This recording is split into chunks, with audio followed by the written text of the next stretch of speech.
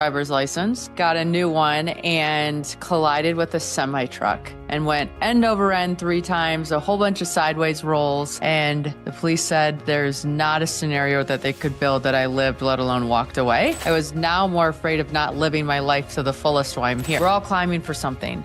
And so when I physically climb, it gives somebody the reference of, yes, this is hard. Yes, this is like crazy that I'm picking it out, but it's important that I climb because I'm making a difference. Why would I climb the second highest? It's like, well, the seconds are actually harder and they've never been done by a woman. And he goes, think about it. 7 mountains, 7 continents, 7 children. It's a jackpot. One thing you'll learn is big mountains take big teams. So the bigger the mountain, the bigger the team. Like the bigger the goal, the more people you need to have on your side to help make it happen. We think we're going to set this goal and then we're just going to go trot up there and get it. And the reality is, you're listening to the Real Business Connections Network. Real Business Connections Network. Powered by Balbert Marketing, LLC. Subscribe now and check us out at realbusinessconnections.com. Enjoy the show. So, Jen Drummond, are you afraid of death? I think I was at one point in my life, but then when I had a near-death experience, I was now more afraid of not living my life to the fullest while I'm here. What happened? Yeah, I was on the highway driving home from losing my driver's license, got a new one, and collided with a semi truck and went end over end 3 times, a whole bunch of sideways rolls. And the police said there's not a scenario that they could build that I lived, let alone walked away. And that was just one of those big line in the sand moments for me. What happens next? What happens next is you walk in the front door of your house and you see your kids running around and like everything that's messy and what was not right. And you look at that and you think, God, I'm grateful for this mess. What a beautiful family and messy, crazy life this is. And I am so grateful that I get another day of it. And that just really shifted everything. I remember my kids fighting about something. And instead of me intervening, I looked over and I'm like, isn't it cool that these 2 humans have this opinion and they care so much about their opinion that they want the brother or the sister to feel the same way? And so they're arguing so they can be on the same side because that's how much they love them.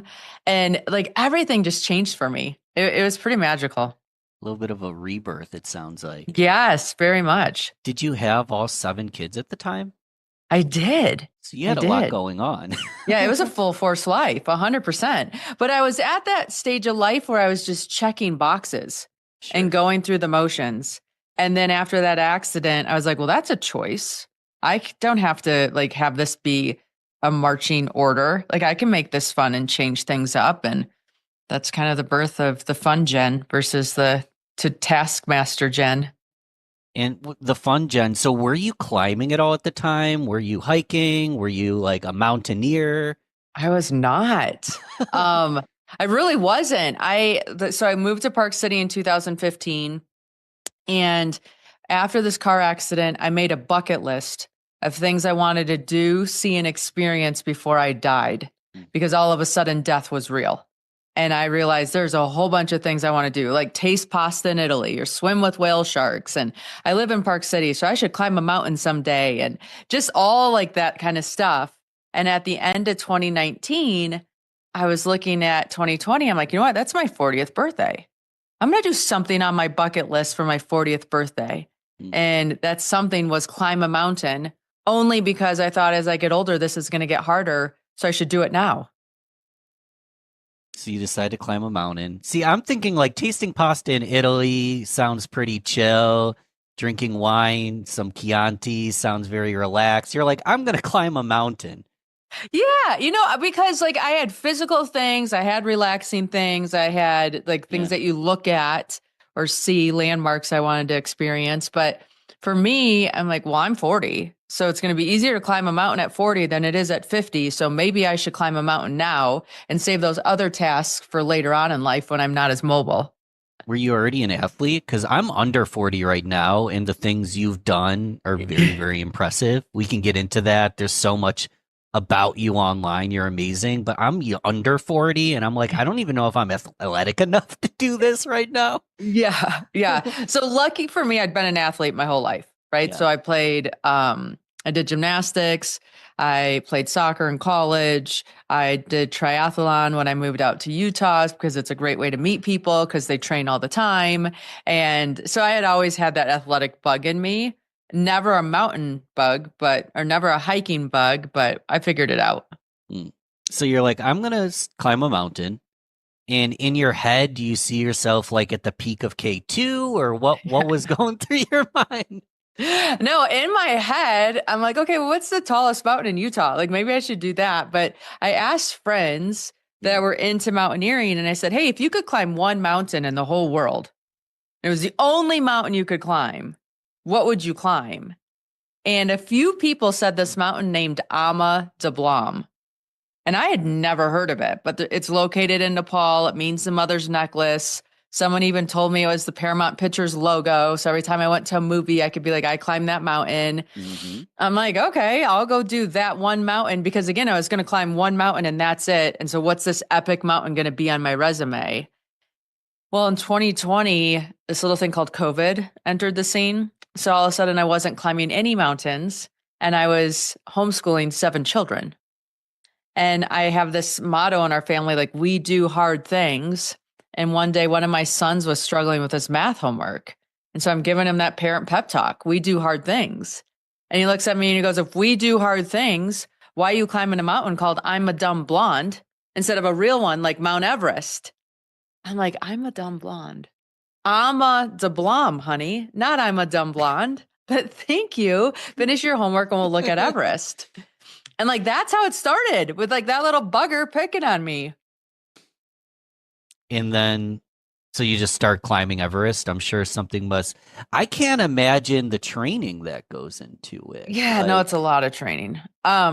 So anyways, he finishes his homework. We look at Everest. He goes to bed and I realize I'm still looking at Everest. And I think, you know what? If I'm only going to climb one mountain in the whole world, maybe I should climb Everest and show him whatever Everest is we're capable of summiting. So I call up a coach. A coach is like, yes, I can get you ready because you have your athletic background.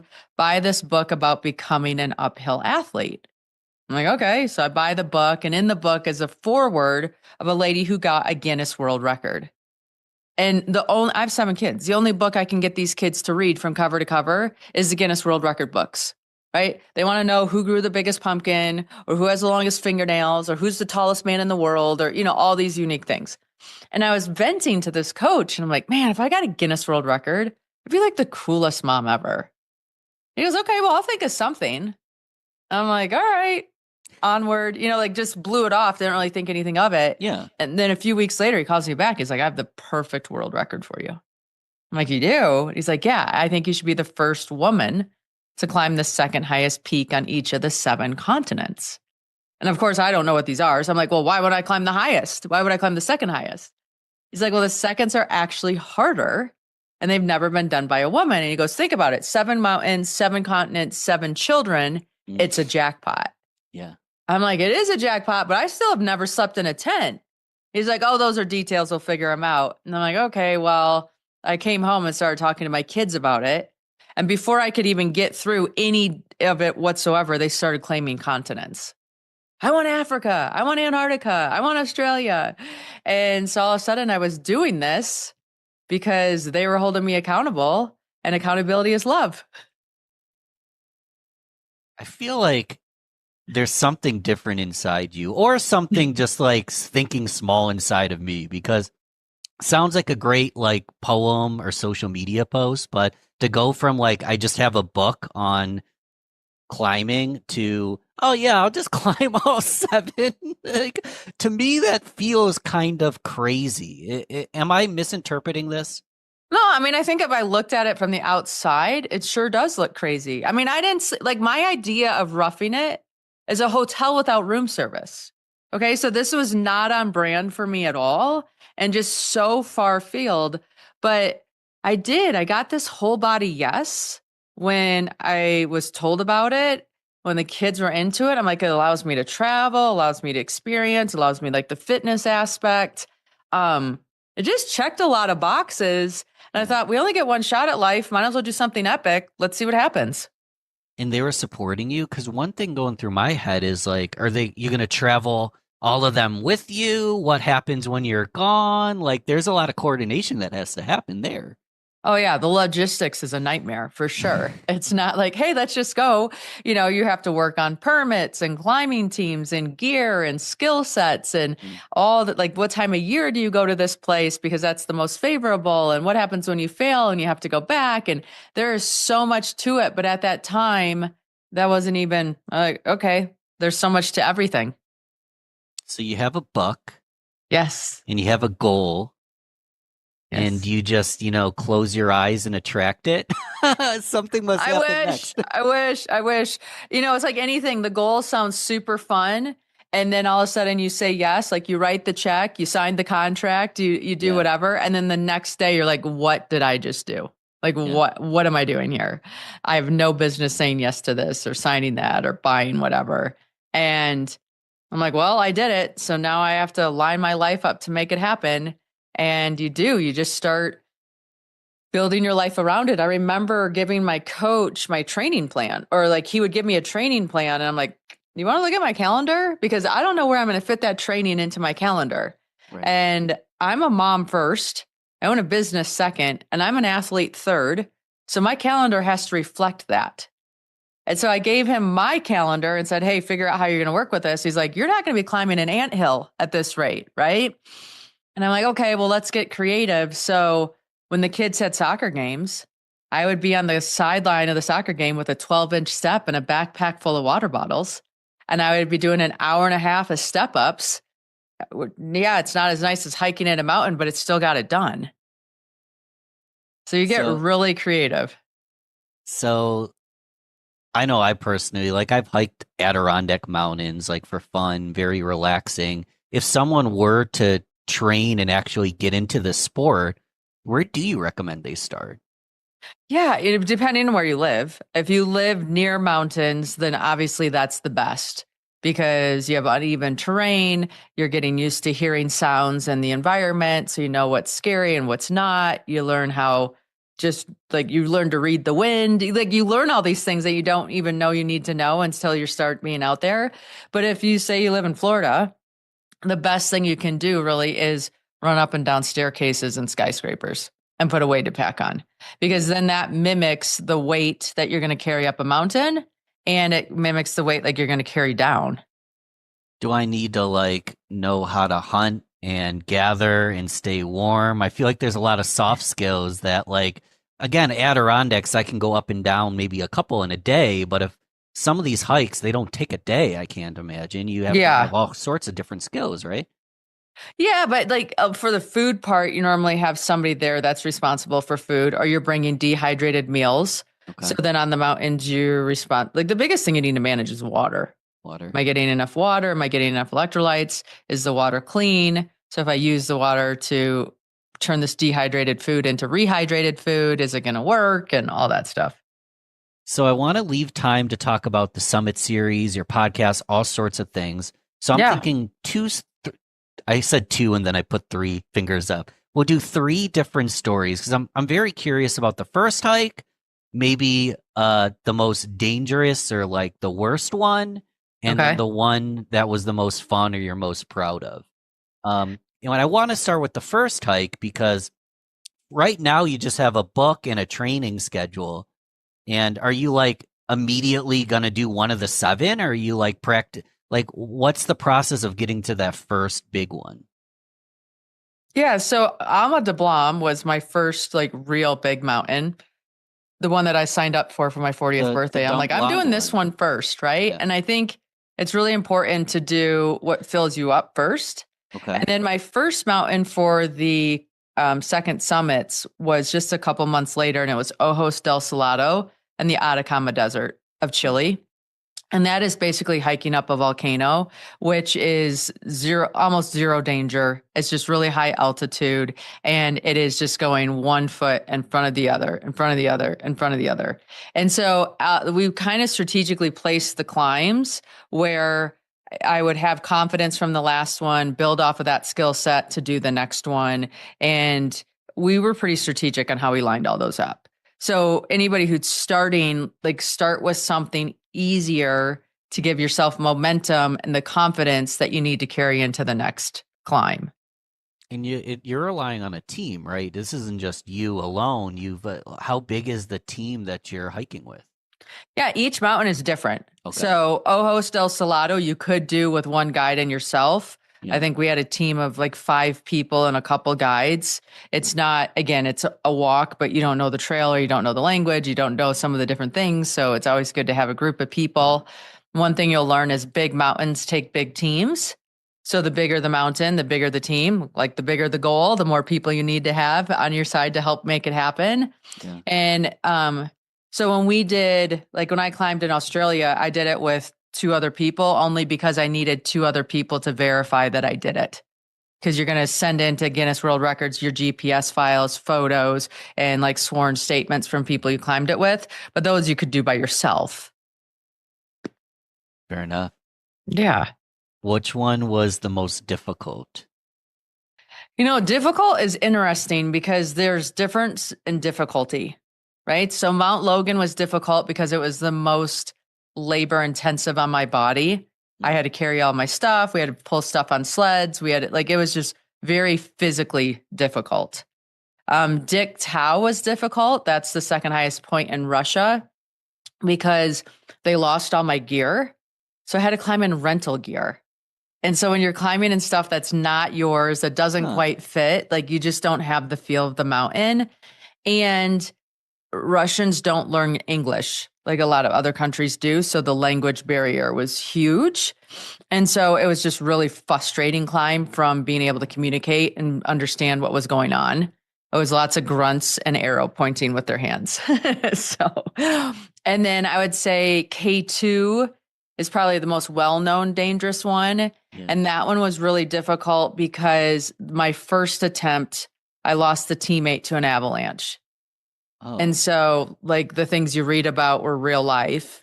Yeah. And now I have to go back to climb that mountain when it's stained with a bad memory from the first attempt.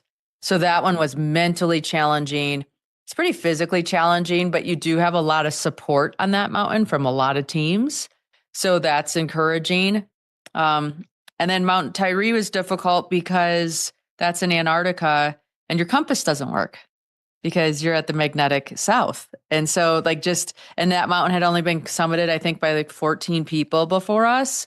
So there just wasn't a lot of beta on what to expect and what to know and what to do. So you had a lot of unknowns every single time you're taking a step forward. So different difficulties, if that makes sense. It does make sense. Yeah. I don't understand. So what's like emotionally or mentally regulating so well within you? Because I'm like, I want some of that because I hear that, like, God forbid you lose someone and then like you kept on, like, how did that feel? Like, it's so surreal in the moment, right? Like we were not climbing at the same pace that day. So I wasn't in that spot. Yeah. So I got the message on a radio, which again, you're like, this is how you're telling me is on a radio? Like what? Like nothing. It just like, there's so many things that you want to just poke at and pick apart because you're so angry this thing happened. And it's interesting because anger is your first emotion. You're not even sad. It's like, whose fault is this? And why did this happen? What's going on? And like, it's crazy. And then once you get past the anger, then you're sad. And then you're like questioning, what could you have done differently? And it's just a big emotional journey for sure. But you're in an extreme environment. So there's no place to process that. So you almost like put it into a backpack and you say, okay, when we get home, we can unpack this. But right now there's no space to unpack this. And so you go through the motions of everything that you're doing and you get home. And I remember landing in LAX. When I landed in LAX, I was like, if you sigh a sigh of release in LAX airport, you have some serious trauma. That's all I have to say, because LAX is a spot that you're just like, what is going on here? And I called my nanny at the time and I said, I'm not coming home yet. I need to process some things that came home, because if I come home now, my kids are going to know Like, I'm scared, I'm worried, I'm like, I have a lot of emotions I'm not ready to process in front of them because I know I have to come back. And luckily for me, my kids were still at camp. So I checked into a hotel room, and I called a therapist that I had been working with, and we just started unpacking, right? And we called it the grump dump. And we just dumped every single bad thing that happened in that experience and started to piece it apart because it gets sticky, right? Like when something bad happens, you want to pile onto it. This happened and this and this and this. And then when you peel it back, you're like, okay, well, I was in a third world country, so their toilet paper is not going to be great. Or I was like, their food's not going to be the same. So whatever. So we could really get to the core of what was going on. And that helped a lot. So then when I got home, the kids came home from camp the next day, and I'll never forget it. Like they ran up to me at the airport and they're like, "Did you summit? Did you summit?" And I'm like, "No, I didn't, but I had success." And they looked at me like, "How do you have success if you don't summit? Like that's what you go there for." Yeah. And I'm like, I showed up as a person I'm proud of. The mountain will always be there, but who we show up as people matters more. And so I decided to climb down and take care of an incident that happened at the mountain, and I'll go back another time. And they're like, okay. They didn't quite get it fully, but yeah. Yeah. That happened. How are they feeling during this whole process? So they're choosing mountains. They're like excited about it. Are they scared for you, or do they not comprehend the danger and the courage? I don't think at the beginning, they didn't comprehend it. No. By any means. And then when someone died on my team, It was like, why did that happen? How did that happen? Why is it like what, like a lot of questions came up. And then one of my daughters, I have twin daughters, and one of them was like really struggling with me climbing again. And so then what I did is I took her and her siblings and we went ice climbing and we went rock climbing, and we did the activities that I would be doing in a more extreme environment. But I showed them like, you're on a rope and you're tied to this and you have a team and everybody's watching out. And this is exactly what it's like up in the mountains, but it's, in a higher altitude in a different space, and giving them the opportunity to experience the thing and see it helped close some doors that they didn't understand. Yeah. They got to be a part of it and see, oh, okay. Yeah. They're like, oh, okay. And they're like, well, why did he die? And I'm like, well, unfortunately, we had some rules, and one of those rules got broken. And one of the rules was in the morning on those big mountains, you have avalanches every day because in the afternoon, it snows every day. In the morning, that sun comes up, it hits the mountain at a certain angle, it warms it up, and then all that snow sloughs off. And so you normally don't climb in certain sections during certain times. For some reason, this team was climbing during a time that was kind of a no-go time. So did they get stuck? Were they trying to, we don't know the circumstances because we weren't there, but there must have been a reason why they were going and felt like they needed to continue and not pause. And so I can't judge them. I know they did the best thing that they could do based on what they knew. But I also know, hey, kids, here's the rules and here's why we set them. And mommy's going to make sure she follows them. Do your kids ever break a rule again after that? Yeah, right? They're like, oh, that's quite the lesson. They broke the rules, and this is what can happen. But yes, don't you break any rules in our house. Yeah, no, kids are just kids, right? Yeah. And so I don't think someone should be ashamed if that happens to them and they're like, maybe this record isn't for me. But you went back. I did. Talk about that conviction. Well, it didn't show up till the very end because I kept telling myself, I'm like, if I physically get ready, I mentally will get ready. But the mental's going to follow the physical. And so I was training and training and training, and I could never get my body to the point where I wanted to go back. Like there was just not a 1 ounce of me. I'm like, I don't want to go back. This is dumb. 25% of the people that climb this thing die. And now I'm going back for a second time. Like this is ridiculous. And so I kept getting really quiet with myself and making sure that I wasn't acting out of ego. And was there really a reason for me to go back? And no one set this record, so do I really have to? And, all that contemplation that shows up. And then 3 weeks before I was supposed to go back, I got a phone call from somebody that had been training. And I had met this person the year before. And I had told them, I'm like, if you train, someday you'll be able to climb this mountain if this is what you want to do. But train so when the opportunity comes up, you're ready. Right. Mhm. And so they're like, okay. And so I got the call on Instagram actually, and like, hey, I've been training, but I don't have the resources to climb. I'm like, okay, fine. I'll put you on my team and you can climb with me. And this is going to be the reason why I need to go back. And so I put the person on my team, went back. Thank God I had this other person to focus on, right? Because it got me out of my own story and my own negativity and my own everything else. And then I became the third American female to stand on top of K2. And she became the first Pakistani female to stand on top of K2. And so, like, that is what I needed to be able to go back. That's amazing. Yeah, pretty crazy. Yeah. So obviously accomplishing things is badass. Yeah. But do you enjoy that process? Because I don't know, Kate. I have not touched Kate. I've never even gotten close to climbing it. But can't you like not breathe? Like, yeah, there's that. There's definitely that. So you work on acclimatizing your body. So what happens is you climb up the mountain and then you hit a point of failure where you're telling your leg to move and it doesn't want to respond, where your brain is making foggy decisions and where everything feels hard. And when you get to that point, you stop and you try to sit in that pain as long as you can, to be honest with you. And then you go back down to base camp. And when you go back down to base camp over the next 3 days, your body physiologically changes. And so that stress causes your body to make more red blood cells. Those more red blood cells allow you to operate in a lower oxygenated environment without struggle. And so then after 3 days at least, you'd go back up to that section. You would climb and you'd be like, oh my God, this is easier. I remember how hard this was the other day. And then you go up to another point of failure and you go all the way back down to base camp. And the crazy thing is you have to go down to base camp because you need to be at that elevation for your body to trigger in healing and recovery. And so that's under 18,000 feet.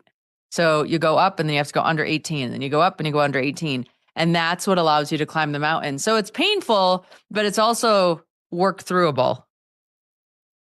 so if you were look at the distance from the mountain to the bottom, how many times that distance does it require? Because you're going up and down and up and down and up and down.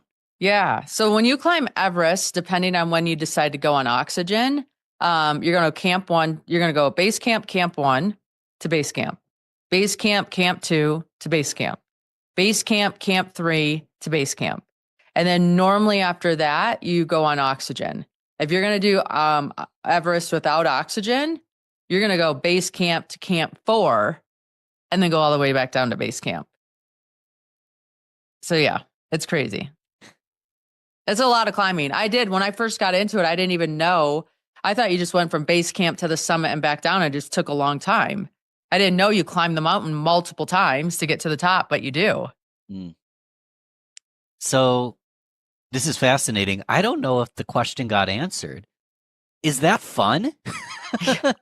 You know what? It's fun because progress is fun. Yeah. Right? Like I'm addicted to progress, and like the teeniest tiny little improvement hooks me, and I want to know the next one and the next one. So you kind of have to really love the process of growth to love it. So a lot of listeners, they might be different athletic levels and different industries. Give them like some feedback on maybe they aren't going to try to climb K2. But talk a little bit more about that incremental progress, because you're also a businesswoman. You're also a mother of many kids. Like you're doing this in all areas of life. Yeah, I think that acclimatization story has helped me so much in everything, because we think we're going to set this goal and then we're just going to go trot up there and get it. And the reality is that we're going to set this goal. We're going to have a few months go by and we're going to have an obstacle or a setback or something crazy. And our first instinct, I think most of the time, is like sacrificing the goal or like making it less. Be like, oh, I was being crazy. Now that I know this, I'm going to dial it back. And I'm going to encourage you to come back to the kitchen or the boardroom or base camp and be like, what did I learn? What do I know now? What can I integrate into my life so that when I go up the mountain, I can climb higher?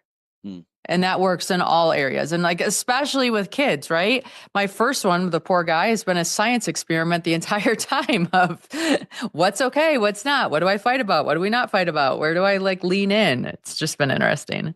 Do they listen to your podcast and stuff? They do sometimes. Yeah. And I've had them on the podcast just to get their perspective of things. Well, I think you told me you're taking a couple of your kids out for a hike soon, right? I am. So I've taken 3 of them to climb Kilimanjaro so far, which is the highest point in Africa. Mm-hmm. I'm taking 3 of them to go ski Mont Blanc and Chamonix this April. And then in August, they'll take the younger 4 to go climb Kilimanjaro because they want that experience too. Are they naturals? Are they just like mama? You know what? I don't know if kids are naturals or if they're just forced into it because everybody in their family's done it. Yeah. And like when the big boys came back and said, this was my favorite trip, it was so amazing, blah, blah, blah, blah, blah. The little kids are like, well, I want to go. Like, I wanted this experience. So that helps. That's why it's really important to do things within their range, but push them a little bit because then the experience is positive and it helps change the atmosphere here for everybody else to want to try. Mm. What a great lesson for the kids. Yeah, it's pretty fun. I mean, they were at first angry, right? Yeah. They hated me. They're like, Mom, everybody's going to Mexico for a break. Why do we have to go climb a mountain in Africa? I'm like, because we're different. So just buckle up and we're going. And then they came back and they wouldn't let me know at first. They're like, we still wish we went to Mexico. And then about a month later, I overheard one of them saying, yeah, my favorite trip ever was our trip to Africa. I'm like, sucker, won't tell me that, but that's your truth. Isn't that wild that they could love it, but they can't tell you because they still got to pick on you a little bit? Yeah, totally. So, yeah, it was Tom Brady when they asked him which was your favorite Super Bowl ring, he would say the next one. Yeah. Do you feel that way, or do you actually have a favorite mountain? No, I mean, I do think my favorite mountain is Ama Dablam, which was my first climb in Nepal that I wanted to do. It is just so beautiful. And the experience we had, we were the only team on the mountain, and it was all that first, right? The first everything. And so for me, it's just this one that anchors me into everything else I'm doing. I am excited about the ones coming up because I'm excited about the people I'm climbing them with and just being able to travel to those different locations. But Ama holds a special place in my heart. Beautiful. There's so much to cover. I want to transition in a moment, but since we can't cover everything, Jen, because wow, how would that be possible? Where does the listener go to learn more about you? Yeah, I think my website's the best. So jendrummond.com, and Jen is with 2 N's and Drummond's with 2 M's. I'm on social media platforms. I write all my posts on LinkedIn. So that's where you get my voice. And then on some of the other platforms, I have help. Awesome. We'll make sure I'll write in the description below. All those links are there. And I just recently attended a couple sessions of your new summit series. Now we're recording this in 2025. It'll drop in 2026. So you're going to be like full speed by then. Yeah. And I know one of your first guests was Tim Story. Yes. And isn't he like the life coach of the celebs? Like that was pretty badass. He is a life coach of celebs, and he is just one of those heart-centered person, like people, like lead with love as his motto. It's his whole business, everything that he does. We've been lucky to be on stages together and just become friends. And so based on some of the things that people asked for in the call, I'm like, oh, he's perfect. Let's bring him in. So tell us about the Summit series, because at the time of recording this is like fresh. This is new. Yeah. What's the vision for this? You're going to help other people scale summits, it seems like. Yeah. So the concept of the Summit series is that people who have summited their mountain are going to help you with their expertise to help you summit yours. So I'm bringing in different people that are experts in different mountains, right? Sleeping through the night, peptides, purpose, mindset, setting goals, leadership qualities, sales skills, anything that the group's been asking for. Then I use my network and connections to bring somebody in that's an all-star in that area and let them be part of that conversation. And then we have a big Q&A section, which makes it pretty fun. So it's sort of community-led. They let you know what topics are relevant, and you're like, oh, I'm going to snag the right person. Yeah, definitely. And where do you find these people? The speaking circuit, your podcast, or? Yeah, I'm in a couple masterminds myself, which introduces me to a bunch of different humans. And then being on the speaking circuit. And I feel like we're just a few calls away from anybody that we need to reach. So if I need to reach somebody and I need to pull a favor, I will. Dang. Okay. Yeah. So Why not, expect big right? things. Yeah. And the answer could be no, that's okay. At least I asked. So how do people learn about the Summit series? Yeah, so it's on my website. So It's on there. jendrummond.com/summit. And then you can learn, and the first call is free. So sign up and jump on. What else are you up to? It sounds like so the kids are getting older, Yes. but are you going to retire? You're back to hiking, aren't you? Yeah, no. So I love speaking on stages. So I'm Yeah. definitely doing corporate events and masterminds and different association content there. And then when people come to Utah, a lot of times corporations will have events up in Park City, and I'll do leaded hikes or different things just to get the group outdoors, which is fun.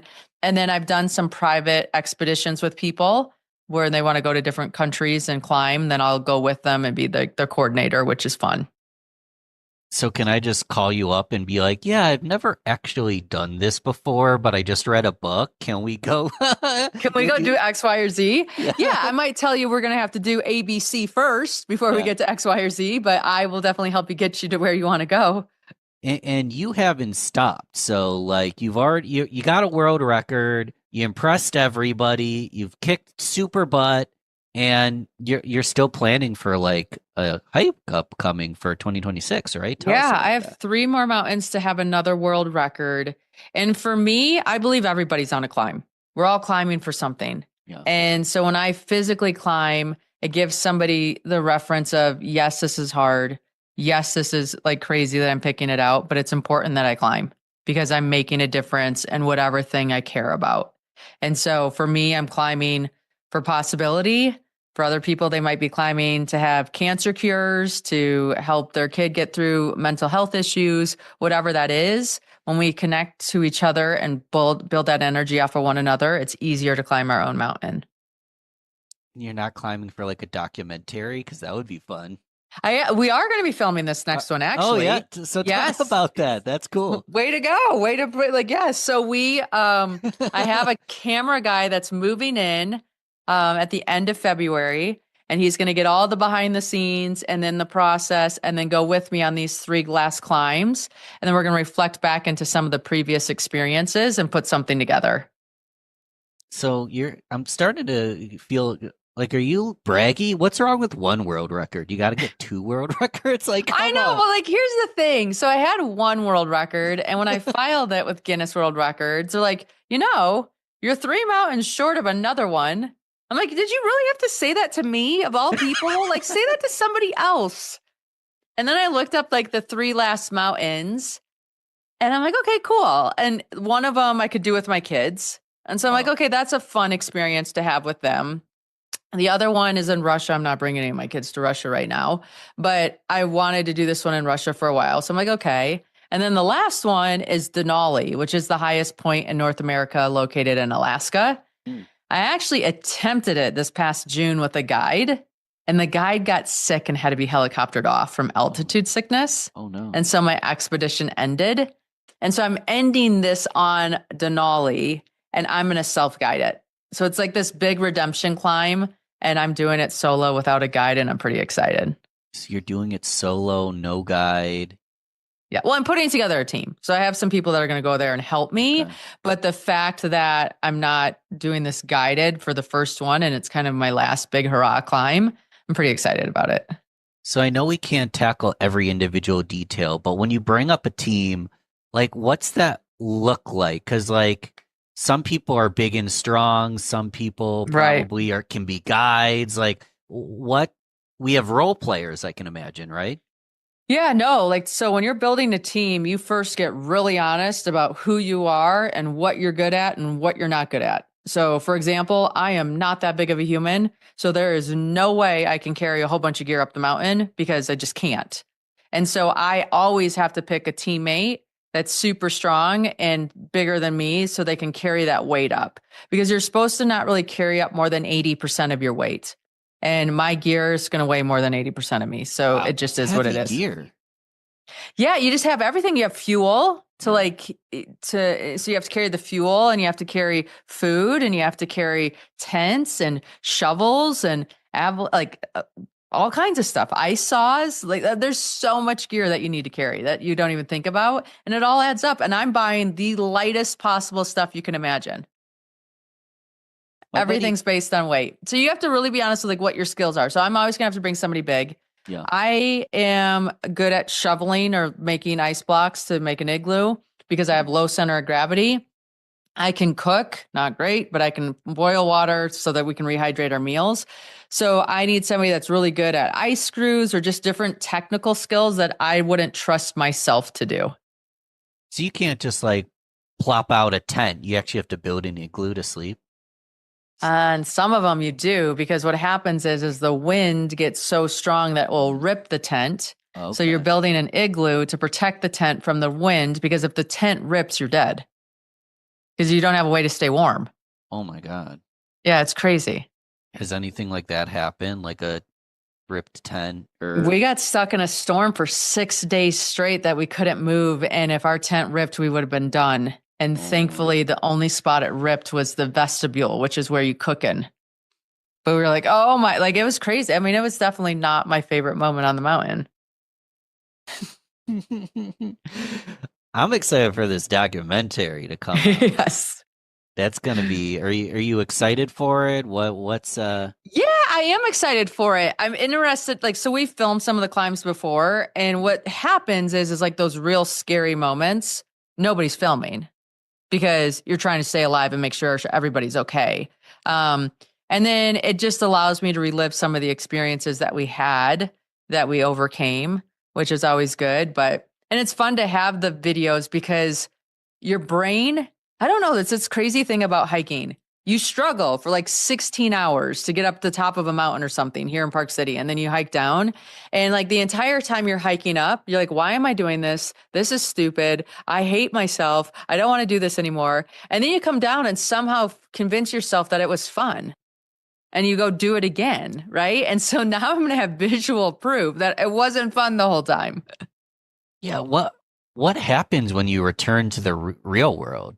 There's an entry. There's there is a little downshifting in it. It's difficult at first, I'll be honest, because life was so simple there. And then all of a sudden you have so many things coming at you here. It takes adjusting.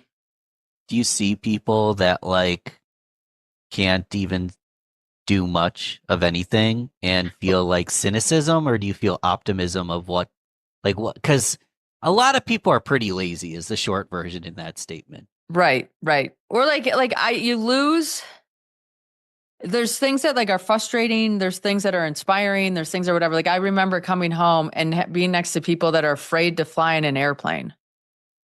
I'm like, you're in a canister that has Wi-Fi and food and a bathroom, and you're freaking out. We need to expand what your limits are and what you can handle. Right. So it gives you this perspective. And then, I've come home from experiences, and you feel like there's just so much excess in your life at home, because I've lived in the same pair of boots for a few weeks or whatever. And you come home and you have 20 pairs of tennis shoes. And you're like, why do I have 20 pairs of tennis shoes? I don't need 20 pairs of tennis shoes. Yeah. Watches, shoes, everything. You go into a grocery store and you're overstimulated. You're like, why are there so many colors of boxes and things that are blah? It's just interesting. What kind of confidence do you walk around with, though, knowing that, of everyone in the room, you might actually be the most badass, Jen? That is a true statement. Yeah. I mean, I don't even know if I think about it like that. I just think your tolerance for risk is just so different. For sure. I'll get scared. I used to get scared before I'd go on stage. I'm on stage in an air-conditioned building in front of 500 people. We're okay. No one's life's at risk. I don't have to worry about an ice screw falling out. I don't have nothing. And so then it just helps you put things in perspective and allows you to stay grounded. So I'm definitely going to go to jendrummond.com, learn more about you. For anyone at home that's scaling their next metaphorical summit, they're trying to do something big. you can repeat something if necessary, but give them like one tip to go implement today. I'd say the biggest thing that changed for me was being kind to myself made me stronger. So when you're in a hard situation and things aren't going right, you piling on that is not helping anybody. So in that moment, you need to be your biggest cheerleader and help yourself through that moment, because when you're kind to yourself, you're able to do more. So good. I'd love to have you back 6 more times. Then if that's not enough, we'll do another 3, but I appreciate the conversation, Jen. It's been fun. Yeah, thank you so much. Have a great day. Yeah, we'll talk soon. What I found is joy is a choice. Joy is not a constant, because there were times, even a couple of weeks ago, where I was like, holy moly, I can't do this anymore. I had somebody pretty close to me that said, oh, I give Amberly 6 months to live. What? You give me 6 months to live? How dare you? Like, nope, I'm not dying. I like a good challenge. Self-care is great, but soul care, like, what do you need to nourish your soul? What fills your cup? And go do more of that. People think I'm so positive, and I'm not. I am not the most positive person. I work at it. I would say the first thing to do is You're listening to the Real Business Connections Network. Real Business Connections Network. Powered by Balbert Marketing, LLC. Subscribe now and check us out at realbusinessconnections.com. Enjoy the show. So Amberly Lago, Joy Through the Journey, your latest book. And one big thing I know you do is you help people through their seasons of struggle. Mm-hmm. We all have these seasons of struggle. And I know personally you had a seasons of struggle while promoting this book, which what was that like to go through, pain and issues while promoting this book that helps people get through their issues? Like, what happened there? Well, I'll tell you what, through writing the book and then launching the book, well, everything I share in the book is, I don't have a college education. I don't have some fancy PhD, but I guess I do have a PhD in falling down, failing, and getting back up, because I've done it over and over and over. And we were talking before we started recording how this past year I've had a lot of health challenges. And I was just sharing how I just actually got out of the hospital 2 weeks ago. And,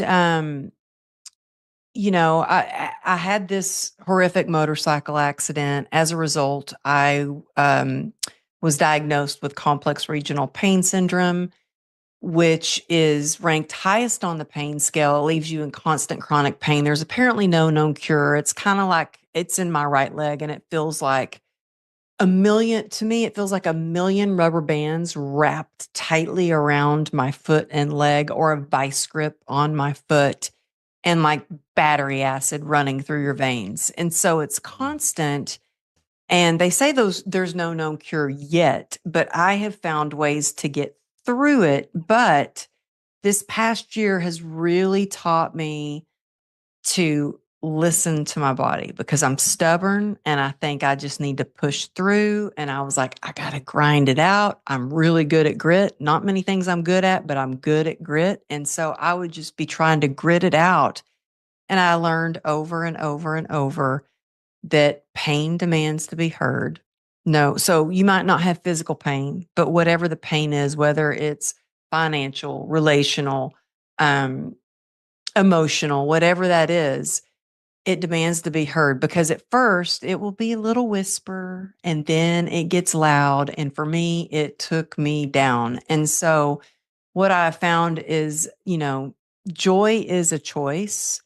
Joy is not a constant, because there were times, even a couple of weeks ago, where I was like, holy moly, I can't do this I really thought I can't do this anymore. I was about ready to throw in the towel. And I've shared that with my husband. But you get to those dark places and you learn, for me, God doesn't waste pain. And I have to look at what I have learned from every hard situation I've been through, every health challenge I've been through. And everything in this book is raw and real and vulnerable. And it was scary as hell to release it. Cause I'm like, wow, I share some stuff that a lot of people don't know. But the reason I share it is because I want others to know if they're struggling, hey, you're not alone. Like, yep, I've been there. Yep, I've hit, I don't even call it rock bottom. I call it rock foundation because that's where we start to build and grow and level up. And so, going through these health challenges, do you know, I had people, I had somebody pretty close to me that said, oh, I started telling people I give Amberly 6 months to live. Like, what? You give me 6 months to live? How dare you? Like, nope, I'm not dying. I'm here. I like a good challenge. So I don't know, call me crazy, but when somebody tells me I can't or it can't be done or won't happen or I've got 6 months to live, that motivates me. And I'm like, oh, really? Watch me. And so in those low moments, and we all have low moments, I think about like, what's the hardest thing that I've ever overcome? And I got through it and I will get through this next moment and the next one. So if you're going through a hard time, focus on the good in your life, even though it might be hard in the moment, but also focus on, man, look at what you've overcome before.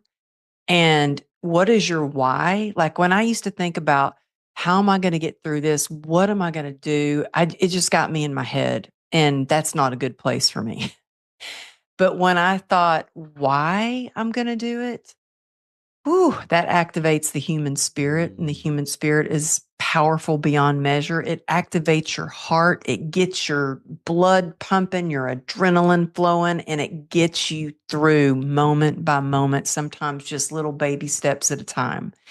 But this last year, through life's ups and downs, it really, I woke up, man, whenever I got a big decision, I always pray about it before I go to bed. And I woke up in the middle of the night crystal clear with the decisions that I'm going to change in 2026. And so I think it's important to look at your life, take a good hard look and get radically honest with yourself and ask yourself, what brings you joy?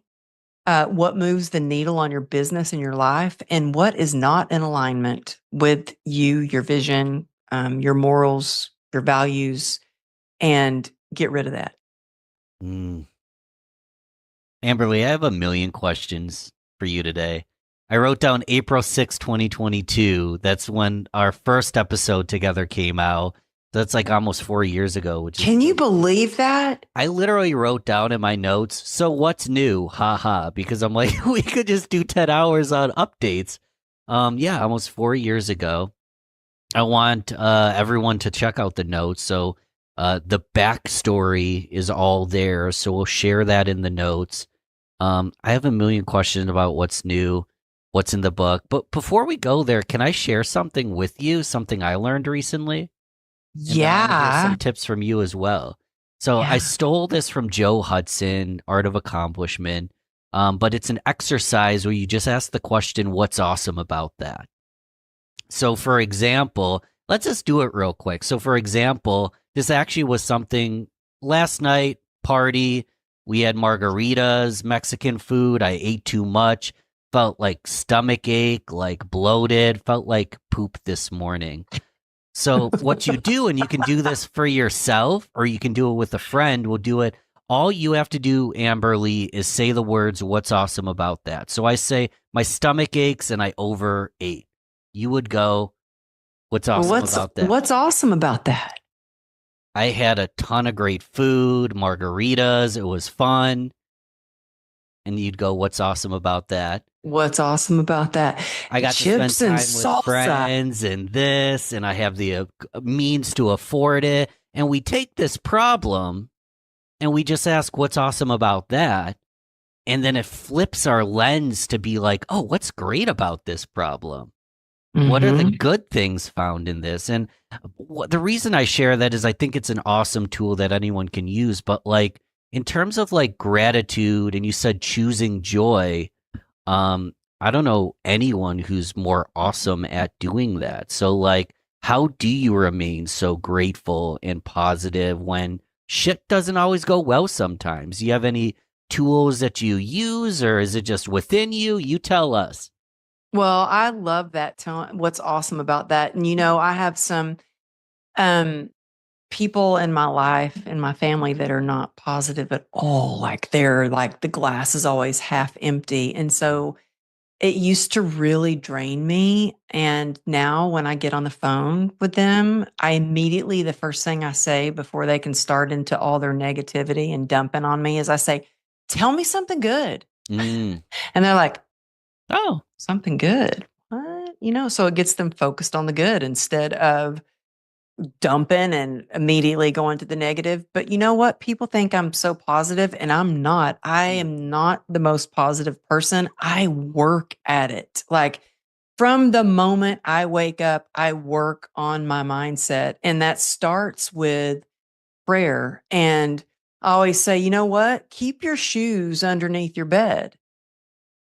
Because you know what? You'll have to get on your knees to get your shoes before you leave the house. So getting on your knees and praying and thanking God for another day that I can walk instead of just getting out of bed and then hurting because I hurt sometimes I hurt and the pain wakes me up in the middle of the night. Other times I wake up and I start to walk and I'm like, oh, and I can easily go into, see, you can't even walk without a limp today. See, you're getting old. You hurt. Maybe you should just give up. It will just go negative. And I have to nip it in the bud. And I do that with gratitude because gratitude is alchemy and it changes it shifts your mindset and it gets you focused on all the things that you do have instead of what you don't have.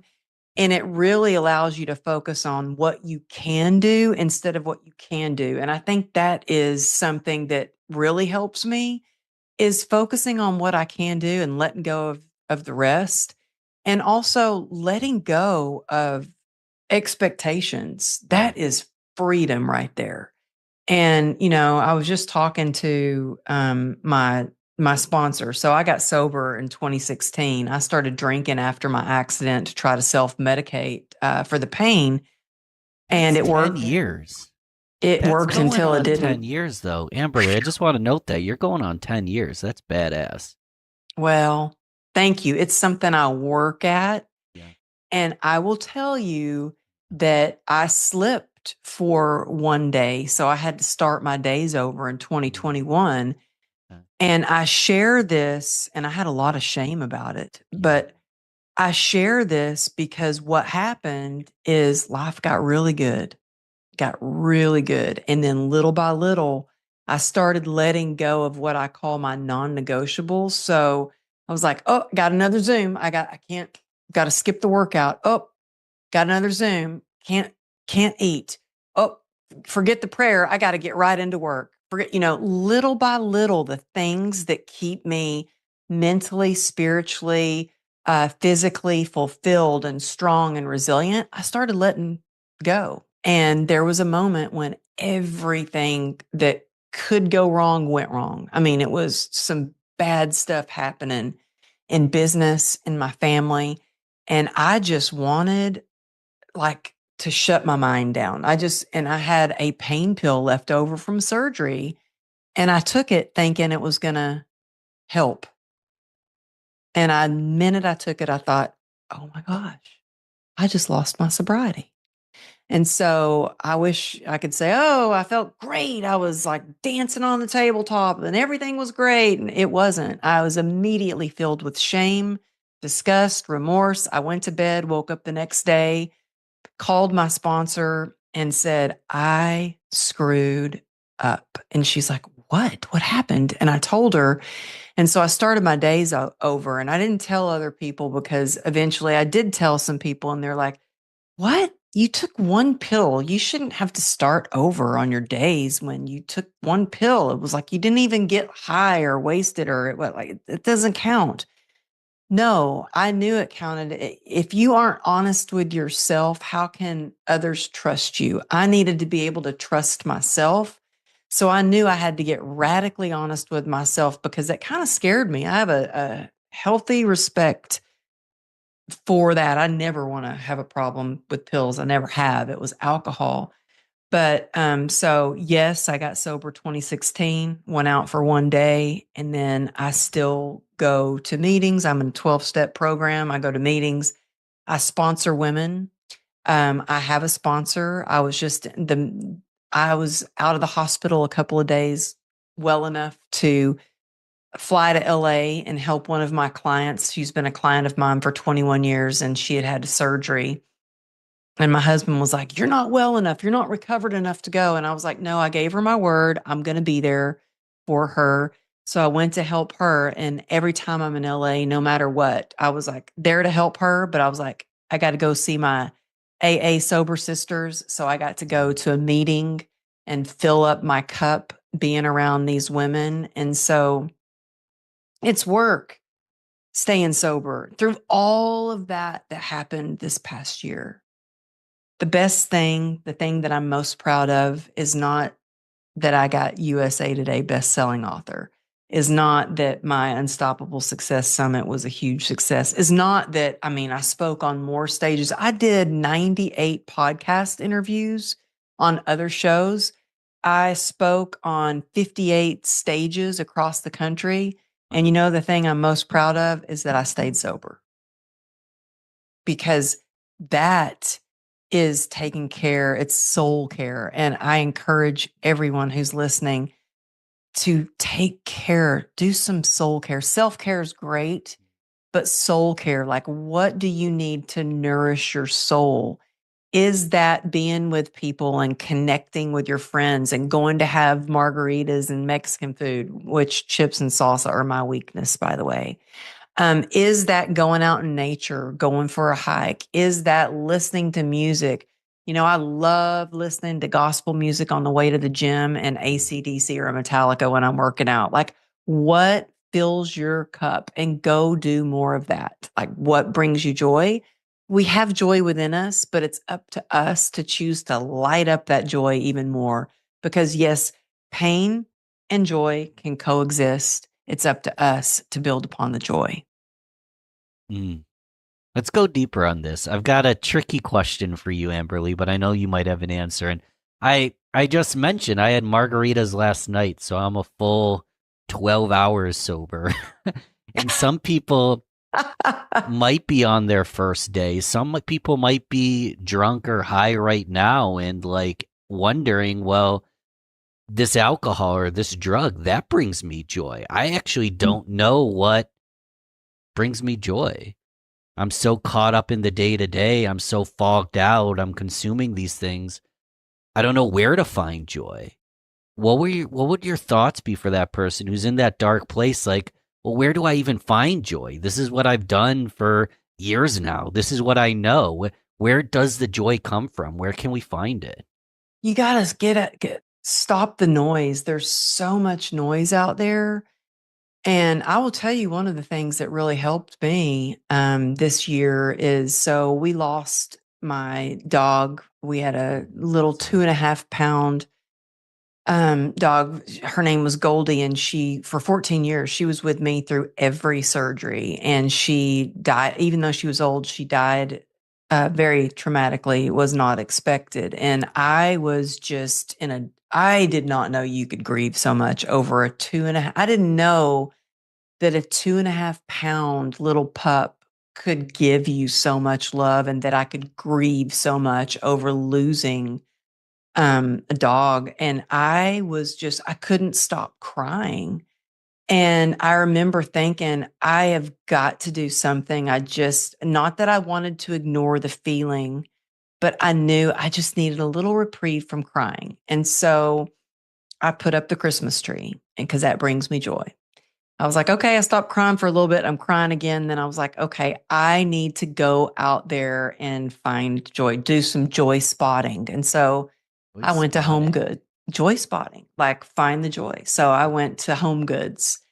Of course, Home Goods is great. And the first thing I see when I walk into Home Goods is a sign that says joy. And so I thought, what you seek, you will find. But I really needed to connect with other people and smile at them and ask them how they were doing, because that joy is contagious. And when we share the joy, it multiplies. And when we share our pain, it divides it. And so just walking through Home Goods and smiling and talking to people and feeling that connection, we are not meant to do hard things alone. So if you're in a dark place, I would encourage you to, first of all, take a break, put a pause on this podcast. Just, you can come back and listen to it, but put a pause on it. Get outside in nature without your headphones, without your phone, without anything, and just be. When we have that quiet, that still, that's when we can spark creativity, and that's where we figure out, well, where do I find joy? I find joy going barefoot through my yard.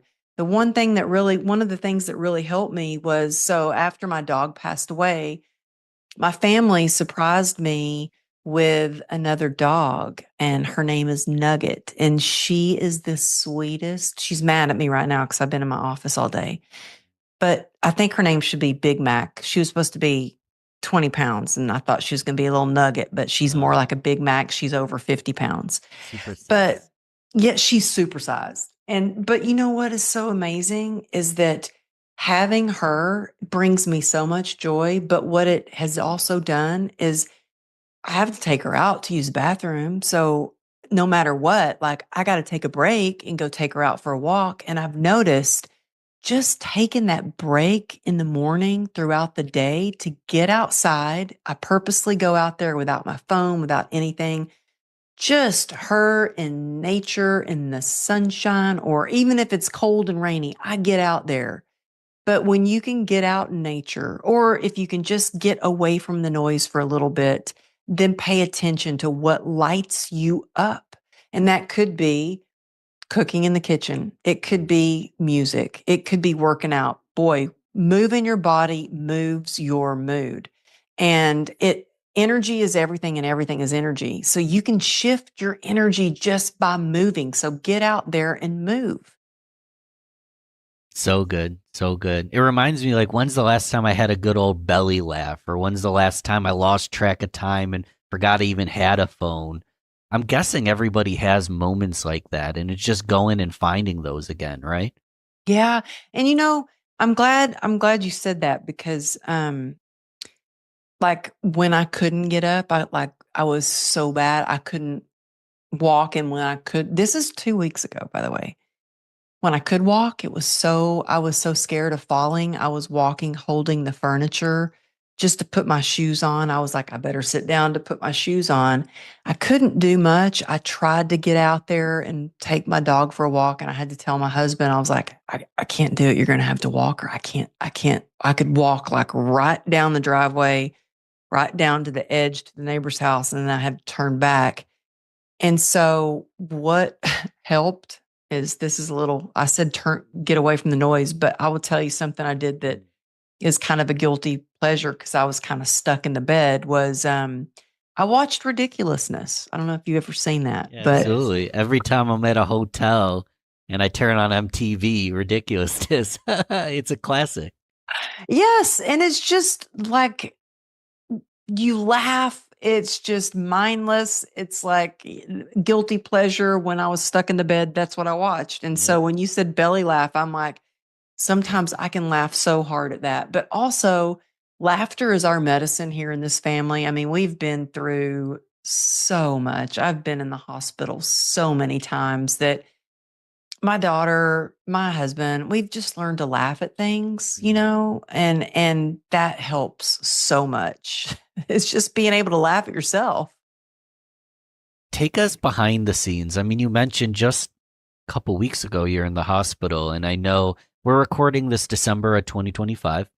But your big event, your annual event, which is going to kick ass and be amazing and only good vibes. I see you on stage dancing. I can already see you dancing on stage. I know that's going to happen. Oh, I've already got my outfit. That's coming out in a little bit.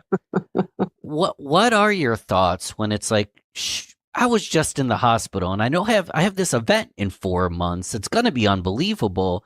Do you get concerned? Are you optimistic? How do you prepare, knowing that you just said no? Tell us more.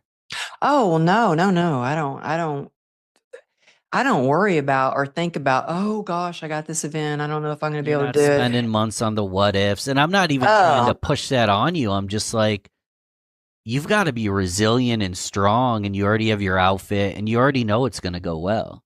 I think your mindset is so much, but I take care of myself as best as I can mentally, physically, spiritually every single day now. I do whatever I can to be the best version of myself. And even if that's just improving myself 1% every day. But I don't get caught up in worrying. It's a waste of time for Mhm. me. I've been through way too much to worry about the small stuff. And you know what? I've learned to turn it over and fully rely on God. And I mean, I say that because I can really get into self will and think I'm the director and I can do all this. But you know what? I'm not really in control. I can do my best. I can prepare for the best, but in the end, it's really not up to me. And that gives me some freedom in knowing that, yeah, I do the work. I put the work in. It's not like I'm wishful thinking. I'm working hard behind the scenes. I'm working hard to fill all these seats. I got 275 seats to fill, and I want an audience because my mastermind members are going on stage, and I want an audience for them. But I also, those proceeds, I want to be able to give a big check to Call to Freedom to help these other women, to impact their lives. And so I just trust that God is going to bring the people, the right people in the room that need to be there, that want to have the not just the inspiration, but the impact to change their lives, because all it takes really is one conversation, one collaboration. I mean, look at us meeting you. You are, and no wonder everybody loves you and your show so much. You are the most giving, amazing person. And I have been so blessed to have met you, and you have done so much for me. You've promoted that podcast episode. You have like given me clips for it. You're so giving about getting on a call with me and talking to me. And that's, I just appreciate you, but that's what it's all about. Like, how can we grow together? What can we give instead of what can we get? And, putting the work in and trusting that, as long as we're doing our best, everything will work out. Well, thank you, Amberly. My motto this year literally was, "We all grow together." That Really? was my motto of 2025. Yeah. I have a whole community at that domain name, but this isn't about me. That was literally my motto of the year. So, first off, thank you. And take us to this event. Let's envision it. And I know it goes on every year because people listen to I have people reaching out 3 years later being like, "Thank you for that episode." And I'm like, I got to listen to that again. I forget having that conversation. You never know when someone's called to listen to an episode like this, and we can help them. So I know the event's annual, but it's also coming up super soon. Take us there. Who's going to be there? Who's speaking? Why are they there? You're up on you with your perfect outfit already picked out. Well, What's the event going to be like, Amberly? well, it's not all about the outfit, but I I do know like it's not. I'm just but I do imagining the love, whole thing. I know, but I love having fun outfits. In fact, I had a book signing this morning, actually, Oh, early this morning. I started early. I had a book signing at 7 o'clock this morning. And I wore this new outfit, and my husband saw, I guess, pictures on social media. He's good about checking my story and saying, "Hey, you shouldn't post that," or "Oh, you should take that down," or "Oh, This morning he goes, "Why'd you wear that outfit? That's a stage outfit. Like, I thought you were going to wear that to your event." So I love a fun outfit for sure, because I think that what you wear, how you wear your hair, all those things, it kind of makes you feel empowered, for girls anyway. I don't know. Maybe for guys too, Amber, if you if you got on ever a good. see me on stage, and I haven't got to speak on stage with you, I hope to maybe do that once. Look down at my feet because I always got the best shoes for when I'm speaking at an event. As a guy, it's about the watch and the shoes. It makes me feel great. Yeah. Yeah. You know what? That my husband says the same thing. When he meets somebody, he looks at their shoes. Huh. Yeah. Shoes tell a lot about a person. Yeah. Yeah. Well, anyway, Go I, ahead. I will go on. So this event, doing it totally different. So Trent Shelton is a friend of mine, and I spoke at his event few months ago, and he had it at a theater. And I always have my event at some swanky hotel that's like gorgeous, and I love and I loved this theater where he held his event. And I got to talking to him and his assistant. And I was like, you know what? I'm going to do my event different this year. I'm going to have it in this theater because mainly what I want is I have my mastermind members on stage, and these women, some of them, it's their first time on stage, but I believe in giving them a platform and giving them a stage because sometimes that's all it takes being on stage one time to like kickstart their career. But we all have a message to share. These women have the most beautiful hearts. They have been through some of them cancer, some of them near death, some of them, you know, sobriety stories. One of them is a doctor with alopecia. I mean, there's so many, all of them have incredible stories. And they're going to go on stage and share the tools and how they have leveled up their life so others know that they can too. So it's not just about a day of inspiration, it's about tangible tools you're going to be able to take away. But more than that, and I know you know this, it's about getting in the right room. It's about being able to connect with the right people and being around people who you've got this big dream that they're going to go, oh my gosh, yes, go for it. And how can I help you? You know, I have big dreams for this, and I haven't shared that. Well, my team knows because they put up with me. They put up with me, but I'm like, I see gospel. Like I want a gospel music. I want sound bath. I need dancers. So anybody listening to this that is a dancer that's like, yeah, I'll dance at your event. Like I have all these plans. And so I have a meeting right after this call with my team, and we're going over logistics, and they're probably going to be like, whoa, whoa, whoa, whoa, Amberly, reel it in, reel it in. But I want this to be an experience, an unforgettable experience where you are so filled up with joy and inspiration, but walk away with a new family of friends, with new tools it's going to change your life. And that's all, you know, I just did, sorry, I'm talking. I just get so passionate about this. Yeah. I just did an interview with a girl who said, Amberly, thank you for being on the show. She goes, you know, you got on a phone call with me a year ago, and I told you I had a dream of doing a podcast. And you told me, well, what are you waiting for? Do it. And she did it. Sometimes that's all it takes is one conversation, one person that can believe in you before you believe in yourself. One person that can love on you before you can love yourself. I know because I've been there. And so I wish everybody knew the impact that it makes on your life, your business, your career, your mindset in every way, just getting in the right room. So good. So good. How do we show up? How do we come hang out with you? You can go to amberlylago.com, and events are there, my book's there, podcast there, everything is there.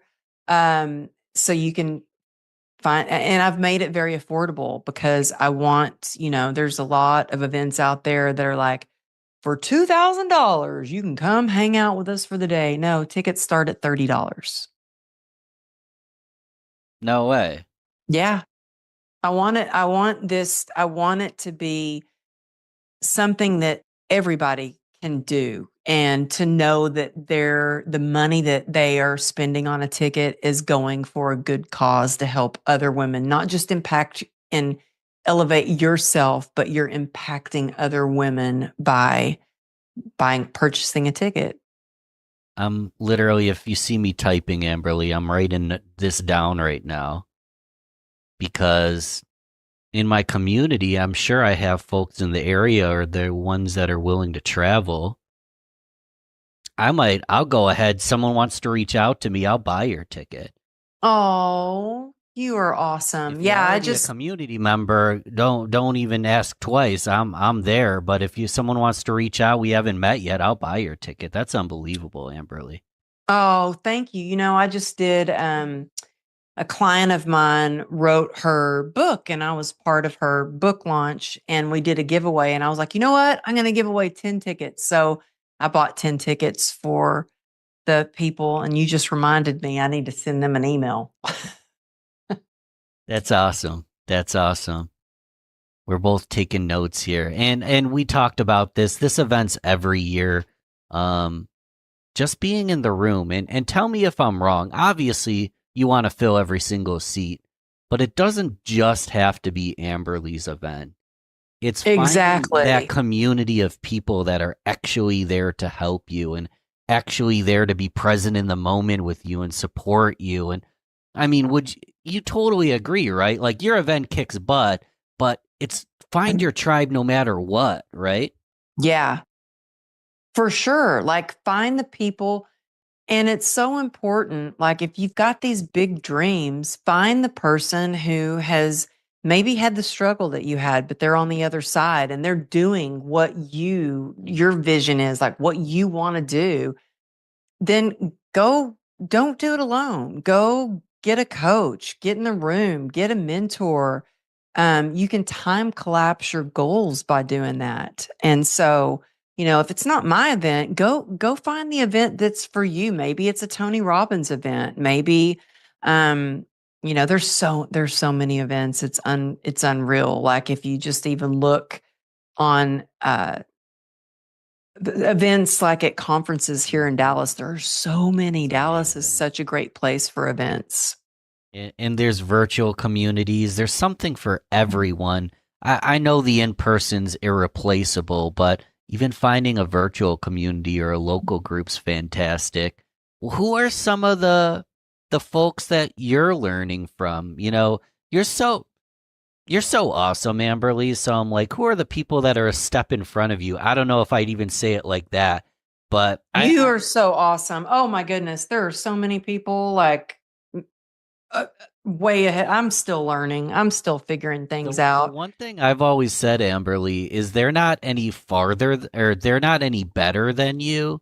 They just might be farther along and they're on a different journey. So they might have started on mile 100 and you started on mile 0, and that's okay as well. But who are those people that you're looking up to and that you get that inspiration from? Well, I really have to think about sometimes I will think, well, what would, John Gordon do in this situation? What would Ed Milet do in these situations? So I've shared the stage John's spoken at my event, but I've shared the stage with him.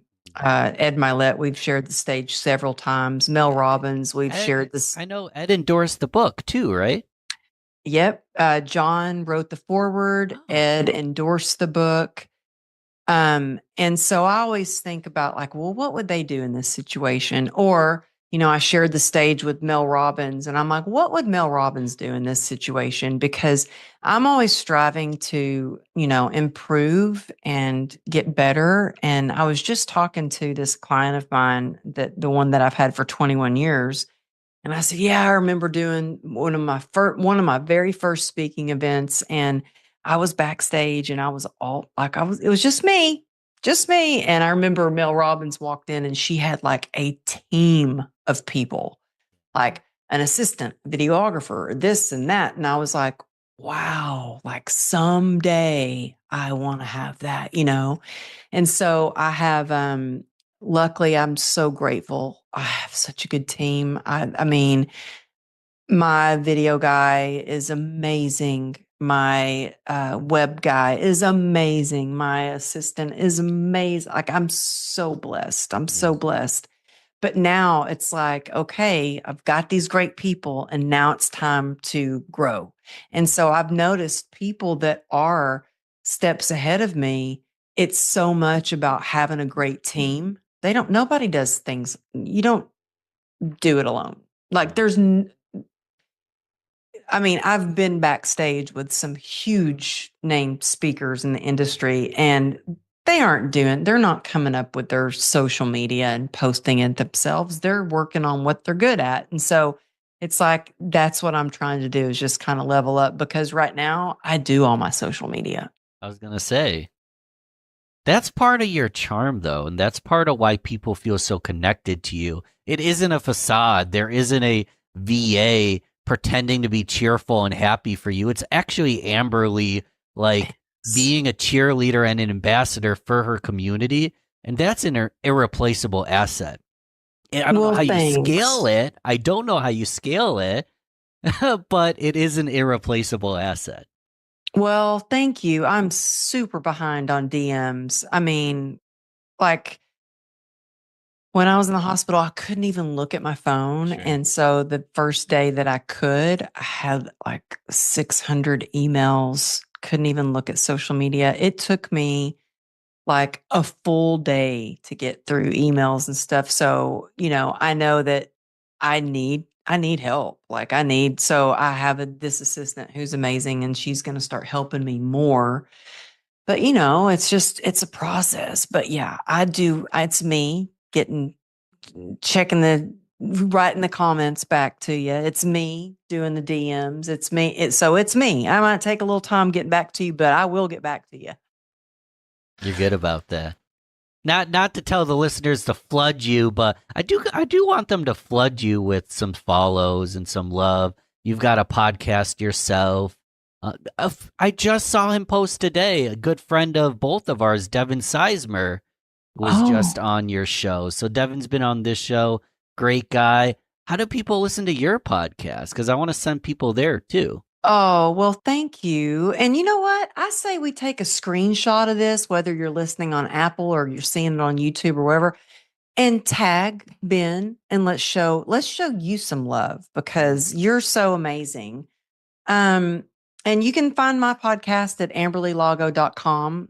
It's under the podcast page. You can find the Amberly Lago Show on any podcast platform, or YouTube is Amberly Lago. But yeah, that's how you find it. Cool beans. So Joy, the full title, oh my gosh, it's a mouthful, Amberly. Joy through the journey, shift your mindset, and embrace the present moment. Did I miss a word here? I just got to open up my screen. And cultivate resilience through life's up and downs. That was a terrible read. I apologize for that. That's okay. I don't even know it. I have to read it again. Give us one tactical, as we close out, I want something tactical practice. You can reiterate something you already discussed, or bring us something new, that things are tough. We're going through a new season. We want to find a little more joy in the journey. We want to be more resilient. What's one thing we can start doing as early as right stinking now to just have a better tomorrow? Yeah, right now, I would say the first thing to do is to get honest with yourself, get radically honest with yourself. Like, what's going on? Take the blinders off and take a good hard look at what your life is right now, who you are, where you are on your journey.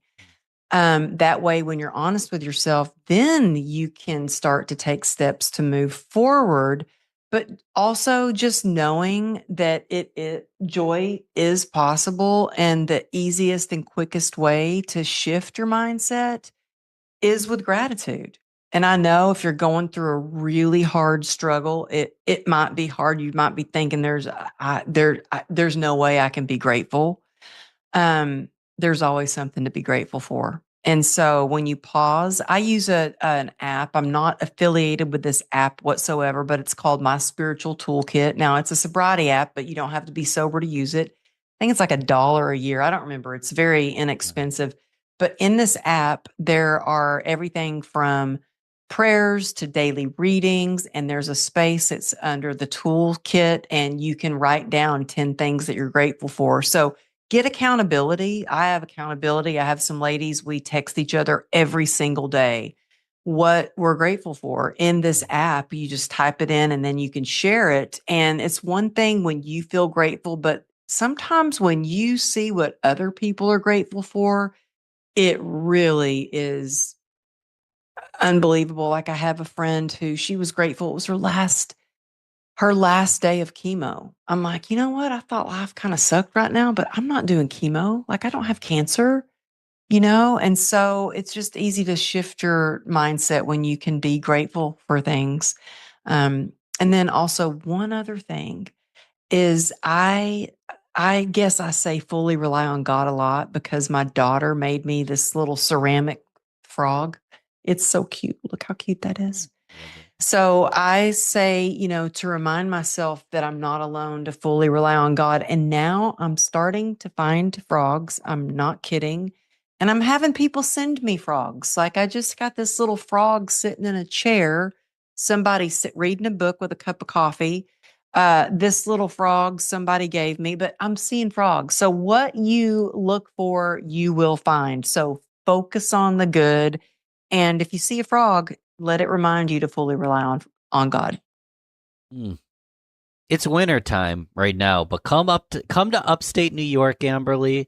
We got plenty of toads and frogs for you by the water. It's I'll take some pictures, and every time I see one, I'll take a picture, and it'll remind me of you.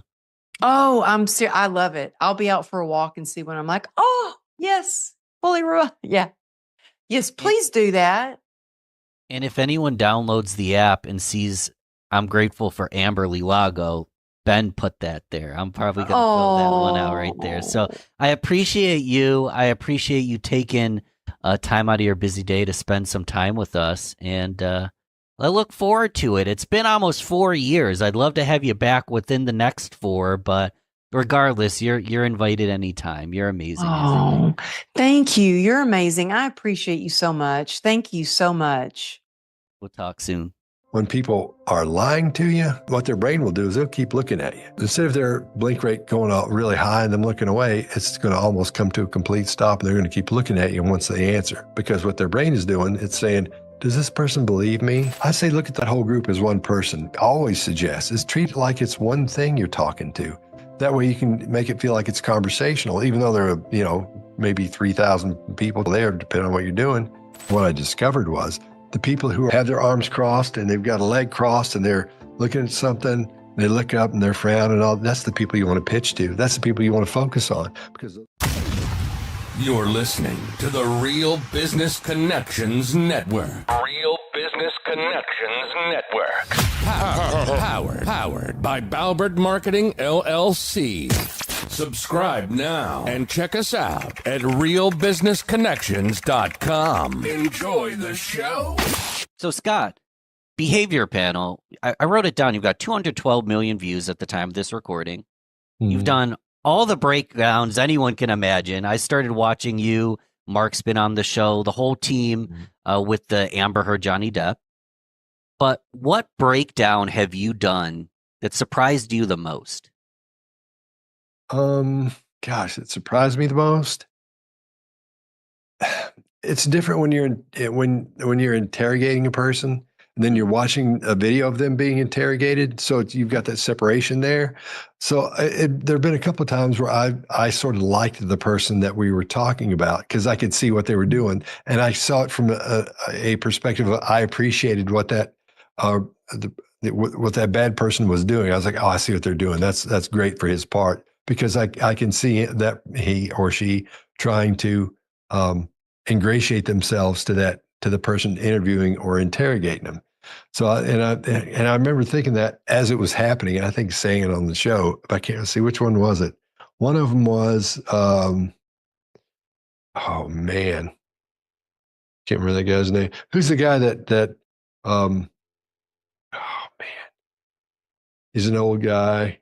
I can't remember the guy's name. Serial killer, murderer, killer, politician. Yeah, it's a serial killer. But we do so many of those. We go through and it's like, geez, I can't remember. We've done, 600 or 800 of those things. How does that affect you, man? Can you sleep at night? Some of those stories are unbelievable. Yeah, they are. As long as what I found out early on in what I do for a living is, and you're not supposed to do it this way apparently because it's not good for you, but I have a little box up in here that I put all that stuff in. And so when I see something or hear something bad, I open the box up, throw it in there, and never open that box up again. It gets crowded in there, but that's the way you do it. Yeah, that's the way I do it anyway. What happens, 50 years down the road, someone stumbles upon that box, opens it up. Oh man. Yeah, it's like Greg Hartley. He's on the behavior panel, Yeah. and he's the one that finds this. He and I talk about what we're going to do, but he'll be the one that says, okay, what if we try? What if we do this person? And so he goes through his, on Google every Saturday. That's all he does is look for a good story. Mm. And so if the cops ever come in or the FBI ever comes and investigates him and looks at his browser history, that guy's going to prison forever because he's looking for, dead body and whatever, what he's looking up. And at the same time, he gets these ads for bras for older women, because our demographic is, between like 36 and 65 or 70 women. And so he gets all these advertisements for women in that age demographic. So it's really really interesting. Yeah, but if my box ever got kicked open, I don't know what would happen. They said, no wonder that guy acted that way. It's fascinating me that is your demographic. I mean, it makes sense in like the true crime sense, but like as a young adult male that's in the business world, that honestly was very antisocial when I was younger, very shy, like. Part of where I learned body language was like my dad would come in drunk and I knew whether to say hello or go hide in my room. I didn't know what I was seeing at that time. Yeah. Part of me is like, this is very good in a business context for presentations, for understanding maybe where you stand in the conversation. Now, I don't know what I'm doing, but if you're back and you got your arms closed and you're not making eye contact and you're checking your phone, I mean, it seems pretty obvious, but I know that I don't have your attention. So it does surprise me that I guess the true crime makes sense, but I think someone just like me is like a perfect fit for your content because it helps me in the workplace every single day. Yeah. And what you're talking about, when you see someone doing that, if let's say I was an entrepreneur in residence at the Nashville Entrepreneur Center from 2011 to 2017. And I'm the one that started the pitch department there. I headed that and created and everything else. So what I would do is I would train the new entrepreneurs and startups how to pitch their idea, product, or service.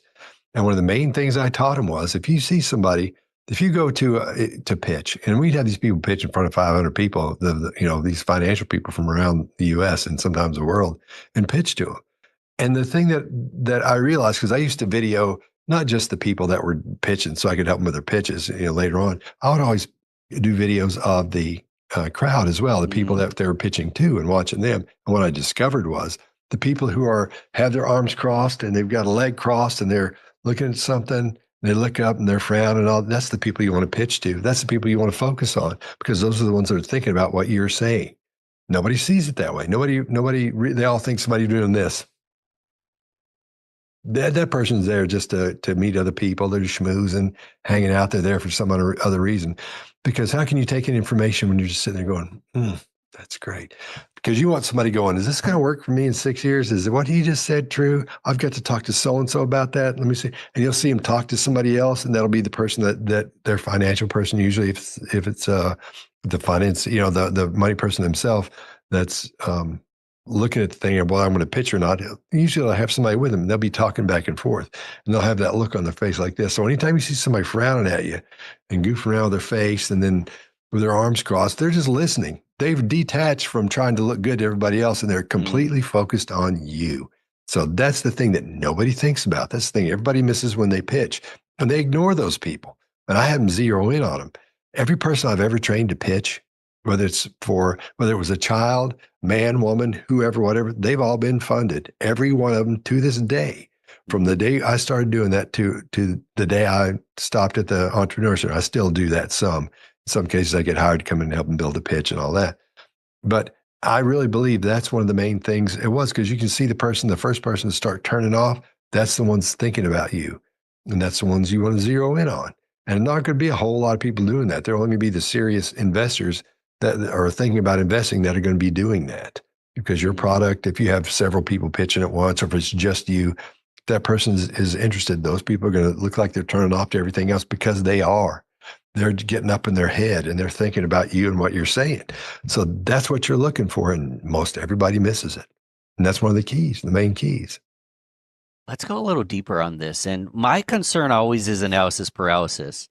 So I know you've done a tour with the behavior panel and I didn't know you were training speakers. I mean, you're obviously a fantastic speaker.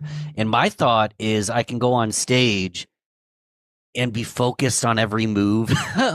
Do I have open body language? Am I making eye contact? And then the analysis paralysis might actually make me to perform worse because I'm caught in my head. So make it easy for me. If someone's going in for a speaking engagement, a pitch, somewhere where they have a crowd and they want to impress that crowd, how can I impress them without trying so hard to impress them? Well, everybody always says, be yourself. Just be yourself. Well, You got I don't. everybody- Myself is nervous, Scott. Myself will just like walk out and not do this. So that's what everyone says, be yourself and try to do this. You've got to, on one hand, you've got to be yourself because you've got to maintain your personality and your, people like authenticity. So if you get up there and you start talking like a robot and everything is just perfect and your hands come back, then people see that, but they don't really connect with you. So what you want to do is when you talk about things, when you use these things are called illustrators, and you illustrate it, it's emphasizing specific words and phrases, like I did just then, specific words and phrases. If you use those all the time and you're using them on every word, like you see people on TikTok where they get up, or Instagram, they get up in the camera, they're like, here's what's coming up. I think we ought to do that. And you see these hands moving around. It's like, what are they doing? Those mean absolutely nothing. And after a while, they do mean nothing. But if you use them when they're supposed to mean something and then, kind of relax, then they actually work. So if you're presenting something, you're pitching something, you're talking to a crowd, it's hard to say, just relax, because I've never had the problem where it made me nervous. So I can't get in that headset of being nervous for that. But a lot of people do. And, you hear these exercises they do before they go out and all that. Mark is so much better at telling you exactly what to do before when it comes to pitch or when it comes to presenting or giving a speech or something, he's so good at that. But my thing is mainly focused on not just being a speaker, but on pitching something. So, and getting rid of those things that people think are deceptive, like the arms crossed and things like that. That usually means absolutely nothing in the real world. I mean, it means they can be cold. It's more real, they're more relaxed when they do that. It's actually sometimes a great sign when you see that. Because like, all right, yeah, they're relaxed. But most people see that because they've heard on TV shows, movies, and read on the internet that crossing your arms means you're turned off. You're not into what the person is saying and things like that. When you see that, sometimes it's a good sign, but you have to know what to look at around that situation. That's just one cue. So if they're doing this and frowning and looking at you like that, it's in a pitch situation, then they're into it. If they're doing this and you're just talking about, if you're there at a dental thing where they have all these, dentists there and you're talking to them about how to help their business, they look at you like that. That's not the best sign in the world to be, when you see that. That's not the best, because you want them with their eyebrows up going like this and a lot of head shaking. And you want to see them thinking a little bit, but you don't want to see the frowns and like this the whole time, because that's a little bit negative. Because there's nothing for them to actually start thinking about that would help them other than you're helping their business section of it. I'm trying to, juxtapose that against pitching, but that didn't work just then, just wrecked into each other. But there's a difference there, so it's knowing which one to look for, what's good and what's bad. It takes a while. It takes a while to get used to getting yourself ready. And then, as far as looking like you're being honest and want to help, that's the key for me. Mark's good at doing the walking around and big arms and stuff, but that's not my personality. So I can't do that. But when he does it, if you meet somebody that doesn't like Mark Bowden, I probably wouldn't like that person. Probably wouldn't get along with him, because if they came from Mars, the Martians have landed. What are we going to do now? I'd say, you send Mark over there. He'll make friends with him. Go get Mark Bowden. He's over there in Toronto. Go get him, and he'll get rid of him, or he'll talk to him. We'll get something worked out. That's the guy you want to send, because he'd go out, hey, he can do that. Whereas in that situation, I wouldn't be able to help much with that, but he could. So when it comes to specialized things, that's when then my style helps, I think. No, it makes sense. A quick invitation for the listener, if you're listening on a podcast app, this might be a good opportunity to go to the show notes and actually watch it on video on YouTube, because Scott's doing a lot with his body and movement. So I'm sure you can hear some of it. We'll talk on that real quick, Scott. When you're moving your body, it does affect your tone as well, I imagine, right? Oh, yeah. Because if you're all bunched up like this and I'm talking to you, it sounds different even though it's a little bit of a difference, my shoulders are back a little bit and I sit up, I get a lot more air in my lungs. It's a lot easier to breathe. That's why when people are about to pass out, they have them raise their arms because it helps open up your lungs and gets the blood going from your arms back down to your heart and gets things rolling. So it makes a big difference the way you look and the way you sit and say, to the way you sound, because that's the way you feel. And if you feel better, you're going to sound better. You're going to sound a little bit more excited and a little bit, you'll be more on point because your brain will be on and be focused better, in other words. So, Scott, going back to the pitch situation, literally the same question, but I'm saying it in a different way. If I'm looking and I'm like micro-analyzing everyone in the audience, I feel like that would, as a beginner, should I just ignore everything I've learned from the behavior panel and just give my speech? Or are there certain things that I really need to be in tune and ensure that I do? Here's what when people come to me and say, I don't speak, I don't give speeches or anything. I'm going out to do this one thing. So look at it as your first time speaking somewhere. I say, look at that whole group as one person. You can't see like one person with one head and two arms and sitting there listening. But if you speak to the crowd as an like it's one thing, that makes all the difference in the world. If you see it like that, instead of trying to speak to every person, or you could pick out one person and talk to them. Nobody's going to know you're just looking at that one person. That one person will think, wow, it looks like he's looking at me, You find the head nodder and you just talk to the head nodder. Yeah. Yeah. So, I mean, that's what I always suggest is treat it like it's one thing you're talking to. That way you can make it feel like it's conversational, even though there are, maybe 3,000 people, 2,500, 3,000 people there, depending on what you're doing. Yeah. They'll get the feeling you're talking to one person. And if you don't start marching around the stage and all that, their eyes stay on you.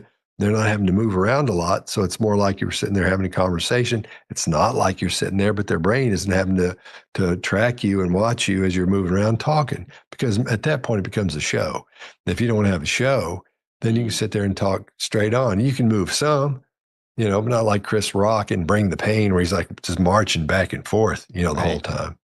So like a nervous pace isn't going to look as smooth as Chris Rock if you're just nervously pacing. There's nothing wrong with kind of just owning your circle around you. Yeah. If you go to music artists, you have somebody like in the old school stuff, David Lee Roth was all over the place. And then you have those people that came up right after them and sold even more records than Van Halen and those people, with people just standing there and, Rodney, sure, whatever that guy was. I don't know that the guy that sings like that, but he would just stay in one place pretty much.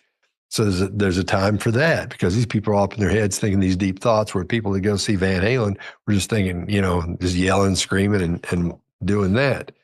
So it's whatever headset you're dealing with, in other words, is what you should, the way you should present to them. And you'll know, because you'll know who you're talking to. Are you talking to doctors?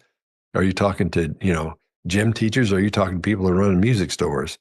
The music store people are going to be a little bit different than the people from, that are doctors, and everybody's different. But you can, once you walk out there and see what's happening, you can get a pretty good idea of what's going on, especially if you talk to people beforehand. If they're all in suits and they're all standing around talking quiet and trying to be all serious, then, you got to be, lock it down and just talk to them. But if everybody's those exciting people, like they're trying to, if they're salesmen, that's different. Like, hey, what's going on, man? Oh, it's a beautiful day out, isn't it? We're so glad you're here. It's like, geez, dude. So when you talk to them, you have to, get a little bit more lively, I guess. Scott, I'm just noticing this now, but one thing I think that's so likable about you is you don't talk with this.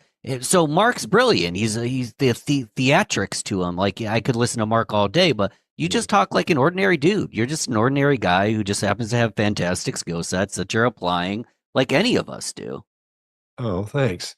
Yeah, I don't know if that was a backhanded compliment. But no. What's so likable about you? Yeah, it's so tough to try to be somebody else, try to say, I'm going to go out there and now I know people who are in the same space and they become this other person when they start talking. I can't do that. And the same thing, it comes from interrogation. I learned early on, when you're talking to somebody who's done something they shouldn't have, if you're trying to be, hey, listen, tell me about this or whatever, that doesn't work. But if you're sitting around like this and talking to them, if they're sitting around like that, you sort of match and mirror them a little bit and make them think everything's okay. Yeah, man, we got this. We can get this taken care of, things change when you're just a normal person. They're waiting for that person they've seen on TV and the movies to come in and be like, okay, tell me where the girl is, or tell me where where the rest of the. And it never happens that way. But some people are real stiff when they're doing that, and that always seems like there's everything they say. This is an interrogation. But if you hang out and talk, I learned something from my best friend Jason. There was a guy that had robbed. He was out of prison. I'm trying to word this so nobody gets in trouble. He was out of prison for robbing banks, in other words. So he said, listen, so-and-so's out. You want to come watch? We're going to talk to him. I said, yeah, it'd be great. So one of the things I learned early on was this, making it look like there's, nothing's really happening, like we're waiting on something. Because there were a couple of feds there too, because when you deal with the bank, you're dealing with that's federal crime. So Jason goes in, he's talking to him for a little while, and he's sitting there waiting, and this guy comes in, and I've used this before myself. After seeing this, I was like, it's mine. I'm going to be using that from now on. And the guy came in, and he had something for him to sign, and he didn't throw the pen down, but he put it on the thing like that, and said, hey, man. And the guy just looked at him. I won't say his name, but then he comes back in. I'm like, what's going on? He goes, you're going to love this. And so he signs it, and he goes back in and gets the paper. He doesn't jerk it up real quick, but you see him pick it up, and you go, he looks like he's mad at him, maybe. So he gets this thing going on. And when the guy leaves, my buddy goes, to the guy he's talking to, this guy who's robbed all these banks, right? He goes, and the guy goes, yeah. So all of a sudden, it's these two against everybody outside. It's these two against the rest of the world who's outside the door. Right. And the other guy comes in and he says, are you going to do the whatever it was? And he says, I signed it, being real nice. He goes, no, you didn't. You didn't put the something on there. He goes, oh, dude, I'm so sorry about that. Geez, I didn't see it on there. And he just picks it up and leaves. So it looks like there's this rift going on between them. So again, he goes, God, man, I can't stand that guy. And he goes, why is he being such an... He goes, I don't know. So they're connected now. Then he goes, anyway, are you still dating once? Or, he knew some girl this guy was dating before he went in prison the last time. So you still seeing what's her name? And he said, she was seeing so-and-so. So they start talking. And he goes, okay, well, let's get that. Well, after that was over, okay, well, anyway, so tell me what happened. So I was like, okay, there it is. That's the best approach, like being just some dude he's talking to. So I kind of see it as a just some dude approach, just talking to him. Tell me about that guy. I know that must have sucked. What'd she say? So you go in and that's happening. Holy smokes. So that's the approach, is just trying to be yourself, because that's the way I would act if there wasn't an interrogation going on. I would be saying, what happened? What's up with that guy? So that works. People like people who are like them, and they like people who are people, not acting. I just can't stand it when people are trying to be something they're not. Well, it's a little digression, but that's part of what I always like. The Office was my favorite show back in the day, and then House of Cards is another example. Or even reality TV shows when they get the backroom interviews. Like the scene is not as interesting to me as the talking to the camera, like talking to the audience moments where you get to see inside the personality of the person. To me, that's the most fascinating part, when I see the inner working versus the stage version versus that behind the scenes version, Yeah. I know what you mean. Yeah, and you get that feeling, you're seeing that, You want to get, when you're talking to somebody that, especially in interrogation, you want them to wonder where this guy ate for lunch. One day, where they go. You want them to almost go, hey, man, I'm going to go out to eat after this. Where would you go? Because, if they're from out of town, or, have you been to Rose's, the barbecue place over there on Charlotte? No, what's that? What are they doing there? Yeah, that's the feeling you want to give them, that they could do that, So I agree with you. That's the key, just being a normal person instead of putting on a show. Scott, so as you just say, instead of putting on a show, in my head, I'm like, this would put on a great show. I want to take us into the back room of an interrogation room. You mentioned the watching it on video is not quite the same. And someone like me just watching and maybe taking a couple notes and maybe intuitively seeing something, but then it's explained to me and then I intuitively understand it or logically do. An interrogation room, there's got to be a lot of energy, emotion. You tell me, how is it different? We'll start there. How is it different than what we see on the show? It takes a long time sometimes. There's a show called 48 Hours. And they get these people in and they interrogate them and talk to them. And they tell them what happened. And it's just, it's like an 8 or 9 hour interrogation, just knocked down to like, 20 minutes or 40 minutes, whatever it is. So they take out all the boring stuff. And all you see is these big movements, these big things happening. And those things are so rare in there. You never, some of those people do such a great job in there. You can learn a lot from watching it, but it's like watching Shark Tank. You don't really see what a pitch is like on Shark Tank because it's not like that anywhere else but there. When people go, "Hello, sharks, I'd like to tell you about something." Same thing for an interrogation. Yeah, it's not like that. Sometimes you'll get, we'll have it on there long enough so you can get a pretty good idea of how it was. It's not just the best parts. It's where we see somebody being dishonest. Because Greg and I will go through the clips before we send them to.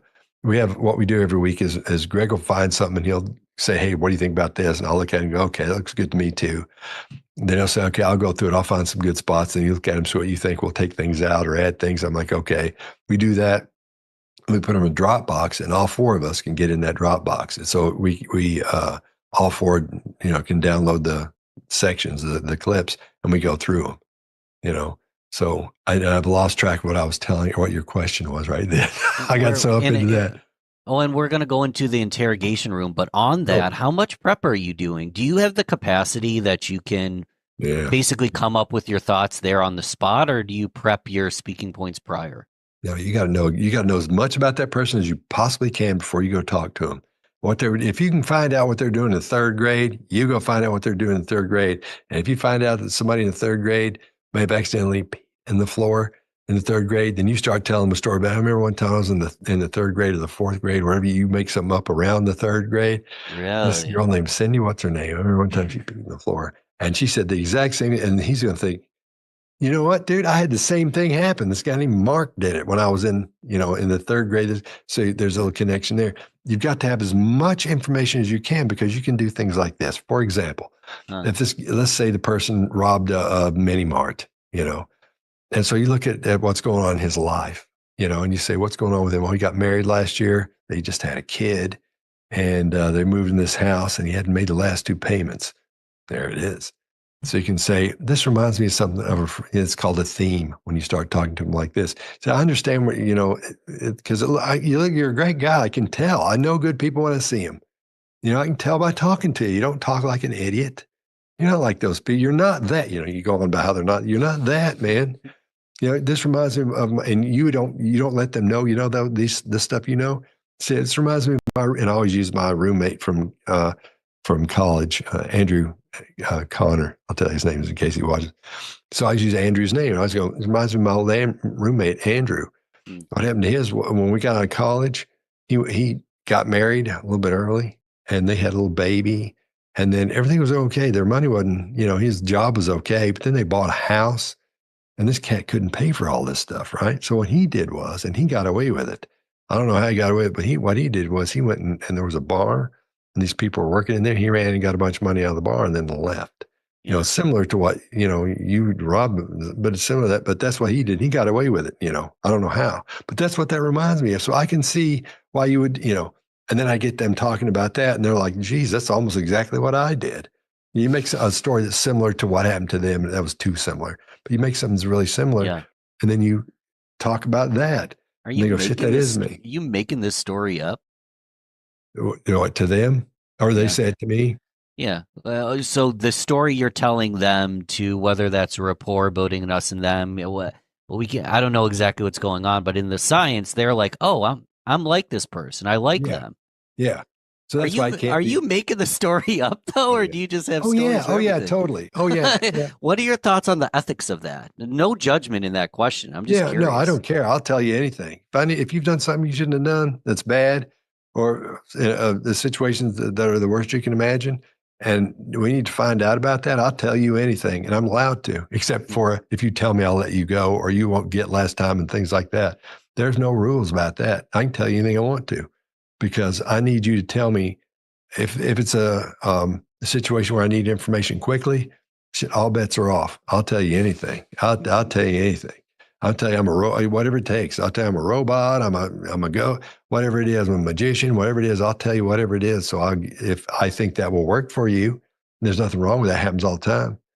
But the thing is, you come up with a story that's similar to theirs. The one I told you was too similar. It has to be different, but Yes, so yeah. they can start making those connections. So that's what happened. He's a great guy. I love the guy. I talked to him 3 weeks ago. He was one of my best friends. You tell that guy about your buddy that had the problem. So I know you're a good guy. I'm just trying to find out, what happened? Why'd you do this, man? Mm. Not did you do this? Not let me find out if it's you. Why did you do it? So that's where I jump off. Is it They're the already why did you? assuming that they did it. Yeah. Why did you is like, I know you did it. Why'd you do it? Yeah. Yeah. Because there's that, you can confront them. You've got the confrontational intro into it. You can go and sit down and say, look, man, I know you did. There's no question that you did this. We have all this evidence that you did it. I'm just here to find out why you did it. You're saying the same thing, but different. When I introduce that, I say, look, these people out here, let's say it's a bank and it's somebody who's taking a bunch of money, they're embezzling. And I go in and I say, look, man, these people know you did this. They've got they've had these people come in, these accountants that look at all this. They know you did it. So I'm not a cop. I can't arrest you. I'm not going to take you out here. Nothing like that. I'm not going to somebody else's. Nothing like that. I have nothing to do with that. I'm just trying to find out why you did it. That's why they call me down here. So I get you to tell me why. So tell me what happened. Because it had to be something, and I get it. And what they don't talk is when I get it. I know, and that's when I can actually start the theme there of that story, and bring up something about my old roommate, Andrew. That may be the point to do it. Or you can come in and you have a lot of times you have a big folder and the thwack factor is a big part of it, where you get this big folder with a bunch of just nothing in it, a bunch of papers and things like that, like a DVD thing. It looks like it's a blank, or it's a movie or something, but it's in a blank case. And you pop that down over there you can see their name on it. This, that, and the other video, this, that, and the other. And you can see them looking at that while you're telling them stuff, while you're telling them the story. And so they already think you know more than you know. Mm. You never say you know more than you know. If you don't have video of it, you don't say you have video of it, but you put that in their head.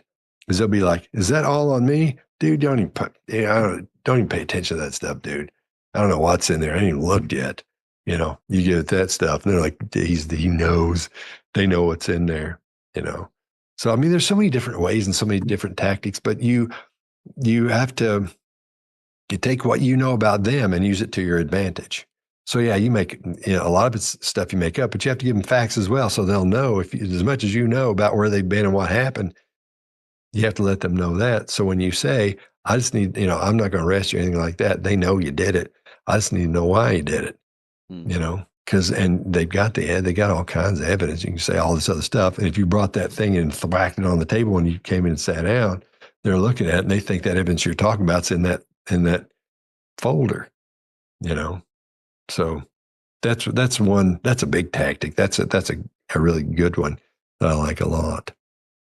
Tell me if I'm overthinking this, but in my head, I'm like, dang, this sounds really persuasive. What a great way to get a bunch of false confessions. Well, if you use a thing called the Reid technique and you use that, it's a protocol you follow, and there are a certain number of questions. You ask them in a certain order, and you make it look like it's natural. Try to make it look like it's natural. If you do that, then you can get somebody that will do that, but you have to know enough to know that's what you're seeing. You have to care about that. You have to make sure you're not putting somebody in prison or whatever. That you don't want to make somebody who's innocent do that. You better you've got to have a pretty good idea what happened. But with enough information, you may need to have them held because you don't know. They may have done something where if you let them go, they're going to do that same stuff again for a month or so. You need to quell that and make sure they're there to get that taken care of. Then you keep going. But if you can tell that they didn't do it, or you've got an idea, even if you have little questions, this might not be this guy. That's why I always have a woman watching they'll be, like consulting on the interrogation. You have a woman in there watching. They don't miss anything, man. So it sounds horrible to say, always have a woman in there. But I do. I always make sure there's a woman watching whatever I'm doing when it's an important thing. And you don't say, come in here and watch this. I want to see what your thoughts are. Nothing like that. Say, will you just watch this? I'm doing this. Yeah, sure. And then you go out there, okay, you tell the person I'll be back in a few minutes. I got to take care of something. You go back and you say, what are you seeing? What do you think so far? I was looking to you and say, you know what you should ask him? should ask him this because he did that when you said so and so. Something just been right about. They won't know what's wrong. They won't say this is bothering me because of this, but there'll be something bugging them. You go back and get them to tell you about that. So what's bugging you? I don't know. It just seemed weird to me. Go back in and ask about that, and boom, something will come out of that. It's done it every time. So I always have a woman watching. If they don't feel good about it, I second. As horrible as it sounds, I second guess whatever I'm doing. If the woman goes, I don't know. That doesn't seem right to me. Here's why I think that. Is that in reference to like intuition or just like a emotional capacity or like what's going on there? To me, and this is where everybody goes out on their own thing. I think it's women's intuition, which it's the most powerful thing on the planet. Me and you have this thing called gut feeling, where we see something, and that's why men think they know everything, because we see something really quickly, we'll make a decision about it. Well, women will see something. And what the difference in a woman's brain and a man's brain is a big difference. There's a book called The Female Brain. If anybody's watching this and goes, this guy doesn't know what he's talking about, go read that book and you'll go, wow, that's fascinating. Women's brains collect big chunks of information and a lot more than men's brains collect. We get all these little things. We get them in there and they cram in our brain. And it goes back to this whole thing back here called the locus ceruleus down at the base of your brain. That thing starts going through all the things you're looking at and talking about and the experience you're having. And so when you get these little things that go back there, say your locus ceruleus goes, okay, here's what's happening, man. That's what gives us a gut feeling. Now with women, they get all the information and cram it in there, and it gets more and cram it. It keeps cramming it in there. It takes a while for it to get to work out what it is, but they get everything. And they'll get things that there are two parts of the brain. We won't go into, I'm not going to do some big neurological thing here. Anyway, there's a couple parts of the brain that collect the information. Yeah. The fusiform gyrus right in here, about 1.5 inches in. That collects all the little movements you make and little things you do in your body language as a person and situationally. And then you've got the mid-temporal gyrus, which is lower than that. That grabs all the big things. For women, those things are on fire when they start collecting information. So as it goes back, and that locus ceruleus, it's looking at everything like this, whereas ours look at it and go, okay, yeah, dude, I got it. Here's what's happening. Theirs goes like this. We'll put that right there a minute. We're going to come back to that one. This is probably going to be that one. I don't like that. Wait a minute. Okay, let's put this here too. We got two of them. And so it takes them a while, but they'll tell you. And something's not right about that. I don't know what it is yet, but something's not right about it. You've heard women say that. About people this does something. I mean, when I was younger, it was like I would walk in the door. I'm shy. I sit at the bar. I order a drink. I look over at the girl. She's already seen me for 10 minutes by the time I walk up to her. Then I look silly by the time I do. Yeah. But women, man, they see stuff we don't see. And there's no doubt about that. Now, I'm not just saying they see stuff we don't. They do. And I'm telling you, and that's what we see as women's intuition. Everybody always talks about, it's women's intuition. It is. That's what it is. That's why men have a gut feeling. And again, that's why we think we know everything. We don't. It works a lot. It works very well for men, a lot of times. But if you want to get to the details, what's really going on, listen to the women. Well, they'll get it figured out.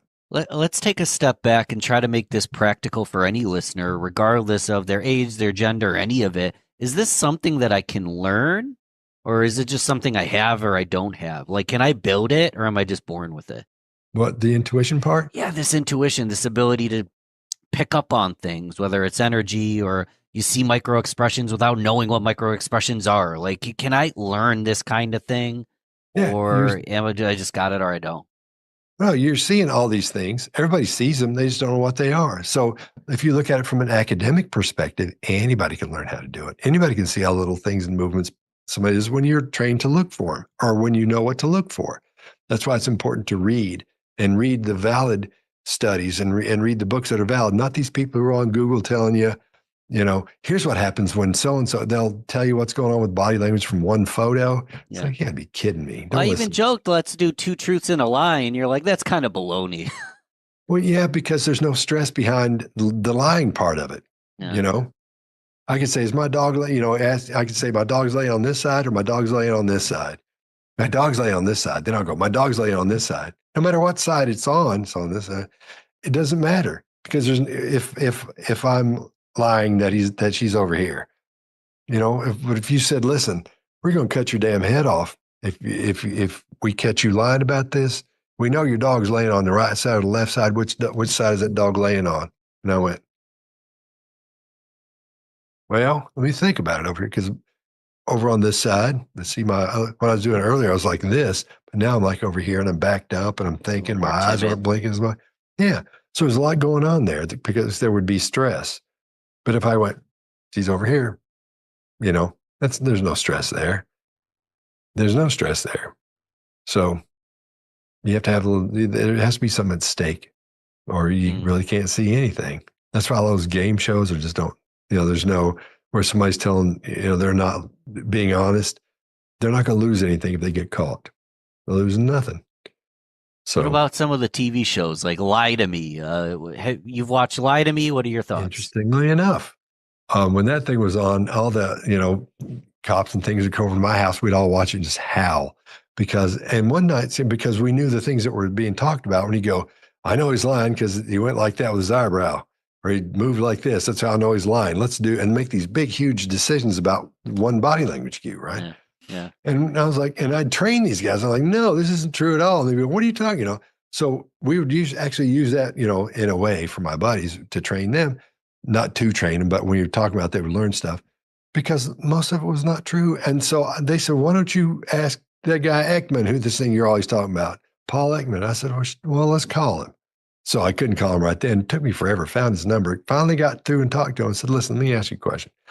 This show lied to me. And I wasn't the first one to ask him about this, just so you know. Sure. He said, oh, yeah. And I said, I'm seeing things on there that I know aren't true, and your name's on there, and to the whole spiel. And he said, it's TV. I said, yeah, I know. But this guy says this and this, but this. He goes, it's TV. He said, when they would come to him and say, well, we're going to do this and this. Would that having, not like, how do you do this? They would say, here's what we're doing. How does that work with this? Is this true? Is that what happens there? And he'd say, no, it's not the way, not really quite the way that works, because you have this happening. And they say, okay. And they go ahead and do it the way they wanted to do it. So he found out, he realized it was just TV, and he was there so they could say he was there, on the times he was there. So it's just TV, something like that. Don't put a lot of trust into that. Some of the things are right, and some of the things are right, but they're not that big a deal when you see them, But it helps people get interested in body language, that's for sure. And later on, those who stay with it and start doing the studies, they go, oh, I see what happens to TV. Because that's how you know the difference. So watch out for that. You obviously, you talk about all this on the Behavior Panel. You also have your own channel. It's just by your name, correct? Yeah, I call it Behavior X. But if you go to Scott Rouse, just throw that in YouTube and you'll go right to it. Yeah, and I do things a little bit differently. I have these things called behavior battles where I'll put one person's behavior against another one's, like, Meghan and Harry, which one's different, those kind of things, or two serial killers. And see, this person acted this way, this person acted this way. You can tell they're lying because they did this and they're lying because they did that. Yeah. And so I make it look like it's almost like an MMA thing as I talk about it. So there's that. Haven't seen those. That sounds fun. Can we, let's imagine that we're going back in time and we have video of these historical figures, many of which we don't have video of. We're going way back in time. If you could do a battle like that between two people, that it's just not quite possible because there's not the visual footage to do that, who would you love to do a battle between? Well, what do you think would be most interesting for you? Okay, I'll tell you what I'd like to see: Jesus and Herod. I'd like to compare those two things. You're talking about somebody who talking about Jesus, and you're talking about Herod. So you're talking about two polar opposites there, pretty much. So I like to compare those two things. Why, when Jesus is telling you something, it's different when Herod's telling you something. He had two different goals. One was interested in one thing and one was interested in something else. So I like to see, because there'd be the dynamic would be so huge. I'd like to put those together and see what the difference there. I think we're all in the impression we would know what that difference would be, but that's what I'd want to see. Something like that. Jesus and somebody else, because, you've got him and you've got, who else is doing their thing. It's going to be a lot different. So I'm imagining this. That sounds be entertaining. Nobody's asked me that before, but I had never asked it before. I made it up on the spot, and as we wrap, I know we both have to run. I want to make sure we give the audience at least one integration tip right before we do. I want to double check and make sure I'm supporting you the best way. How can I best support Scott? Behavior Panel on YouTube. Your YouTube. Well, what was the name of the channel again? I'm not listening. Scott Rouse. Behavior X. Just look up Scott Behavior Rouse. X. You'll go right to it. Yeah. How Behavior else X can we is Scott. support you? Grab some books. You tell me. Yeah, that's it. I mean, if you want to learn about body language, we got body language tactics. You can do that. It's not expensive at all. You can learn a whole lot. And it's Greg and I teach that course. Then we've got 2 or 3 things on there. The True Crime Workshop, if you're interested in that kind of thing. So those are just the main things. But I don't like to feel like a salesman. If people are that interested, I think they'll go see it. And they'll say, okay, well, maybe so, because they'll see that in the background and go, I wonder what that is.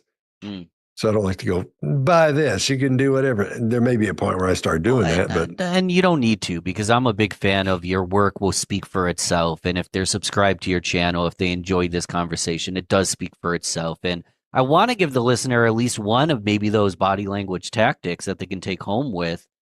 What's a simple tactic that I can, whether I'm doing it or observing it, and I just want to be a better person. It might be in business. I just want to be a better person. Okay. What's a tactic that I can start using? Let's deal with one of the most famous ones. So no, you just got a couple of minutes left. We'll deal with eye contact and lying. Most people are under the impression when somebody asks you a question, you go, no, I wasn't there for that. They think that suggests you're not being honest. Now, what we know, because you break eye contact, well, what we know is this. When people are lying to you, what their brain will do is they'll keep looking at you. Instead of their blink rate going out really high and them looking away, it's going to almost come to a complete stop, and they're going to keep looking at you once they answer. Because what their brain is doing, it's saying, does this person believe me? And if they don't, I've got to add qualifiers to that. And when somebody looks away, they're comfortable enough to go, I don't know, let me think about that. No, we weren't there. We weren't there. Instead of, no, we weren't there. And you freeze like that. And when they do, don't say anything. It was a little scary, to be honest, Scott. Yeah, when you present it like that, it is. It was a little startling. Yeah, a little jarring. Normal every day, though, when they say, no, I didn't do that. Watch for the blink rate to drop. Watch how long they stare at you. And they won't look away because they want to make sure you believe them. They want to make sure you're not going, Because if you do, they're going to start adding what are called qualifiers, things that makes their answer sound more believable. So that's what I would say. Focus on I love it. Eye contact. Well, Scott, you're welcome back whenever you're available. This conversation was great. I feel like we only scratched the surface. That's why I got to go binge on the hundreds of hours of content you already have published online. And thanks, man. I appreciate everything you do, and we'll talk soon.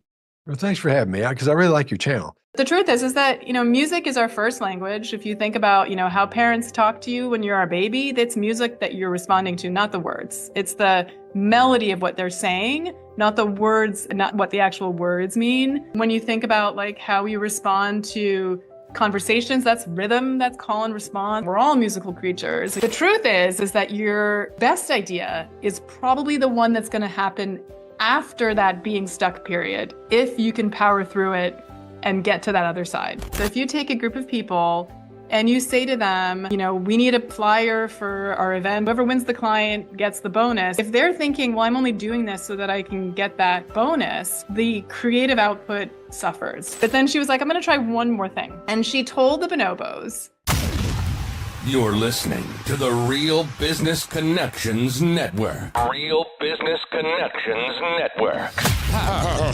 Powered by Balbert Marketing, LLC. Subscribe now and check us out at realbusinessconnections.com. Enjoy the show. So Dr. Indre Viskontas, I wanted to start by sharing a quick story. So college, I'm not even 21, I'm 19 or 20. And for my media class, they have us do a project, which is a media detox. What does an entire day look like with zero media, which means no driving in the car. I can turn lights on, but no turning on TV, no listening to music. Just the thought of no music and podcasts is driving me crazy for a moment. So what are you going to do in a scenario like that? I basically just take a walk. I mean, what else is there to do? Get out in nature. And I won't bore the listener with every single detail of a 12-hour day. But towards the end of the day, while I'm walking home, a car alarm goes off. So a car alarm's just like, duh, duh, duh, duh, duh. And in my head, I'm like, oh, we have a metronome. So as the car alarm's going, duh, duh, duh, I'm kind of doing a boom, clap, boom, clap, boom, clap, and like kind of dance into the car alarm. And then I had a moment of like awkwardness. Like, am I that crazy person that people point to on the street? But I felt so in flow, and I don't know if I realized it in the moment, but like listening to you and learning over time, like it was a very musical moment. Yeah, I love it. I was creating music without trying because with nature and the car alarm and my body, like music's always present. And I'm just curious, what are your thoughts on all that? It's such an interesting observation because, it speaks to a couple things that I'm really interested in about right now. I'm actually writing a book on something called the salience network, which is this network in the brain that most of us don't know we have. In fact, it wasn't even named by scientists until about 10 or 15 years ago, but it has an oversized influence on everything that we experience. And it is essentially a reflection of your past, of your sense of self and your identity, what's going on in your body right now, and what your, goals and motivations are, not only in the moment, but in the long term. And what you've just described is a perfect example of how something that you normally would have ignored for the most part. I mean, look, car alarms are hard to ignore, but if you live in a city and you're hearing them all the time, people can sleep through car alarms without a problem ultimately, right? And so you've learned to ignore them because they're no longer salient in your environment. But in your detox moment, you've essentially created this like real salience to any sound that has a pattern that is recognizable in that way. And so it's really interesting to me that sort of there's a couple things that I know about you from that story. One is that you were able to do this thing that is hard and not cheat in your class and do the media detox. And that when you did that, the thing that caught your attention, that your brain was kind of thirsting for, was to create this musical moment, which suggests that, music does have a pretty central role in the rest of your life. And also that you kind of went with it, right? That you didn't just like you said, you leaned into it. You were participating in the music making. That's also really interesting to me and tells me a lot about sort of who you are and how you approach creativity. But yeah, I mean, I think there are sort of, for the average listener, there are sort of two takeaways. One is that it's pretty quick and easy to change what you pay attention to in the course of a single day. You went from being someone who never would have, you've probably heard hundreds of car alarms. You haven't told a story about them. I would just put my headphones on, like that's annoying. Yeah. Or like, who cares, right? Like, yeah, like you're not going to tell somebody on a podcast about the time you heard a car alarm, right? And two, you've got, we adapt real fast. And then we also have this desire to make meaning out of our environment. So we're not just passive, like things that we experience don't just wash over us. We want to engage with it. We have this sense of like, well, I want to participate in my world. And that's what you did, right? You took this moment to, not just note, oh, there's a car alarm, and oh, it's really salient to me now because I haven't, heard anything like that all day long. I've just been in nature. But two, I'm going to make something out of this moment, and I'm going to, enhance it for myself. I'm going to own it in a way, and I'm going to kind of create this moment that's really special to me. I'm wondering what's going on in the brain, and I'm just thinking creativity in general. So I listen to a lot of podcasts. I listen to a lot of music. I go to a lot of concerts. Like, I know that, oh, this is kind of metronome. Like, I can add to it. But like, absence of all that stimuli, just in nature, like, I haven't done a media detox, I don't think, since that day. That was like 15 years ago. And like, absence from all our understanding and our previous experiences. Do we start creating music naturally? Do I need to like know what music is to create music? Or is it something that just happens naturally for us? Yeah, it's a really good question. And I think the answer to that question depends a little bit on your childhood, how you grew up, what you were exposed to, what you were rewarded for. I like to think about there are definitely these kind of sensitive periods in your life where your future relationship with music was really established. And the first one is in the first 3 years of life, when your brain, I mean, I joke that babies are pretty useless when they're born, right? It's kind of like a meatloaf. Like they wouldn't survive by themselves for, more than a few hours, right? And the reason that they are born so useless is because their brains triple in size in the first year of life, and they are able to adapt to whatever environment they're born in. They can learn any language that, they get exposed to.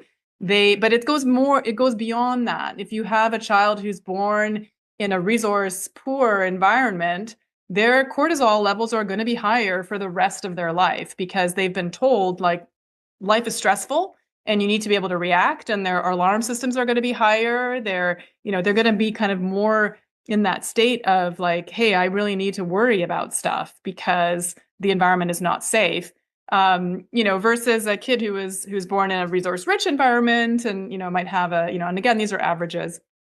So those first 3 years of life, and, that's the time when your brain is making sense of its environment. So, babies, in terms of like what they're able to see, like their vision is really pretty poor the first few months of life, and their hearing, as well, and like what they're orienting to and so on. So a baby who's born in a very noisy environment where there's a lot of noise that they need to tune out in order to hear, their caregivers or figure out what's important is going to tune out noise that might be meaningful even later on. And so we see kids who are born in these kinds of loud environments. Imagine like, you're next to a highway or a freeway and there's like just constant noise. You learn to ignore that noise. And so your brain doesn't prioritize sound in the same way as it might, say, visual cues or other cues. And some of these kids are at risk for later language and communication problems, versus a kid who's born in an environment where music is played all the time, and every evening at the end after dinner, the entire family sits down and they like attentively listen to a piece of music. That kid is going to learn that sound is really meaningful, and they're going to hear things in sound that other kids, might not. In fact, we see kids with musical training, they can actually tell the difference between the cries of babies more accurately than kids who are born, without kind of musical training. So like they're able to extract emotion out of sounds, much more readily. So that's the first period. So those are just two big examples. Of course, there's a whole palette in between. And I will say the kids who are born in these noisy environments who initially tune out sound, in order to mitigate the risk that they develop those language and communication delays, you can train them on a musical instrument, and that actually overcomes some of their challenges early on. So everything's malleable. Okay. First sensitive period. Second sensitive period is at the time when evolutionarily you're going through puberty and your system as an organism is designed to, get away from your family unit so that you procreate with someone who is not genetically related to you, right? So this is when you start having conflicts between parents and their kids. This is when kids start finding, their social group is more influential in their lives than their family unit. And this is a time when music can really help these adolescents not only figure out who they are and what their identity is, but also find the people that share, that sense of identity and those values. And that's why the music in our teenage years and early 20s stays with us, for the rest of our lives. Even if objectively you can say, yeah, that was really pretty shitty music. Sorry, I don't know if I can say that word on your podcast. Go for it, yeah. You still like it. There's still a part of you that reacts to it and is like, oh man, that's so good, even though I know it's so bad. So that stays with you for your entire life because it's really embedded into your core identity. So that's when I think about like, so, what is it then you ask, well, what about the person who's composing music? Again, there's a number of different, things involved, but I think it's a combination of how their brain processes sound, how it assigns meaning to sound, whether it prioritizes sounds that are musical from sounds that are, some other meaning. And also like to what extent they have felt over their lives, have they been given permission to think of themselves as sound makers rather than just sound receivers?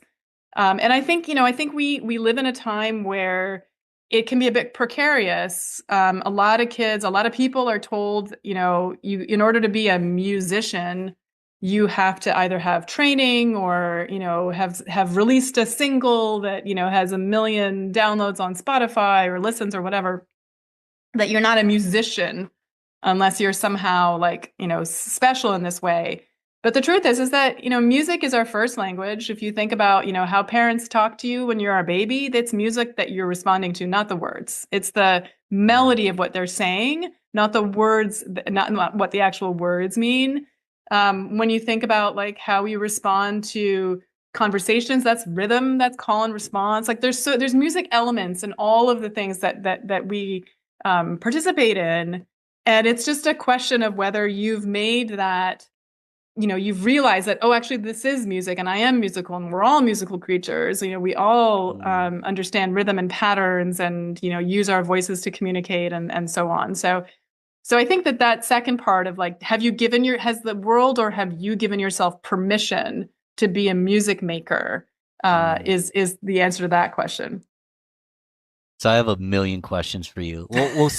I want to get to know you better, but we'll start with the hot take because you're talking about being a music maker. So if I were to write a line, hum a melody, go to AI and have it complete 98% of the process for me, am I a music maker? What are your thoughts on it? Well,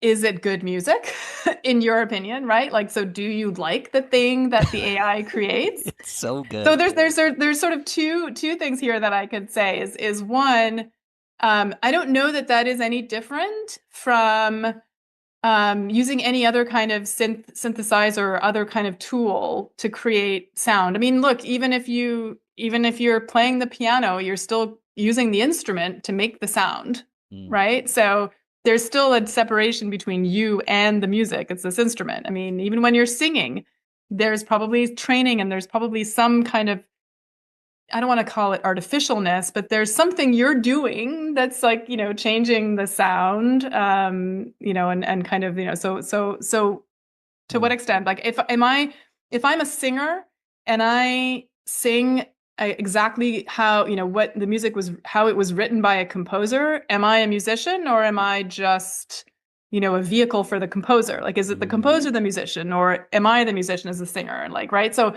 am I making choices that make me part of the music creation, or am I just, an echo or a translator? So I think that's like the first question of, well, again, I'll put it back on you and say, what is most important to you, that the music that you are creating is entirely original and entirely comes from your own head. And then I'll say, well, that's really hard because that basically eliminates 99% of all music out there. That includes any kind of sampling, any kind of, remixing, or, any of that stuff where you could say, well, there's something else, some other influence there that did it. And so I would argue that that's too high a bar to say that it has to, entirely come from you. So then the question is, okay, so what is the AI doing?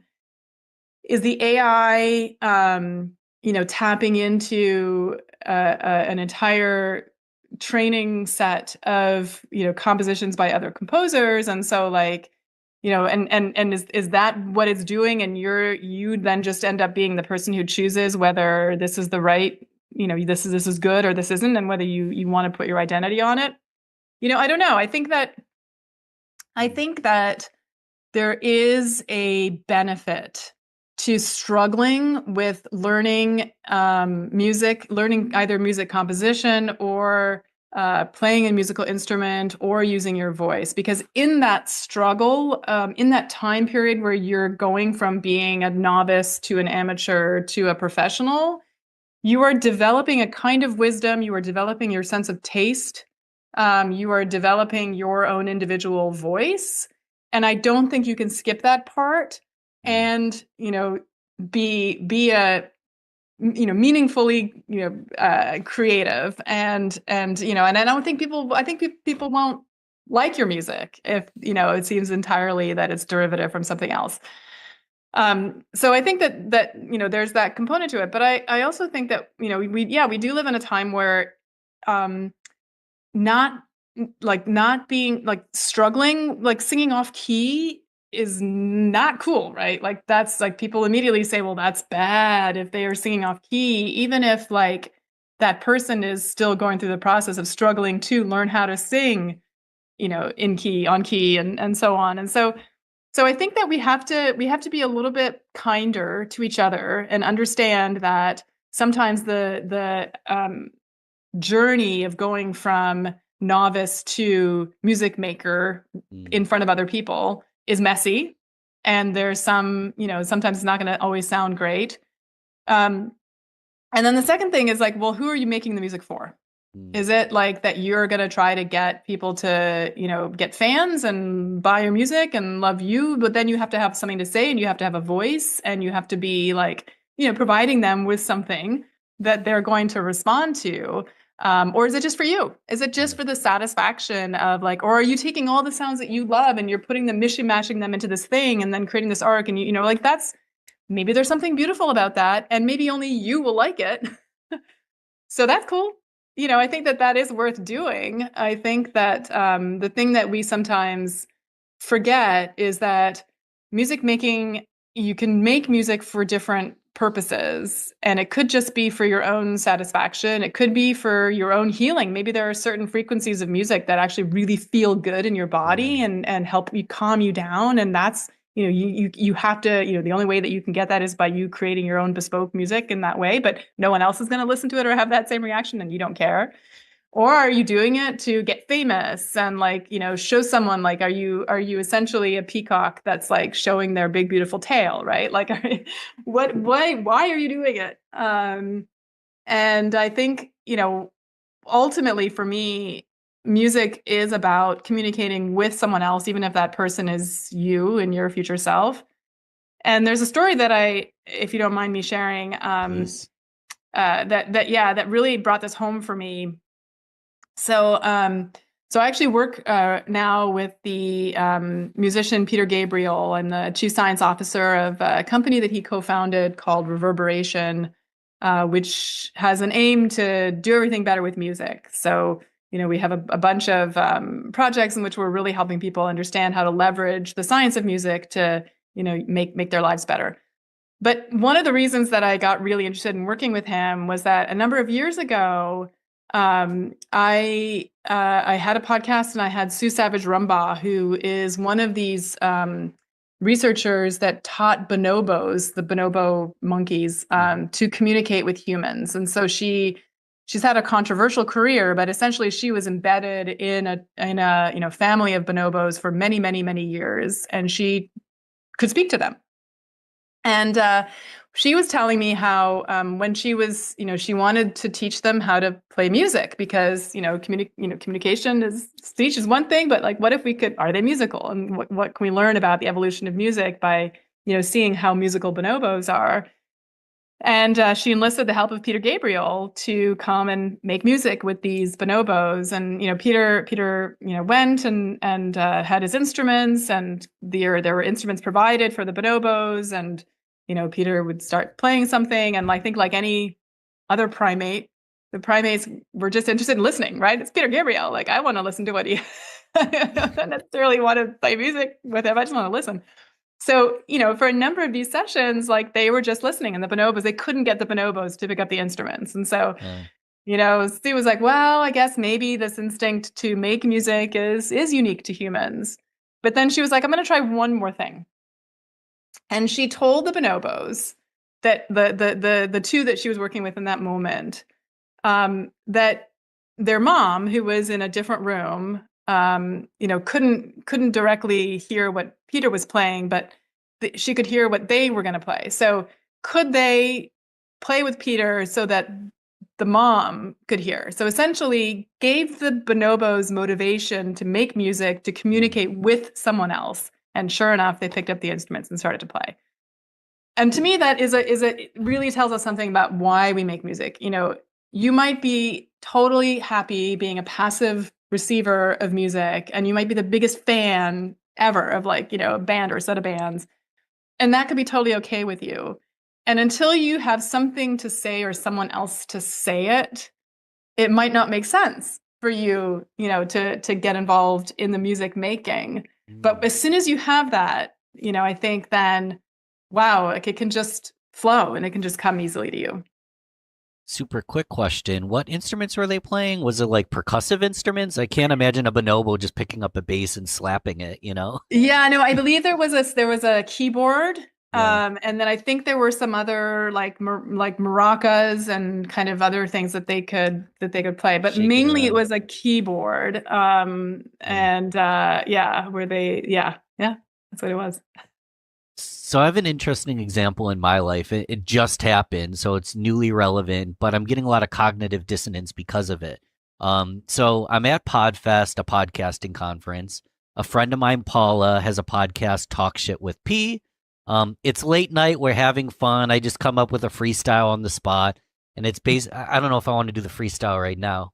But, Yes, you do. You 100% do. But I'm putting I like Jamaican music, I like reggae music, and I like to put on this like rude boy, like Talk Shit with P, feeling irie, hanging out at Podfest, you and me, going crazy, Talk Shit with P, and I'm just like freestyling. And then the next day, I take the chorus that I wrote, and I tried like 8 different versions, so I perfect the hook. Then I take her all her podcast info. So the description, the episodes, this and that, plop it into ChatGPT. I actually wrote a rap lyrics songwriter on ChatGPT. So it's a custom GPT that writes rap lyrics. Wow. So I take her podcast info. I say, this is the chorus, this is the hook. And then these are the lyrics. I want to put together like a Jamaican reggae kind of rude boy dance hall song. And it writes it and uses all like pagua, like Jamaican. I'm like, no, that's too much. I'm a white boy. So just do it in normal English. And then I used Suno AI to finish the song. And I ran it like 6 times with different prompts to get different versions. And I got the version I loved. So now I have the exact freestyle, but then there's verses, and all the verses are speaking about her podcast and her love of mental health and giving voices to the voiceless and all these things. And it's beautifully written. I did write the hook. I had the idea of reggae. So I kind of had the framework. And it felt really joyful. And I sent it to her and it stuck in my head. And she's like tearing up, like, this is amazing. And now, do I think that it will be a top 10 radio hit? Probably not. But we shared like a beautiful moment together. But where the cognitive dissonance comes into play is part of me's like, wow, I'm a really good songwriter. I'm really good at this music stuff. I'm singing my own songs in the shower now. But I didn't actually go through the process of truly learning how to play the music and writing the verses. Like, I skipped the hard part. It's like writing music on ultra easy mode. And then like the arrogant ego side of me thinks I'm such a great songwriter and musician, but I could possibly be stunting my capacity to learn a more traditional way and be an actual vehicle to create something that can't be done other than me. So there's this cognitive, oh, Ben's such a great musician. Oh, Ben really just is on easy mode. Like, am I actually, I get I'm creating music for a context. A quick example is I'd love to do something like that for a wedding, like go to a wedding and have all custom wedding songs. That'd be kind of cool. Yeah. But does that really make me a creative or a musician? Or does it just mean I'm an idea man and I outsource the creative to something better than me? You see where there's like a cognitive dissonance coming in? Yeah. I hear you. I think that, I think you're smart to think about it as a dilemma and to feel the dissonance, because I do think that, especially with the current LLMs, GPTs, there is a limit to how outside the box, you'll eventually get. So what we see is this some of the work that I've been doing with some colleagues at Georgetown and Penn State, looking at college application essays, for example, before and after the release of ChatGPT.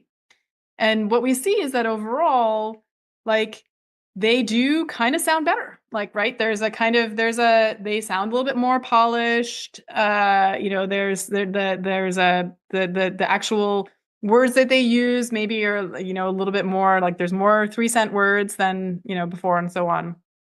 But there's a homogenization of the deeper concepts. So they become more similar to one another. So my question for you is, okay, you had this idea, you did this, this freestyle song for this podcast opportunity. Now, if you were going to make many, many more of these, especially if you started to do them for weddings, like how different from each other would they be? And at what point would the bride and groom be like, well, that sounds just like the set that you gave to our friends, and now it kind of feels cookie cutter and like not as original. Sure. Like, how long is that going to last? That's true of any creative idea. Ultimately gets old when it's overused, right? The question is, how do you come up with the next creative idea?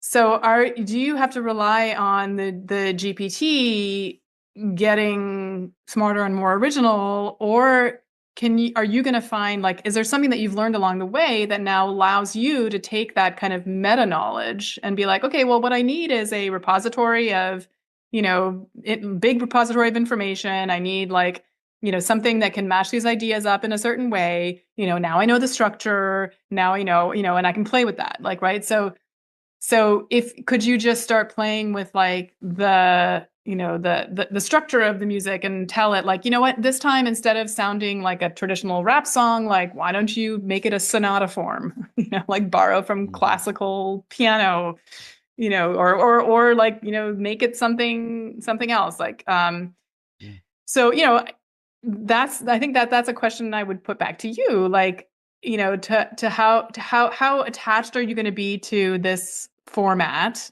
and how easy will it be for you once that format gets tired to find a new format that's now also creative? Are you a one-hit wonder? I mean, my instinct is that I would be tremendously attached, and it would only get harder. And I didn't even realize this callback would occur, but it goes back to the media detax.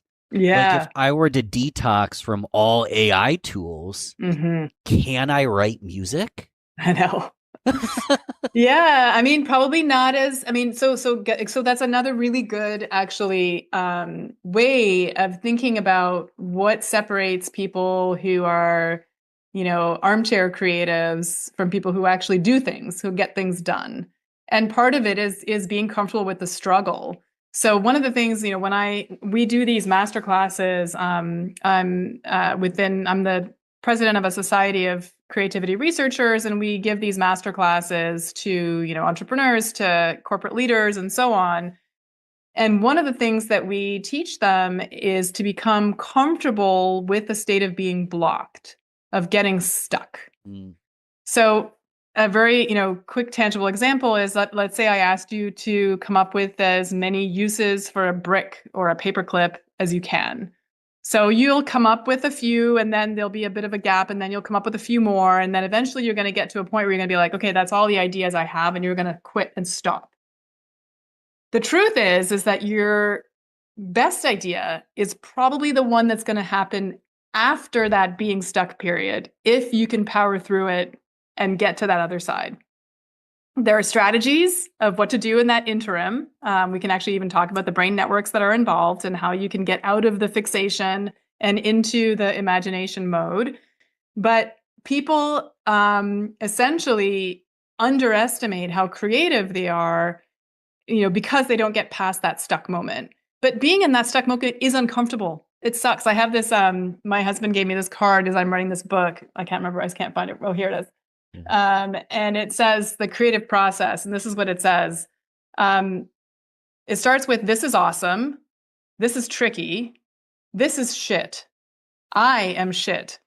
This might be okay. This is awesome. Right. And this is true of entrepreneurial adventures, right? You're in the depths of despair and so forth. But But you have to get past the I am shit phase in order to get to the real this is awesome bit. And that doesn't matter, you know, whether it's music making or anything, you know, building a business, like it's all the same thing. And so how do you get through that? Is the muscle that you have to build. Well, let's talk about it, because about a year and a half ago, I was in this I am the shit phase. And now I kind of feel like I'm in I am shit phase. Now I've been camping and traveling and not focused on my business, so it has taken a little bit of a plateau. And I have done hundreds of podcast episodes that creatively I do sometimes flatline a little bit. Mhm. So how do I get out of this I am shit phase back into the awesome phase?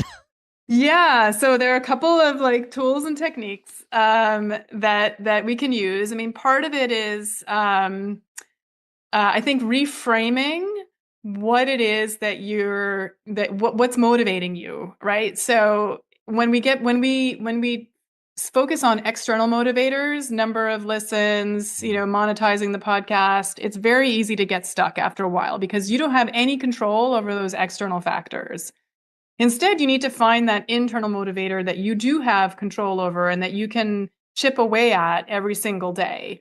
So it might be that like, well, you know, I just want to get to a point where there is no point in the conversation when I listen to it that I get bored. Or that at the end of, you know, like there's such a variety of people that I'm interviewing, like whatever that motivator is, whatever you think would make for a quote unquote good podcast or that gets you off that plateau, you know, being clear on what the motivation is for that might help you understand what are the steps that you need to take in order to meet that goal. But I also think that a lot of times it is about getting out of, if you've been doing the same thing, you need to go find inspiration elsewhere. And so that's you went and you had a lot of vacations, maybe you had a lot of downtime, maybe you needed to reset. But how much did you feel that you were inspired?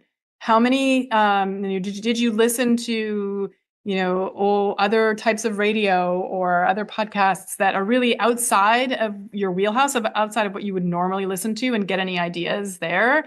Did you go to places where you experienced cultural phenomena that maybe made you feel a little uncomfortable, maybe were outside of your day-to-day?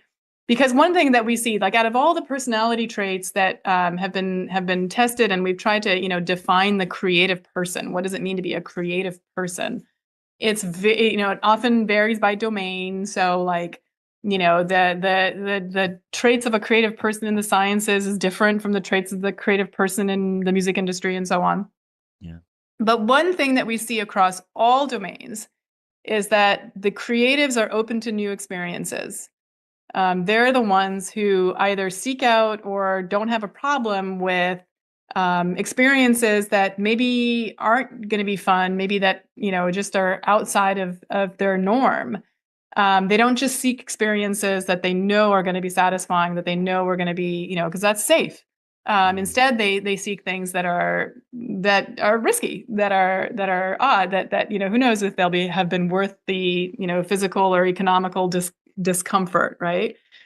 So that's what I would advise. I would say if you got to that place, seek inspiration elsewhere. Make some mindful notes when you do hear something that you think is good. Ira Glass talks about developing taste and how when you're listening to tape as a podcaster or as a storyteller, you have to be able to tell like what is good tape and what is bad tape. And, that just comes with experience. That comes with listening to a lot and understanding your own sense of taste. And also, if you're interested in what the audience thinks, what they respond to, like what their sense of taste is. So I have good taste. Good. I mean, it's easy for me to say, but the thing I'm struggling with, so you're actually describing something I do. I don't listen to many podcasts like my own. Like Great. I'm learning about like cults and human behavior and spirituality and then sports related stuff. Like business and marketing is actually kind of getting boring to me. But the Uh-huh. most successful podcasts and YouTubers generally, other than the big name people, are like incredibly hyper niche. And they'll talk Mhm. about podcasting for marketers in their first 5 years to get from 6 figures to 7 figures. And they're so specific, Mhm. but that's boring to me. Mhm. Mhm. I like being all over the place. So there's this like again a dissonance between like I like the creative journey. Like this is a more interesting conversation to me than another marketing 101 podcast, and I say that with Mhm. love. But yeah, it's Well, almost so I guess what I will say is that, so what are your how are you valuing your work against the work of these other individuals? Is it purely monetary, right? They're getting, 1 million views or listens or whatever, however you track it on YouTube these days. And so that's how, so that is that's a measure of success, is like purely by, that kind of a volume. you know what's crazy about it? When I extract the external, like I freaking love it. Like my favorite part of the podcast Yeah. isn't the editing, it isn't the promotion, it isn't anything but being in it. Yeah. Yeah. I love doing the podcast. I love the creative process. I love the learning thing. It's the external elements of, it's been 5 years, you should be farther along, or you could have done it this way. It's the external stuff that almost like sucks the Yeah. true love and creativity out of it, which is tough. Like, do I just start a cover band and play Fleetwood Mac and the Grateful Dead? Or do I try to create something that's never been done before? Yeah. One's Yeah, gonna well, sell exactly. more I mean, tickets. Yeah. that's always the creative's dilemma, right? And like, I think I'm a believer that like, you eventually, if you keep, if you're a cover band, your higher end is limited, your legacy status, your ability to build is limited, right? Like there is going to be a time window in which you might find some success, but then after that, or a certain amount that you can rise, but then you're going to hit a ceiling. Whereas if you're really following your own creative ideas and you're really true to that, it's much riskier. 99% of the time, you're not going to get to that same level of comfort. It's like the difference between a lifestyle business and a unicorn, right? Like, I think that there is more of a potential that you would have a unicorn. Well, at least the potential is not zero. Whereas I think in a lot of these cases where you're comfortable, that the chances of it being a unicorn are zero, or close to it anyway. So I think that's sort of, but what you're speaking to, what you're touching on, is something that people who study organizational creativity have known for decades. This comes back down to Teresa Amabile's work at Harvard, which shows that these external motivators do kill creativity. So if you take a group of people and you say to them, we need a flyer for our event or a marketing campaign for our client, and whoever gets the best, whoever wins the client gets the bonus, and they're all competing. If they're thinking, well, I'm only doing this so that I can get that bonus, the creative output suffers. Whereas if you say to them, if you set up, even if it's competitive, you set up a situation where you've got a whole bunch of teams and you say, I want to see who comes up with the best marketing idea. And there's no mention of the external motivator. It's just who's going to come up with like the winning idea, or like whatever, the best idea. In most cases, that's actually, they come up with a much more creative solution, and then you can reward that and give them the $50,000 bonus, so that the next time they're put into that situation, they kind of have these warm, fuzzy feelings about it and they're continuing motivated. But the difference, that's a really big, we know that when you're trying to be creative, you have to feel like it's coming from inside of you. It has to feel like it's something that you want to do. This is why people talk about passion, and all of that is essentially just internal, intrinsic motivation, because extrinsic motivation is only going to take you so far. And this changes a little bit depending on whether you're like an elite athlete versus an amateur athlete, or an elite creative versus or an amateur creative. I don't know what that, how you make that distinction, but so the elites tend to thrive more under, competitive situations than, the amateurs are quicker to give up when they feel that sense of competition, or they feel themselves being evaluated in that way. But I think that's just because the elites are used to it. I mean, they've just done it for longer. They've gone up, and they're more resilient in the face of rejection because they've probably been rejected much more, and they're more immune to it, right? They have, it's not. They don't, it's not, they didn't just go for one job and then not get it, and now they're licking their wounds. They've gone for 100 jobs and they didn't get 99 of them, but the one they got is the one that they're thriving at. Yeah. Wow. Is this the kind of stuff you talk about in your LinkedIn Learning? Yeah. So I have this course on LinkedIn Learning called Building Creativity from the Brain Up. And this course came out of frustration that a lot of us creativity neuroscience researchers felt, which is that we see a lot of people talk about dopamine, and we see a lot of people talk about, the creative brain and so on, without really understanding what the creativity neuroscience has learned over the last 10 years. And so we kind of wanted to demystify creativity a little bit, get rid of some of the myths out there, like right brain, left brain creativity. That's a big myth.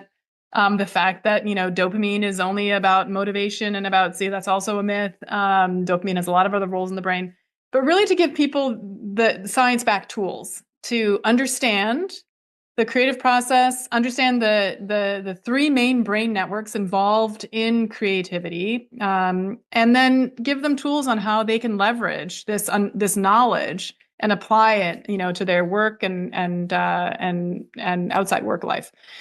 And so that's the goal of the course. I hope we accomplished at least a part of it.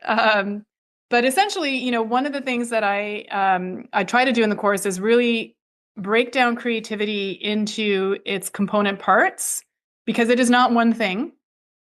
And there are different stages of creativity. There are different ways to engage with creative work. And these different brain networks are involved at different steps along the way. So there's a time when you need to be focused and deliberate, and you need to use what we call the executive control network to really get things done. And usually in the beginning, when you're trying to prepare for being creative, to gain the skills that you need in order to be creative in that domain, when you need to really construct the problem that you're trying to solve. That's very important, is to have a clear problem that you're going to be attacking. You need all this prefrontal cortex based executive control active, but then you need to turn it off. And there are these stages in the middle, you can call them illumination or incubation or, whatever you want to call it. There's these stages in the middle where you need to let your brain do its own mind wandering and, its own imagining. And thinking too much in this prefrontal executive control type of way gets in your way. So there's sort of strategies that we talk about, which helps you get into this other mind wandering imagination state network. But then once you get that good idea, you still have to activate it. And there's still work to be done, right? A lot of us get to the great idea and we think, okay, I'm done. I have this great idea. But no, the real, whether or not you're going to turn that idea into something tangible and useful comes in this last part, where you need to activate your executive control network. You need to, really go and reiterate. And it's an iterative process, but I mean, that's essentially, that's sort of the core of what we're trying to get people to understand, as opposed to getting into these, creativity blocks, which is to say, oh, I'm not a creative person, or I just don't have that many ideas, or the opposite, which is, no, I'm a very creative person. I have all these great ideas. I don't understand why, I'm not more successful than I am, because I'm so creative. And so just to sort of help people understand, what are the steps involved, and really get real a little bit about what's happening in your brain when you're engaging in creative work. I'll make sure I get a link for the notes. This is a LinkedIn Learning, is it? Yeah. Where do we find it? I guess we'll just so there's a link I can share with you. You can go to my LinkedIn page, which is just my name, Andrea Viscontas, and it's in my right in my sort of bio area. I think there was a time recently when it was they made it free, so you could watch the whole course free. I don't know if that time period is now over. But usually you can also, if you sign up, you can watch a certain amount for free and then, cancel before. I mean, no, I'm not saying that, right? But you know what you're talking about. But yes, it's on LinkedIn Learning. There are if you're interested in the work of the society, it's our website is T, like the letter T for the sfnc.org. So it's the Society for the Neuroscience of Creativity.org. And we had to add the T because there's another group called SFNC, and they're the Shiba Inu fanciers of California. So they like Shiba Inus. They fancy Shiba Inus, the dog. Oh. That's not us, although no. I kind of wish we could do a joint conference, because like bringing a whole bunch of creativity researchers and a whole bunch of Shiba Inus into a room is like a dream. But yes, tsfnc.org. We have an annual meeting. We have a bunch of resources that we'll be posting up there too, that can kind of get people a sense of what it is that we do and how we might be useful to them. And you don't need to be like some expert to understand and get value from this. This is good for someone who's just learning and beginning as well. So the LinkedIn Learning course, for sure, is all about, you don't have to have any expertise at all. But if you have some expertise, I think you'd still find it, useful. But yeah, the idea is that this is really for people who maybe don't even consider themselves to be creative. For HR professionals or, people who are told that they need to make their workforce more creative in the age of Gen AI and don't know where to begin. Like, this is great. This will get them started. And then just in general, people, I think people who are sort of, thinking about understanding that creativity is going to be one of these human capabilities that is going to be more and more in demand in the future workplace. What is it and how do we assess it and how do we enhance it? I think that's what it's hopefully a good introduction for. So I have a ginormous question that we could probably do a whole podcast on, but I mentioned that I had all these questions and then we went one path and we didn't even get to this. So take as long or as short as you want. But my big question is, where did you learn all this stuff? Like, when you were a kid, were you like, I'm going to go to UCLA and become a PhD and study neuroscience? Were you like, I want to be a singer, I want to be a performer? Maybe you wanted to be an astronaut or a ballerina. Like, where did this begin? How did you learn this stuff? Because I don't think it was an overnight decision. It was not. It was not. And I will say that, like, I often get, students or people in their early 20s reach out to me and say, you have this really interesting career and like, how do I get there? And my answer is, because it certainly was not a direct path. But okay, so truth be told, when I was a kid, when I was 11, I was in my first opera on the stage of the Canadian Opera Company in Toronto, where I grew up, and I was totally hooked. I mean, it was the most amazing experience for an 11-year-old kid, wow, to go out on this stage and be a part of this magical, massive production. And I was like, I want to do that.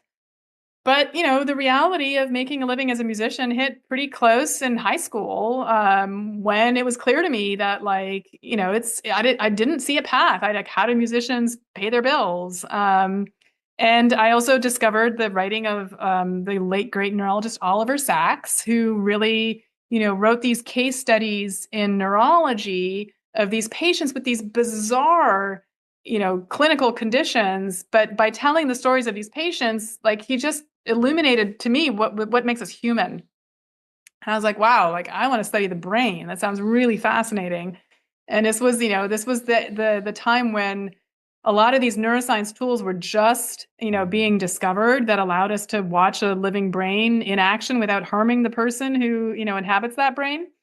And so when I did my undergrad and I did a specialist in psychology and neuroscience, but then after undergrad, I left and joined the circus. Essentially, I moved to London and worked as an usher at the Royal Opera House. And I was like, it's opera 6 nights a week, and I was training, and I was like, what I want to do.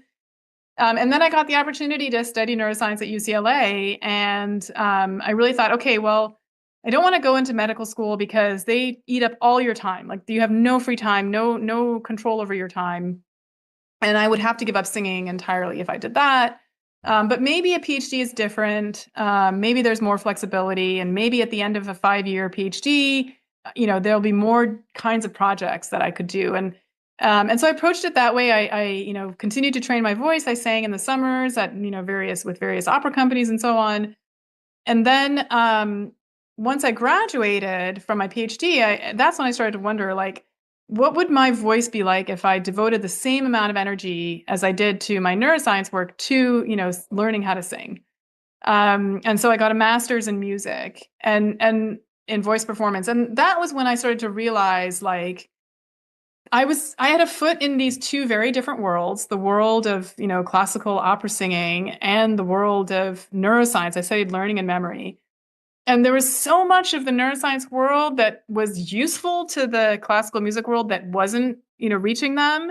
And there was so much in the classical music world that would have been of interest to, the neuroscientists who were interested in creativity that wasn't reaching them. And I felt like, okay, I can be a bridge because I speak both languages. And so for the rest of my career, I spent a lot of time bridging the two. I also discovered science communication. I had my own podcast from like 2012. So like way before it was like a whole thing. And yeah. And so over the course of my career, what I have learned is that kind of three things. One is that for me, instead of thinking about a career trajectory, I think about what projects am I interested in doing. And so I go deep dive into specific projects. And then once that project is over, I move on to the next project so that I'm not, always kind of just being a dilettante in a bunch of different things. I sort of do these deep dives, knowing that project is going to have an ending and I will be able to do something else afterwards. And then two, that leveraging my training as a performer for the storytelling elements of, the job is really important and really useful. And that I can bring to whatever project I'm working on. Every project benefits from good storytelling, whether it's to get funding, whether it's to, build an audience or what have you. And so I keep that in mind all the time, that whatever it is that I'm doing, has a good communication side of it, has a good story element to it. And then the third one is to pivot when necessary and always make sure that I know, like, where the market is for whatever it is that I'm doing. So during the, COVID-19 pandemic, when the opportunities for opera dried up, I pivoted to, thinking about music as a tool for health and wellness, because all of a sudden we were interested in health and wellness. And so that allowed me to then, pivot into that space. And I took a deep dive. I didn't just do it, in a dilettante way. So that would be my advice to people now, is saying, if you're interested in being like a multi-hyphenate, or what do you want to call it these days, make sure that the projects that you're doing are substantial. They're not just like, little one-off things. Stay true to whatever story it is, that whether it's the story of how you're talking about your career or the, project at hand, I think is really important. And then keep your eye out for where the market forces are, so that you don't get stuck too long in one place that is never going to make you any money. It's kind of like the old adage, wherever you go, there you are. Yes. You're bringing yourself. The last thing I want to do is look in the mirror and wonder who the heck I am. Yeah. Exactly. Because there's only one you. And there's, if you're trying to be someone else, or you're trying to be, this is so cliche, but this is actually what the Gen AI tools do, right? Is they homogenize us. So you need to stay true to who you are, because that is the only thing really that can separate you from everyone else. How do you, I want to go for another 5 hours, but how do you recommend we learn more? What's our next move to learn more from you? Grab a book, LinkedIn Learn. We talked about a bunch of things. We didn't talk about how music can make you better, your book. Here I have a copy of it in Swedish. Bättre med music. Oh. So anyway, yes. Very proud of that particular translation. I do not at all. No, I have no idea what that book says. I'm assuming it's a good translation. I have no idea. Yeah, so my website is just my name, andreavisconis.com. There's a form at the end of it where you can contact me directly through Squarespace, which is the hosting site of my website. There's also a lot of my other work is there, whether it's video series. My podcast, Inquiring Minds, which is a long-running podcast, we're on hiatus at the moment while I'm writing my second book. But I hope to start launching that episodes there again, maybe in the summertime. But I have other podcasts that I've done that are kind of evergreen, like Radiant Minds, The World of Oliver Sacks, which is an Audible original, and then Cadence, which is my podcast on music. But yeah, so that's how people can get to know what I'm up to. And there's my lab. I run a lab at the University of San Francisco called the Creative Brain Lab, and you can see what we're up to there. And yeah, that's my hub. If you're open to it, I want to get my hands on your book the moment it's ready, your new book. Oh, awesome. And great. Yes. If the audience isn't opposed, we'll have you back because this was fun. I would love that. Yes. Well, thanks for taking the time. This was a lot of fun today. It's my pleasure. Thanks, Ben. How do you get to 1 million views a month? Do you want to model after the guy that's selling Lambos right now, or do you want to model after Warren Buffett? Okay, if so, it's Warren Buffett. Then why don't you look at everything he's written? I'm here today with Eric Siu. You're brilliant, man. Eric is a digital marketing expert and agency owner at Single Grain. By the way, the talking to customers never stops. Like, you have to build that into a muscle. If you want to fail as a marketer, work alone. Like, turn on the ads for what? Like, you haven't even tested it with hand-to-hand combat. You should nail it before you scale it. We put the cart before the horse, and we're more focused on making money than adding value. Imagine you when you start something out, it sucks, right? Like, it's a turd. What's the phrase people use? It's like, if you polish a turd, it's still a turd.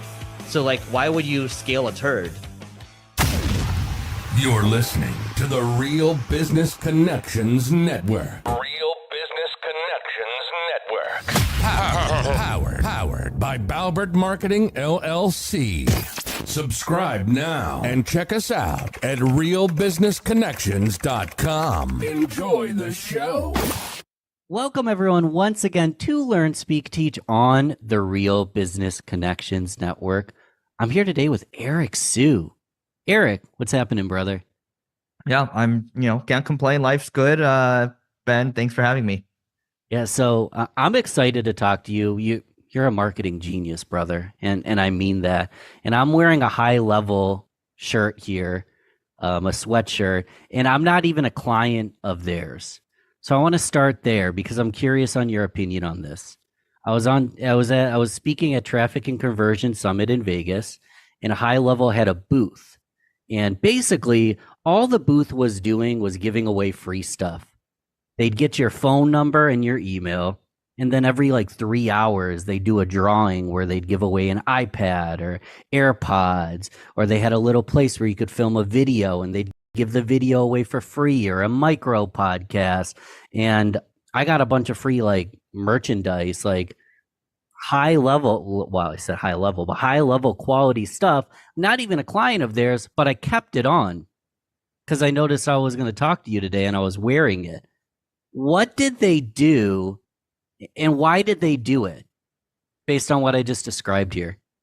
Yeah, so first and foremost, thanks for the kind words. What I would say is there's a good example of this. There's a similar story where one of my friends, he sold his company for about $250 million.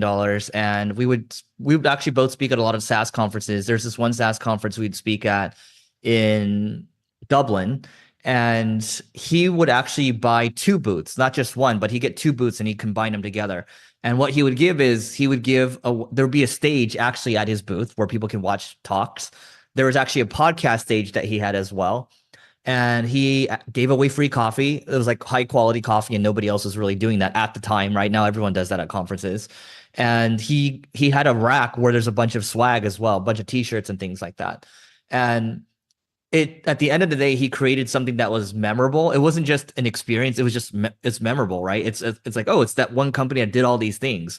And inevitably, so he had a pricing agency, right? It was called Price Intelligently. And then it eventually evolved into Profitwell.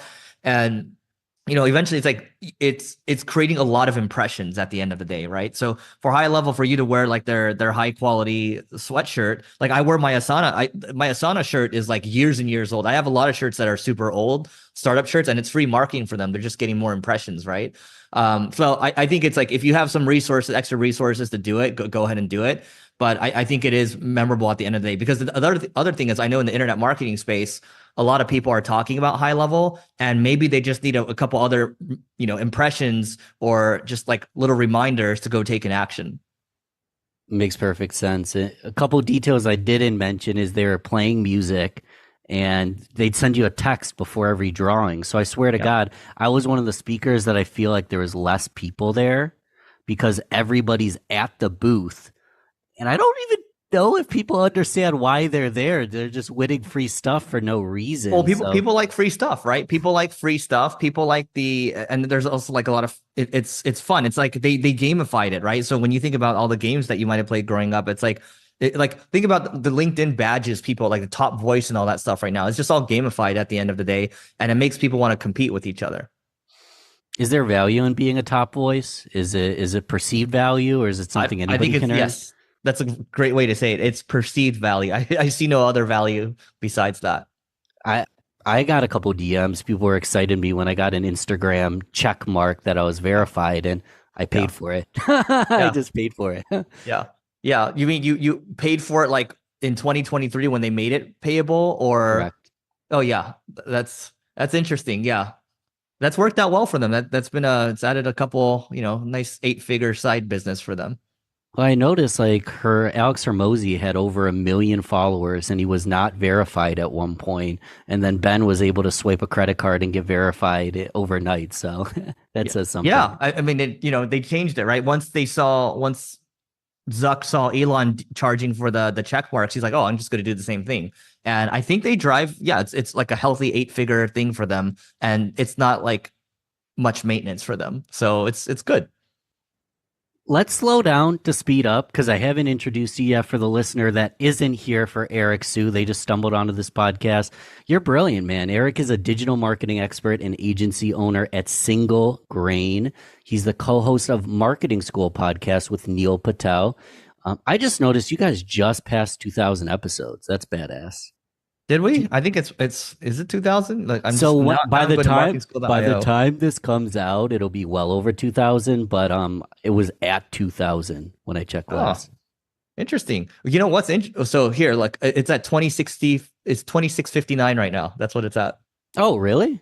Yeah. When I went to Apple Podcasts, it said 2,000. So really, yeah. Interesting. You mean like in the description or something? In the description in the top left, yeah. Yeah, I mean that's I think they probably cap out at 2,000 or something. And you have tens of millions of downloads. Have you tracked that?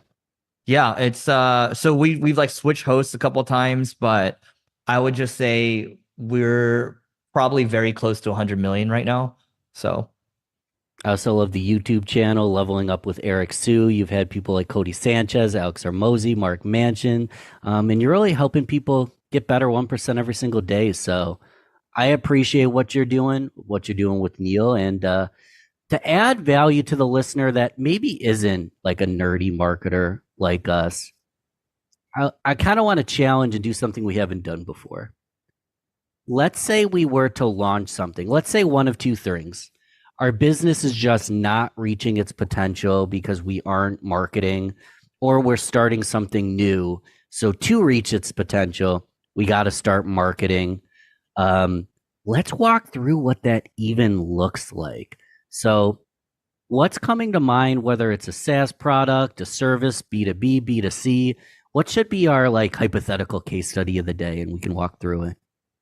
Let's use my business as an example, because I'm sure there's a lot of agency owners, service people listening to this. So service means you're just providing a service, like whether it's plumbing or interior design or something like that. And so let's say hypothetically you need, I don't know, 50 leads per month, 50 qualified leads. So these are people that are hand raisers. These are people that are qualified to work with your business. There's like the perfect leads, right? You need 50 per month. Now, most people that be like, oh, okay, well, what do I need to do to get to 50 leads per month? Now, the problem with that is that you're very constrained in that thinking. So how you might want to think about it is, what do I need to do to get 500 leads per month, qualified leads per month? Then that thought exercise removes those constraints and it forces you to think a lot bigger. And so, for example, like for us, what's working really well is programmatic SEO. And so I went to our developer and I said, hey, like, okay, what would we do if we wanted to 10x our goal? And he said, oh, we just go all in on this, but in like all these other areas, this. And he's like, I'm on it, right? And that like freed his mind to go do that. And so I would say like whatever industry that you're in, it's like, so for some people, by the way, like if you're doing plumbing and you're getting a good amount of leads from Instagram reel ads or something like that, or Instagram reels right now, it's like, okay, how do you 10x that? Well, you're going to have some reels that pop off, and like, how do you go hard on that with TikTok ads, Instagram reels ads, YouTube shorts ads, if those aren't available yet? But you get my point, right? And then you add a call to action at the end of it. So that's just going a little extra mile, and that's now you're able to 10x it because you can spend on ads for this stuff, right? And so I think it just like, you want to first ask yourself how you can set the goal a lot higher, because that gives you a margin of safety. Like even if you shoot for the moon, you're going to land on the star. Shoot for the stars, land on the moon. And yeah, most people constrain their thinking, and that's why they aren't able to get to where they want to go. So constrained thinking, and it really is as simple as what's working and popping off organically. Let's modify it and beta test it as an ad. Yeah. And like, that's like one example. If like reels are doing well for you, I think the problem is a lot of people, guaranteed, a lot of people that go to like a conference like Traffic and Conversion, which is a great conference, right? But I remember when I went earlier in my marketing career, I was listening to every single talk. I wanted to do every single thing, and I would come back from the conference super motivated. The problem with that is when you split your resource so much, and Peter Thiel actually said this well. He said that, look, you try 5-10 different things, you split your resources. That is the worst way to go about things, because you can say, oh, all these things are complementary, blah, blah, blah. But the reality is you're only capable of so much. I don't care how smart you are. I don't care how talented you are. I don't care how rich you are. It's just like, you're only one person. And by the way, like, if you're the only founder of the business, you are the one that's incentivized to push the hardest. Like, you can't get distracted. So I'm imagining a huge bucket with a lot of water, and then you pour it into a bunch of smaller buckets, and then none of the buckets have hardly any water in it. But the first bucket was overflowing. So we do want to have maybe a couple buckets to share it in. How do I know what my buckets are? Like, so I'm doing well, I have some momentum. How do I know like what's working and what to focus on because of the analysis paralysis of all these different ideas? How do I know what to choose? Yeah. So in software, people use this concept of product market fit. And product market fit just means it's the product or service is flowing, right? Like, it's just selling, like you're getting leads, you're closing. And, you know, I think about this Peter Drucker quote as well. It's there's only two things that matter in business. One is innovation. The second one is marketing. So as long as you're driving leads and then you're innovating, if you're innovating well, like you're probably not going to have that much of an issue closing too, then you're going to be fine. So I would just say that at a very high level. But I just want to be a little more precise here. What was your question again? So I make sure I get it right. Okay. So I have a overflowing bucket. Now you could just get the same bucket and do the same thing, I imagine, just flow into that one. But let's say I have all these different ideas, different smaller buckets that I could work on. And I'm already kicking butt at the one thing, but I want to integrate something new. I have 12 options. How do I know which one to pick? Yeah. So, okay, do you mind if we use you as an example? Yeah, please. Okay. What's your main business, Ben? So it's shifted. So it was originally local marketing, for beta service-based businesses, and I'm shifting more to podcast marketing and influencer marketing. Got it. So it's services business, correct? Yeah, it is. Got it. And then do you what are the other things that you might want to move into? Oftentimes it's like considering other platforms, like Traffic and Conversions is a great example. One of the ladies talked about 7-second reels, how those are going really well, virality in that, building a community, how to do that. And it's like, I could start a Mighty Networks community, a Facebook community. I can do reels. I don't use TikTok. I could do TikTok. LinkedIn's where most of my clients come from. I can just inject more steroids into LinkedIn. There's lots of options at this time. Okay. Great. So we're talking about the marketing mix right now, kind of, right? Yeah. Okay. So LinkedIn, how many impressions are you getting? How many views are you getting per month right now? I really should know. In the tens of thousands, but not incredible. Okay. So how do you get to 1 million views a month? That's a You know good what I mean? question. Because so that's the thought exercise, right? Because the thing is, you're saying you're getting clients from LinkedIn. It sounds like there's some potential there. Now, if you're getting tens of thousands of views, it's like it's okay, but it's not like amazing. And there are people for a fact that are getting millions of views per month, right? I actually read about this on Twitter the other day. There's a guy that's probably in his 70s, 80s or so. He's still selling real estate, commercial real estate in New York, and he's just writing all these stories on LinkedIn. And over the last 90 days or so, he got 10 million views. And you have to bet that of that 10 million, he probably got at least a couple of leads from that. And so, and we know that podcasting is growing as a medium. And so the question is how you can do this thought exercise later. How can you get to 1 million views a month?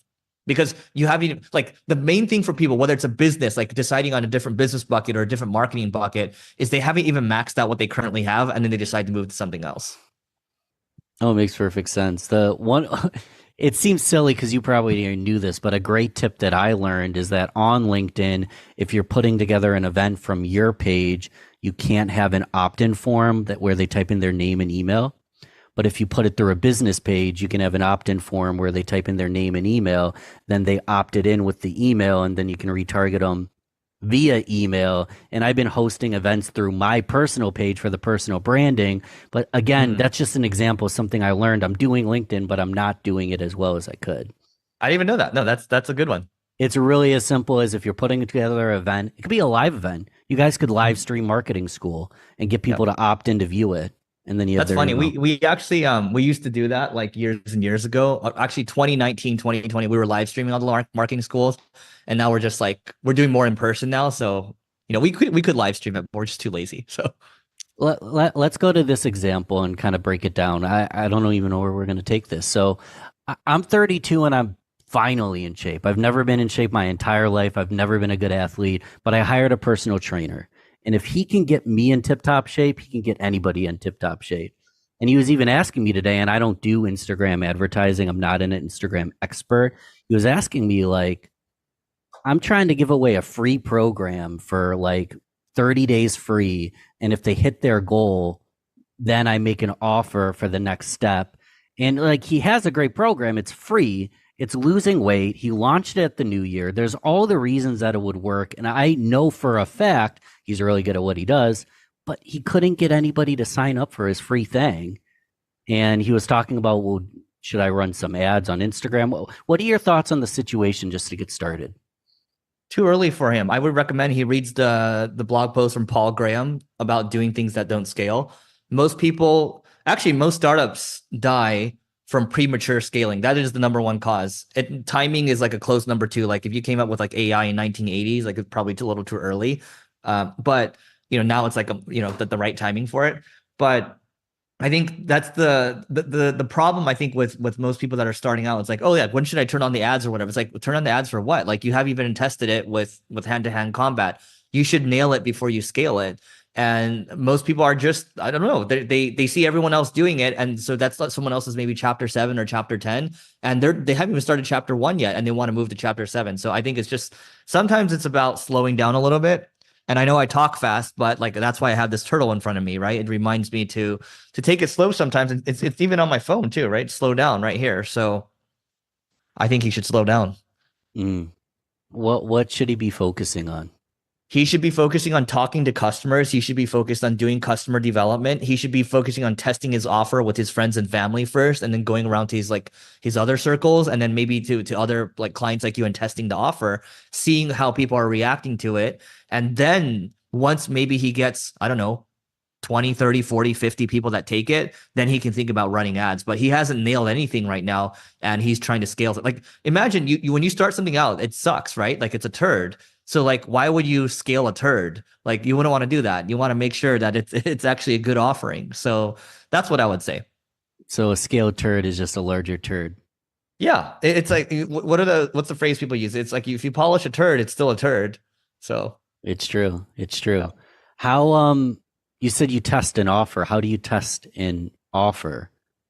I'll give you an example. So there's a company I invested in called Levels. And they have it's basically a continuous glucose monitor that you put on, but it looks at your blood sugar. It's basically measures a lot of things with your biometrics, right?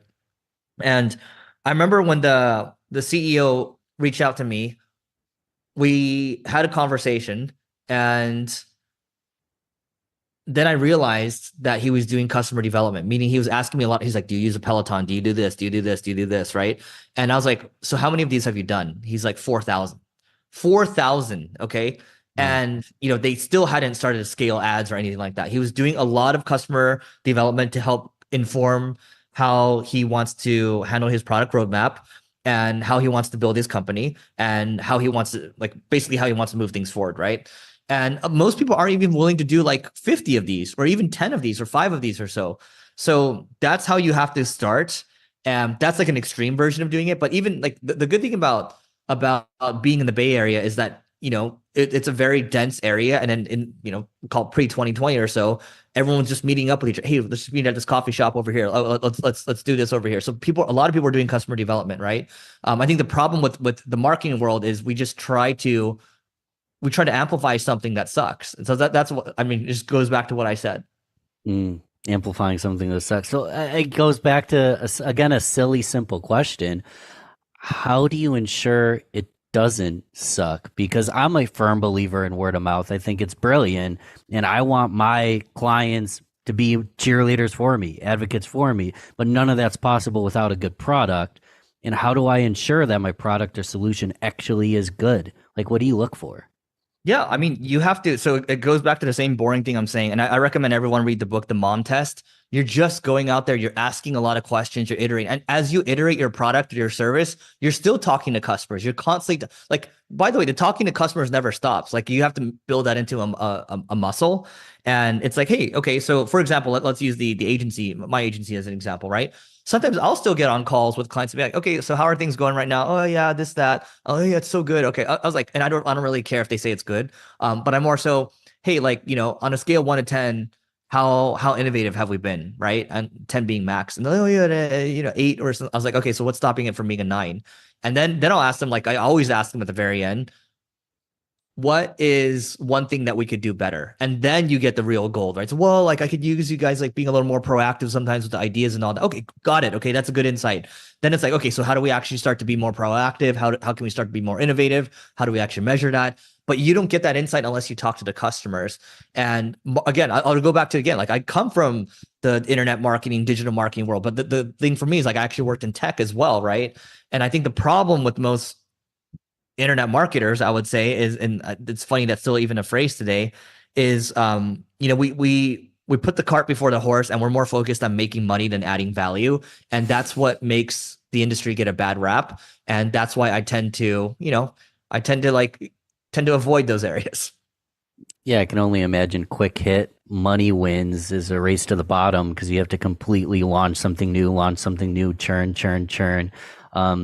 I forget courses. exactly. Let's use courses as an example, right? Yeah, please. When you think about all the people back in the day, it's like, oh my God, they're making so much money. I'm not going to name any names, right? But it's constantly here's a new course. And then a quarter later, here's another launch. And then here's another launch. And it's nonstop launches, right? And then I remember helping some of these people with their course. And there's some of them there's some people you work with in the business world are super humble. They're super kind. They're super generous. And then people in this world are just super money driven, which is I guess that's fine. But the part that's not fine is maybe they're not humble. They don't treat their staff well. They're in a sense they're pretty rude, right? So I think you have to use the right incentives to guide what you want to do for the long term. Otherwise, you're going to end up like that. Yeah, we don't want to be that. And I noticed, to step back a moment, you had an inflection point on the term internet marketers. Talk more about that. You don't like the term? Yeah, I would say I started learning from internet marketers when I was 22 years old or so. And then as I started to explore more, so 22, I started working for different companies. I started working for media companies, for agencies. Then eventually 25, I became a VP of marketing for a tech startup. And I just saw all these different worlds, right? Where these people are building multi-billion-dollar companies and they're just trying to improve the experience for all their customers, right? But then when you look at the internet marketing world, it's what's the next offer I can push? What's the next course I can sell? What's the next thing I can sell even though I don't have any knowledge, right? So it's it's again, it's ass backwards, right? You put the cart before the horse. When you think about how you can build something for long term and then work with long term people, play long term games, that becomes that it forces you, because you're thinking long term, it forces you to be humble. Because if you can't think long term, you're very short term minded, then like you're just all about yourself, right? But if you're long term minded, like a Warren Buffett or Charlie Munger, you can't quite see them here, but they're both over here. These two guys, like they remind you to be patient, they remind you to be humble, they remind you to stay focused, and look, they literally have the blueprint, so just copy them. And anyone listening to the audio, you've got a ton of books behind you. Yeah, and there's a stack. There's like 2 stacks over here too. So, all right. So, quick question: it's fair to assume anyone who's a business owner, an entrepreneur, revenue driven, they have to market whether they know they're marketing or not. Correct? I believe everyone needs to know marketing, because going back to what Peter Drucker said again, like, and I think this should stick with people. It's like 2 main things that matter in business, man: innovation and marketing. It's not, there's no talk about sales or anything like that. It's just like marketing, innovation. That's it. I like to add in communication, the ability to communicate that message as well. Physically, I'd say that goes into marketing. So it's fair to assume it's required. Let's talk about, what does a crappy marketer look like? And then we'll talk about what a good one looks like. But what does a crappy marketer do? Explain a crappy one. So let's do this. So Charlie Munger has this thing he likes to do called inversion, right? So you always want to invert. Yeah. So basically, what do you need to do to be a crappy marketer, which is the question you asked, right? So 1, you need to never talk to your customers, which I've been like pounding the pavement on, right? And a lot of marketers don't do that.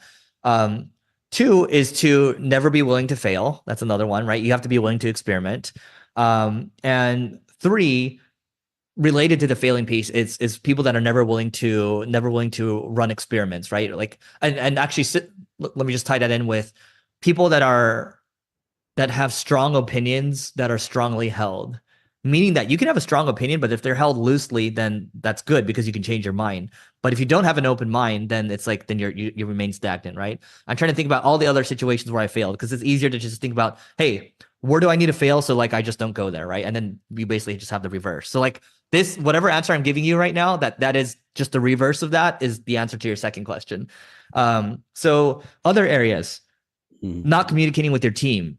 So that's another big one. And like, I made things really difficult for my team back in startup day, when even though we had like a record day in sales, it made everyone hate me, right?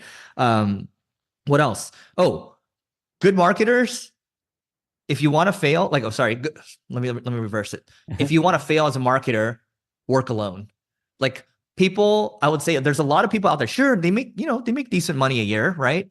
But the ones that have learned how to scale and build a team around them, those are the ones that really get leverage. And so if you want to fail as a marketer, operate in a silo. So those are just a couple that come to mind. I love what you did there. So to simplify it, you're basically saying, if I were to fail, this is what I would do. Yep. And then you're unveiling what you actually need to do to be successful, kind of by focusing on the negative first. Yep. And by the way, here's the last one I'll add there, Ben. So yes to what you said. And I would say failing marketers, they're the worst marketers. They never learn. They're not improvement obsessed. In case we missed anything, that'll get us to the next stage. That'll get us to a high class level of marketing. What do the world class marketers do? Is there a secret that people just don't know about, or is it really as simple as the fundamentals? Like, what do the world class marketers do?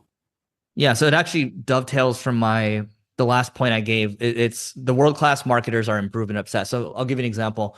In about 13 days or so, there's a group of us getting together, and these are all people that started as marketers mostly and became. They're all really great marketers, but we're all entrepreneurs now, right? Like one is Syed Balki, he's got the WordPress holding company. Another friend, he's got like a $350 million a year telecoms company. The other guy I mentioned, Patrick Campbell, who sold his pricing agency for $250. Like we're all getting together. And whenever we get together, like we got together in Turkey last year, and that was a fun time. We went to Bodrum, and so we go to cool places, but we don't party, right? We're just there to learn from each other. We're just there to hang out with each other. We're there to play basketball, tennis, and all that. And so I would say the best marketers are improvement obsessed, and that improvement obsessed piece leads to, for example, you going to events, you eventually speaking at events, right? Or them joining masterminds and then putting together their own retreats or putting together their own dinners. They're very good at connecting with people that are higher level, and they're very open-minded about learning from each other. And they're also very, I mean, they the really great ones are always humble. They don't really talk about how rich they are. They don't really talk about this and that. They just talk about, hey, this investment they're making, they're traveling over here, this and that. And yeah, that's what I would say. So if you're a really good marketer, you're up and coming, even if you're like mid-20s right now, you can put together your own dinners. Like that's what I did. I was broke at the time. Our first dinner, I got a bunch of marketers together. I only had a half-eaten bag of chips for us to eat, right? So we're super poor mode.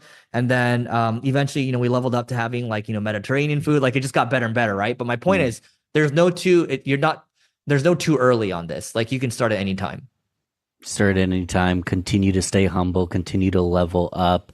And wow, this is kind of a hot take. You'll understand my opinion really quickly on this, but I'm curious on yours. I see so many people like renting a Lambo, even renting a model to pose as their friend on some, boat that they rented. And it actually converts. It actually leads to sales and actually leads to the Lambo eventually for a lot of people.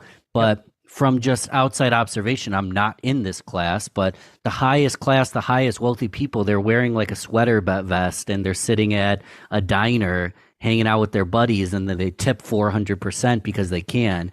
I feel like there's this image of what you're supposed to look like and what you're supposed to do to be successful, and it actually works with some people, but the people a level higher than them don't do any of that shit. What's your opinion on this? Because I feel like it's the Twilight Zone sometimes. Yeah. So I would say, I mean, I don't know about you in your 20s. Me in my 20s, I mean, even when I was like in my teens, all my friends would talk about, oh my God, this car, that car, this car, that car. And I think we talk about those things, and I wasn't really interested. I was like, okay, whatever, because I like playing games. But we don't have purpose. In your teens, you don't really have purpose. And so maybe you think that's the purpose you should be aiming for. It's these material things, right? And that's why that stuff converts for people that are 18, maybe into their mid 20s or so, because they don't know what to aim for. Like they don't know any better, right? And they just assume like that's what I should aspire to get to. And that stuff, to your point, it converts. There's high click-through rates, things like that. Because what happens is people start to engage on it, people start to comment, and it gets reinforced. Like the old person that's sitting there reading a newspaper or whatever, or like reading a book, it's like that's not going to get much engagement because that's boring and that takes work. But the assumption is if you get a car, you're going to get the babes, you're going to get everything else, and you're going to get all the material things. And then you realize when you actually get there that those things really don't matter. And it's for those that continue to market that way. Well, I mean, they're marketing something that it's also very short term, because it's like they're just aiming for the short term cash grab, right? They're not aiming for the long term. So that's my interpretation of it. Like I understand why people market that way. I also understand why it appeals to people. I'm curious. I'm just hammering on this, but I have you here, Eric. The ethics around it. So you want to send your kid to the finest school. You want to afford a wedding that you've been planning and a honeymoon with your wife. So does the end justify the means, that I'm going to be just kind of a sloppy, cliche Lamborghini marketer because it gets me to the level where I can do that for my family? Or is that an ethical, like there's a lot of nuance there. I wonder, is it worth, do the ends justify the means in these scenarios? It's really whatever narrative you tell yourself. Everyone justifies it in their own way, right? So when I was eating lunch the other day and I was watching something where this guy from Vice was interviewing two people that they're masked up, and they rob these home games, these poker games, right? And the guy was just like, you have to kill or be killed. And the guy was like, have you shot anyone? It's like, oh, absolutely. Like you got to kill or be killed. And the one time the guy was taking too long to give me money, so I shot him 6 times, right? And so it's like, yeah, and I was like, man, he really justified it in his mind. So I think the short answer to your question is like people will find whatever justification, and everyone has their own opinion on how to do things. But I think it's like you just look at, again, like you just look at the people that have succeeded, whether it's Charlie Munger or Warren Buffett. Like they did it till the very end, and it's like, are those like, is that someone I want to be like when I'm like 97 years old? Yes, right. I think it's really easy. Like people talk about mental models, but also like human models too. It's like, who do you actually want to model after? Do you want to model after the guy that's selling Lambos right now, or do you want to model after Warren Buffett? Okay, if so, it's Warren Buffett. Then why don't you look at everything he's written? Why don't you look at everything that's been written about him, and then just try to copy what he's done? Take what you like from him, and then become that instead of the Lambo dude. What about the thought that, well, Warren Buffett has never wrote a sentence, maybe he has now, but a sentence on AI? He's coming from a different paradigm, a different world. I can't follow Warren Buffett anymore because he doesn't understand the world today. No. What would you say to someone? I think you can like pieces of people. And so, for example, right, like so there's actually a lot of people listening to this Adolf Hitler podcast right now. And like, I don't know about you, but like I'm a World War II buff. Like I spent a lot of I rewatched Saving Private Ryan, all these things, right? And I started listening to that thing. It's like, what I'm interested in is like, how did this guy gain so much power? This guy had nothing before, and like he was kind of like lost, like into like maybe his late 20s or so, but somehow he gained all this power. So it's like, I'm interested in the patterns that like got him there. Like, do I want to be him? No, right? But I'm interested in like, how did he do that, right? And so I think like going back to Warren Buffett with the AI, like they don't like Bitcoin. They think it's rat poison, right? Like I like crypto, right? I like the idea of blockchain. And the AI stuff, like I get it. Like he doesn't really understand that stuff, and he's like in his 90s. Like that's fine, and like he's just like, I'm just gonna focus on what I'm good at, and I really respect that. And so I think one, you can really like pieces of people. The second piece is also understanding his perspective. Like even my mom right now, she's in her mid 70s. Like she doesn't want to learn how to like, if I ask her to download an app, like she'll just throw up her hands, like just be like, why, right? So I think it's also trying to put yourself in someone else's shoes as well. Such a powerful point.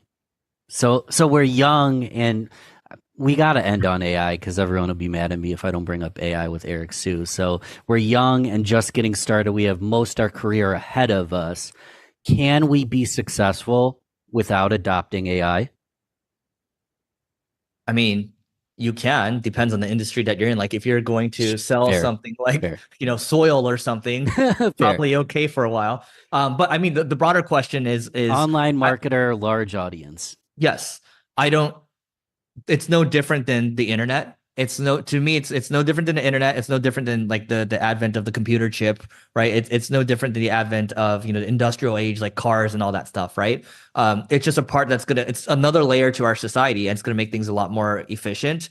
And it's all technology is designed to make things more beneficial or helpful to humans. Now, who knows, like if this is actually is this going to be the case where like humans get replaced, right? Like that's a question mark. But I do believe that you're going to be left behind, because when you look at developers right now, they're 10x engineers, where if they use AI copilots, they're a lot faster. And same thing with marketers too. Like everyone uses it for content creation right now, but we're doing it for, programmatic SEO. We're doing AI assisted conversion rate optimization on our site. And those things weren't possible a year ago, and now they all are. And so I think if you don't like, for example, here, I'll give you, this is an easy story for people to picture. When you think about TripAdvisor, what do they rank for? They rank for a lot of things to do in Tokyo, things to do in Japan, things to eat in Rome or something like that, right? Millions and millions and millions of pages. They get about 127 million visits per month from SEO. They rank for about 19 million keywords or so. And so, but they've been doing this for like, decades, right? And the technology they were using is now available to people like you and me. So why would we not do that? Because they're a publicly traded company and they do really well for themselves. And the people that take advantage of it right now and jump ahead, they're going to have a significant advantage, at least in SEO, just going off this example, because the way SEO works is the rich keep getting richer. Like if you're ranking already, you're going to rank for more stuff. You're going to get more links and things like that. So that's an SEO specific example, but you can carry that over into podcasting, social, whatever else. Well, what about for that small business that's like, well, I'm not TripAdvisor and I could go hard quick, but maybe it's just not for me. How am I going to rank with all these other people doing the same thing? What would you say to them? There's something. So let's say I'm a plumber right now. I'm a plumber, and there's actually a new software that came out recently. They just raised about $6-7 million called Unity GTM. So again, that's Unity go-to-market, unitygtm.com. And this will actually help you find warm prospects where if they change a job or they visit a competitor's pricing page or they visit your pricing page, it's going to automatically reach out to them. There's these AI dialers out there. There's one called Bland.ai. There's another one called Air.ai, which more agencies are probably aware of, but it can make 500,000 calls for you, right? Now, is it amazing right now? Like, yeah, maybe it's like 70, 80% there, but like in a year or so, you can bet your ass it's going to be like 99% there. And so I think leveraging these technologies and not being afraid and being willing to fail forward, right? That's going to set you apart from the other marketers. And I'll say this, like I've been in the marketing space for a little bit now. And the ones that have evolved have always just been trying to learn more. That's the only difference. The ones that have stayed stagnant, I would just say two things. One, they never try to learn more. Two, they're too unfocused, right? And I've been guilty of that in the past, being too unfocused. So again, you flip it. Learn more, be focused. It's really that simple. Because we'll end on just another simple question, because we do have all the access to the same tools. Life has never been easier. Is that going to turn some people into bad marketers or bad business owners because they don't understand the fundamentals? Like, what are your thoughts on that? Because that's just a big concern of mine, that if I don't understand the fundamentals, I don't quite understand what's going on. So let's use AI chess for an example. AI chess, the AI is going to beat the human every single time. But a smart human is going to study, why did it make that move? Why did it go this way? I would have went that way. And the human's going to use the AI to better themselves. But I think most humans are lazy. And is this going to just create a lazy populace that doesn't actually know what they're doing? You know what's funny? My uncle said 99% of human beings are useless. And what's interesting is my cousin who works for the government was sitting right next to me. He's like, I tend to agree with that. So he said that, right? And I was like, whoa, like I didn't expect that. And then my uncle was like, you know, there's only so many Elon Musks and Steve Jobs that you need in the world. And my uncle he does really well for himself, right? And I'm like, okay, I kind of see where you're coming from. And I think that's usually the case. I mean, even in society today, like there's a lot of division, and there's, you know, the haves and the have-nots, right? And the gap is getting wider and wider. Well, why is that happening?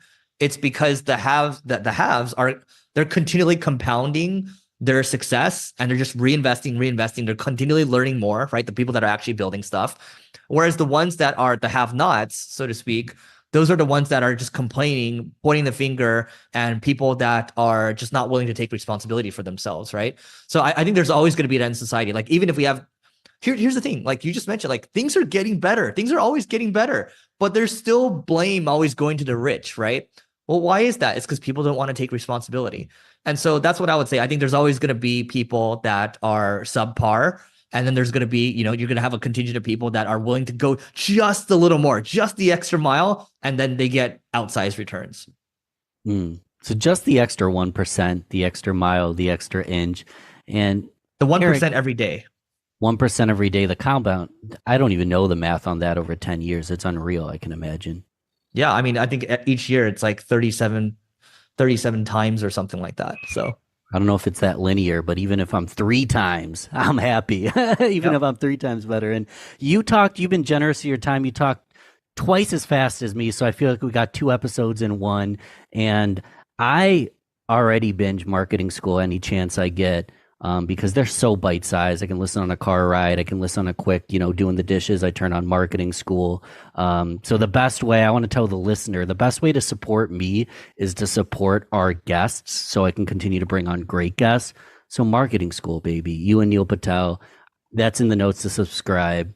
But you tell me, other than Marketing School, which is just a little nibble of what you do, what's a better way, the best way to learn about Eric Siu?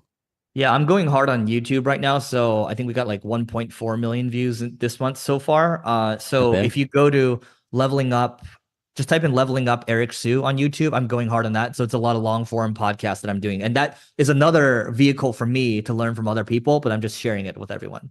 Most of the entrepreneurs that I know that are millionaires are plumbers and electricians and HVAC techs. We've been told our whole life, if you don't go to college, you're never going to amount to anything. You look around at the world Tradespeople built it or keep it running every day. There's nothing you can look at that tradespeople did not build. Every business out there should have a YouTube channel. It is the second largest search engine in the world. We'll spend a fortune to try to be found on Google, but we don't do anything on YouTube. Google's looking for EEAT, expertise, experience, authority, and trustworthiness. How do you convey that just with words on a website? You don't. One of the biggest comments that we get is, Roger, you taught me how to fix something and you didn't make me feel stupid about it. If you can't tell me in under 7 words what your channel's about, YouTube has no idea what your channel's about. You're listening to the Real Business Connections Network. Real Business Connections Network. Powered by Balbert Marketing, LLC. Subscribe now and check us out at realbusinessconnections.com. Enjoy the show. So Roger Wakefield, I did a search today. I guess I spelled business wrong, but business podcast, and I don't know how to spell business. And I don't find myself anywhere, brother. I don't know what I'm doing wrong, because when I type in the word plumbing, Roger Wakefield Plumbing Education, subscribe, you come up first. So let me unshare this darn screen and ask you the most important question of the day. How the heck did you do that? It's consistency. I knew when I got into YouTube that I was trying to grow a plumbing company. So I knew that if people were searching plumbing, I wanted to be the guy that they found. So we literally made sure that every video we did, every thumbnail we made, every description we wrote, it all ties back to plumbing. It all looks at plumbing. And now that I coach YouTube, people come to me and they're like, do me a favor and, tell me what I can make the most money in. It's like, well, number one, on YouTube, you're going to make the most money doing something you love. I love plumbing.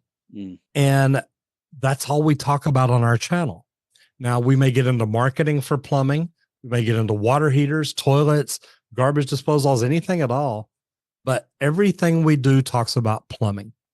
And when people come to me and they say, well, I want to talk about travel, I want to talk about cooking, and I want to talk about cats. It's like, well, if you're talking about traveling and people see that video, then when they come back again and it's a video about cooking, they're not going to be really happy. Or if they come back and it's a video about cats, it's not going to be very happy. And the only way that it's going to be a good channel is if you're making video about cooking cats while you're traveling, but you're going to piss off a whole lot of people there. So really, I'm just very laser focused on what my channel's about, what my videos are about, and how I build that. And that's part, I think, of what makes me a good YouTube coach, is the fact that I understand, number one, that every business out there should have a YouTube channel. It is the second largest search engine in the world. We'll spend a fortune to try to be found on Google, but we don't do anything on YouTube. And whenever I found out about that, I just literally got laser focused on how do I become, in the beginning, it was just a good plumbing channel. And then once we started growing and I started learning, look, these things that I'm doing are working and paying off. It's funny, Ben, because I can walk in any conference in the United States. And when I walk on stage, one of the first things I say is, everybody do me a favor. And, all these other speakers say, you put up your phone, pay attention, yada, yada, yada. I'm like, dudes, pull out your phone, go to YouTube and search plumbing, and I'll get back to that in a little bit. And I'll keep talking. And all of a sudden you hear people like, oh my God. And they're looking like, did you see what just happened? So it's funny, but I knew from the beginning, all I wanted to talk about was plumbing. I don't want to get away from that. And I think that's been a really big deal about the whole thing. And you asked this question from the stage, what would that mean for your business if you came up first? And I type in business podcast, I see Stephen Bartlett, Diary of a CEO. I'm like, how does this guy do this? It takes dedication. It takes consistency. And it takes doing a lot of little things right. Everybody's always like, well, what is the one thing you did? Well, the one thing I did is a list of a million things. And we did them consistently. And we constantly analyzed it to watch, what do we need to shift? What do we need to change? And it's been really good for us. So Roger, when I was very young, I wanted to be the next Michael Jordan. Okay. Some people like to be the next Neil Armstrong. Was little Roger thinking about being a plumbing YouTuber? Oh God, no. Well, okay, number one, when I was young, YouTube wasn't even around. So I mean, think about that right there. I was what 40 something before YouTube ever came around. So I already had a career. I already had a good career. I was a professional plumber. I've had a license, God, since the 80s, and a master plumber probably since the early 2000s. So when YouTube came around, to me, to be honest, Ben, I didn't even know it was a search engine. I thought it was just a place that stored videos. And once I found out it was a search engine, literally 30 days later, we started getting serious about our YouTube channel. How do we grow it? How do we make videos? How do we do this? And that was such a big deal. And truthfully, I think every entrepreneur in the world should look at YouTube and say, if people can search plumbing there and find Roger, what do I have to do to get them to search, business podcast or HVAC or roofing or whatever it is? What do I have to do to get them to find me when they search that? And that's literally the way we looked at it. So you got started. A lot of listeners, if they haven't got started and they haven't published on YouTube, second largest search engine in the world, it's not a bad time to start, right? But I'm not charismatic. I'm not good on video. I don't know what to say. Like, I don't know what I'm doing. It's funny because people tell me all the time, I've got a face for radio. And it's neat now, Ben, because people will come up to me at trades conferences and they look at me and they're like, oh my gosh, you know what? You're funny. And it's like, I never tried to be funny. I was just making videos. But I enjoy what I get to do. I love plumbing. I have always loved it. I thought it's amazing. I think that there's so many kids out there that can't go to college. Either they can't afford it or that they just really don't know what they want to do when they grow up. So I'm like, look, get in a trade, become a plumber, become an electrician, become an HVAC tech. Those are the three skilled trades that normally take a license in each state. And I'm like, get into that for a year or two. If nothing else, you learn how to work with tools. You learn how to work with your hands. You learn systems and processes to put things together. That's going to help you the rest of your life.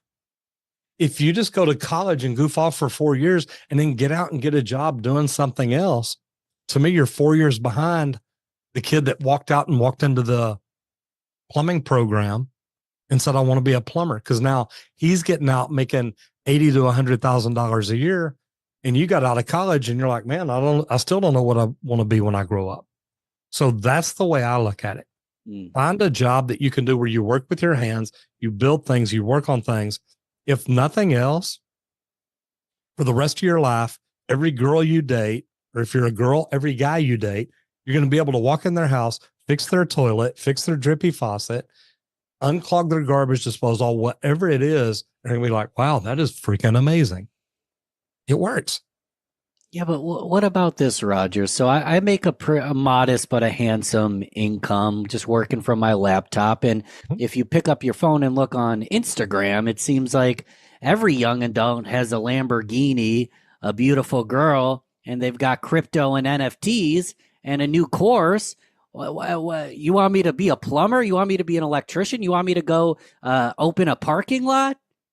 I would say that the people on Instagram that have Lambos, number one, is it really their Lambo or is it somebody else's that they're just posing in front of? Because I've seen that. I've literally seen people rent a Lambo for an hour so they can do a photo shoot. I watched, not to derail you, but there's a video that's like the influencer starter kit, and you like rent a Lambo. Under $40,000 was all that was required to create this huge campaign for a broke ass to look like a billionaire. Yeah, isn't it nuts? And people are doing that, and people have been doing that.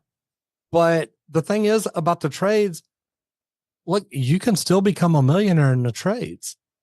And I was interviewed just a couple of weeks ago. And some entrepreneur, he says, look, the most of the entrepreneurs that I know that are millionaires are plumbers and electricians and HVAC techs. It's not kids that went to college that went on to, open an insurance company or whatever, although they can become millionaires too. But the trades, the opportunity is just so amazing, because right now, for every 10 people that retire each year, only about 4 new people are getting into the trades. So we're going to have less and less numbers of tradespeople for the next several years. And that's going to lead to supply and demand. And I truthfully think, say 4 years from now, plumbers are making $100 an hour on the check every day. And it's not going to be hard to do. In a moment, I want to go back to content YouTube, but I want to stay here and get into philosophy, because I appreciate your opinion. Why aren't people getting into the trades? What has changed? What are your thoughts? What have you seen? The info, you're an example. The info's out there. You bet. It is. The info's out there and it's free. But the good thing about it is, and let me go back to what you said. Why do I think we got there? How did we get here? Yeah. When I was in school, the principals, the counselors, the teachers, everybody was saying, look, if you don't go to college, you're never going to amount to anything. Have you ever heard that? Yeah. But I'm serious. We've heard that for the last 40 years. And what we're hearing now is, hey, we don't have enough people getting into the trades. These guys are going to be able to make great money. And if you look at some young kid right now coming into plumbing, electrical, HVAC, roofing, landscaping, gardening, it doesn't matter. When you look at this and think, okay, 5 years from now, if we keep getting fewer and fewer people in the trades, 5 to 10 years from now, the people that are aging out of the trades, meaning if I own a plumbing company and I'm 70, it's like, look, I either want to sell it, I want to give it away, I want my kids to take it, whatever it is, but I'm done. These young kids getting in now that are learning to do this the right way, they're learning to be the very best they can be. These are the kids that are going to be the entrepreneurs, and they're going to be making millions of bucks while other people are out in the field working because they've learned how to grow up and learn and manage a business. And I think some of the greatest opportunities out there, I mean, not what we're talking about today, but you talk to entrepreneurs. If you're an entrepreneur that knows how to run a good business, start reaching out to some of these plumbing companies and say, hey, or what's your exit plan? Most of them don't have an exit plan. Their exit plan is, I'm going to work till I die. Well, if you're a good entrepreneur that has systems and processes and KPIs and knows how to look at numbers and run a business the right way, you can probably walk in one of these smaller plumbing companies and say, hey, look, I want to take this over. I want to buy you out. You can maintain a percentage. So now you have an exit plan, but I want to grow this like a business. I want to invest in marketing. I want to invest in social media. I want to invest in employees, training them to be better. Everything that you would do at a normal company. Do these things in a small plumbing, electrical, or HVAC company, and you can bring your entrepreneurial skills into a trade that maybe it was a plumber that has never been trained on how to run a business. He never got educated on it. He's just kind of pieced it together and made it work. You bring in a skill set like that and work with that plumber. Now you are an investor in a residential service company, and this plumber loves you for it because now you've given him an exit plan, and you can both do really, really good. So you put it perfectly, but to reiterate and simplify, I can just partner with somebody that already has a business established if I have the modern skill sets to take it to a different level. You bet. And most people, most entrepreneurs do. They've been in business. They understand marketing. They understand pay-per-click ads. They understand SEO. They understand things that most plumbers, I hate to say it, don't really know.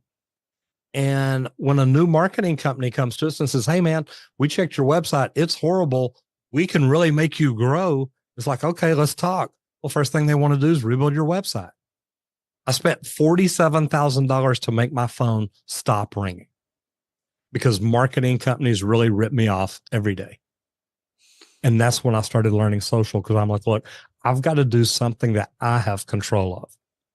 So 40K plus. Wow. What are people doing that's wrong? And then what did you do that was right? I think the first thing that marketing companies do that's wrong, then every time a marketing company called, the very first thing they want to do, we need to rebuild your website. Every time. I have never had a marketing company come in and say, hey, you know what? Your website's pretty good. Let's SEO it and fix it up and really make that phone ring. Mm-hmm. They come in and say, oh God, we need to completely rebuild it. And it adds up. It adds up a lot. And I've literally paid a company to rebuild my website. They launch it. All of a sudden the phone's not ringing, not like it was. And they're like, well, now we need to SEO it. It's like, wait, what? You SEO'd the old website. Yeah, but we finally got this one rebuilt now, and now we need to SEO it. And it's like, why didn't y'all SEO it when you built it? Yeah. And they're like, oh, well, this is just an ongoing process. This is something we have to do. Now, the more I know about it, if I had a marketing guy across the table tell me that today, I'd pick up a pipe wrench and hit him or something and be like, dude, don't blow that up my tail. I've learned so much. And now, I'm studying SEO now, because websites, Google doesn't just look at your website anymore. They look at all the parameters. If I'm talking about plumbing on YouTube, on LinkedIn, on Instagram, on TikTok, and my website's about plumbing, they look at all that and they're like, wow, you know what? This guy really is talking about plumbing everywhere. Google's looking for EEAT, expertise, experience, authority, and trustworthiness. How do you convey that just with words on a website? You don't. But if you can show them social media, look, I really do this and do it well and get good reviews and do all this, now your EEAT goes up. So Google points at you maybe more than the $100 million a year plumbing company that just has a great website. And this is things people aren't talking about. Oh, and expanding on that, if you have a website, Google owns YouTube. You've got a page on your website that's optimized based on the plumbing keywords, and it has a big old YouTube video with a high retention rate. So people spend a lot of time on that website, and when they leave it, it's to go to YouTube. It just seems like common sense. Like, we could talk about keyword stuffing all day, but if you're engaging the audience, don't you think that they're going to, the powers that be, whatever they may be, are going to recommend someone who's engaging? So I think it's fair to assume you create some engaging content. Is that what you're doing, right? I think that's a lot of it. I think we create engaging content. I think we communicate well with our community. We don't just post and ghost. We don't just put a video out and never go in and reply. I can't tell you how many hours I've spent just sitting here going through comments and replying. And I don't do a lot of the automatic replies, the stuff that's pre-programmed. I want to communicate with them. So that's been a big deal. But also getting in, other channels and leaving comments about what they're doing right or what they're doing wrong. And people see you there and they're like, oh my God, this is Roger. And he's over here commenting on this video. And it works. It's just putting yourself out there and treating your community like you love them. I forget the podcast name, so I'm not forgetting on purpose, but I was listening to a podcast and they talked about it on it, that someone left a review, and I'm just going to make these names up completely. It's, wow, Ben, I really love this plumbing podcast. It's second in my queue behind Roger Wakefield's plumbing podcast. And they were joking about how hilarious it would be just to go to every podcast in your industry and silently name drop your podcast. I love it. So people leaving those reviews are like, oh, this is second in line. But that's all about starting conversation. So you find a lot of people post and ghost. They don't start a conversation. Or are we just narcissistic and selfish? Are we not trained well? What are your thoughts? And I think we are narcissistic to a point. When you listen to Warren Buffett, he says, look, if anybody didn't know me, came into my life for a day, a week or something, they'd tell you, look, he's a narcissist. He said, but I'm not. I know what I'm trying to build and I know what it takes me to do it. Mm. And I think that as creators, we see what we want. We see it in our head. And it's like, look, if we'll do this video this way, or we'll do this. I'm not a big podcast listener. I always listen to them on YouTube. Don't ask me why. I never had anybody sit and explain, like, here's how you find podcasts. Here's how you find the good ones. Here's how you listen to it. And I'd go in and search YouTube before I knew it was a search engine. Hey, I want a morning motivational today, or I want leadership today. And I mean, when you look at what we're doing in our podcast now, I started a podcast almost 2 years ago, I guess, year and a half ago.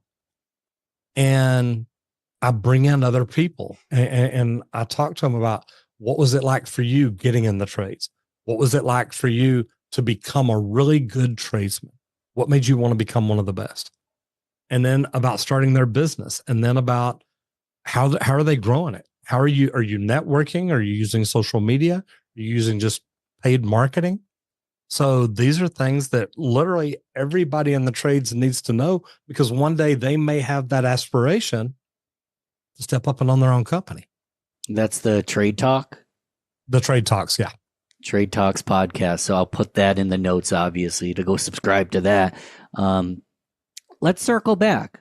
So you're a plumber, career plumber, master plumber, incredible at what you do. You realize YouTube's a search engine. You want to get on there so you can rank, be consistent. I already joked about the fact that some people just don't feel like they're charming. Like, you got a face for YouTube. You're a nice guy. You're charming. You're funny. Those are beneficial. What other than consistency were you doing right? Because there's YouTube channels with 1,000 videos and 800 subscribers. Can we get tactical on some of what did you do wrong? And then we'll get into what you did right. I think in the beginning, what I did wrong is I thought I could do it on my own. I was at a conference, found out about YouTube. On the flight home, I left early because I had a radio show in Dallas on Saturday morning. So I left midday Friday, early mid-afternoon, something like that. Didn't even get to stay for the final keynotes or anything. But there's nobody in the seat next to me on the plane, Ben. So I've got my laptop, my iPad, my notebook, and all the little notepads that they have at these conferences that you scratch stuff down on. And I've got all this in front of me. And I'm literally coming up with an implementation plan on the plane on the way home. And I'm looking at every session that I went in, every workshop that I went in, and it got down to two. It got down to, do I learn to be a speaker, speak on stages, or do I learn YouTube? And it's like, which one is going to help me the most now? And I really thought I need to do the YouTube first. So I got home, and that was March of 2018. I went to 2 YouTube conferences later that year, and I ended up hiring my first coach who helped me the beginning of next year. And it went really good. It was me and my stepson in this weekly training. After probably 8 or 10 weeks, it was only me and my son left. And I asked him about it. I said, well, where's everybody else? He said, well, some of them quit because they didn't have time for it. He said, some of them I fired because they weren't doing things right. I think that what I did wrong is not invest in myself and learn more about YouTube in the beginning. And look, we can all practice at everything, but if we practice doing it wrong, we're just going to get better at doing it wrong.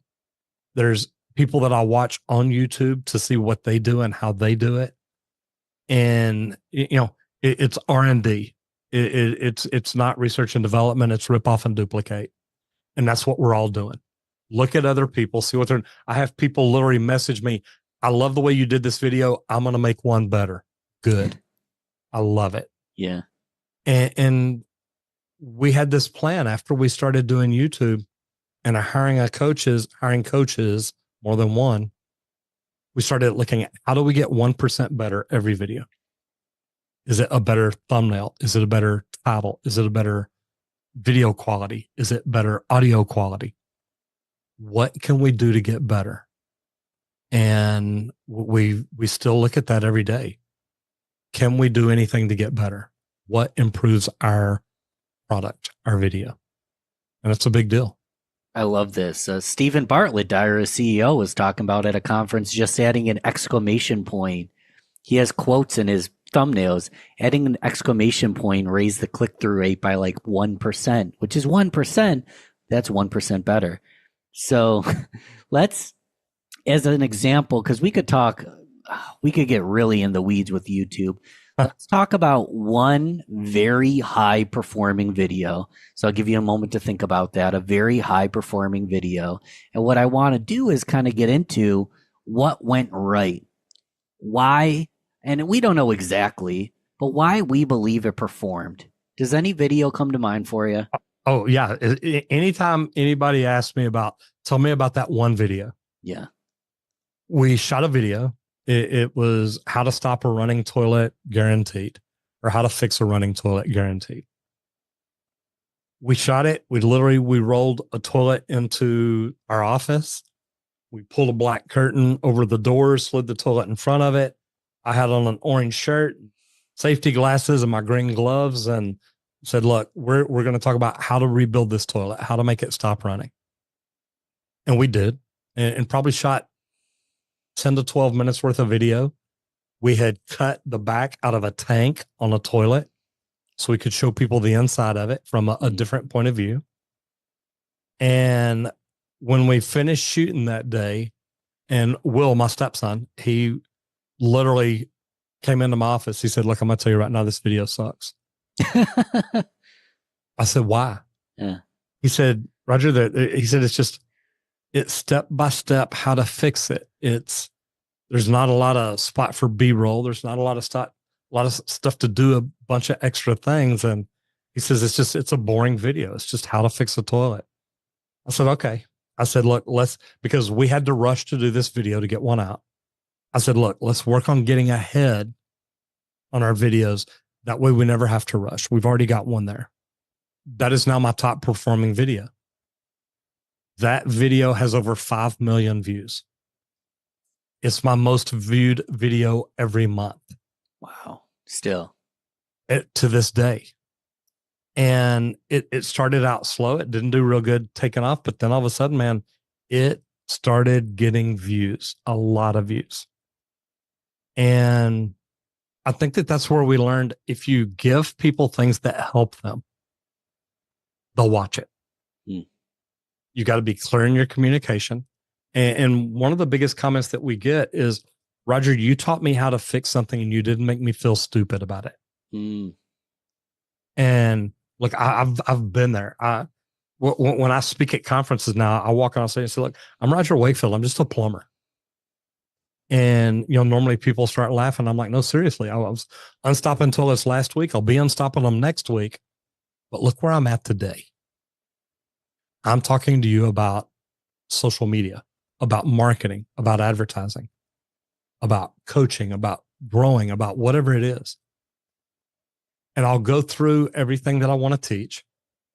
And then when I get to the end, I tell everybody, look, everything that I've talked to y'all about today, I know y'all can do. Because I don't know anything about marketing or advertising.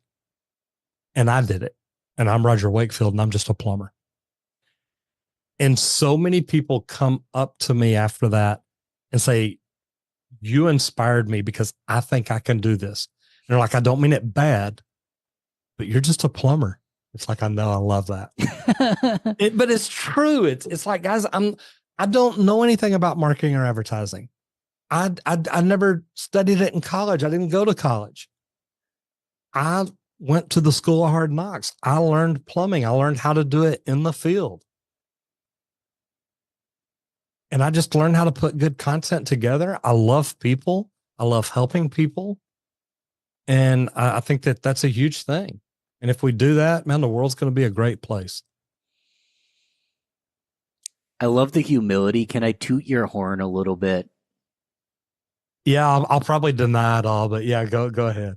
When I saw you speak, and I don't know if I said the wrong place earlier, it was Social Media Week Lima Jessica Phillips, who actually was Bet. just a guest on the show a couple episodes ago. That'll Love be in the her. notes. Love her. Incredible. She puts on this amazing conference in basically the middle of nowhere, Lima, Ohio. You had mentioned how you took notes the whole weekend. You had pages of notes. You referenced another speaker, Owen Video, a few times. Earlier, we didn't talk about this, but you mentioned that you were a radio host.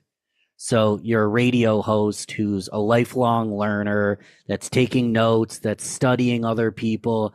To me, you're not just a plumber. You sound like you're looking to master any trade you get into, and you have a lot of skills. Can I just be a marketer, just be a plumber, just be a roofer? Or do I also have to be a lifelong learner? I think that if we don't become a lifelong learner, and I'll tell you the way I see skilled trades. I got in the trade to become a plumber. Okay. When I first got in, I'm going to be a plumber. That's all I was telling myself. I'm going to become a plumber. In most skilled trades, then I think that we aim low because that's what we want to do. I want to become an HVAC tech. I want to become an electrician. I want to become a plumber. Became a plumber in the early 80s. And from the day I became a plumber until the late 90s, I didn't learn anything else. I didn't, back then we didn't have YouTube and the internet. We had to go to the library. It's a square brick building that, has a lot of books in it. But we would go there, or I would go there to get books on plumbing. I wanted to learn it. And a few years back, I read a book by Seth Godin called The Dip. And then somewhere towards the beginning of the book, he says, if you're not trying to be the very best, why not? The best make more money. They get paid the most. They get the best job opportunities. And I started studying plumbing really in the late 90s and became a master plumber. I became a MedGas journeyman. And I got my master's license, and I got my master's MedGas and master's residential fire protection systems, master water supply protection specialist. I wanted to learn everything about plumbing I could because I understood the more that I knew, the better it made me. I think that we can just be a plumber. We can just be a marketer. We can be any of those things. But I think if we want to provide the best service for our customers, we need to try to become the best. Because if I'm just a marketer, I'm liable to rip you off for $47,000 and think that I'm doing good things. But if I'm not studying, trying to be the best marketer that there is, I'm not doing the latest, the greatest, and all that. So I literally look at it that way. If I want to provide the very best service for my customers, I've got to know the latest tools, materials, equipment, technology, whatever it is. And a lot of people don't do this. A lot of people just, I'm a plumber and that's what I wanted to be. So just leave me alone and let me plumb now. They don't understand that the more they learn, the more they can grow, the more money they can make, the better job opportunities they're going to get, no matter what industry or niche you're in. It's a big deal. It is a big deal. And I'm sure you'd agree if someone has a strong income, consistent job, and they take their time to be with family, be with the grandkids, be with the kids, travel, and they are, in quotes, just a plumber, that ain't bad either. But it's not bad at all. This message is more for the hungry entrepreneur that wants more than average isn't bad. Normal isn't bad. I know a lot of wealthy people that have unwealthy social lives. So to talk about that. Well, I mean, think about the entrepreneurs. And one thing that I tell people when I'm speaking to entrepreneurs is take what you want to do this year, write down that number. Now put another 0 on the end. That's what you need to be shooting for. Because we write down a number that's comfortable. We're like, look, I made 120 grand last year.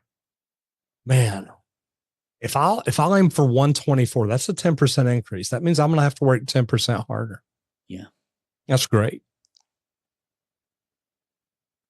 But what if you made that 1.2 million instead of 120,000?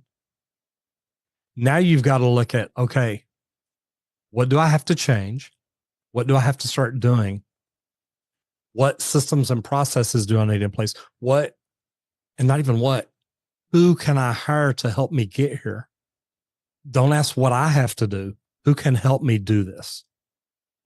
Because if it's all on my shoulders to increase everything 10 times, that's a lot of work. But if I bring in the right people and put systems and processes in place, I can make that happen. And I truthfully think any entrepreneur out there can make that happen.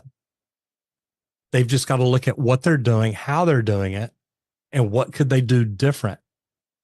You can either charge more for your services, sell more services, or come up with new things to sell. Figure out how to do that. And social media is a great way to do it. And I like your point of hiring talent. We talked earlier about partnering. Do you find a lot of people, the best way to do it? I'm a master. The best way to do it is to do it myself. And we go out trying to do it alone. Yeah, I interviewed a guy on a podcast earlier, and he's doing $5 million a year. But he says, I'm still out in the truck sometimes running out to help people on calls. And Michael Gerber was my first coach that wrote the E-Myth. And the one big thing that I remember him telling me is when I met him, because I went to a conference and I'd drawn out all this stuff that I'm wanting to build in my plumbing company and the way I wanted to do it. And when I got called up on stage, he's reading through it and he's telling everybody about it. He said, man, this is good. This is really good. This is great. He said, you've been doing this. You've been thinking about it a while. I said, yes, sir. He said, good. And he kind of hands it to me and I start to walk off and he pulls me back. And I come back and I look at him and he said, Roger, in order to do this, you have to fire the plumber. And I looked at him, I said, but Michael, I'm the plumber. He said, exactly. You got to bring people in that will do it the way you do it. That way you can move up and be the entrepreneur working on your business, not working in your business. And it was like, wow. Let's round it out with a couple assignments or pieces of advice on YouTube. You've done it. I have. And not only have I done it, I've helped other people do it. So I see what it takes. Can I make 3 categories for us? Absolutely. We're going to talk to the beginner who hasn't published a video.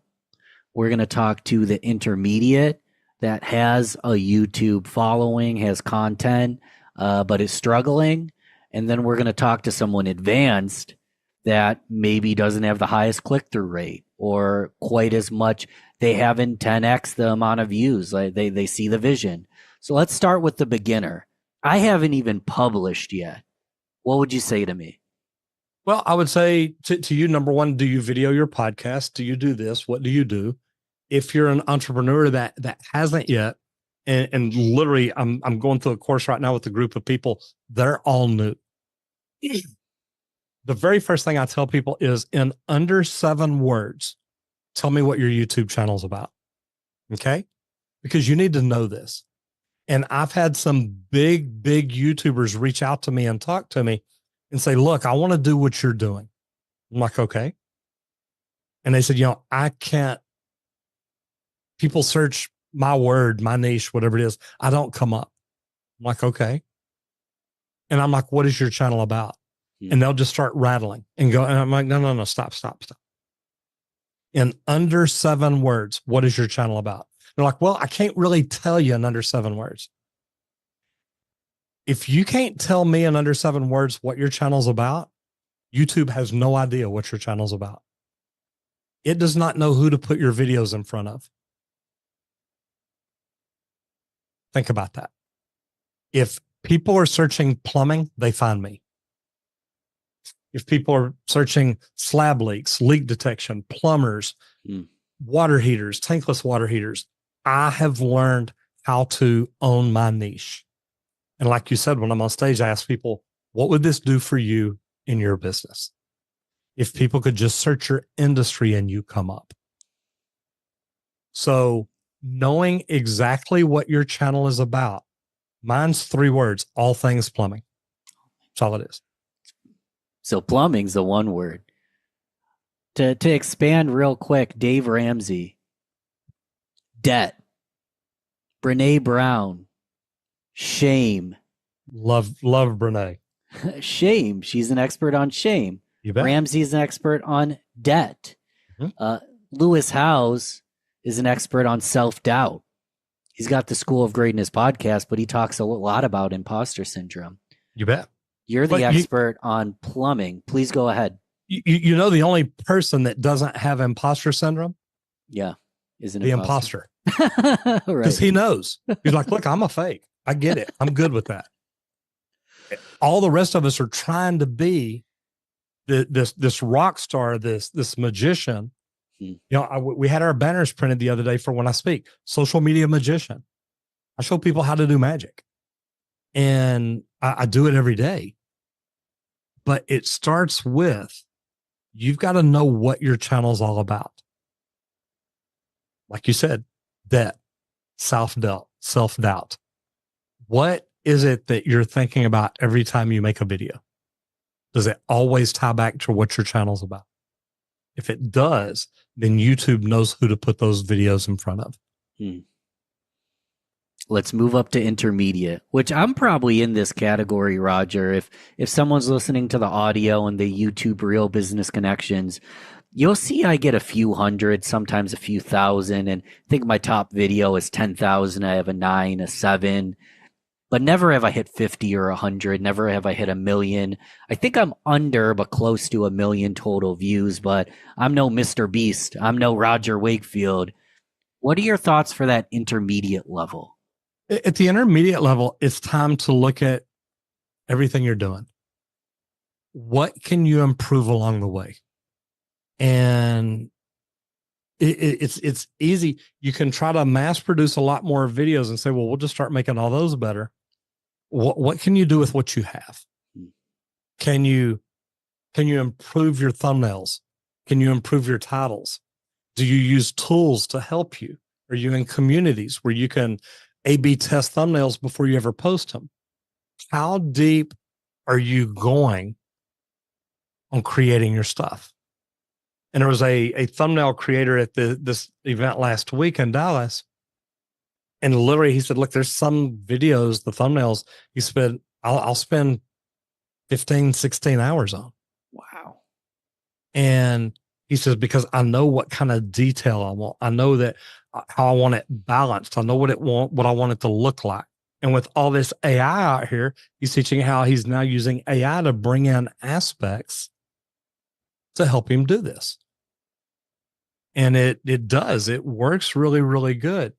But a lot of people doing YouTube now, they just started doing YouTube. They didn't hire coaches. They didn't read books. They just, and to be honest, we didn't in the beginning. We got on YouTube and learned how to do YouTube. It's kind of funny. You can do that. Just get in and say, hey, how do I make a video? How do I start a channel? How do I do this? And that's how we started. But then we started realizing, look, in order for me to get to the next level, I need a good coach. I need somebody who's done this before. Success leaves clues. I can tell people how I became successful. I can tell people what I learned, what I did, what tools I use, what steps I take. And to me, it's a million different things that add up. But you've got to start looking at, if you're that intermediate, you're 2,000 subs to 10,000 subs, maybe 50,000, somewhere around in there. And you're like, look, I really do. I want to grow to that next level. What are you learning that's making you better? If I'm a plumber and I quit learning, I'm just going to be a plumber. Yeah. But if I keep learning, I can move up and become a foreman, a superintendent, a project manager, an entrepreneur. I can make more money. And that's how I look at that. I love the way you look at it, Roger. We're going to move to advanced, and we're going to kind of twist the question, because I know for an advanced YouTuber, you're going to want to look at what they're doing well before you give them advice. They might already be doing something. We want to look at their channel. So we're not going to pretend here. Mhm. You have an advanced channel. So the question is, what are you guys doing as of lately to do some of that extra testing to continue to optimize and learn? What is new on your horizon with the YouTube? Well, we started our second YouTube channel almost a year ago now, which is the Trade Talks, where I do the interviews. It's a podcast. But that's good because it's still talking to our audience in a different way. It's letting me bring in people like Tommy Mello, like Jimmy Dale, like Is Kanye uncancelable? Yes, some would say that he is uncancelable. So, whereas someone like Kanye has this congruence between who he is and how he represents that brand, someone like Ellen has a complete gap between who she is and how she represents. What makes a celebrity so darn likable? Well, I love this question, and there's a couple of things. First of all, they have an emotional niche. They know that the way that they make people feel, and they use this to their advantage. That's the first thing. The second thing is usually they have some kind of contradiction in their brand. And by that, I mean Keanu Reeves, he's an action movie star, but Keanu Reeves is like a very gentle, generous person, and he acts way differently to what we expect an action movie star to act. This is a contradiction in his brand. How can I be a category of one? So, You're listening to the Real Business Connections Network. Real Business Connections Network. Powered by Balbert Marketing LLC. Subscribe now and check us out at realbusinessconnections.com. Enjoy the show. So, Erica, I've been meaning to ask you this. What the heck is going on with Kanye West? I feel he's like a weed. He just keeps growing back. Then he gets canceled, plucked out, thrown in the trash. Then he appears somewhere else. What is going on? Is Kanye uncancelable? He's like a weed. yes, some would say that he is uncancelable. I would definitely say that. And he has his talents in the brains of a generation of people. And I think it's because of how he has built his brand. It might not have been intentional. In fact, it probably wasn't. But Kanye has masterfully built this brand where there is no gap between what I call what Irving Goffman, a famous sociologist and psychologist, called a front stage self and a backstage self. So who he is in his authenticity is who he represents himself publicly as. And because there's no incongruence between those two things, front stage and backstage self, we just accept Kanye being Kanye. We knew what we were signed up for. We get it. We like it. And so people give him a pass, which is fascinating to me because I would say he's doing and saying terrible things, but he can't seem to disappear from the cultural consciousness. It's amazing. So people actually resonate what he has to say.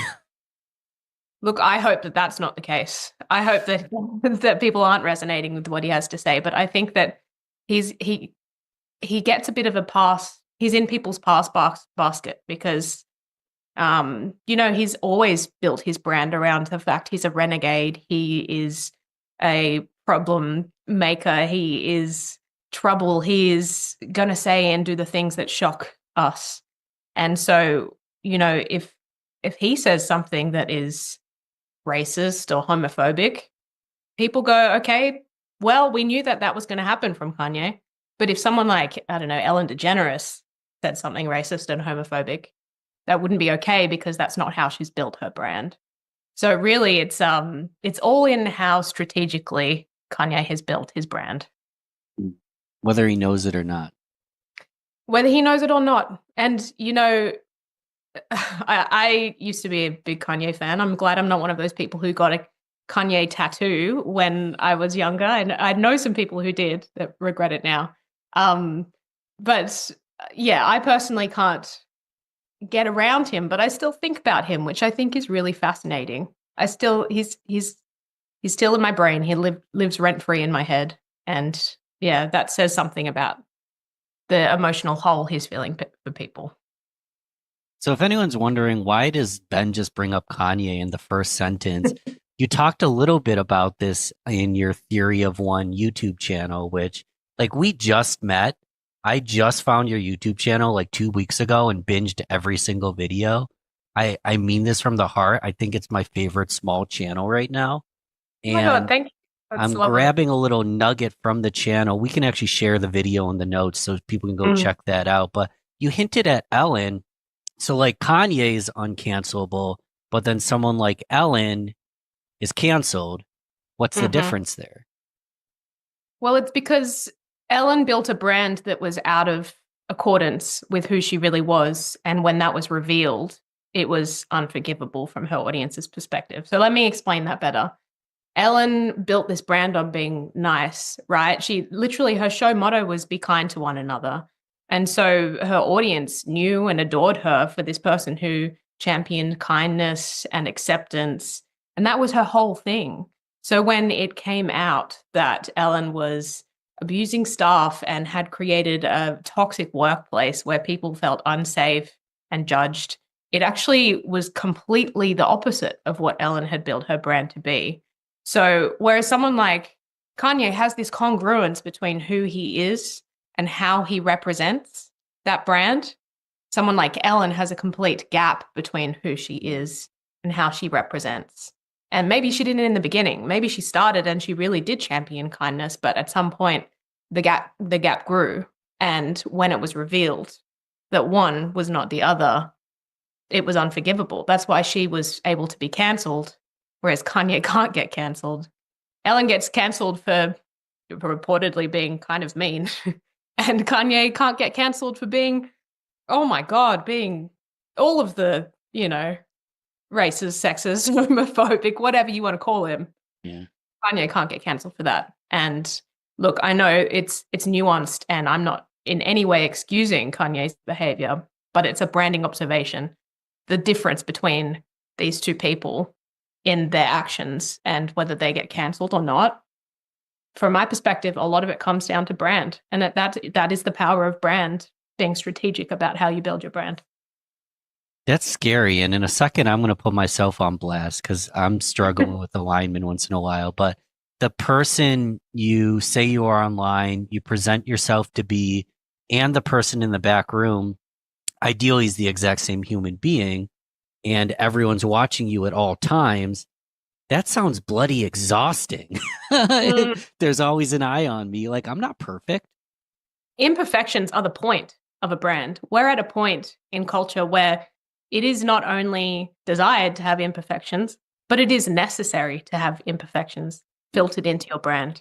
Because if you are like Ellen and you try and build this perfect brand, it's going to screw you over later because it's just not reasonable to think that everyone can be perfect all the time. So what Kanye did, the strategy there is just filter your imperfections into your brand and get people to accept them, which I'm not recommending. You'd be Kanye, but it is important to be aware of your imperfections and then use them as a strategy in your brand. Well, let me bring up my imperfections. We can quickly microanalyze me. Right. But so this podcast, Real Business Connections, was once called Rochester Business Connections. And very long story. I was in the music industry, this or that, was unemployed, pandemic. And I started a Rochester, New York business connection show because I needed some. I wasn't the expert on business. I wasn't the expert on Rochester. I wasn't the expert on connection. It has since built itself into a bigger brand. I've built my business, all these things, and people know like Ben, he's the connector. He knows all this stuff about marketing and business. And from day one, I know nothing, Erica. Like my one job is to show up, be curious, ask good questions, but connection is in the name. And people ask questions like, how do you connect better? And I'm like, I don't know. I'm just trying to figure that out. Or how do you have so many connections? I don't know. I feel like a tiny little fish some of the time. It's like, I don't know if this is just imposter syndrome, but I'm like, I built a brand that I actually don't know if I personally can live up to. It's bigger than me. It was almost an aspirational decision. It's not like I started with what I had. It started with how I aspired to be. And I still don't think I'm there. Do I have a problem here? First of all, I don't think you have a problem here. I think the fact that you're being honest about this and vulnerable is the point. the fact that you feel this way, because I'm surprised by that. You know, that it surprises me that you don't feel like an expert because you come off as an expert. And it kind of makes me feel warmer towards you that I know that you are sitting there feeling like a bit of imposter syndrome. And this isn't to say that people should like talk down on themselves if it's not truly how they feel. All I said was not a tactic. Like, this is actually me, like, exactly. wondering what I'm doing half the time. Yes, exactly. And I think that sharing that with your audience, it's not going to make you stop coming off as like someone who's got their shit together. It just makes me feel like I can relate to you more, because in the end, I think what people don't understand about branding and content creation is that, yes, it's about you, but it's about everyone else. And we're all just trying to project ourselves onto people. So in the end, if you can be a mirror for people and make them feel less alone, then you can be a brand and you can smash it. So that's what you just did to me. So I don't think you have a problem at all. Let's take it to a new level that anyone can apply, because so anyone can be vulnerable. Anyone can be authentic. Anyone can be data driven. Anyone can be a marketer, a salesperson. Anyone can start a real estate business. But how do they become a category of one? Because there's 1 million people being vulnerable. There's 1 million people being authentic. There's 1 billion people on YouTube right now. How can I be a category of one? I just don't want to be some podcast guy that markets and talks about imposter syndrome here and then. Like, I actually want to stand out at a higher level than just that. It's a really good question. So the way that I look at this, first of all, is beliefs. Because of what I just said, everyone's always looking to be a mirror to everyone else. So the best way to attract your people is to have a set of beliefs. And I know it sounds really simple, but actually it's not that intuitive when people first start this process of building their brand and creating content. People don't actually think to share their core beliefs. So when I'm working with someone, usually what I do first is understand their perspective. I actually have a framework called the PDF framework. And the first part of the process, the P, stands for perspective and positioning. So what I would do if I were trying to, again, become a category of one, is first understand the P, the perspective and positioning. So I'd sit down and understand what are my core guiding beliefs, the things that take me through the world, because these are actually one of the biggest differentiators, because no one sees the world like you do. There are other people who will make videos, but there's no one who can share them from exactly your perspective. It's your biggest moat. It's your biggest advantage, is your perspective. And then the D, that's differentiation. So D is understanding, okay, as you said, if there's 1,000 podcast guys out there, what is it that makes me different? And this might be, it might be your experience. It might be your vulnerabilities. It might be your beard. It might be a number of things. That's the D. You just got to think about it. Okay, what makes me differentiated? And then the F, how can I filter my brand identity? So the perspective, the differentiation, how can I filter that into a content strategy that is unique and represents my brand identity? So that's the overall process of becoming a category of one. It's a lot more nuanced than that, and it takes a lot of, it's funny. It feels like self-development when I work with people. There's a lot of those epiphanies where I point out a blind spot, and someone goes, "Oh yeah, that is what I'm really good at," because people spend a lot of time with their brilliance, so they often don't realize what it is that makes them brilliant. So yeah, that's the process. You make it sound so easy. Definitely not that easy. And I don't know the whole story, but the short version, there was a company, Athletic Greens, and they rebranded to AG1 because they got a ton of bad press. And they just have a long-standing history of taking this green powder with all these great vegetables and all these great spirulina and all these things that are great for you, and jumping on podcasts and marketing them through podcasts. But it didn't work.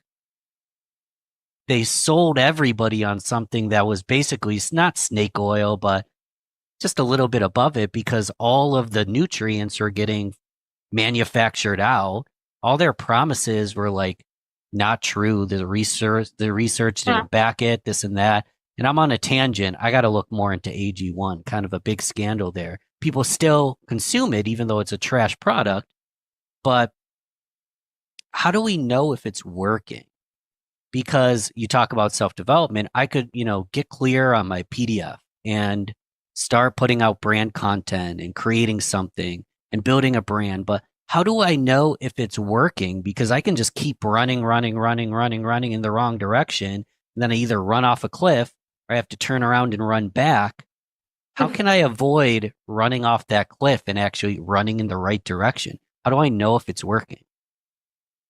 Yeah, the first step to avoid running in the wrong direction is, as I said, to make it a belief-based content strategy, because you can't run in the wrong direction if they're your beliefs. So that's the first thing. A lot of people pick like a niche or a topic that they've never had an opinion about, they've never thought about in their lives, but it's going to be profitable. It'll get views. Why not pick it? Don't do that. That's how you run in the wrong direction. So that's the first thing. The second thing to avoid running in the wrong direction is making an emotion your foundation. Yes, a niche is important, but you also have to think about your emotional niche, because everyone who you ever meet naturally falls into an emotional niche. Like you make me feel calm. You make me feel analytical. So you are giving me a feeling right now, and I would say that's your emotional niche. And everyone who's anyone has an emotional niche. So again, you have to get clear on that to avoid running in the wrong direction. And the way that you can know that it's working is if you are getting, I'd say, gauging the sentiment.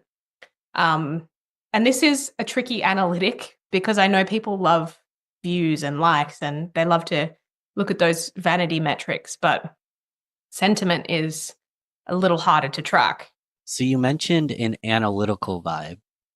I want to step. The analytics in me is like, I want to add value, but I also want to make an emotional connection. I joked before, like I was telling Erica, I was telling you that like I binged your YouTube channel. It's bingeable right now. If anyone goes to the channel, it's bingeable right now. You have the perfect amount of content to binge. I binged your channel, but I'm not 100% sure I know anything about you. So I guess my first question is, where'd you learn all this stuff?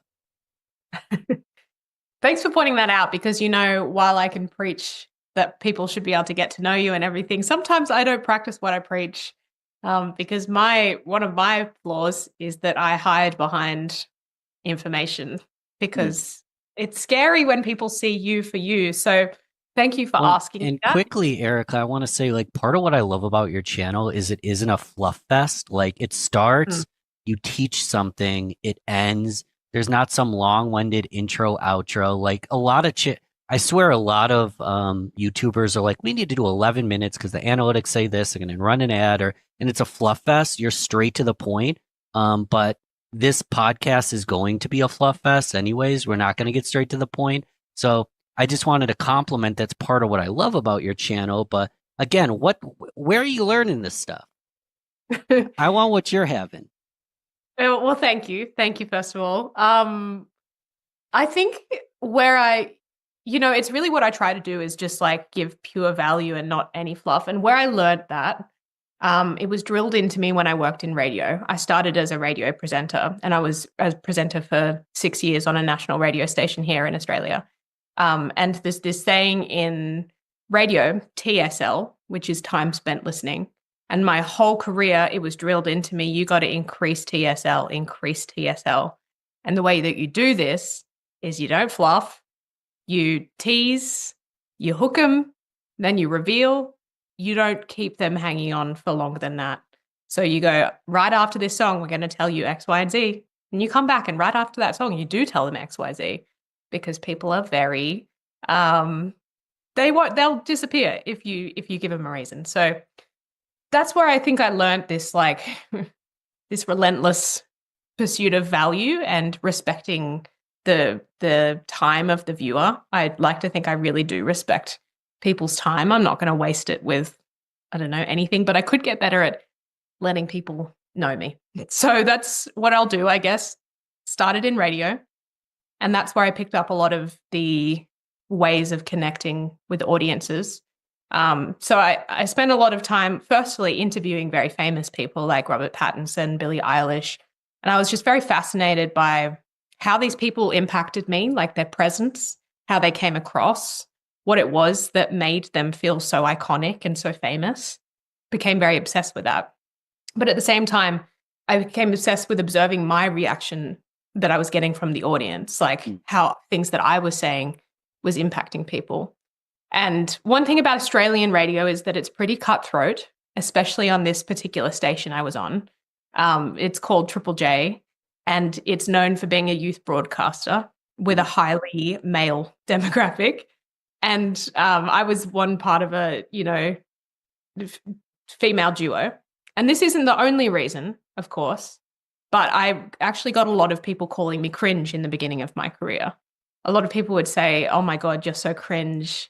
So the way it works on radio, you get this text line, and while you're live on air, literally, the mics go on, the red light is on, you go, "Good morning, you're on Triple J with Erica," and you, out of the corner of your eye, you see a text while you're live on air saying, "You're so cringe, shut up." Oh, I would turn that off.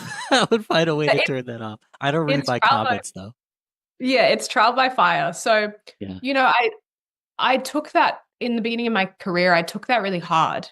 I thought, "Oh my God, cringe is the worst thing to be. Like, how embarrassing. I should try and change myself. I should try become more who they want me to be," which I tried to do for a few months there, but it made me even more miserable and it didn't seem to even work. So, while I was shrinking myself and trying, quote unquote, not to be cringe, all it did was made me unhappy and got me further away from who I really was.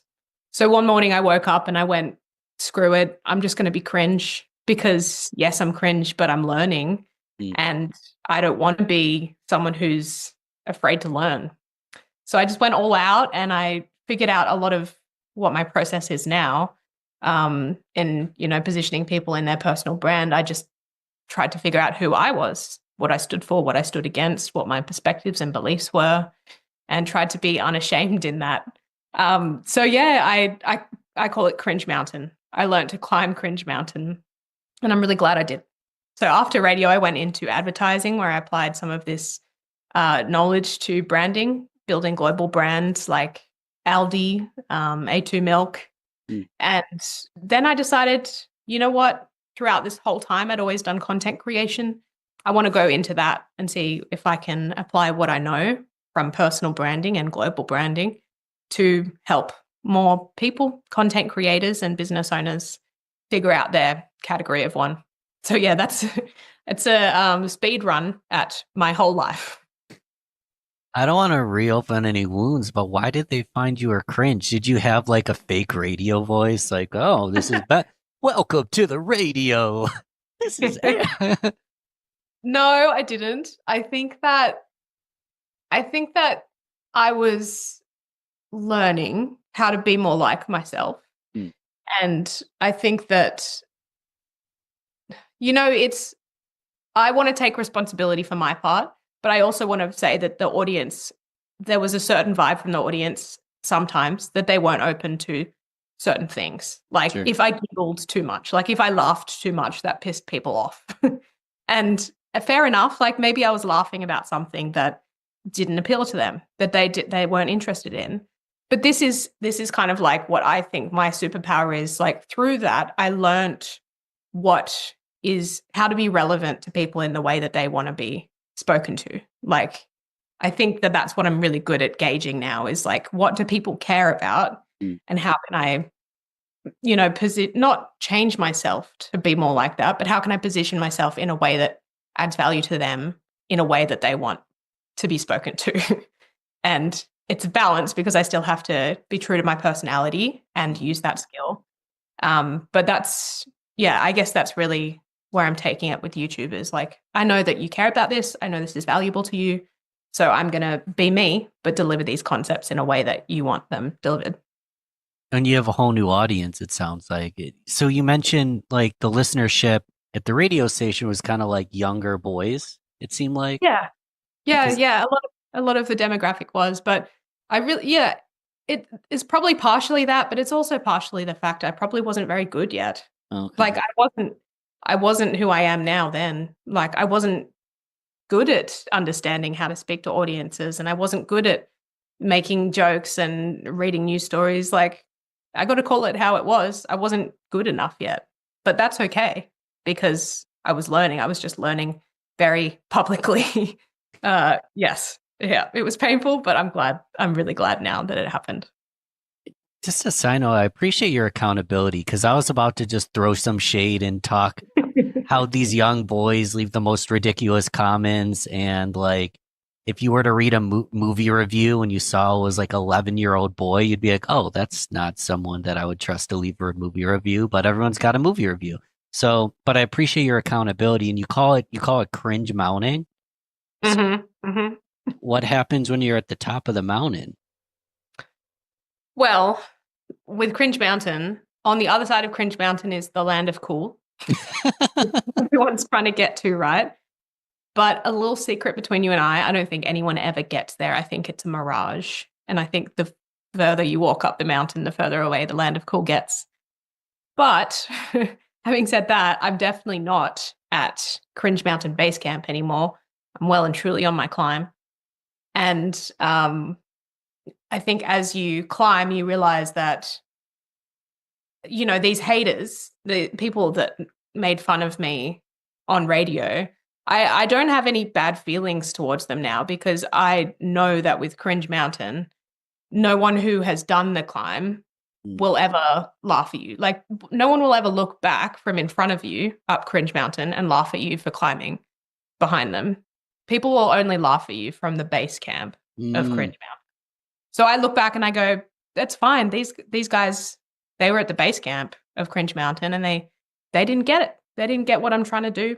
So I don't have any hard feelings towards them because they don't get it. They don't get it. They don't get it. It's fine. We can maybe workshop this more offline, but this is coming to my mind because I was at a conference. The gentleman was called Justin Kavanaugh, and he actually had this drawn out like depiction on the screen. And there's the first mountain, and then you're at the top of the mountain, and then you see the zone of despair, I think he called it. Because you're at the top of the mountain. Well, guess what happens? Then you see there's a whole new mountain. So to get to the next mountain, you actually end up going downwards to the zone of despair, and then you climb that baby again. And it's just like so frustrating, and that's why a lot of people quit at things. And he's like, all you need to do is find a way to develop a bridge from one mountain to the next. And then it's not like you've hit the Mecca, but you avoid the zone of despair if you can bridge the gap between the first mountain and the second mountain. And that bridge could be just like a tool or a mentor, or I don't know what it is. I guess it's individualized, but it sucks when you get to the top and you realize they're still cringy. You're not as cool as you thought you were. And I don't want to go to the zone of despair. I want to skip that despair and level up with my cringe a little bit. Yeah, I love that. I think, well, this might be controversial, but I think it's good to go through the valley of despair personally. Yeah, I really do. And this is partially the curse of the expert. Like when you were saying before that you don't feel like an expert, in my head I was like, it's because you are an expert and experts don't feel like experts because they know too much, right? They know what they don't know. The imposters are the ones that don't have imposter syndrome. Yes, exactly. So look, I think a little bit of going through that journey of feeling shit is important. Like I really do think that you got to feel that cringe and put yourself out there and be seen to get to where you want to go. But having said that, you can shortcut it, absolutely, by, as you said, working with mentors or reading, books from people who have done it in the past or surrounding yourself with people who understand the journey. There are lots of ways to dampen the feeling that you get. You don't have to go through the public humiliation ritual that I went through. But having said that, I think I'm glad I went through it. It's made me way more capable and credible and determined.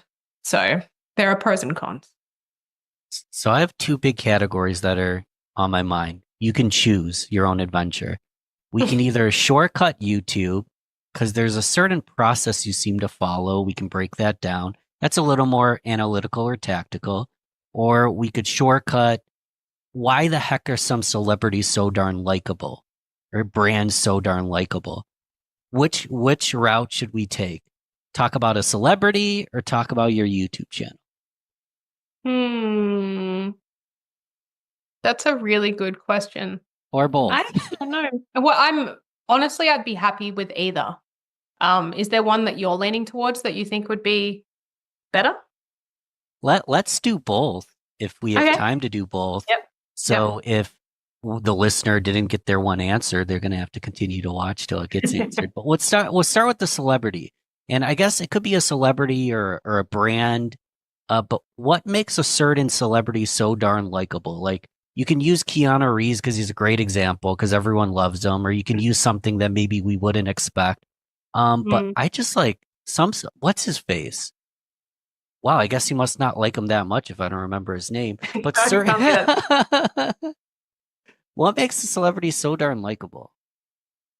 Well, I love this question, and there's a couple of things. First of all, they have an emotional niche. They know that the way that they make people feel, and they use this to their advantage. That's the first thing. The second thing is usually they have some kind of contradiction in their brand. And by that, I mean, Keanu Reeves, he's an action movie star. You would expect him to be, fit the category of action movie star who's maybe a bit macho and like self-serving. Maybe, I'm stereotyping, but there is an idea bald, macho. Yeah, like rough, covered not in very blood. Yeah, not super kind or, in touch with his feminine side or whatever. There's this idea that we have. But Keanu Reeves is like a very gentle, generous person, and he acts way differently to what we'd expect an action movie star to act. This is a contradiction in his brand. And a lot of the most famous people have a contradiction like this. Like Post Malone, the musician, he's covered in tattoos. He looks like he's about to bust out some heavy metal and, be a bit rough with it. But if you ever see Post Malone or listen to his music, you would understand he's angelic and he's got this incredibly goofy, silly, fun presence. Again, that's his contradiction that makes him really lovable. So quite often people have a contradiction that makes them lovable. And then the third thing that I'll say, which is really core, is that they have some kind of enemy. And I know this sounds like a really negative approach, but it's not, because it's an ideological enemy. It's not a person. It's like something that they stand against, which is an idea. So some examples: Taylor Swift, her enemy is the cool girl. And anyone who loves Taylor Swift or listens to Taylor Swift, they understand that Taylor Swift stands against this mean, popular, cool girl. And so she attracts people who were maybe made to feel different in their lives, or made to feel like they were silly for loving what they loved, or, made to feel like they were the wallflower at the school dance. They didn't get, they weren't wearing the tight dress and they didn't get the attention. So she's got this audience of people who are united around this common enemy. So Taylor Swift isn't just Taylor Swift. She is a representation of an idea that everyone can resonate with. So those are I'd say the biggest things that make celebrities likable. They're founded in an emotional niche. They have some kind of contradiction, and they have an enemy that they rally their audiences against. Love it. For some reason, I can't get my mind off Steph Curry, NBA basketball player, because he's always got a big smile on his face. He'll like be chewing on his mouth guard like right before he shoots. Like he looks like he's just playing street ball with his friends. But if you're on the other team, he's basically going to murder you on the scoreboard. Exactly. That's his contradiction. It's a great example. And that, it makes it, it makes him so lovable. And It's funny because once you start noticing this, you see how often this is used in big movies and TV shows, like Shrek, for example. He is a contradiction. He's a big, scary ogre, but he's kind and sensitive. Or, in Legally Blonde, what's her name? The main character. Her whole character is built on a contradiction. She's a bimbo, and so people underestimate her, but she's the smartest person in the whole school. So again, it's the contradiction that makes her so lovable. I could go on forever pointing out. I feel like there's like 20 years in a row where it's like not so attractive, we'll just call ugly guy, but with a big heart, and a really pretty girl that isn't a bitch, isn't mean, isn't so and so generic. But I feel like you turn on a sitcom, it was always like an ugly guy with a pretty girl, but they're perfect together because they both have a big heart. Yes. Yeah. And they're tropes, and they are tropes for a reason, because they work, because they play with our emotions, right? Like our brain uses heuristics to categorize the world around us. And we are category machines. Like humans are great at putting people into categories. So when we see, a nerdy guy, we think, oh, loser. I don't, but people do. People think, oh, okay, a set of expectations around this person of how he's going to act. Same with the girl. She's pretty, so she must be X, Y, and Z. But if you can contradict those expectations authentically, then it makes people stop, pay attention, and be more open to forming an emotional connection. So before we close with YouTube, the keyword there is authentically, but the question I'm asking is, how do I do that? I don't necessarily want to sit down with a pen and paper and be like, oh, so I'm this way. Let's just throw a contradiction in just because I know my audience will take a bite out of that. Like, how do I identify my contradictions, if I have any, and or am I just boring? Is that an option as well? Yeah, well, it's a really good question. So the first way I would say is to lean on your friends and family, because quite often your contradiction is just something that everyone knows about you, but because everyone's just known you for so long, no one really pointed out. So you can start to ask your friends, your family, say like, is there something about me that's like, you'd expect me to be one way and then I'm the other? Like, is this something that you've noticed about me? You'd be amazed at how often people will come up with an answer. So that's one way. Lean on your friends and just ask that question. And then another way is to reflect on your position in your category and what the expectations of that category are versus you. So this is it's a really quick exercise you can do. Sit down with a pen and paper and write category, say podcaster. And then in one column on the left, expectations of a podcaster. One column of the right, say me. And then go line for line, write down what the expectations are of you as a podcaster in your category, and then what you are in reality.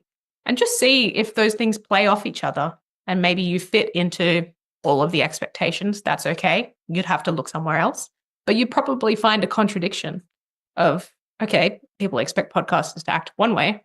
I act this way. That's interesting. How can I capitalize on that and make that more a part of my brand? You got me thinking. So I'm almost wearing a black t-shirt I got a black t-shirt and a watch like every day, but that's kind of my camo, because anyone who knows me well knows I'm a hippie, and I camp and go to music festivals and was in the music industry for 10 years. And I'm a hippie in business. And I only own one suit and tie, and it was for my brother's wedding. That's a contradiction, Ben. That's a perfect contradiction. If you went, okay, business is the category. Interesting. What do people expect out of businessmen? Suit and tie, a little bit slick, a little bit cutthroat. You're a hippie. You go to music festivals. You don't wear shoes. Great. You're the hippie businessman. That's exactly a contradiction. You can. I gotta do a shoeless photo shoot for the next one. What is your contradiction? Oh, this is such a good question. And you know what? It's so funny because I am working on this still. It's funny because a lot of the work that I do with people is I spot things that they can't see. And so it's almost like I need a me for me, because I have a lot of trouble seeing myself clearly, just like everyone does. So I think that my contradiction is something around the way that I subvert common topics. Like you'd expect me to tell a story in a linear way and then I take it somewhere different, or you expect me, because I'm just like a nice white lady, to speak in a certain way, but then I'll say a bit of a rogue joke or something like that. Like there are a few ways that I'm playing with it, but the answer is, Ben, I don't know. If you can clone me, can you get me to do my incubator with eggs? This is a fun segue too, because when I watch your channel, you're talking about a lot of celebrities, a lot of big names, and there's a lot of drama channels, and you're not assessing them from a pop standpoint at all. You're kind of taking psychology and marketing and applying it to these celebrities, which not many people do. Most people are talking about who's dating who or some drama or cheating. You're like, screw all that. Let's talk about what the heck's going on psychologically here. And I think that possibly is the zone of genius, and it is a contradiction as well. Thank you. Possibly. That's a really interesting point. I know that I'm doing something that I haven't seen done. So that's a really helpful lead for me. I think, what I try to do is exactly as you said, like I'm not concerned with the drama really. I mean, sometimes it's fun to talk about, but what I am concerned with is why some people impact societies more than others. Like, what is it? What is it about some people that makes us stop and pay attention? That's what I'm fascinated by. And then how to use those insights in a way that feels real to each person. So important. Nothing sucks more than when you talk and no one listens. You post and no one sees. You care, but no one else does. Like that stinks. Yeah. And it hurts me to see it, because it doesn't have to be that way. Like you can make people care about what you care about, but you just have to know a few things and be a bit strategic about it. But it is possible. So we'll close with YouTube, but before we get there, how can I keep supporting you? I already binged the channel, so I'm just waiting for the next one. But you can subscribe to the channel. How else can we support Erica? Thank you. Yeah, subscribe to Theory of One. I'm going to try and make videos every 2 weeks. At the moment is my goal. So really it's just hitting subscribe and liking the videos and watching them all the way through so that the algorithm feels happy. That's the way that you can support me best. I would love that. I mean, I think for me, where I'm heading is I just want to get my perspective out there, because I genuinely think that it sounds so cheesy, but it can help a lot of people. Analyzing icons, brand icons, whether it's people or brands, from the perspective of psychology and marketing. I think that's a perspective people need. You can just support me by listening, I guess, at the moment. Cool. And in the description, all the links, all the notes, the incubator, that's all going to be there. But hit subscribe. You can do it while we finish this. Hit subscribe on the channel as you go. What are you doing with your videos? Is there a specific template? So I haven't actually sat down in I just listened to them. Like, oh, this is good. But I didn't actually do an analysis. But I feel like you might think this, but it's actually this. And it's really not even what you think it is. And then you have these hooks and these thorough line. Are you following a template? Is it intuitive? How are you structuring these videos to be so much depth, but also so short simultaneously? I know that was a very thick question, but is there a structure? No, there is a structure. So the overall structure I follow is, first, I will just notice something out in the world. Usually my video ideas have been sitting with me for months, because I've noticed something and I go, that's weird. I wonder why that is. So first stage for me is just to ponder on it and to notice it. But then when I actually get to writing the video, first, as all YouTube people say, you want to have the title and the thumbnail already decided before you start writing the video. So once I've got that decided, the kind of structure that I follow with writing the scripts is I'll ask a question in the intro, in the hook.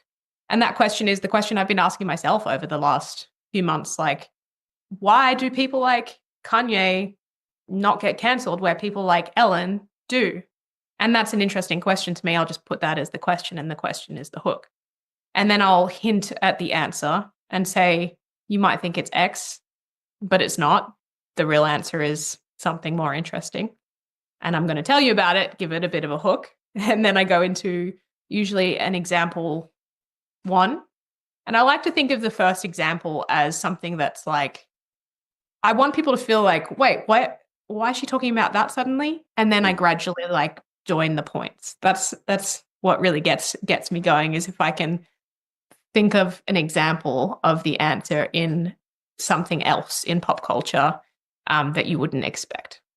So that's, let me summarize. Question, hint at the answer, example one, example two, and then the psychology of it, and then the answer, really. And then an exercise is the overall structure. I don't know if that was helpful. It sounded a bit messy, but that's how I do our videos. Next time I do a solo video, I'm just going to follow that. Yeah.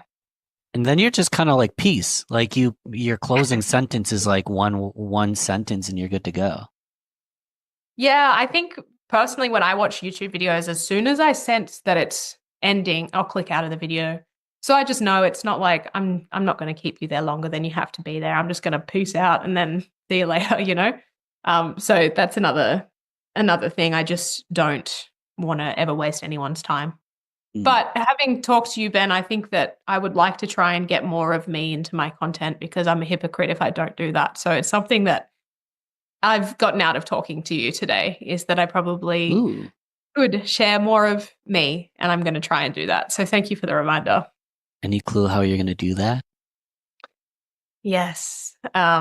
It's the dreaded every few minutes add in a little tidbit about me.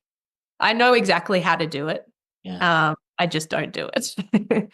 So yeah, the strategy really is to every few minutes just add a little story or opinion from me, like a little fact, like an update about my life. I've just moved house. You might notice the background's different. It's because I got mold poisoning in my old house and I had to move, which is true.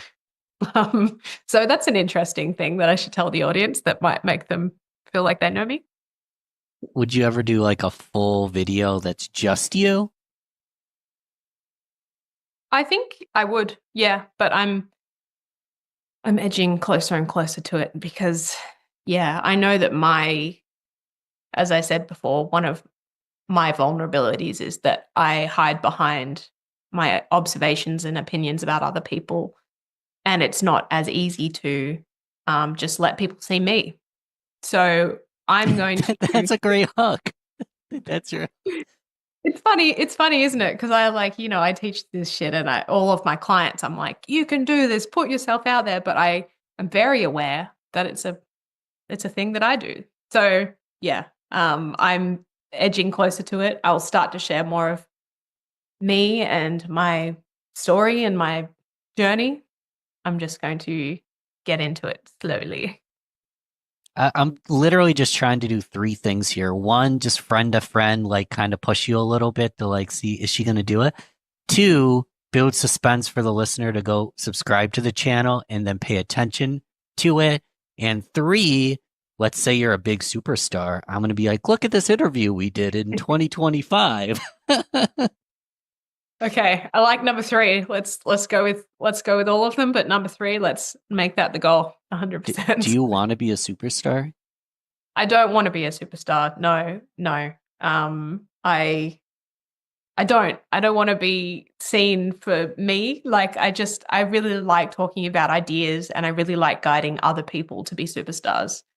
But yeah, me personally, I don't want to be famous just for the sake of being famous. I struggle with this one myself, because let's say you have such a great impact that 100,000 people at a stadium want to see you speak, or 20 million people watch every one of your videos. Like the superstardom comes with the impact. So there's like, is your impact capped unless you become a superstar? I struggle with this thought. Yeah, I think that it's a good point. There's levels and kinds of fame. Like someone like, I don't know, Jennifer Lawrence, she's just famous. Like she's just a superstar for being Jennifer Lawrence, right?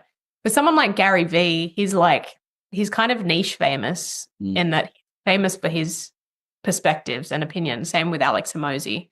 I can see myself being more like okay with that kind of fame where it's like you're famous because you give people new perspectives and they like you, but they also really like hearing what you think about the world. I think that's a very different kind of famous than just being seen and people expecting you to be you, and that's the trick, right? That's kind of scares me a little bit. I don't want to do that, but I'm very happy to be up on a stage with a microphone talking about something. Like I love that. That's where I thrive. So yeah, it's again, it's a bit of a contradiction. It's like me saying, I don't want to be famous, but then putting myself on YouTube and trying to get more views. Like, what do you mean? So yeah contradictions.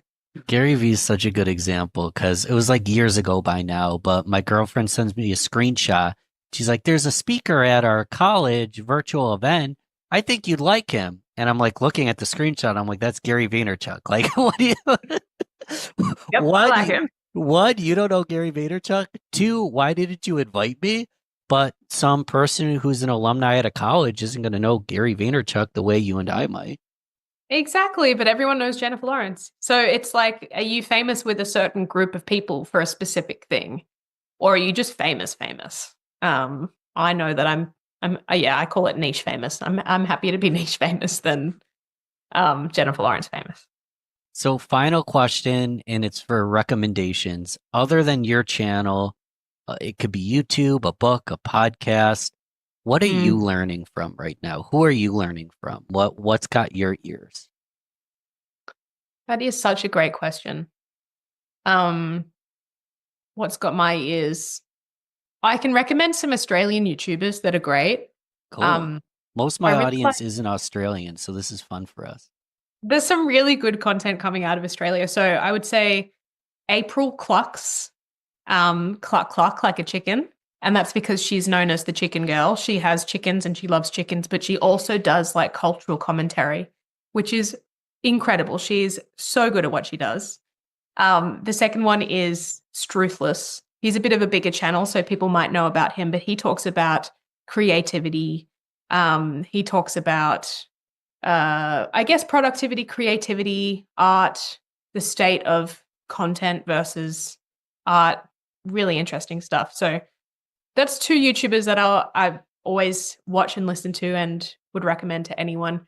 And then the other things, I just like to read a lot. I read a lot of self-development. So books like The Courage to Be Disliked is one I'd recommend if you're trying to put yourself out there and start your branding and content journey. Great book that will change your perspective. The Infinite Game by Simon Sinek. I love that book. That also changed the way that I thought about the world. And anything by Marty Neumeier. He's got a book called The Brand Gap, which is just so valuable. So yeah, 2 Australian channels, 3 books. That's what I will leave people with, and things that have really inspired me recently. And Theory of One on YouTube. And Theory of One on YouTube. Yes. Thanks for coming on, Erica. Again, I think I mentioned this, but like I just found your channel, binged, and now you're on the show just like that. So I appreciate your time, appreciate your heartbeats. I know we learned a lot, and we'll talk. If you had $434 million out there accruing interest in doing other things, and you got some kid, paying you $50,000 a year, right? That's a very small component to your overall revenue. However, that kid is an investment to help grow that endowment later. So them giving you $20,000 is a drop in the bucket in order to acquire the good kid, right? It's an investment. We always had families come to us when they were seniors. And in many cases, it was too late. Not too late to play the game, but too late to do anything different. So we always tried to work and dig further down to where the families with freshmen, because every single thing they do through high school is what separates them from additional competition. Because if you think just your grades and just your test scores are all you need, good luck. Sometimes I even feel bad when I lay it out for people, because there's 3 rules we got to follow. Number 1, you have to ignore, as the parents and the student, you have to ignore the sticker price of the college. You're listening to the Real Business Connections Network. Real Business Connections Network. Powered by Balbert Marketing, LLC. Subscribe now and check us out at realbusinessconnections.com. Enjoy the show. So is college pricing a scam? That is a great question. You have a lot of people out there that are dialoguing on campuses about college being a scam. And I would say the pricing is not a scam. It's a business. The colleges are businesses and they're not stupid. So that would be my answer. No, it's not a scam. It's a business. It blows my mind. I mean, my parents went to Ithaca College in New York, gorgeous college. They've built out the area so much.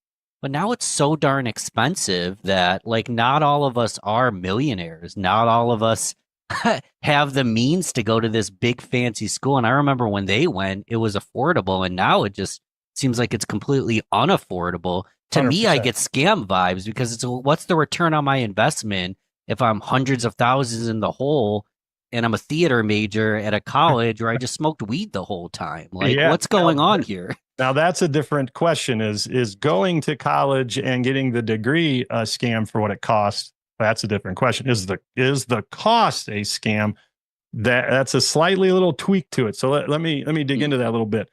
So we've had the government involved in helping get to college since like the 50s, but they really solidified themselves as the primary lender in around like 1992.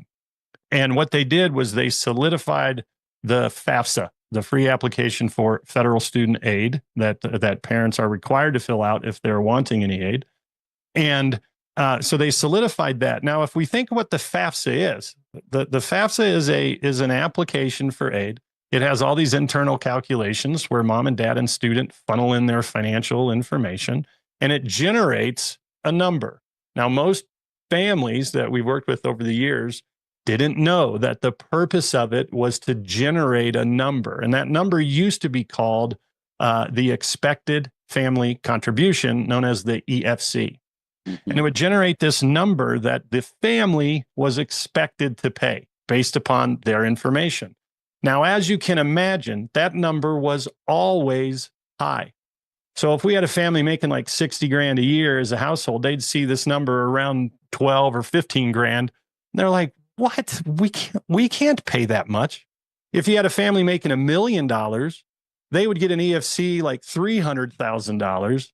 And they'd go, they think we can pay 300 grand a year. Now, no school will cost that, but they couldn't do $300,000. Everybody's is high. And that's the number that the school sees.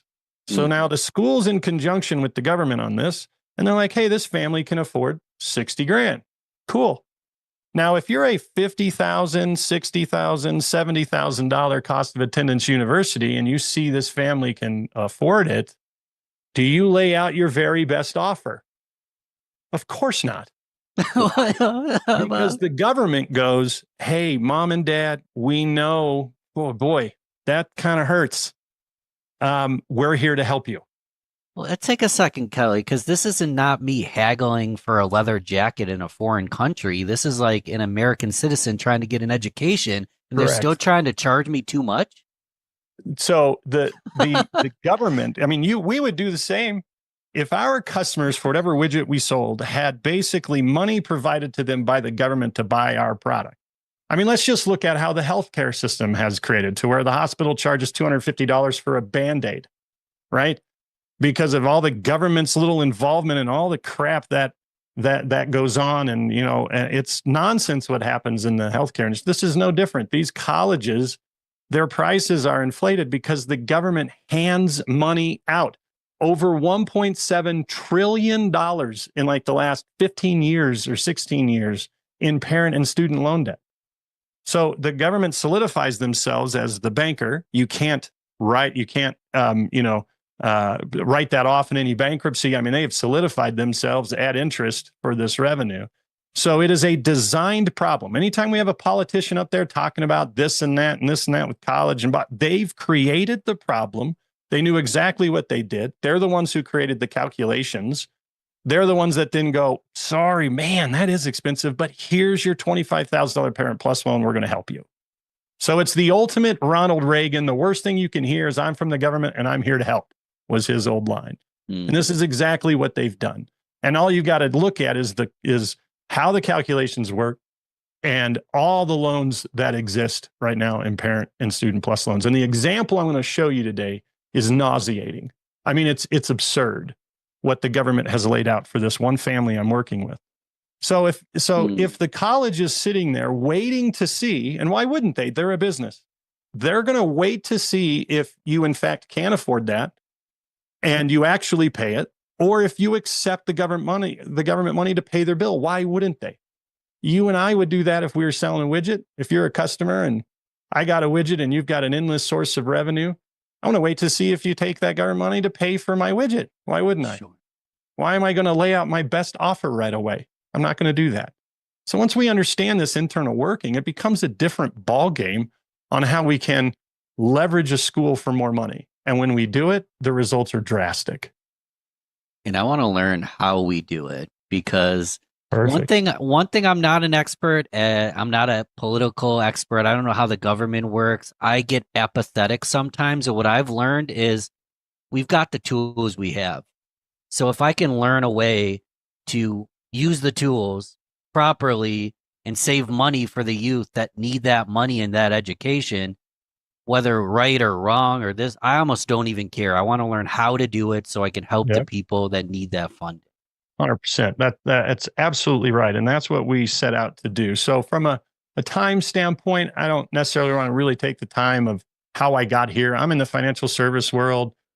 Basically the nutshell, I was learning about, college planning. There's some financial tools to use to kind of help expand our clients' capability to make things possible for them and their kids. And so, over 10 years ago, just started stumbling into this, heard some things for some other advisors I didn't agree with, and it just kind of raised some red flags for me. And like, something's not right. And just started digging in. And then I was working with a client who turned out to be a husband and wife team, and they were the principal and the head of postgrad of Colorado's #1 charter school. And the head of postgrad wife leaned back in her chair and she goes, "Would you mind talking to our parents about this? Because this is their biggest concern. It's not whether the kid's going, it's how the hell are they going to make it possible?" And we had like 150 families show up.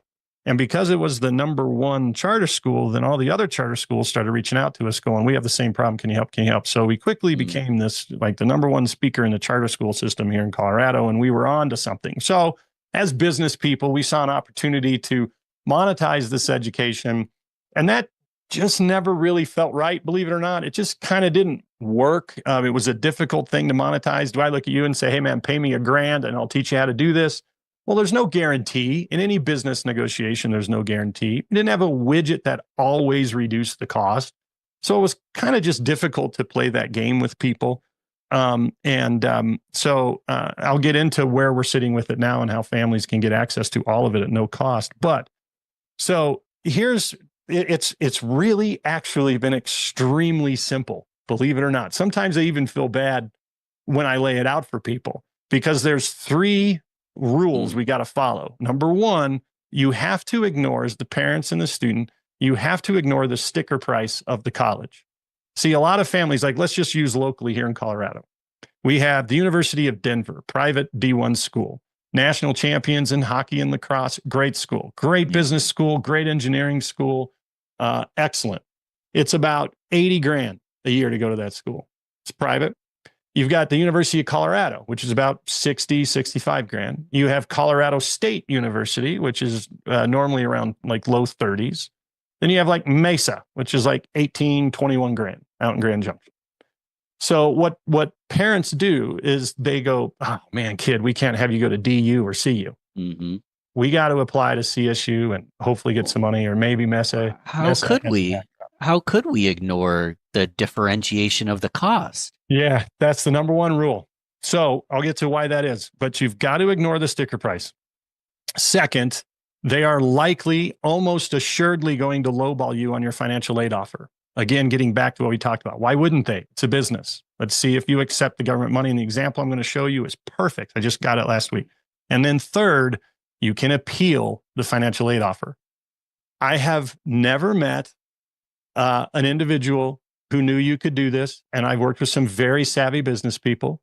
I've got videos. You can see I was asked by a very large, you would recognize their name, financial planning firm. They're across the country. Their number one office is here in Denver. They asked me, they made it mandatory for all of their representatives to attend my presentation. Not one of them, 110 of them, not one of them knew you could appeal a financial aid decision. So think about that from a financial planner standpoint in their office. They're working to help their clients save the money to pay cash. That money's gone forever. If you paid 200 grand a year for, 200 grand total for college, that money can no longer ever earn for you ever again. So there's a lost opportunity cost to that. So that's what they're helping their clients do. And none of them know that they might be able to get it for 100 grand and save that additional $100,000 and have that as retained money under management for them that can continue on with the family. None of them knew they could do this. Same exact deliverables, same college, same degree. So same product you're purchasing from the college, half the investment. Absolutely. So my firstborn kid went to it was 27,000 at the time, cost me $3,400 for the year. Yeah. And she never played varsity. She got a 24 on her ACT. She was like a 3.4 GPA. She wasn't some elite student, but she was packaged like a boss. So that leads to how we're doing this and why we ignore the sticker price. So in research, and I can demonstrate and show you the research. In research, you find schools where your kid is an above average student for them. And see, what families do is they look at the kind of average scores, or if they find any of that information, they look at it from a standpoint of, oh, you'll get admitted. No, we don't want to look at it from just getting admitted.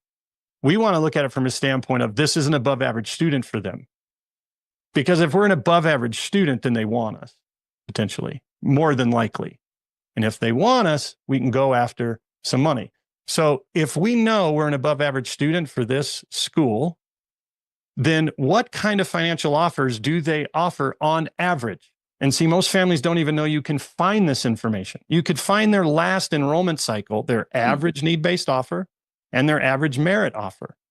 So if you know their average offers in financial aid, and you know you're above average, would you expect to get a below average offer or an average offer for them? Of course not. So I had a guy go, it's like knowing the cost sheet for the car dealership before you walk in. I'm like, that's exactly right. If you had that data. So let's look at that exact example. If you were financially required to buy a brand new $100,000 car every year for 4 years straight, do you think you would put some effort into understanding how to negotiate on that? Of course you would. Would you just walk in and the dealer comes over and goes, here's the price of the car, and go, oh, damn. Okay, well, they didn't really give us much of a deal, but I guess we got to take it. Nice tires. Right. You're going to do everything you can. You're going to bring along a buddy who understands it really well, maybe someone in the industry. You're going to take, but in this case, you just don't. You just accept their offer. It's a business. So if we know, this is where ignoring the sticker price. So let's look at the DU example that I gave, the private university here in Colorado that's over 80 grand. If I know my kid is an exceptional student for that school, those private universities, they've got a crap ton of money and they love buying good kids. I have yet, in 10 years of doing this, I have yet to have a kid go to DU for less than one of those smaller schools here in Colorado, because DU buys them. And I'll prove that to you. So we ignore the sticker price because we're looking at, and the research that we do, schools that our kid is an average to above average student for, that the school would want. So if I'm looking at a DU with my kid and I can see their data on their average incoming freshmen and the average offers, and I'm like, dude, you're not very competitive for this school, then that might not be one we go after. Right? Or it would be one we go after and we just see, but we're not expecting anything. But if I know it's CSU, Colorado State University, I'm Fort Collins, if I know my kid's competitive for that school, CSU loves buying kids away from CU, yep, we're going after them. So Really? when you do this research, the 6 to 10 schools your kid's applying to, they're competitive for. And now that puts us in a different arena. So that's why we ignore the sticker price. Then number 2, we're prepared. We know what their average offers are. So when an offer comes, if it's low, we know it. We're not shocked by it. We get it. It's a business. Here are the loans that are offered. Nope. And we appeal it. And I've got these templated letters. It always comes from the student. How many students do you think send a very nice, wonderful letter about their desire to go to that school, asking for additional resources because they're just doing everything they can to make this be the best decision they can for themselves and their family, to the director of financial aid in a stamped letter? None. I'm literally imagining a human being gasping. It's happened. So I had a client. Like, what? I didn't even, what are they doing? I had a client. He had triplets. One of them got a free ride. This kid was brilliant. The other 2 were good. They were really above average students, and they both applied to the same university. So we have 2 letters, one with special circumstance and one without special circumstance. Well, this is a special circumstance. We're triplets. Man, mom and dad have been freaking out about since the ultrasound, and here we are. So they didn't say in their letter that our oldest sister got a free ride, but they did reference they're triplets, and we are advocating for our parents as much as we can. They sent us my templated letter. They add their twist to it, and it always comes from the student. They got a call from the director of financial aid, and the guy said, "I'm going to do everything I can." Right? Because you got to think of it as a business and a community. The school is responsible to the community for the kids they bring in. They want good kids. They have data like insurance carriers have actuarial data on their insureds. They know the quality of the kid that they bring in, what that does to their endowments later on from the alumnus gifts and everything else, right? The quality of that student. So they want good kids. And if you've got this kid that they know is above average, you've got this kid advocating for themselves, you've got this kid that's packaged really well. That's one of the ways we'll get into next. How do we become a student that they want? Then the only thing they can do, they can't offer dad season tickets. They don't offer a special Saturday parking spot for tailgating. They can't offer a suite on the top floor of the dorm with elevator access like, there's some pimp celebrity. The only thing they can do is help make it possible and buy that student through grants and scholarships and other things. And they've got the money. One presentation I was giving, I had this dad. I love it when in any of these presentations, when somebody has to tell you who they are, right? Like if you ever watch Game of Thrones and the little king, the little punk, I forget his name, but he's like, I'm the king. And his grandpa said, if you have to say you're the king, You're not the king. You're not the king. So if you start with, I'm a CPA, right?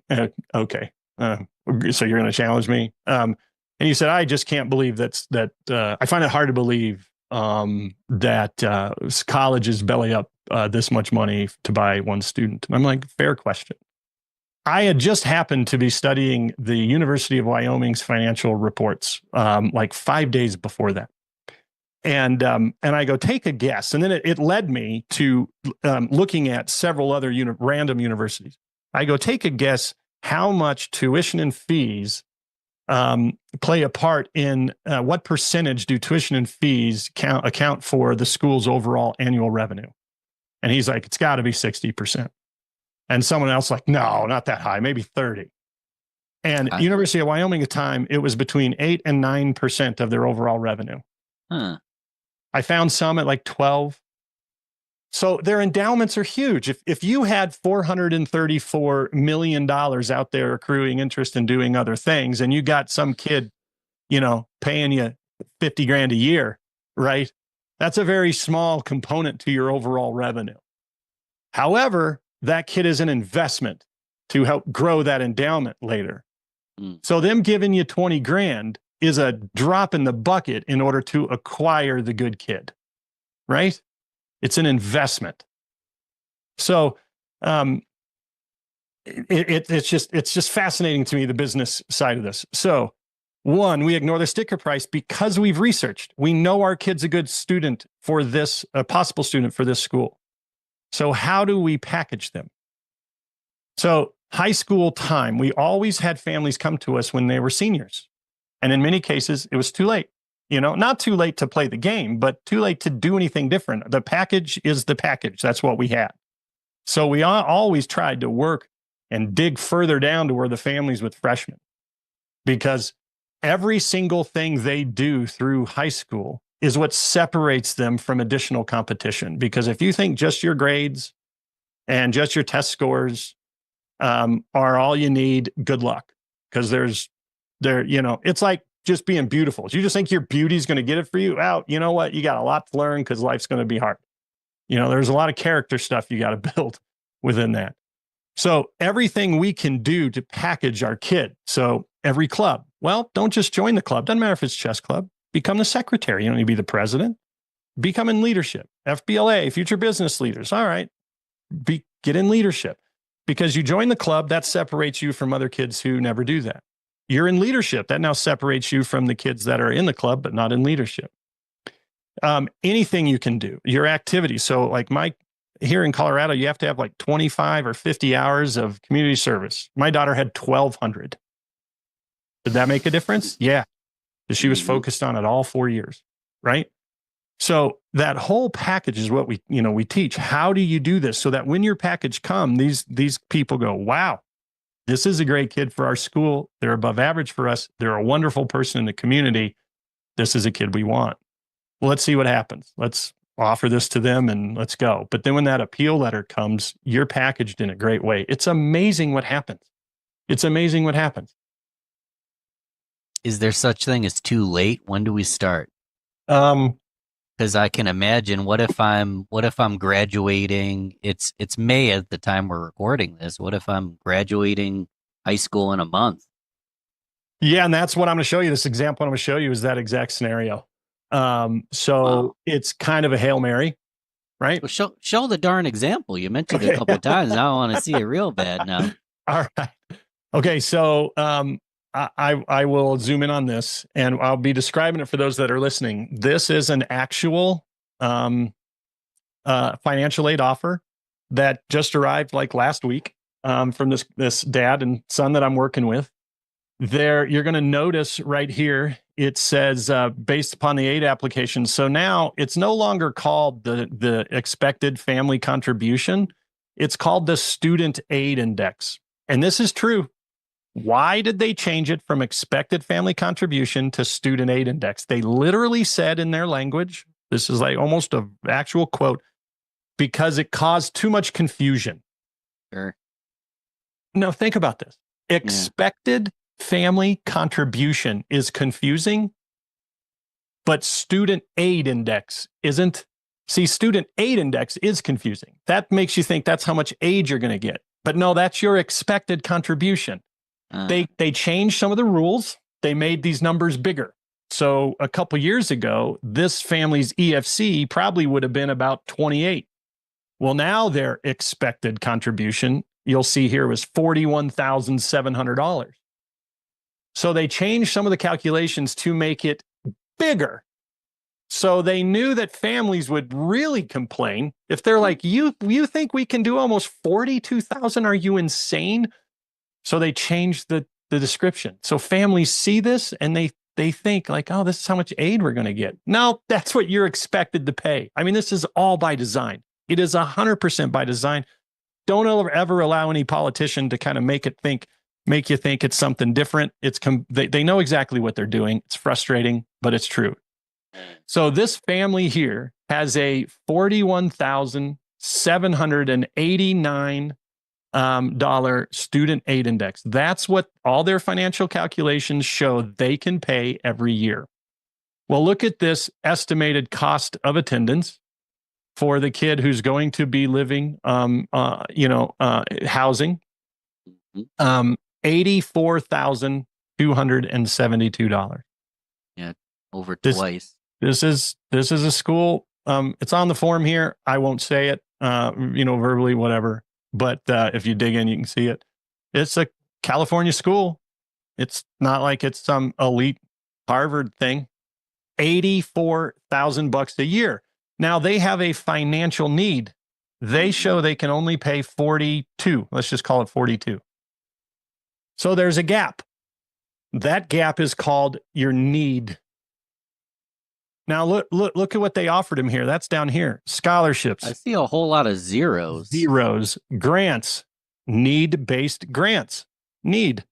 Look at all these that they could pick from. Federal Pell, SHIP grants, institutional grants.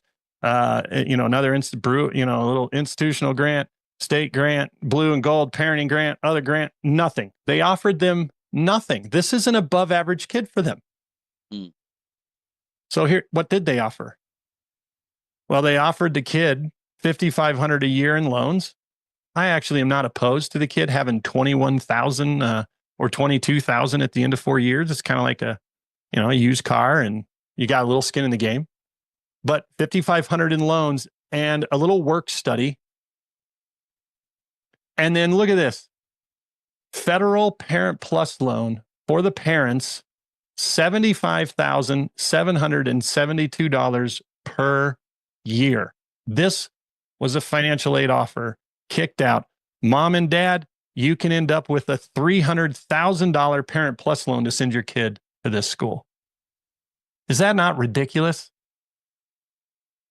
It is ridiculous. So now, if for those who can't see it, hopefully we described that. They could afford, according to the FAFSA application, half of the cost, roughly 42, showing like roughly 85 grand in total cost, offered them $5,500 a year in loans, a little $3,000 a year work study, and $75,000 a year for mom and dad in the form of loans. And they're in a need base. Now, this is a resource. I used to not give it away because I wanted to be able to teach it, but since I give everything away now, it's collegedata.com. Collegedata.com. It's a free resource. You can access it. All the schools funnel in. What they try to do on College Data is eventually get your kid to be like a banking customer of them. This is sponsored by a bank. But I would love to have this data. I'd love to own it. I think it'd be great, but I don't. So this is that same university.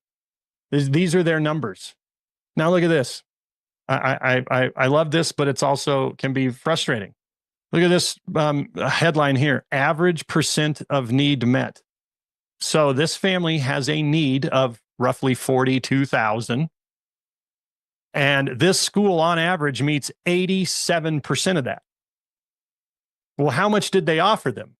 0% of it. The average award, this is need-based. For those with need, the average is $29,573. How much did this family get? 0 in their first financial aid offer. Down here, their average merit offer, $9,300. How much did they offer? Nothing. So 29.5 and 9.3, there is what? $40,000 worth of aid on the table for this family. So is this one we appeal? Sure. Heck yeah, we are. 100%, because they're waiting to see if mom and dad stroke the pen and accept $300,000 in loans from the government. Why wouldn't this university do that? Of course they're gonna. They then get their full pay. Hey. But they know, look at their own numbers here. They know it doesn't cost 84 grand for an out-of-state kid to go to the school. When on average, they're giving out 87% of the need, and on average, they're handing out 40 grand worth of aid. If they're handing that out on average, why'd they offer this kid 0? Yeah, and he's an above average kid for them. So here, how do you know if he's above average? So you scroll up here. Oh, sure. There's the school. That's okay. You go to admissions. Do you need me to blur anything out, or no, this is public it's public database? Data. Yeah, it's public data. And you scroll down, and most schools will. I mean, there's so much data here. Here's a little strategy. Let me sidetrack. Let me pivot. I never ever have kids write one essay. That's a big mistake.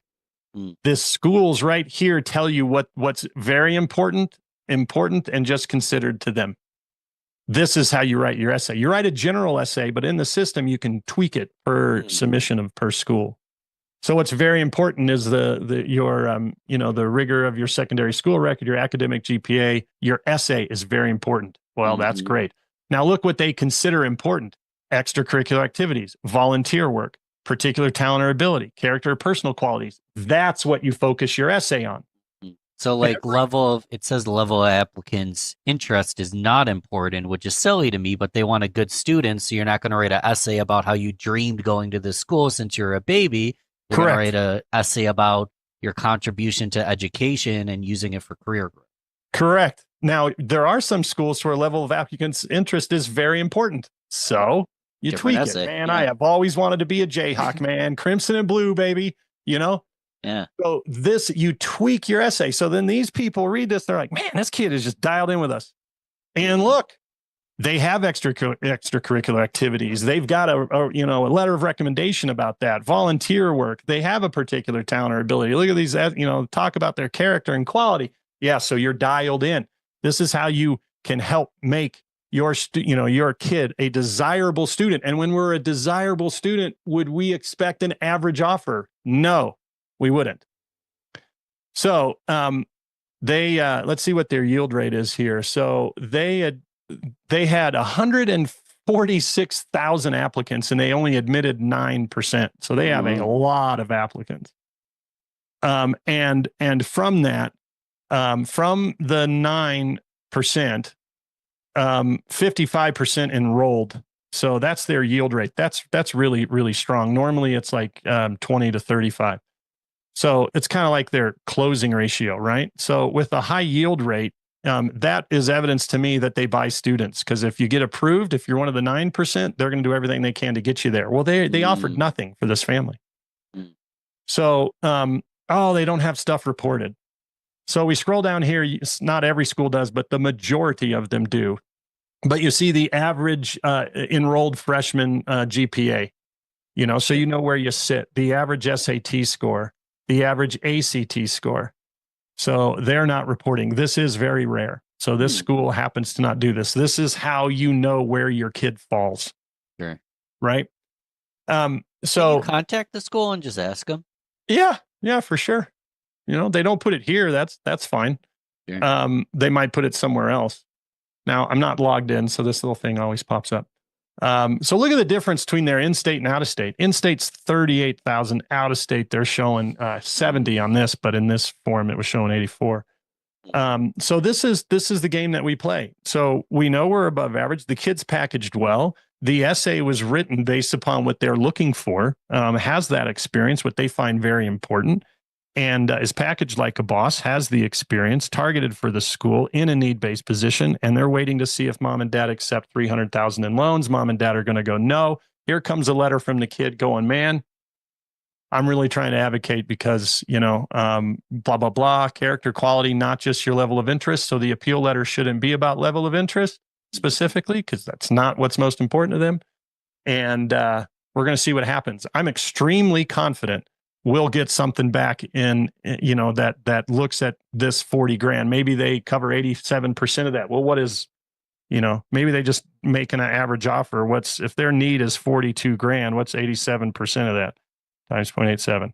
36.5. So you mean to tell me that we have a chance because we did our homework, we knew we were packaged, and we knew the numbers, and we sent the letter asking that we might get $36,000 off the price for each year? Per year, yeah.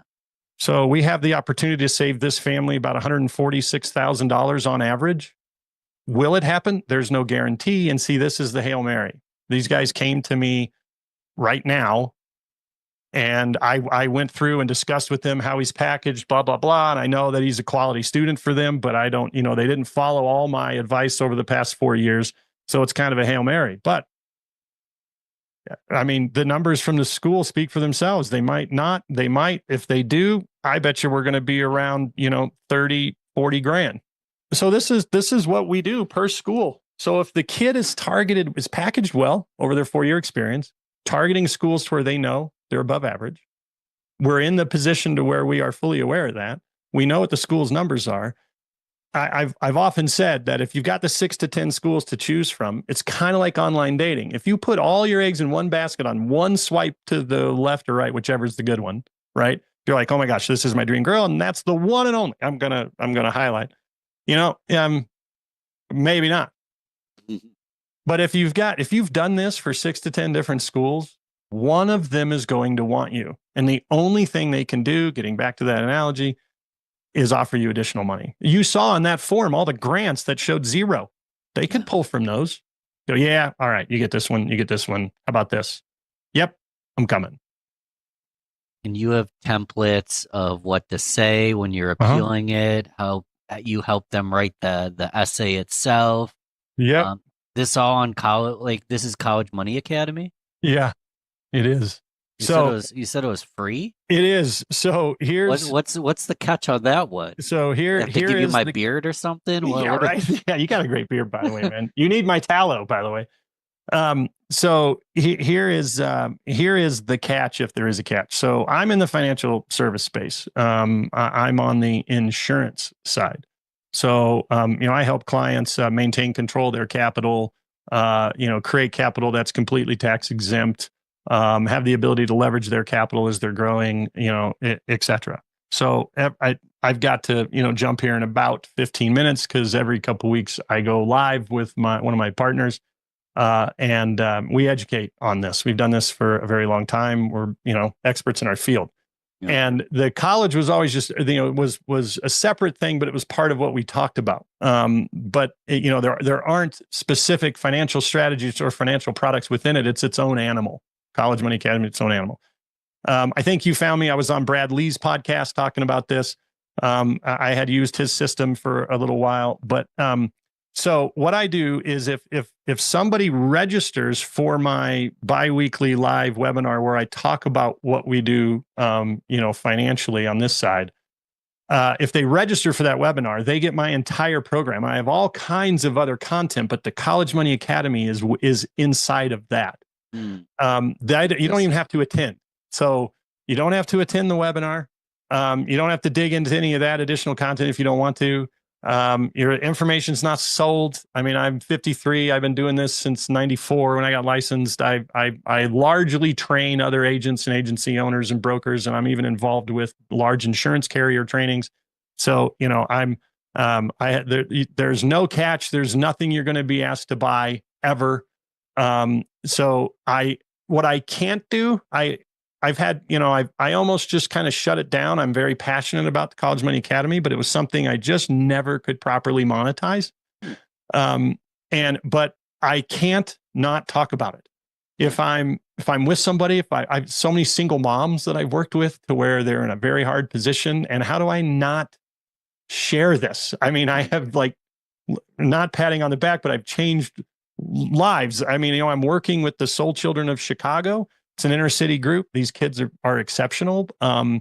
Parents typically don't have the resources. This last family, they were violating my first rule. They were not going to apply to a $95,000 university because there's just no way. They didn't want to get the kids' hopes up. I'm like, you're violating my first rule. This kid's exceptional. Mom and daughter are having to pay $5,000 to go to that school.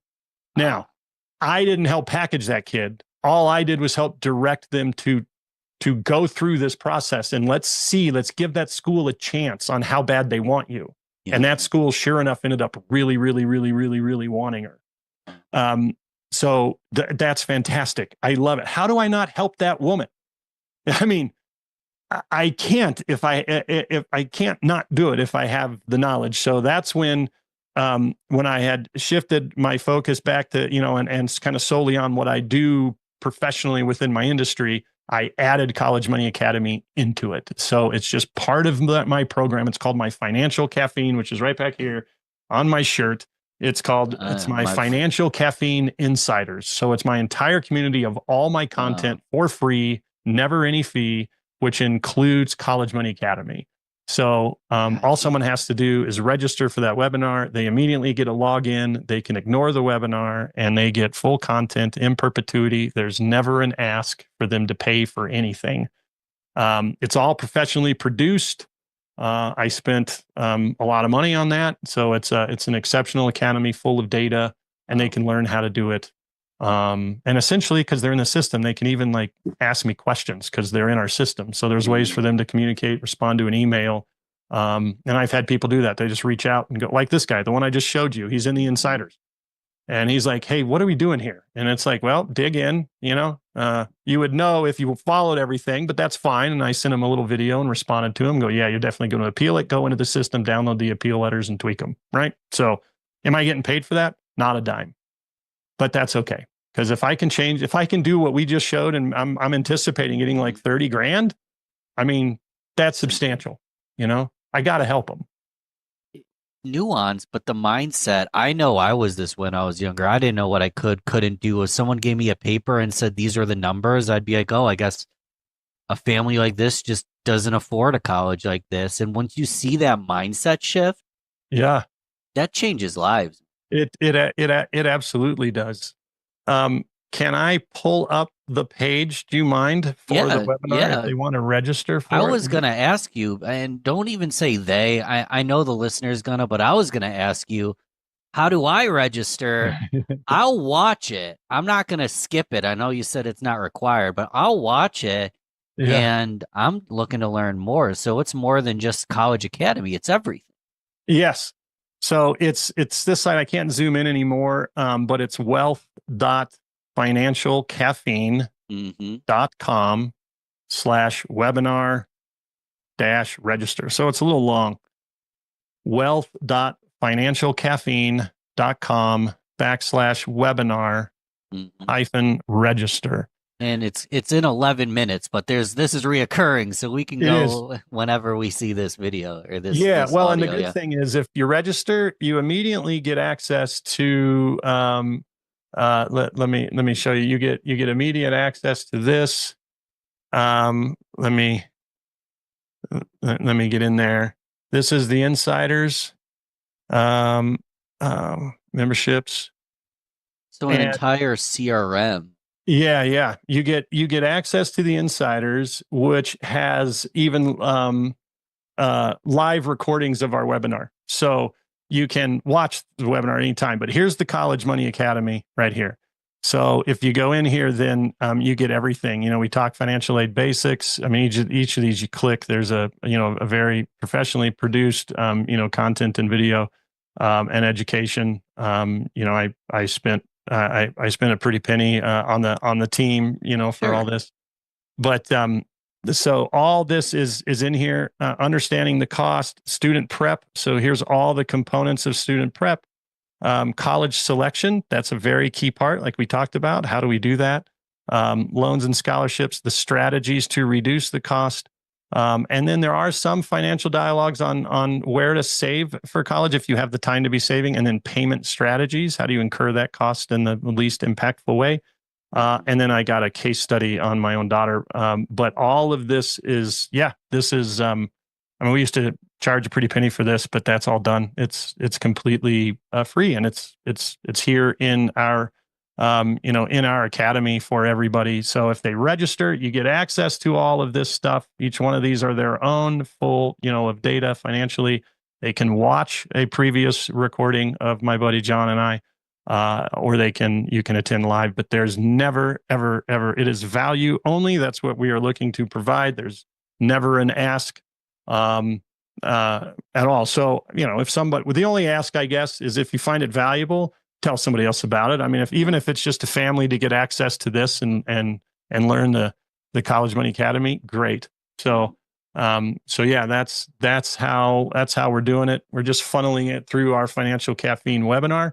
And if you attend or not, totally fine. There's a variety of people in the industry that charge for all this stuff, and we're just not. It's like, look, at this point, we're truly focused on helping people. From that, a lot of people will step off to the side and go, hey man, I want to work with you. And that's great. We do it, but for the most part, it's just providing value as much as possible. Well, hey, I'm gonna sign up. It's in the notes, so the listener can sign up. Between you and I'll promote this in my community. Grow Getters Only. We'll get the community mastermind members to sign up.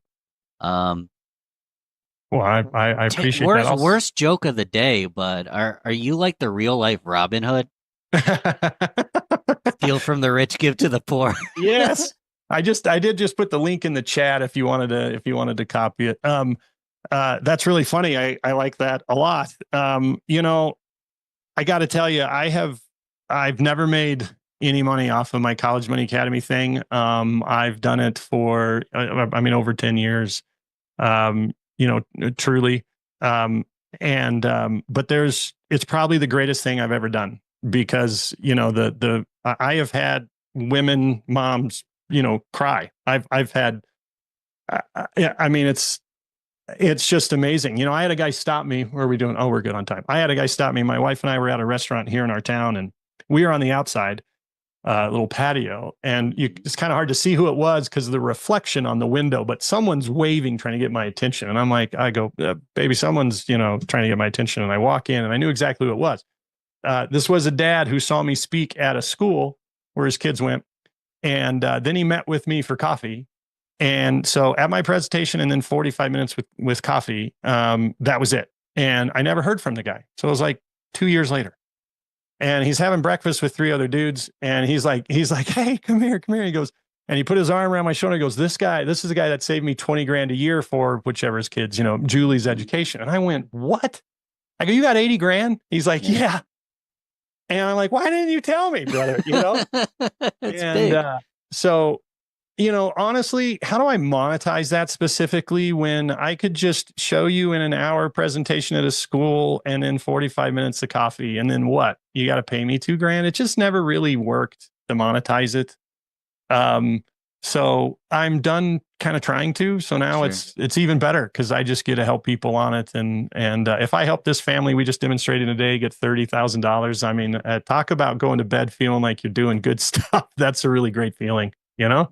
One and this is a whole nother podcast, but anyone with any kind of assets, it sounds like you possibly can help anyone. And just the fact that you're helping my children, you're helping my friends, my neighbors, puts faith that if I come to you with my money questions, my tax questions, you can help there as well. So my hope is that there's a lot of reciprocal grace coming back to you for all the goodwill you're doing. Well, I appreciate that, man. I mean, me too. That'd be a lot of fun. I mean, it is fun, and I do get those opportunities, but you know, I'm not going about it selfishly with that. No. At this point, can I ask you one final question? Yeah. And then we'll close out.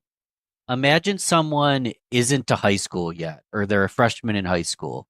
What's your one main tip for someone that they can be helping their child as early as today?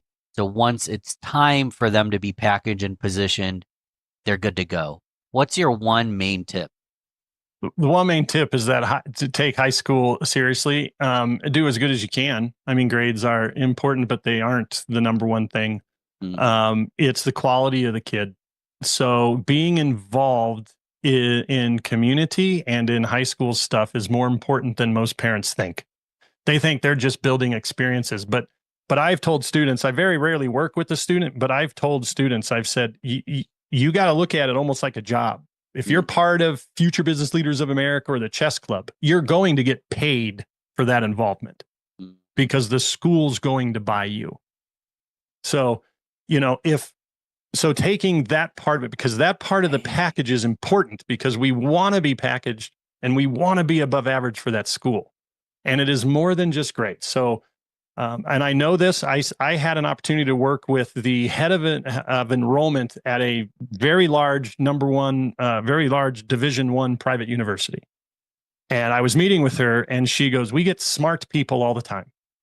Like they're just grades and GPAs, test scores are great. Awesome. Someone who has lower scores and lower grades, but is an incredible kid all around. That's more attractive to us. Wow. So take that part of it seriously. Sports. Be watching for individuals that could be a great letter of recommendation based upon what the school says is important, right? And then follow the instructions. When it's time to apply, if they say we want 2 letters of recommendation, do not send 1 and do not send 4. More is not better. This came directly from the mouth of the head of enrollment at this big university. If you don't do that, it shows you're not following instructions or not paying attention. That's an automatic set aside. It's fascinating. So, be paying attention to who can help promote your kid when it's time. You might have someone for outside activities. You might have somebody for a charitable thing. With this school, you might be submitting these 2 letters. With this school, they might not care about that so much. So you're submitting these 2 letters, right? So just, again, it's the importance of the package and then the individual targeting. So we don't want to shotgun it for each school. We want to sniper rifle it for each school. And the data is there for us to be able to do that. And that's what makes financial difference. Thanks for coming on. Yeah, man. I won't see you at this one, but I'll see you at the next webinar. Yeah, sounds good. I appreciate it, Ben. Well, thanks for letting me jump, and I appreciate your time today for me as well. It's fantastic. Anything I can do, buddy, let me know. Your thing, Kelly. Don't suck. It's on his hat if you're listening to the. When we look at it and we measure our life and it looks like a failure, it's because the time frame was too short. If we just broaden the time frame out, we zoom out, we can see like, oh yes, this did lead to this thing.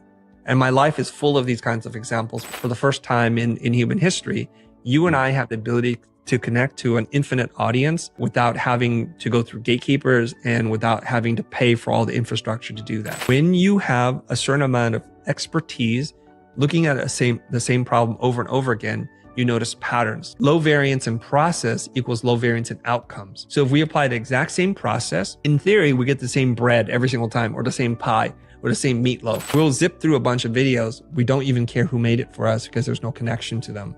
Whereas longer form content, you're making the commitment to watch and to stay engaged so you get to know the person, the personalities behind the content. So you're more likely to show up for them. So you can get really big numbers in short form content and pretty much have 0% loyalty. You're listening to the Real Business Connections Network. Real Business Connections Network. Powered by Balbert Marketing, LLC. Subscribe now and check us out at realbusinessconnections.com. Enjoy the show. Welcome, everyone, once again to Learn, Speak, Teach on the Real Business Connections Network. I'm here today with Chris Do. Chris, what's shaking, man? Hi, Ben. Pleasure to meet you and looking forward to our conversation today. Dude, I'm pumped. By the numbers, I wrote these down, baby. 959K on Instagram, 513K on LinkedIn. The future YouTube station is 2.38 million subscribers, 257 million views. That's quite a bit. Did you do that all overnight? Yeah, I just started last night, actually. I'm glad you found the numbers. Now, it's been a long journey. Started creating content in January of 2014, got more serious like within a year of starting. First was just dabbling in it and then like, oh, I think I could do this now. What's more important than those like big fat numbers, which are fantastic, is I sent out an email asking my listeners for questions, and I got more than just questions. I got literal case examples that, it's not just vanity listens, you're actually moving the needle on lives. For example, my good friend Rachel Lee said, this was all caps, "Oh my God, you're interviewing Chris Do tomorrow? Fangirl scream." Chris Do was the person who inspired me to take my creative business seriously and showed me what's possible from a creative agency standpoint. Is that what you're trying to do for the most part? I am. I really am. And I so appreciate your fans and friends saying that to you and sharing that with me, because oftentimes what we do, it's asynchronous. We broadcast and then we don't know who it hits. And we think we're doing something good. And it's not until we hear from people, either in real life, in DMs or testimonials like the ones you just shared, that we know we're actually making an impact. I just shared it this morning in a casual conversation with somebody. And they're like, why are you so passionate about doing this thing that you're doing? And the reason is because I've been more financially successful than I ever dreamt possible as a first generation immigrant to this country. That now that I'm unburdened with this need to make money, I'm burdened with the need to make an impact with my life. And this is what I'm really trying to do here. Let's talk about that in a second. I promised one more person I'd shout him out. His name's Assad. He lives in Pakistan. He's my full-time designer, does all the graphics for this show. and he started freaking out. You're Assad from Pakistan, who I didn't even know was a Christo fan's a Christo fan, but you started as an immigrant and now you're an Emmy Award winner. What? Tell me about that. Yeah, go a little deeper on that, Chris. Yeah, I think a lot of people who come to America or to new countries because they need a fresh start. For us, we're escaping communism as the fall of Saigon, and we land luckily in California ultimately. And I do what everybody does of my generation and try to pursue a respectable career. And my older brother, he got all the brains and he has the study habits, so he winds up going to Stanford and becoming a software engineer, working for very high level tech companies and doing very well for himself. But all the brains didn't fall on me. But I did get a healthy dose of my mom's creativity, her passion, her imagination. And I didn't know what to do with that. I struggled mightily to find my own identity and place in the world. And it just so happened that I was accidentally introduced to a job where I was a person who would ink over another person's drawings at a silkscreen shop. And that is like this little snowflake that turns into a snowball that then turns into an avalanche, where I pursue a degree in design at Art Center, and I start working in the motion design industry, making commercials and music videos, which then ultimately lead to this place where you can win awards and be recognized. Chris, where do we learn more about your story? I'm putting it in the show notes. Yes, there's two places you can go. You go to thefuture.com, which is basically a collection of everything we've done, including a lot of our content. But probably the easiest place is to go and have a listen to our podcast. It's The Future, same name, Futur, and you can listen to a bunch of stories where I talk to people and people ask me questions. Top 10 marketing podcasts. It's a fantastic one. And I said in the green room, I want to do something different today because I've never done this on this show, but you're the personal branding expert and I don't want to waste any time with you. So we're going to create kind of a situation. We're going to create it from scratch. So I'm a creative person. I don't have a personal brand and I'm working in corporate, but in the next year, I want to be able to replace that income and using my personal brand and my skill set, ultimately create a business for myself. Where should we start in? First, I guess we got to determine what is this person's skill set? You want to come up with that? What's their skill set? Yeah. I want to make this distinction here. A lot of people use the word personal brand in ways that I don't necessarily agree or align with. I'm not saying it's wrong. It's just not what I align with. What this person's looking for is a business plan, a marketing plan, and a branding plan for their company. And this has not a lot to do with the person. And I can separate the two. So let me help this person. So they're working a 9 to 5 and they're trying to figure out how they can escape the rat race and build their own fortune, if you will, to capture some of the value that they've created in the world versus receiving a salary. The first thing they need to do is they have to have a marketable skill. And a lot of people don't have that just yet. A marketable skill can be defined as the market is hungry for what it is that you do. And there are enough of those people who are willing to give you money and they're actively seeking you right now. So if we say you're a designer, we can maybe say a web designer or a logo designer. Does that work for you? Sure, web designer. And let's ask this question. How do we figure out what our marketable skill is? Okay, well, what are you currently being paid to do right now? I mean, they're working in a job. Maybe they're in the marketing department, they're in the design department, whatever it is. The market is already telling you that's valuable to them.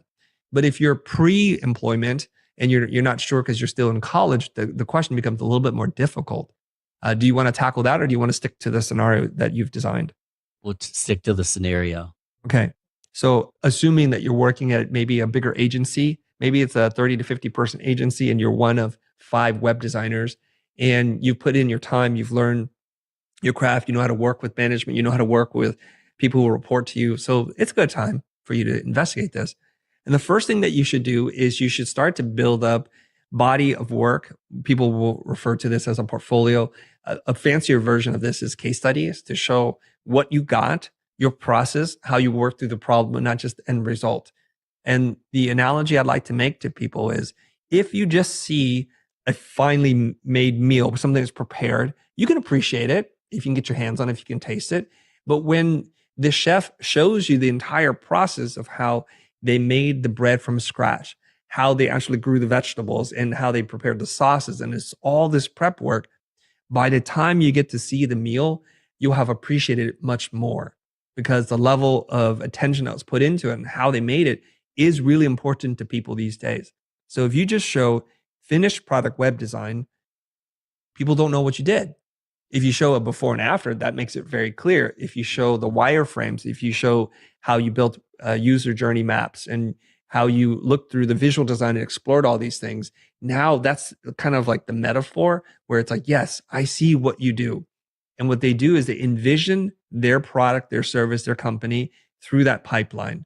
And I love to quote Blair Enns. He's a very influential person in my life. And I'll say this, when you have a certain amount of expertise looking at the same problem over and over again, you notice patterns. So you'll develop like an ironclad process. And he says, low variance in process equals low variance in outcomes.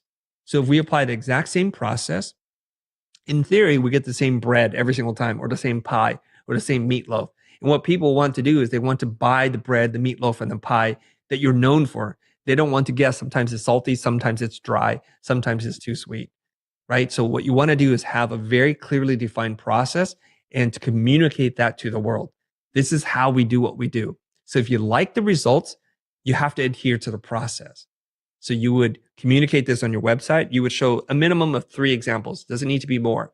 1 says you're good. 2, you could be lucky. 3 is undeniable. 3, it takes 3 to show a pattern. So as you do that, now the next problem is no one cares. No one looks at your website. So you have to do a little bit of work. So the bridge to that work is by chunking down what you've done on social media where people can discover you. You need that factor of discoverability to hit the For You page or the recommend page. This is very important so that strangers who know nothing about you, who are looking for you right now, have a shot of being able to find you. Let's ask this. Social media. Oh my God, it's a wild, wild west. Gary Vee says to post 30 times a day. I'm exhausted. What social platforms am I going to use? Okay. I know that we can get overwhelmed easily by the different social platforms and what it means. Does it feel like we're just pursuing this very superficial existence and chasing likes and fake metrics? It's not about that. The number one rule in social content is first, you must think, and to demonstrate your thinking, you must write. Now, as a visual designer myself, I studied graphic design. I thought I studied design so I didn't have to write or speak. Boy, was I wrong. Okay, so you have to be able to communicate your thinking either with spoken word or written word. And today, it's easier than ever. Once you have your ideas, whether you speak it to a recorder to then transcribe it or to write it and then have a robot read it for you or you read it yourself, this is very important because not only do people want to see the work, they want to hear about the benefits to their business, but they want to see the person, the philosophy, and their values and belief systems behind all that. Because we don't want to just buy something. We want to buy the idea behind it. And you are that idea. And I can only imagine that can't even be replaced by AI. That's something that's part of the soul of the entrepreneur or the business person themselves, right? Today, yes. Tomorrow, maybe not. I do not underestimate AI, the pace in which it's moving. I don't know about you, but I see people now writing words and it turns into video clips or submitting a static image that they create from one AI platform and identifying areas where there needs to be movement. And people are creating whole commercials that look very high end to me that in my old days would cost $300,000, $400,000 to produce or be done by one person with almost no budget. So we're going down a rabbit hole, but I want to. But I saw an example of a gentleman who created like a video landing page commercial and then was able to face swap his American face with a Japanese face and speak in Japanese, which is fantastic if you want to advertise the same information to a Japanese speaker.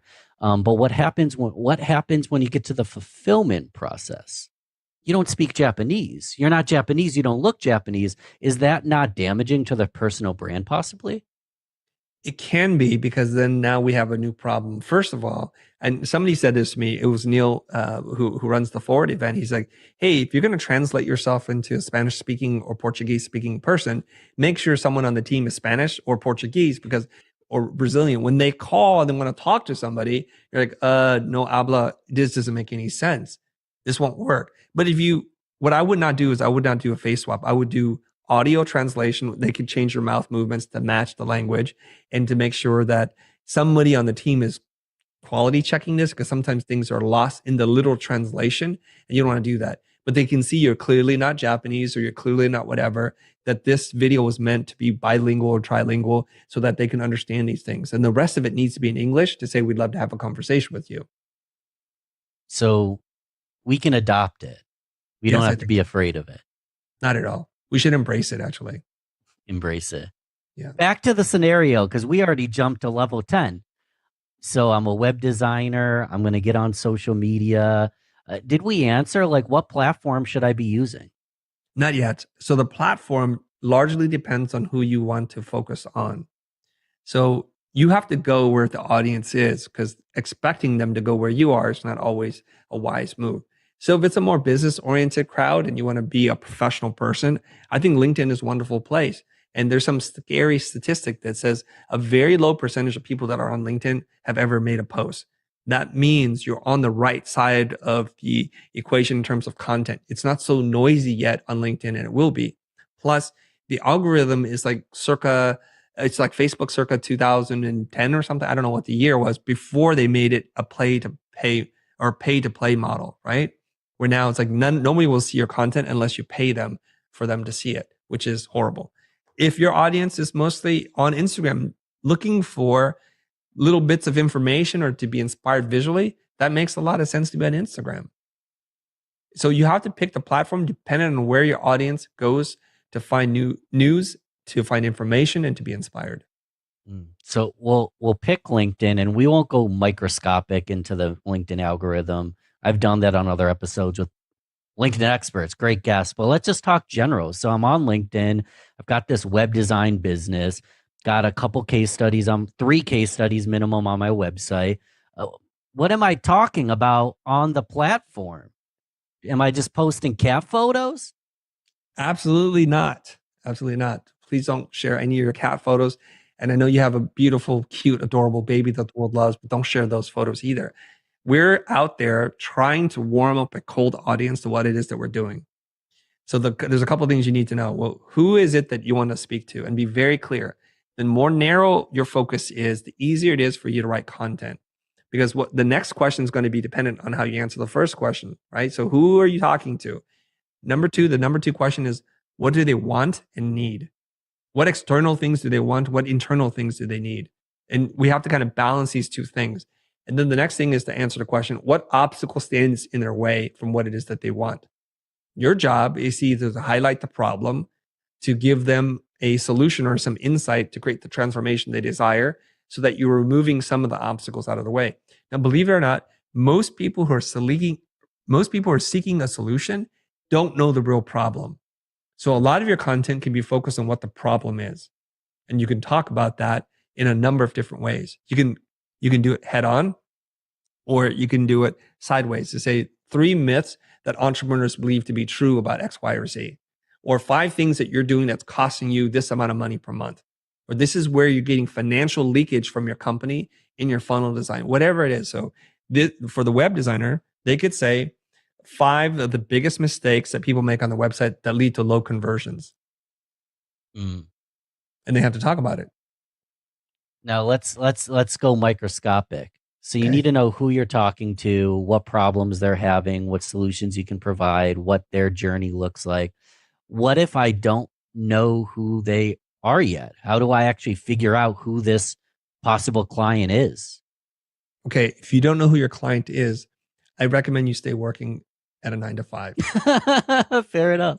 I mean, we have to get real serious, because to throw yourself into the wilderness and not know how to make a fire could lead to some problems. Now, the good news is all the answers are in your past and sometimes in your future. So when you're working in a company, it's like, who keeps calling? Are they sports apparel manufacturers? Are they tech companies? What is it? Are they in the fashion apparel business? Find out a common theme with the kinds of clients or hiring the agency or the studio that you're working for. There will almost always be a theme. Let's say they take on a diverse group of clients. Find the one that gives you the most joy, the one that is aligned with what your interests are. So for me, if someone reaches out about comic books or skateboarding or mixed martial arts or video games or fishing, I'm all in. I have a lot of hobbies. So it's like, but there are companies that reach out to us that make a tech product I don't care anything about. Well, do we want to make a living doing things that we don't care about? Probably not. We're missing out on the opportunity to do something that sparks joy in our life. And the passion will seep through in the way that you communicate, how you get up every single morning to handle the tough days that will surely be waiting for you ahead. So if you could do that, those are clues. You can also look into a little bit of the future, which is forecasting where things are going. Like, what do you see, Ben, that are trending or increasing in demand these days? What are the top 3 trends that you would say? For web design or just life? No, for just in general, like where society is moving. What things have you noticed? AI, and what's humorous about AI is the other end of it is human connection. I think because of AI, people are disconnected. So AI, real life connection, joy and fulfillment, happiness. Okay. Joy and happiness and fulfillment will be a universal It's all the same. end of time. So let's try to pick another trend that you're able to spot. I like both of them, by the way. Mm-hmm. Give me one more that you're seeing. Like, what is rising in demand these days? Technology.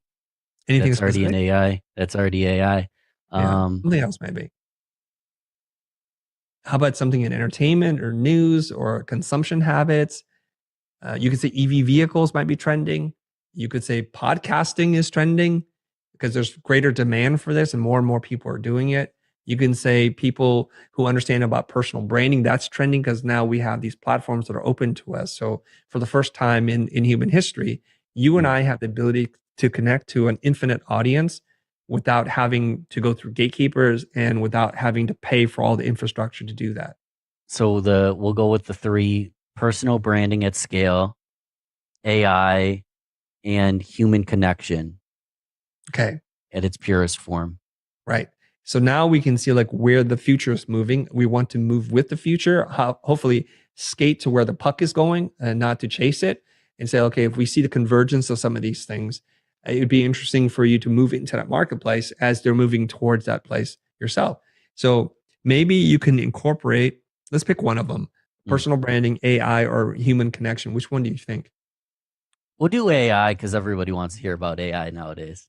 Okay, so we now have to find that Venn diagram to overlap between where AI is heading and web design services. So let's brainstorm a little bit. What could we possibly do or to find someone who would need that, just out of curiosity? What do you think? The convergence of AI and web design? Yes. What stinks is I'm like falling into like being able to create blogs at scale, but that's actually not working the way it used to because everybody's doing that. The capacity to take creative ideas, analogies, case studies, experiences, and create content efficiently without tech skills. Without tech skills? Yeah. So let's say you're optimizing a website. You want to create images. You want to create blog posts. You don't need to have a tech background to complete that. And your web designer really doesn't need to know everything in the world. They don't need to be a graphic designer. They have the capacity to do some of that for you. Okay. I know how to phrase this question that might spark some ideas in your audience's mind, which is this. When somebody hires someone to build them a website, either to build them a new website or to redo what they've done, what problem are they really solving? Because no one buys a website just to have a website. They're trying to solve a problem. So what problem do you think that is? I mean, it's twofold. One, they probably want to look good. And 2, they want to generate income. They want to generate leads. So they want to look professional. No one shows up to work in their pajama pants, but they don't just want to look nice. They want to bring in the Benjamins. So they want to generate leads as well. Okay. So if we were to take both those are both very good observations. When we say look good and to look professional, let's go a layer deeper. Like, what does that mean to the person that's hiring you? What does it mean to look professional? Well, since personal brand is one of our big things, we want it to be in alignment with who we are as a business, the ecosystem, the soul of our business. There's a very smart observation that you brought in one of the other trends that we want to talk about. See how this works? So we're going to glue as many of these things together as long as they support the main tree trunk right? We don't want to just jam in weird branches that just like that doesn't support it. So when people say, I want to look professional or look good, that's actually reflective of how they see themselves. So we need to go through the process of understanding, well, who are you? Who do you want to be in the world? Because some people don't want to look professional. They want to look anti-corporate. And for them, that's reflective of who they are. So what we can do is, let's go deeper before we get into solutions. When we say they want to generate income from their website, what can we do? What has to happen for them to generate more money? Let's do like 3 things. What 3 things have to happen for you to generate more money from your website? The phone needs to ring. It needs to be it needs to serve as part of the referable asset. So if someone refers, they Google, they find you, they like what they see, so it adds to referability. So phone rings, higher referability, and let's go legacy based. They want to impact, and whether or not someone's buying from them, they want to create content and information that's going to help people move the needle. And then eventually, when the needles move far enough, they start buying from them. Okay, you said a couple of things. I'm going to mix it around a little bit. I love doing this dance with you. The phone ringing is the result of an effort that we've done. So I think what we have to do is we have to have a clear offer. Okay. That the site has to be easy to navigate with compelling copy, with amazing visuals and assets. Would we agree? Yes. Okay, so we ultimately want the phone to ring, but we have to do something. And then you said something about somebody needs to be able to Google us if they've heard something somewhere. So we have to have really great, friendly SEO pages and lots of them so that we have domain authority, such that when they type in best web designer in Portland or Los Angeles or wherever, you're going to pop up in Google Organic Top 10. That is literally free advertising for you. Make sense? So we need to work on that too, SEO. And okay. And then the legacy is the result, I think, of us doing this consistently over time, such that we build a reputation for ourselves. So again, those are results based, not necessarily the things that we need to do. Now we're going to bring this all together. And if your audience is as smart as I think they are, they're probably already ahead of where I'm going to go. Okay. So let's put it together. So we want to tap into a couple different trends. We are a web designer working a full-time gig somewhere, and we need to start making content and building website, but we need to speak to a specific audience. So what we would do is we would talk about the problem. Are you the type of person who's built a website and gotten very low traffic with content that's not engaging, that an offer is that's kind of hard to understand? You haven't yet achieved the irresistible offer, and copywriting is a drag, and it's expensive, and it often feels like it's not aligned to your voice. So we're just talking about the problems, right?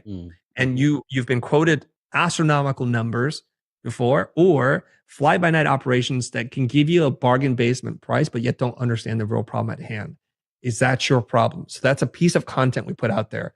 And so now what we're doing is we're allowing people to self-select, saying, oh, I do have that problem. So then you have to have a little call to action, which is to say, I'm going to you can have a conversation with my AI robot, and it's going to ask you a series of short, easy to answer questions to diagnose whether option A, B, or C are the best fit for you. If you want more information, please comment or send me a DM or something like that. We'll get you in there. This is a permission-based marketing approach versus cold outreach, which we're all really annoyed by if you're like me. It's like it shows no class, it shows no effort. So this is what we're doing. We're asking people to raise their hand to say, I'd like to be a part of what it is that you're doing because I identify with all these problems. So now what we can do is we can use AI to assist us in developing great SEO rich pages that are compliant with the way Google and Bing and whatever search engines exist. We can have it write really smart copy based on a few inputs from the clients and populate an entire website based on a few things so that we're not doing a lot of the hand jamming, writing this stuff. And of course, a human needs to edit this stuff. We can create beautiful assets, mock-ups, photography, headshots, video assets for a fraction of what it used to cost so that the website has the greatest potential to communicate your values, your interests, and your business to get the kind of transformation that you want at fair price. Sounds fantastic. I mean, who wouldn't want to buy this? Now, let me ask you this. And in a second, I want to get to listener questions. So we'll breeze over these next 2. You have an inbound lead. They're interested. How do I sell them? What if I've never done sales? I'm a designer in a company. Now I'm a business owner. How do I ensure that I can come to that agreement and turn them into a client? And then after that, the question is going to be about fulfillment. I think most of us have the wrong understanding of what sales is. Sure. I think sales sounds like persuasion. It sounds like pitching. It sounds like trying to get the clients to move from something that they don't want to something that you want. It's kind of a strange process in which we come to this collective understanding for some reason. To me, sales is asking really smart questions and then just listening. What we're trying to do is we're trying to help the person think, because thinking is difficult, to get clarity on what they want to do and the thing that's going to move the needle for them. So what I would suggest is like somebody's reached out. They're like, okay, Chris, I took the quiz. I got value from it. It's identified me as somebody who really needs this. What do we need to do now? So I would ask them, what are the business goals? How will you measure success? What's your dream outcome look like? Why haven't you been able to achieve this before? And when you have in the past, what's gone wrong? What did you love about the process previously? And so what they do is they articulate their thinking. You're getting valuable information yourself. And in a way, the questions, the way that you structure will lead them to wanting to go to the next step with you. And then you can very gently ask them using a Phil Jones phrase to say, this may not be right for you, but many people who take the quiz, who are at this stage, wind up preferring to do X, Y, or Z. Is that something that is of interest to you? And it's very non-confrontational. It's not aggressive. They're like, you know what? It is right for me and I do want this. How much? How long? And when do we start? They sell themselves essentially. So explain why you would use a phrase, this may not be right for you. Well, what's the purpose of that line? I think what it does is it puts them at ease and it allows them to reject it easily. When you say, can I borrow $50? Somebody's now put in a very tough situation where they're like, you're asking me for money, but I don't know you. And will you pay me back? All kinds of things. You're like, if you ask the question in the negative, you wouldn't happen to have $50 that you would be willing to loan me, would you? It's easy for them to say no. And when you allow them to say no, you empower them. You give them the illusion or the perception that they're in control of the conversation. So asking a negative question makes it easier for them to say no. So they'll only say yes if it gives them joy. This is critical if you want to have a real conversation with somebody. So it's not this hard close. It's this detached from outcome, conversational offer from a place of empowerment. Because it's a team effort at the end of the day. It's not this sleazy sales close. Yes, absolutely. And there's a lot of parallels that you can think. And the one that I can illustrate for you, you walk into a high-end department store or a boutique, a luxury brand. The first thing you feel is, I feel I don't belong here. This is going to be expensive. I don't need or want this. And oftentimes your prospects are walking into the call thinking the exact same thing. Let's continue. So you walk in this door and the person's like, what are you here for? It's like, can I help you? It's like, my God, it's a little too aggressive. So you'll see in luxury stores, they don't even bother you. They just let you browse. What they do is they work on merchandising and display so that you can see yourselves doing the things that they want you to do. It's very non-aggressive. So only when you're like, how much is this bag? Does this jacket go with this? Or then the salesperson is off in the distance, but is very perceptive and responsive to what your needs are. They'll ask you, are you buying the jacket or the handbag for a trip that you're going on? Is there any occasion we need to be aware of? All of a sudden, you're kind of at ease because they're not trying to sell you anything. By not selling people things, you're more likely to sell more often with less resistance. It's counterintuitive. And oftentimes when you go into these places, they'll look at you and like, do you need help? Do you want to store your bags? Do you want some champagne or bottled water? Is there anything we can do to help you so that we make you feel at ease and comfortable? So we know we're able to make harder decisions when we're not feeling stressed out, when we're not feeling anxiety. And so by entering into the conversation, we both know you potentially want to buy something and I potentially want to sell you something. But if we hit this head on, it creates a lot of friction and tension. People don't make good decisions when they're under that kind of stress. Makes perfect sense.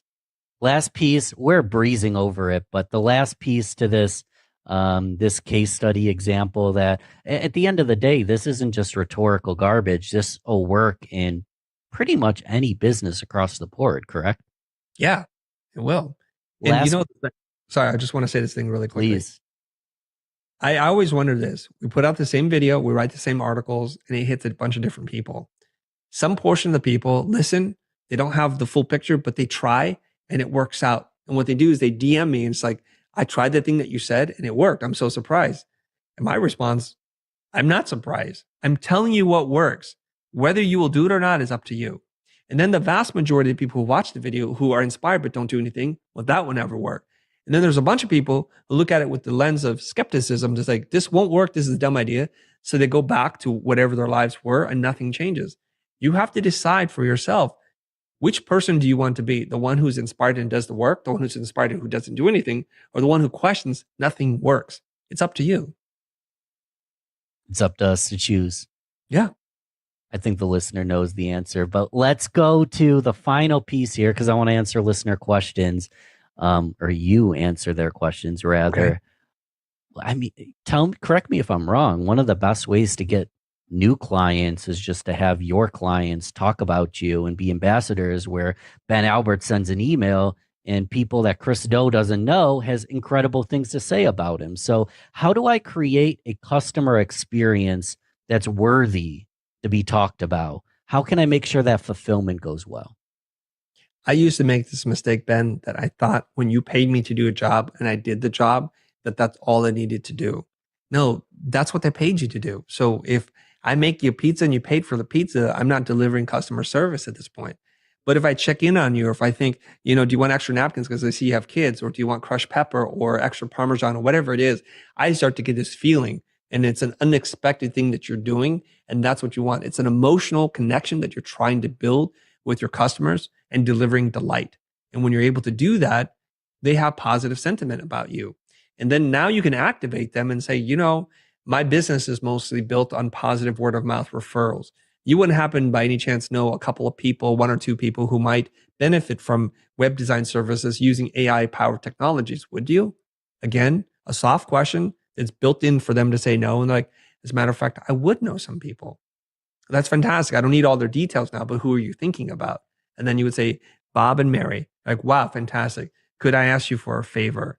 Could you tell Bob and Mary by next week something positive about this experience so that I can follow up with them? And is it okay if I check in on you in a week or so? So it's very permission based. It's not aggressive. It's nonviolent communication. You activate the people who you work with to become your informal salespeople. And nothing is more persuasive than hearing from a friend that they had a good experience with a product or service. Love it. I want to throw this idea your way. Tell me if you like it. I like using the word nominate. I asked Chris, would you be open to nominating someone for this program who had similar concerns that you had? For whatever reason, I feel like people would rather nominate someone than refer someone. Does that make sense? Have you heard that? Makes sense. I've not heard that except for on podcasts. Fair enough. It's a powerful word. It gives you a lot of power. Like, I'm going to nominate somebody. So it almost feels like what I'm doing is going to be a benefit to the person that I refer or recommend. I think a fair question is, it's okay to try different things. It's okay to be creative with it and see what happens. Absolutely. So I got a lot of listener questions. We won't be able to get through them all, but we got to start with the girl that introduced us, Erin the Real Deal. Erin Deal. She's been on the podcast 3 times. She's like my best friend by now, but she asked specifically, and it's amazing because you're wearing it. She said, where can I get one of those cool hats, particularly the one with the and symbol on it? And you got it on. So there you go. That's amazing. What a coincidence. Yes. So the and symbol is from a production studio, a co-working space, an event space in Miami, and they have multiple locations. They're called Ampersand Studios, hence the ampersand that's on my hat. So if you look up Ampersand Studio Miami, you'll find them. And they've been so kind because a hat that they gave me before was stolen. And so they've sent me 3 now. So they're awesome. Shout out to Ampersand Studios. Shout out. I'll put that in the notes. Appreciate that. It's amazing you wore it when she asked that. So Assad, my designer, UX, UI, and graphic designer, said, what should we do when we feel lost or when we feel a design barrier, feel empty? What is the solution? So we feel empty. There's a design barrier. What should we do? Yes. This is counterintuitive for creative people to hear. But when you have too many choices, it's going to be crippling. When you can use any typeface, you can use as many colors as you want and use as expensive of materials as you want. That lack of constraint absolutely will make you block up and freeze. So whenever I find that I'm lost, I have to go back and it's like, did I have clarity in the problem I'm trying to solve? What were the constraints? What are the parameters, the must-haves and the nice-to-haves? And so I got to go back to my original notes. And if I don't have clarity there, I'm going to take a moment. I'm going to reach out to the client. I'm saying, you know what? I'm getting lost in the sauce here and I'm going back to my notes and it's because I don't think I got real clarity. Would you mind just jumping on a call with me for 15 minutes so I can do this and make sure that what I deliver meets and exceeds your expectations? So sometimes in that conversation, we're going to find that nugget, that powerful idea that we can build a whole campaign on or to inform our creative decisions. I'll give you an example. During one of these facilitated brand strategy sessions I did with a large tech company, they had told me something that I thought was awesome. They had said, you know, Chris, what we do is not sexy, but we save people money. And I think that's sexy. So that became that kernel, that germ of an idea that grew and spread into the copywriting. It affected how we designed the logo because it's about the bottom line. So we literally cut the bottom off of the letters and told them this is about the bottom line. That's what you guys care about. And they were ecstatic about that idea. And so that's what grew into something. So I would say for people, get clarity on the problem, have more constraints versus too many. And these could be self-imposed constraints. You can say to yourself, I'm only going to use 2 typefaces. I'm going to limit myself to 3 colors. I'm not going to use any photography. It's just going to be all hand-done graphics or type that I designed. That's it. I love the answer. I want to ask it in a slightly different way to go a little deeper. So, for example, I've only heard, but in Pakistan, there's a lot of issues with corruption in government. There's a lot of struggle in the economy. I think a lot of times people have external circumstances that create an internal block where they don't even want to pick up the laptop. What would you say to someone who's having trouble even picking up the laptop and starting to design in the first place to get over that internal struggle? That is a symptom of a much bigger problem and a much more complicated problem to solve. I've always asked people this. It's like that project that you hate working on. If you were paid twice as much, would you be more motivated? What if you were paid 10? What if you're paid 1,000 times as much? And eventually they all hit a point in which like, yeah, I'd be really excited about it. And I think we become miserable in doing our projects because we're working with people we don't care about on projects that don't stir our soul. But in more practical terms, it's because we're not being paid enough. We're not given enough autonomy to do what we want and therefore not respected. And we don't have a clear target to hit. When anything will do, when nothing will do. So it's like we're stuck. So I think we need to have some of those variables working in our favor. So I imagine there's a lack of autonomy.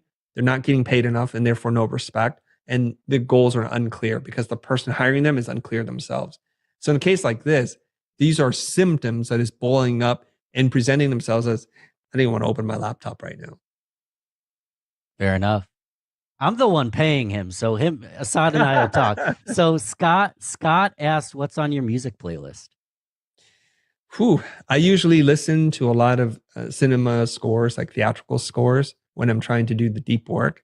So things from Hans Zimmer, the Inception soundtracks, those kinds of things really put you in a vibe. And that's what I'm usually listening to when I have to do deep thinking work. When it's not, it's hip hop, it's pop, it's whatever, just music that makes you happy. Love it. Feel good, make you happy, energy. Yeah. Rachel asked, it's a 2-part question, but they go together fancily. Okay. In your opinion, what's the best way to build out your personal brand as a creative entrepreneur if you do a mix of client projects and your own projects? How do you find a good balance between promoting your client services and just sharing your own work as a content creator? Okay. So she's creating content for herself, but also her clients. And what should she show, right?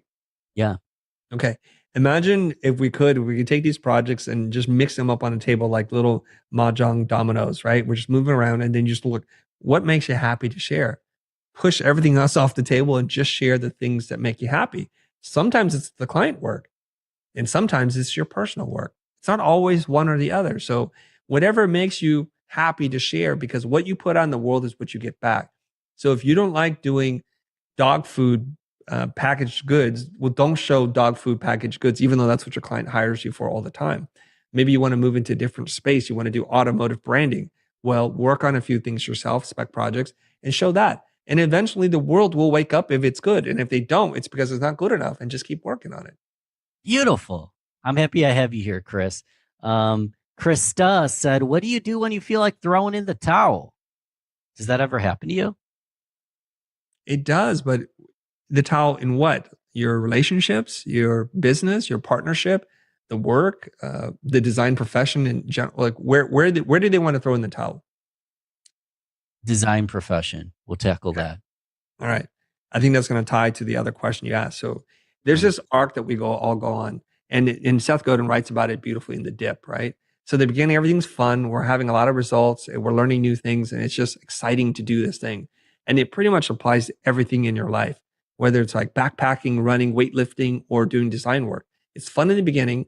And then over time, the amount of effort that you put into the world isn't measured in kind of like, it's not reciprocated in the result that you get.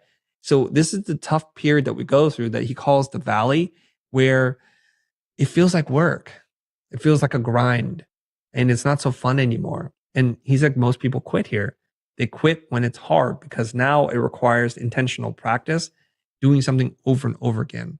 We all can play tennis, but to be a world champion, it takes a lot of work. We all can swim, but to be Michael Phelps, it means working out every single day for like 10 years. And that's the thing that separates champions from average people. So his advice is, when you're in the dip, understand that you're in the dip, and eventually it gets better. But you got to stay in the game long enough. You got to put in your 10,000 hours, because on the other side of the dip is a very rare place that people get to. It's to be the elite of what it is that you do, to go from being a designer to the designer, a podcaster to the podcaster. And there's not a lot of competition there, because what you're doing and what you've been able to achieve is very scarce, and scarce things are rare and rare things are valuable. That's what you want to work towards. So just remember, you will have dark days. Everything in your relationship, in your business, even in your workout, in your diet, you'll have dark days. Just know that that's just part of the game, and to push forward, to just learn to love the grind and eventually get to the good place. So in short, a lot of us just aren't acknowledging a long enough time horizon. And it's really that simple. Yes. I think when we look at it and we measure our life and it looks like a failure, it's because the time frame was too short. If we just broaden the time frame out, we zoom out, we can see like, oh yes, this did lead to this thing.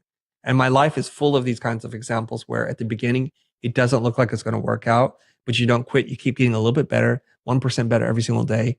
And eventually you're like, wow, I can't believe I got here. Well, duh, looking back, you can totally see it. Let's do a couple more.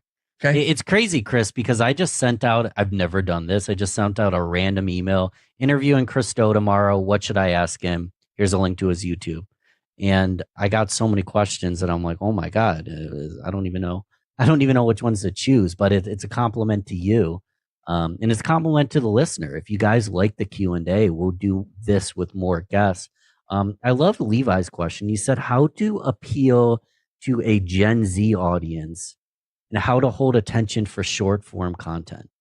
I don't know enough about the Gen Z audience, but if I were to ask you, what does Levi mean when he says Gen Z? Give me some of the characteristics or traits. How to create short form content that hooks people and is beneficial, and doesn't just get lost in the noise. Okay. So we're making the assumption that Gen Z has a shorter attention span, like things that are snackable. Is that the assumption there? Yes. Okay. Well, I'm not sure that's always the case, but let's just assume that is, and the variables are set up. So Levi's made the decision that they want to go in on short form content. I would say, for the record though, YouTube, TikTok, they're having trouble with retention and engagement with short form. We'll zip through a bunch of videos. We don't even care who made it for us because there's no connection to them. Whereas longer form content, you're making the commitment to watch and to stay engaged, so you get to know the person, the personalities behind the content. So you're more likely to show up for them. So you can get really big numbers in short form content and pretty much have 0% loyalty. So I just want to warn everybody about that. Okay. So you get the dopamine hit of lots of views, supposed engagement, but they're really not connected to you as a person. There are examples. So There's a guy, his name is Morgan J. I discovered him on TikTok, and he's a comedian singer. He's tallish. He looks kind of Middle Eastern, but he's actually Brazilian. And he sings the jokes using autotune. Okay. And he goes, and he has a bit, I don't want to do it because I'm such a bad singer. And I was watching this. It was very charming. It's a little different. And so he's blowing up on TikTok by doing content that's very short. He's picking the very best clips from what I presume to be an hour, 2 hour long show. And it's hilarious. And it's kind of very fun and flirtatious, you know, and he's very self-aware and he's kind of goofy. I love that. So what we're really buying is the personality of the person. So if you make short form content, try to inject as much of yourself in there because that's what's going to create that stickiness and to demonstrate what it is that you do. He's a comedian that sings songs. So by singing and by telling jokes, we're getting a preview of the product. So now he has sold out shows. Matt Rife is another comedian who does a lot of crowd work or what he's known for. So his audience exploded. And so he has sellout shows. So it seems like if we follow this pattern, so if you do woodworking, show you and the intricate process, like the Japanese joinery that without any nails, it just fits together beautifully. I just love seeing that. Or if you make clay teapots or something, show your pottery work. And now I know you and what it is that you do. That's the hook. That's the hook. Chris, I know you got an Instagram live. I've got you in my pocket 24/7. The links are in the notes. But if you were to send people to one place, an action step to support you, what should they do? I can be found almost on every single social platform. So look me up at Chris Do and pretty much on any social platform, and all roads will lead to thefuture.com. So if you really want to support us, listen to our podcast, recommend, subscribe, share with people, because that makes me really happy. And I appreciate it. And Chris, I was trying to be witty when I was saying I have you in my pocket. There's also a pocket full of dough as That's well, right. correct? That's right. There's a little book of my thoughts. And, I'm very self-conscious of my own writing and my own thinking. And so it's very nice when people are like, I read your book, I love it. And so it means a lot to me. It's incredible, Chris. Thank you again for coming on and answering. The worst thing you can do is publish a piece of content and pray to the algorithm and everybody that they're just going to show up and they're going to stay and that post is going to blow up and go somewhere. It's not. The algorithm hates posting and ghosting. People also hate it even more. My approach to commenting is pretty simple. I never talk only to the authors of the posts. So many of them have won clients only through the commenting game. Every single time you show up, you showcase what you know. You show a certain part of your process. You don't have to write an entire post about it. You can just find, a post that's on the topic and you just add your 2 cents to it. That comment is usually going to resonate with someone. And if it's a client, all the better for you. But people always feel surprised when I tell them I don't post daily. In fact, I've never done it. I post 3 or maximum 5 times per week. Kindness is not a LinkedIn strategy. Kindness isn't a strategy. Kindness is what you do, who you are. You're listening to the Real Business Connections Network. Real Business Connections Network. Powered by Balbert Marketing, LLC. Subscribe now and check us out at realbusinessconnections.com. Enjoy the show. Hopefully you get a laugh out of this. I'm in the shower this morning. I'm trying to think of how do I introduce our guest today? How do I introduce this gentleman? And the first thing that came to mind was the Taylor Swift of LinkedIn. God, that's so bad. And I realized it was bad, and I started brainstorming what's a better way to do it, but I couldn't get my mind off it. So I just want to ask you, you could have picked a different era, like 50 Cent or something. 50 was huge back then, man. What do you think would be a better way? The 50 Cent of LinkedIn, or 50 Cent? Yeah, probably. I mean, I don't know if a lot of the followers on LinkedIn would agree with that, but I used to be a rapper back in the day, and I've grown up on the Eminems and the 50 Cents of the world. So to me, that would have been a much better intro, man. Not T Swift. Come on. I mean, hey Swifties. I don't dislike Swifty, but come on, we gotta choose something more hitting. Yeah. I thought about Drake as well. Drake just got torched in the Kendrick beef, though. I don't know if I want that. Yeah. I don't know if you've been following. Kendrick and Drake been beefing. They've been beefing. Yeah. So you're a rapper? I mean, I used to be, but you kind of never grow out of it. You know, I still rap and freestyle and write. People don't know that, but yeah, I don't make music anymore. That's the thing. But yeah, I had like a really good career back in the day. 5 years, 6 albums, X Factor, MTV, Warner Brothers deal, tours, all that. Yeah, it was good. It was good back in the day. What did you go by? Bigga. Bigga. Bigga. Yeah, it was Bigga. Bigga. That was the rap name back in the day. Anyhow, A lot of people, and we joked prior, I asked my LinkedIn audience and my email list ultimately for questions to ask our guests today, and I got flooded with listener questions. So we're going to chop away and like answer as many of those as possible. But right before we do, people see, Hey Jay online. They see you've got 200 something thousand connections on LinkedIn, people following you in a short period of time. I mean, your content's going viral. We see that, and we're going to talk LinkedIn. But what I didn't know you're a rapper. What else do some people not know about you? Who is Hey Jay behind the scenes?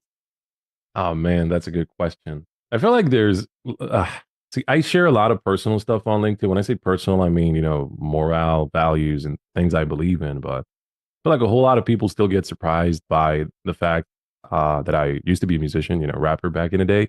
My actual profession is a teacher. I'm a professor. I used to teach English and German, and I taught it at all levels. Quite literally, I did my practice at the kindergarten and at a high school. Then I taught first at a primary school, then at a high school. Then I went abroad. I was a vice academic head, meaning I was the vice academic head, vice president of an American diploma department, an entire department, 1,000+ students. Then I also moved up teaching at the university. I got my own course, copywriting, first course of its kind, or right here in the area. I think in the world as well, there's not a whole lot of copywriting actual university courses. There's marketing, this and that, but copywriting specifically, nope.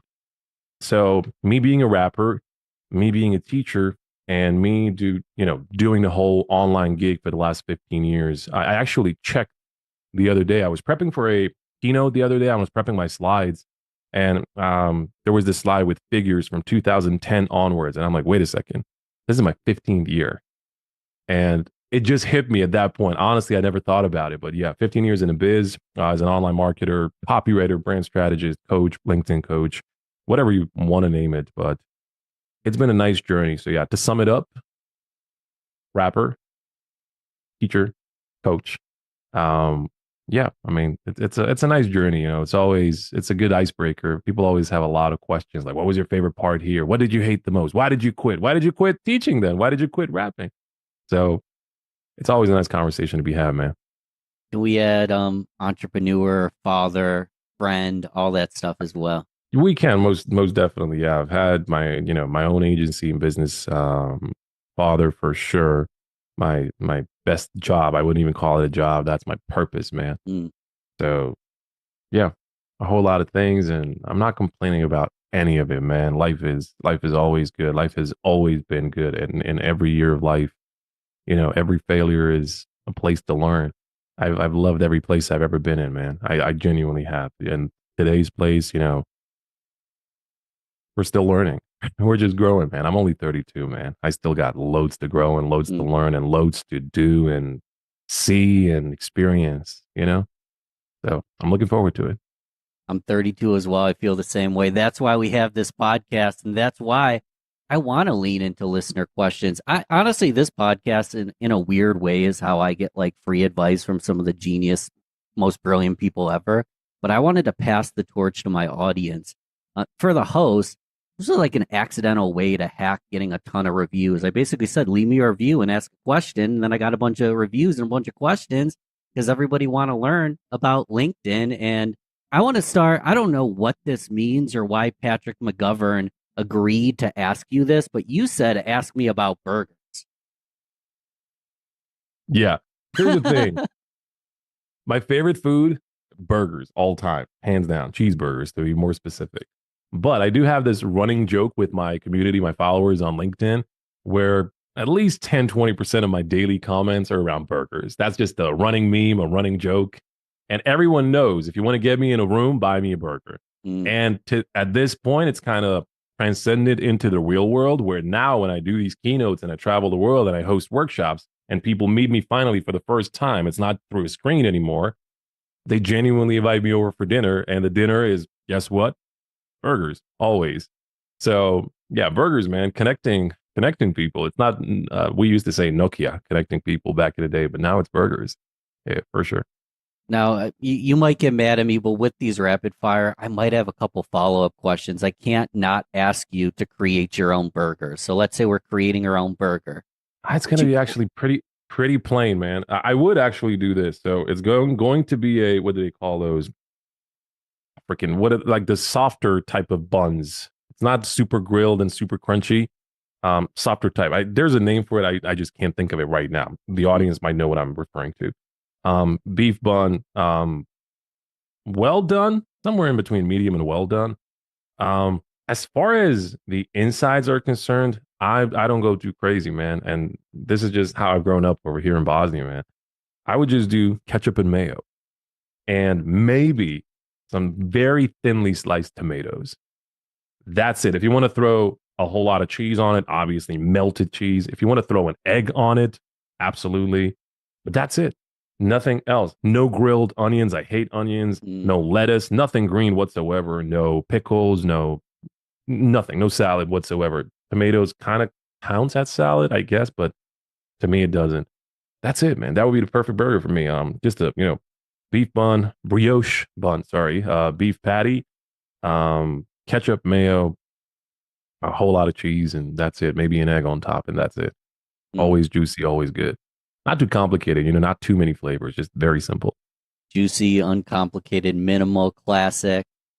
Making me hungry. We had one listener question. I'm about to order a burger right after we do this. I kid you not, I will. Let's go. This next listener question was a little personal. I actually, as someone following you, don't know the answer to this at all. And then the rest are super LinkedIn centric. But this was interesting. Krista Tressa asked, ask him if and how he is integrating his faith into the marketplace. Well, I've spoken about this. By the way, great question, Krista. I've spoken about my personal life a whole lot of times on LinkedIn. 2 years ago was the last time I did it, and I'll give you the reason. But a lot of people don't know this about me. I'm a Muslim, right? So everything I do in life is a path. I always say it. Religion is not just something you practice just because you feel scared or you believe in this or that. Religion is a way of life. And you have to let it, be ingrained in every little thing you do. Your work, how you approach people, friends, family members, everything. Quite literally everything. The Muslim way of life is quite literally just do good and don't complain. Just do good, man. Just be good to everybody.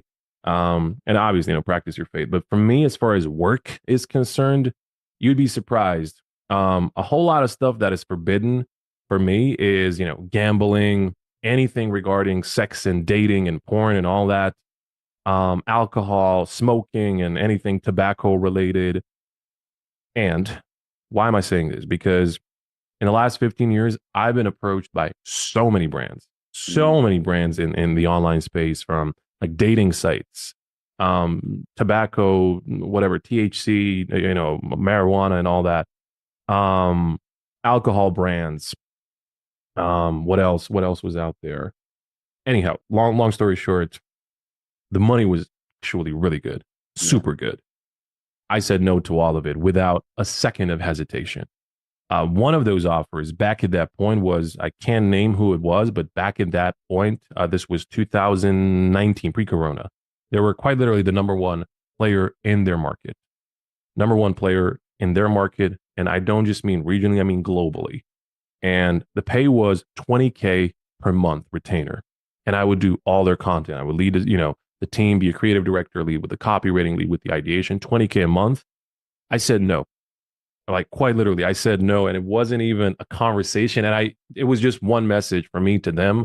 I just said, man, I'm prohibited, to do this. I can do this. And I don't want to do it because of that reason as well.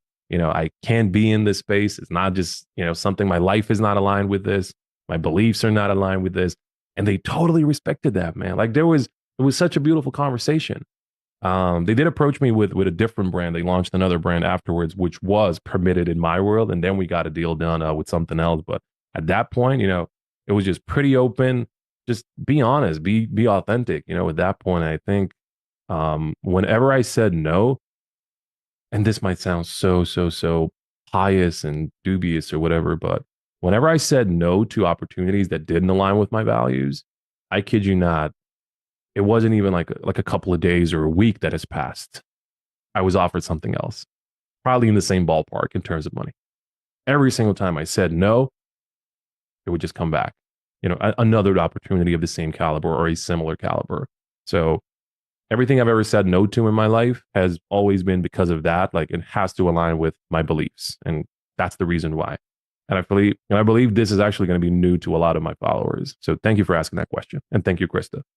Beautiful question. Beautiful answer. We're going to get super Thanks, tactical. Is that okay? Oh, absolutely, dude. And if I look over to my right for anybody, it's because I've got this long list of questions from all of y'all. Hillary Hartland asks, what's the single most important strategy to gain visibility and influence that leads to sales on LinkedIn? Strategy leading to sales on LinkedIn. Okay. So thank you for the question, by the way. Who was it that asked the question? Hillary Hartland. Hillary, thank you for the question, Hillary. If you're listening, thank you. There's one thing you have to realize about building visibility on social media. It doesn't happen with content only. It can't. It's just not possible, because the way all these algorithms are working is, if you're just pushing out content and you're expecting people to flock your way, it ain't gonna happen. First off, the algorithm itself is asking, who are you? Where did you come from? What's your shtick? Like, what's your take on the platform? Who are you here? But if you first go to the people, then you can expect the people to come back. So my best suggestion to anyone starting on social media and anyone who wants to build visibility is focus on networking first, networking through the comments and through the DMs, not necessarily publishing the content. On LinkedIn, my engagement strategy, my commenting strategy, it's been featured by LinkedIn themselves, actually plastered on the homepage for their 1 billion users. And to my knowledge, that is the only time that has ever happened for something to be featured, for like a carousel, a PDF guide to be featured on the homepage. Proud moment for me. The strategy is focus on building visibility alongside your content. But the visibility through comments is what actually drives the visibility of everything else, the visibility of your profile, the visibility of your posts, and then, your offer consequently. My approach to commenting is pretty simple. I never talk only to the authors of the posts. What I mean by that is, a whole lot of times what you'll see is, like, for example, Ben is going to post something and it's going to resonate with me pretty strongly, right? Pretty deeply. So a bad practice would be me just saying, oh my God, I love this, Ben. Especially this part. The problem with that is I'm literally only speaking to Ben. I'm not increasing my visibility. So imagine if I spent, 30, 60 minutes today on LinkedIn and I left 10 or 20 comments like that. That's not going to increase my visibility, because I'm literally only speaking to those 10, 20 people. How you increase visibility is by increasing the number of people you're talking to. The way to do that is you stop commenting for the author only. You start commenting for everyone reading the post. An example of that would have been, I especially resonate with step number 7, Ben. The way we do it in our coaching practice is and then you explain a process. Quite literally take one point and elaborate it. What this is going to do is going to showcase your expertise. It's going to add to the post. So it's not going to be disconnected from the post. It's not going to be one directional. It's actually going to be allowing your readers per se, but also that person's new audience to see them, to allow them to learn new information from them. And then as a result, they land on their profile. They click on it. They may end up hitting follow, or they may get acquainted with their offer. They may reach out. They may, book something. I've done this for 880 days now, in a row. The true benefits. How much a day? Well, that's what I'm about to tell you now. Please. So I've commented probably on at least 50 posts per day since I started. Certain days it would be a whole lot more, just because At this point, I get so many comments on my own posts. So those replies, add up. They really add up. But as far as commenting on other people's stuff, I leave around 50 per day, just so I can be everywhere on LinkedIn. And to tell you the truth, it's much easier than it sounds. It's not too time intensive. All you really have to do is find out when people post. If you create like a list for yourself, just for your own records of, people whose content you enjoy, it might be several lists, like peers, like people who are literally in the same space as you, or people who are in the same spot as you as far as follower count goes. Like if you're currently at 2 or 3K followers, find more people with 2 or 3K followers who are also looking to grow on LinkedIn. Support each other. You don't even have to talk to each other in the DMs. Just keep showing up in their comments. I guarantee you they're going to start showing up in yours. Just, the reciprocity factor. The other list could be competitors. Always be in your competitors' content as well. Because what you can do is then you can offer your own POVs. Whenever they're saying, hey, we do this, you can say, that's great. Here's how we do it. You don't even have to disagree. You're just adding to it. The other list, should always be, big influencers, do leverage their reach and their audience, be there. The list goes on. And also ICPs, clientele, be in their content as well, be present. But the trick is, as soon as you create a list of 40, 50, 60 people, doesn't even matter how long the list is, you're going to get these clusters of posting time. Everyone posts at a certain time. And with 40 and 50 people, there's going to be overlap. So if 10 or 15 of those people are posting right around, let's say 9 a.m., 9:15, 9:10, 8:55, you log in once in the morning, quite literally for 10 minutes, leave all those comments super early, quite literally super early on their posts. I guarantee you that's going to be a bonus factor in how your comments perform. Obviously, step number 1 is don't comment for the author only, comment for all the people reading, add to the post, add something insightful, right? Always make sure that you're showcasing your expertise and your experience. The bonus is if you're early, and in the case that a post goes viral and your comment is the top comment, sheesh, right, visibility goes through the roof. So on and so forth. And then you can do this, 2 or 3 times during the day in blocks of quite literally 10, 15 minutes. Nothing too time intensive. I believe every CEO can devote 10 minutes on the fly, especially if they have a strategic approach, a structured approach like this. But in terms of results, what this brings is a whole lot of visibility, a whole lot of profile views, which you otherwise wouldn't have gotten through content. No paid form of advertising would have gotten you this organic reach. Commenting will do this for you. The other part is the followers. Fun fact, again, I told you, I've been doing this for 880 days in a row at the time of this recording. There wasn't a day, other than one day when the algo was like super slow and the platform died. There was like a glitch and LinkedIn just blacked out. You could go to, what's the site, socialmediastatus.com or something. Oh, yeah. It was down. LinkedIn blacked out. Didn't work at all that day. Every single day in the last 880 days, I've gained 100 followers. Wow. Only through comments. There were certain days when I would get 1,000 plus in a day. But here's the really fun fact. A lot of those days were days that I didn't publish a post. I was quite literally only commenting. I would go for 10 minutes, go for 10 minutes, go for 10 minutes. At the end of the day, my follower count would increase only based off of the quality of my comments, the interactions I've had with others, and the visibility I've gotten through the comments. Meaning profile views are step 1. And then as a result of the profile views, you may get followers, you may get bookings, you may get DMs or connection requests. But if you're not getting profile views, you're not getting any of that. That's the thing. Obviously, this is an approach that requires, scale. If you're just looking at content and really targeted content, it will not happen fast. I guarantee you that. Not that the counter argument I always get from a lot of coaches is, you don't need it to be fast. That's true. But the question was phrased in that way. A whole lot of people want to know how they can maximize their time, how they can do it faster. Commenting 100% the way. I'll tell you what I have set up, and do as I say, not as I do, because I'm not as meticulous as you are to do it every single day. But a free way, tell me if there's a better way to do this. I have all my lookalike profiles just bookmarked in a tab, so I can go through all the lookalikes, see what they posted, and comment on a daily basis. So you can organize it based on just a tab on your Google Chrome or whatever you use. Or I'm sure if you have Sales Navigator, there's a lot of tools you can use. But is that a good way to do it, or is that not the best way?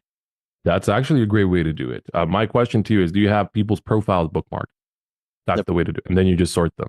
Correct. So I have the profiles bookmarked. So in theory, I could open them all at once. I don't because it crashes LinkedIn. I look like a bot. absolutely. So I one by one click on them, see if they posted, commented. But I don't do this regularly, and that's probably part of the reason I'm starting to plateau. Yeah, very true. Could be very true, actually. Possibly, yeah. I'll give you a better way. So Please. what you're doing is essentially, whenever you're at someone's profile whose content you like, you bookmark them, and possibly even just to be more structured, you have a folder for the bookmarks. Correct. Peers, competitors, big influencers, ICP. So let's say 4 folders in your Chrome, and every single one has like 10 or 15 links, which lead to people's profiles. Here's a better way to do it. Go to LinkedIn's search in the upper left corner and type in, just choose the filter posts, and then from member, that's going to be the second filter, from member, and type in those 15 people's names.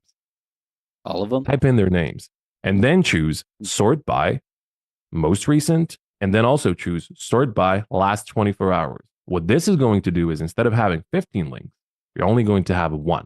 And every single time, this is your custom feed, essentially. This is a custom LinkedIn feed. You don't depend on the home feed and what it serves you. You create your own custom feed. And in your case, you can have 4 of these links. All you really have to do is bookmark the LinkedIn search link so that every time you open it, you're going to have the latest post from those people in those 4 groups that we mentioned, peers, competitors, big influencers, ICPs. That's a much better way to do it. So, Boolean search on LinkedIn, filter by user, insert all the people you want to follow, and then filter by time and most recent. That's it. Every single time you open that up, that's your custom feed on LinkedIn. You're only seeing the people you actually want to see and hear from. So, pro tip. Mic drop. I got to go try this. End of podcast. No, we'll keep going. But my thought is I can have like a Google document with their names so I can copy paste and it'll autofill. Or do I have to type them in manually? You have to type them in, man. It's only 30 seconds, man. You only have to do this once, by the way. You only have to do this once. One last question that came to mind on this topic was if I'm commenting on a lookalike profile and I'm trying to engage their audience to build my visibility, how do I do that without like not looking like I'm trying to one them up? Like I'm just one-ing up Jay all day. You know what I mean? How do I do that where I don't look like a jerk douchebag just trying to one them up every single time? Just be aware that you're not the only person doing that. And the imposter is going to go away, man, because chances are there's other people who are also commenting. It's fine. Just say what you mean and, be done with it. Honestly, is if that person gets, 10 or 20 more comments, that's it. They can think that same thing about the other people. They're not. They're just going to be glad they're getting the engagement. They're going to be glad that a good person like Ben is commenting on their post, that their posts are appreciated. So as a result, if anything, you can start a conversation in the DMs, but I wouldn't worry too much about it. To me, that just sounds like a, little whiff of imposter syndrome. Pardon me, but you don't need it. You don't think about it that way.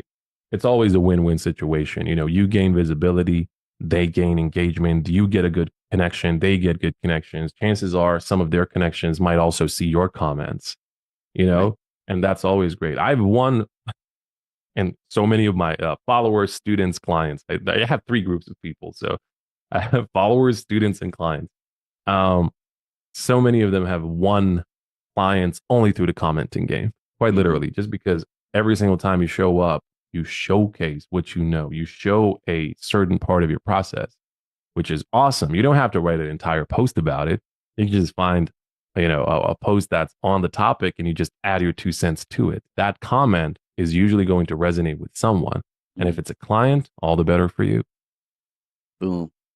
You quickly mentioned DMs, which kind of tees up the next question. I didn't provide these questions in advance. You teed that up on accident perfectly, but John Skomsky. So John asked, what are some ways to do cold reach out via DMs that don't suck and immediately make the person want to delete and block you?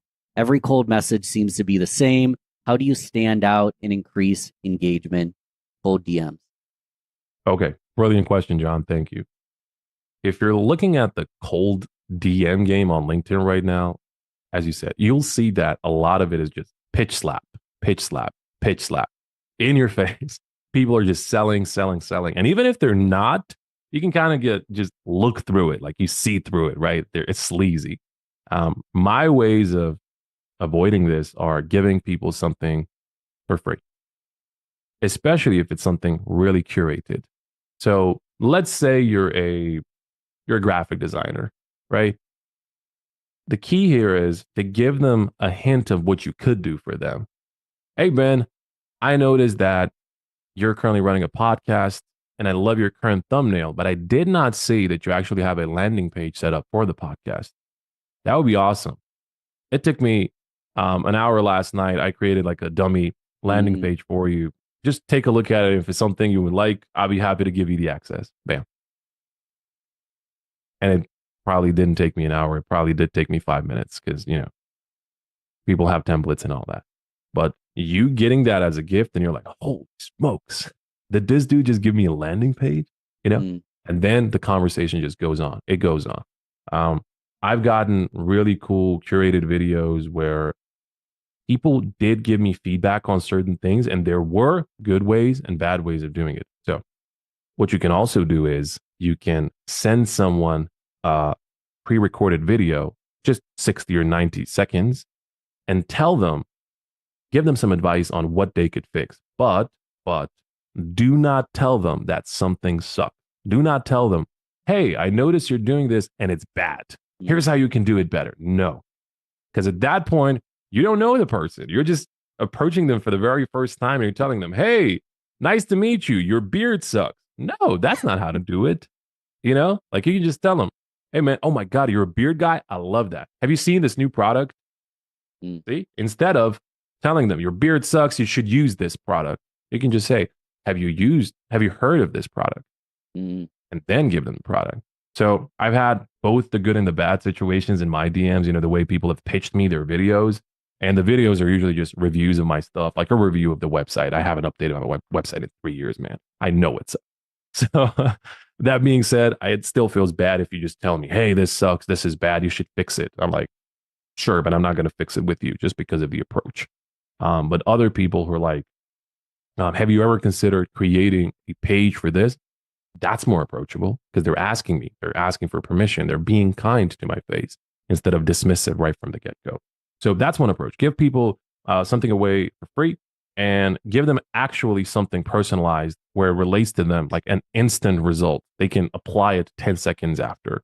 The other part is if you're just starting a conversation, you're not ready if that person is your client yet, but you feel comfortable enough to reach out. Maybe you've met in the comments, maybe you've seen each other at an event or something, and you're kind of sure, down the line, this person may be my client, but you're not sure today. What you can do is start the conversation and ask questions like, anything fun you've been up to lately? What does your business actually do? Can you give me more insight? I would love to learn more about your business. Or ask very specific questions. The key here is do not send a whiff of here's my offer in the first 3 or 4 interactions. They call that commission breath. You're getting a 3 or 4, breath. 3 or 4 interactions at the very least. At the very least, I would go as far as to say 10 interactions, meaning 10 DMs you exchange both ways. Then it's time to test out the field, right? Is it, worth taking a shot? Let me, show them what I have in store. Here's my offer, but not before. Set the ground, build authenticity, build familiarity, build a relationship, then tell them, hey, I'm running this cohort. It may be for you.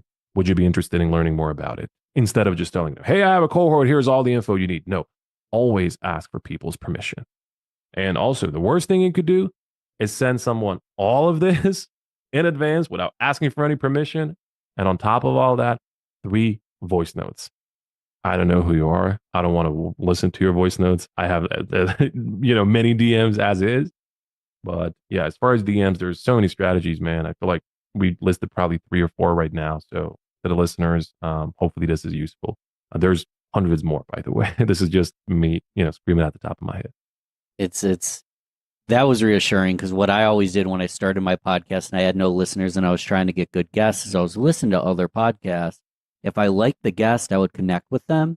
And if they connected, I had already written down a quote and we would just DM them a graphic of a quote from that episode. We wouldn't put our logo on it. We wouldn't put our branding on it. Just like, hey, this inspired me. Here you go. And then before you know it, Beyonce, this is random. Beyonce's mom shared my reel on Instagram. And it was just because I was sending some love. What a flex. What was the woman's name again? She was her manager, right? You should know that. Come on, man. You were flexing just 5 minutes ago. I think it's Tina. Tina Knowles. Yes, Tina. Yeah. That's true. Tina I'm Knowles. like, I know her last name, but that's not. Yeah. I know she used to be their manager, I think, back in the day, Destiny's Child and all that. She was their manager. Yeah. So Andy Grider says, what is unique about being an influencer on LinkedIn versus other social media channels? Why is he asking me? I hate calling myself an influencer. Yeah. A content producer I can tell on you this. LinkedIn. I can tell you this much. I updated the get, question for us. Yeah, I do get called influencer left and right. I use the word influencer in my post about you, and I even looked at it. I was like, that was a cringy adjective to use, but hey. To tell you the truth, I don't hate the word. I hate what people have made the word to be. Yeah, You know, here's it my just abs, changed- buy my product. Exactly. The word has changed its meaning just because of social media. Not necessarily platforms like LinkedIn. It's mostly platforms like Insta and YouTube and all that. That makes the question better. What's different about LinkedIn than other social platforms? For sure. You're an influencer on LinkedIn. Is that fair? But you're not an influencer on. That's fair. I don't want to sound like a DICK anyhow. You're okay. You're okay. Yeah. What's different when you compare LinkedIn to other social media platforms? What's different is LinkedIn is mainly about business. All these other platforms are content first. LinkedIn is business first. And that's why LinkedIn is the wealthiest platform. I think I read something recently. There was a research around the state of wealth on social media and purchase power. Essentially, on average, Instagram has double the buying power of TikTok, but LinkedIn has 3 times the buying power of Instagram. So, meaning all the CEOs, all the decision makers, all the investors, all solopreneurs, founders, people with money, they're on LinkedIn more so than they are on Instagram. To give details to that answer, is they make purchase decisions more on LinkedIn than on Instagram. So LinkedIn, definitely the place for business. That's the real difference maker. I feel like for a whole lot of folks who build their following on Instagram, who build their following on TikTok, it depends on your niche, obviously, but the way you're regarded as on LinkedIn, and it's different from all these other platforms, is you know your stuff. I would buy from you. I would learn from you, which is not necessarily always the case. Obviously, there's amazing educational influencers on Instagram and all these platforms. This is a very nuanced question, by the way, therefore a very nuanced answer. But there are a lot of influencers who are not offering anything of value. The only value is entertainment. But in the real world, where business gets done, entertainment can pay my bills. Entertainment is great for social media. It's great for brand placement and promoting products and this and that. But for a business, for a company, for a corporate entity, they're not going to go on Instagram and do that, right? But for products, fashion, jewelry, food, and all that, they will use that influencer's reach and visibility to boost their product. But for the regular Joe who's looking to get a job, or for an agency founder who's looking to get new clients, LinkedIn is the place to be. So if you build a following on LinkedIn, you attract that type of audience. You attract people who are willing to invest money in you versus just to use you for visibility. They're paying you for your knowledge, not for your status. That is the difference, I feel like. And again, very nuanced answer. I feel like I've literally just scratched the surface on it. This is an hour's worth of conversation. LinkedIn versus Insta versus TikTok, all these platforms. What is an influencer? What is a creator? Entertainment. Is entertainment value? All these questions we could ask afterwards. But yeah. I feel like I'm leading a panel of speakers at a conference by myself. Where they have 4 or 5 speakers at a panel and everyone is just running off of each other. Yeah. Anyhow, hope you like the answer. Was it John who asked the question? John's the next one. That's crazy that you knew that somehow. It was Andy that asked that question, foreshadowing to Jonathan. And it was a fruitful answer. And we can go to LinkedIn, we can build clients, we can make money, we can build connections. You mentioned DMing strategy. Jonathan's Gering's question was a little bit more around the content strategy. And Jonathan asked, when it comes, first off, shout out Jonathan, Limitless Leadership Lounge. He has a kick-ass podcast himself, the Limitless Leadership Lounge. He asked, when it comes to content marketing, how do you balance high-polished quality content with authenticity, create content that both resonates with your audience, but also looks professional? We want to be professional and authentic. We want to be ourselves, but also LinkedIn. Okay. Great question, by the way, John, and shout out to the podcast. Thank you. When it comes to creating content on LinkedIn, everyone has to take into account two things. First, consistency. You have to post consistently on the platform if you're looking for any way to grow. But, huge but, consistently does not mean daily. Consistently could mean something different for you. You could be posting 2 posts per week. And as long as they're high quality, as long as they resonate with your current audience and new audiences, that's all the content you need. You don't need 7 posts per week on LinkedIn. Anyone who ever tells you that, you can send them my way. I'll probably give them a good burger and I'll send them somewhere else where they never return. Anyhow, second thing is authenticity, or as I like to call it, personability. A whole lot of people create content on social media that just sounds good for the sake of appealing to the masses. It's not necessarily always good to do that. Unless something aligns with your values, it's not going to be enjoyable. I wrote a post about kindness recently where people are using it as a strategy. For me, I explained my beliefs earlier on in the show. I talk a lot about supporting the small guy. I come from Bosnia, man. I come from, a very small country. I couldn't afford courses. That's why I'm sharing everything for free on social media. I talk about supporting everyone on social media. I talk about avoiding negativity and negative context conversations. I just avoid it like the plague, because why would I be contributing to those? I literally just swipe by those. I talk a lot about all these things. But what I've noticed is a trend where people see that those types of posts perform really well, like kindness, supporting people, this and that. And it does genuinely perform well on average when compared to like your standard educational post. What a lot of people do is they'll write a kindness post and 15 seconds later, they're in the comment section elsewhere fighting, quite literally fighting, calling someone out where a call out isn't even necessary. They're just jealous, envious, whatever. And I'm like, wait a second. This isn't the way to go, because chances are a whole lot of people saw that post, but not a whole lot of people will see that comment, right? So I wrote a post that said, kindness is not a LinkedIn strategy. Kindness isn't a strategy. Kindness is what you do. It's who you are. It's literally who you are. And I would attribute that quote to whoever you are, like whatever you believe in. If you're someone who's quirky and very energetic, in the way you behave in front of people in the real world, do the same with your content. If you're someone who's very serious, very vocal about things, be the same in your content as well. If you're someone who curses, heck, curse if you want. I wouldn't suggest it because LinkedIn hates it. But be who you are on social media as you're on, off social media. A whole lot of people will try to paint this perfect picture of themselves, and it's not going to work. So a perfect mixture of consistent content and being who you are. One of the things that being who you are actually means on LinkedIn is not just sharing educational content, not just businessy content.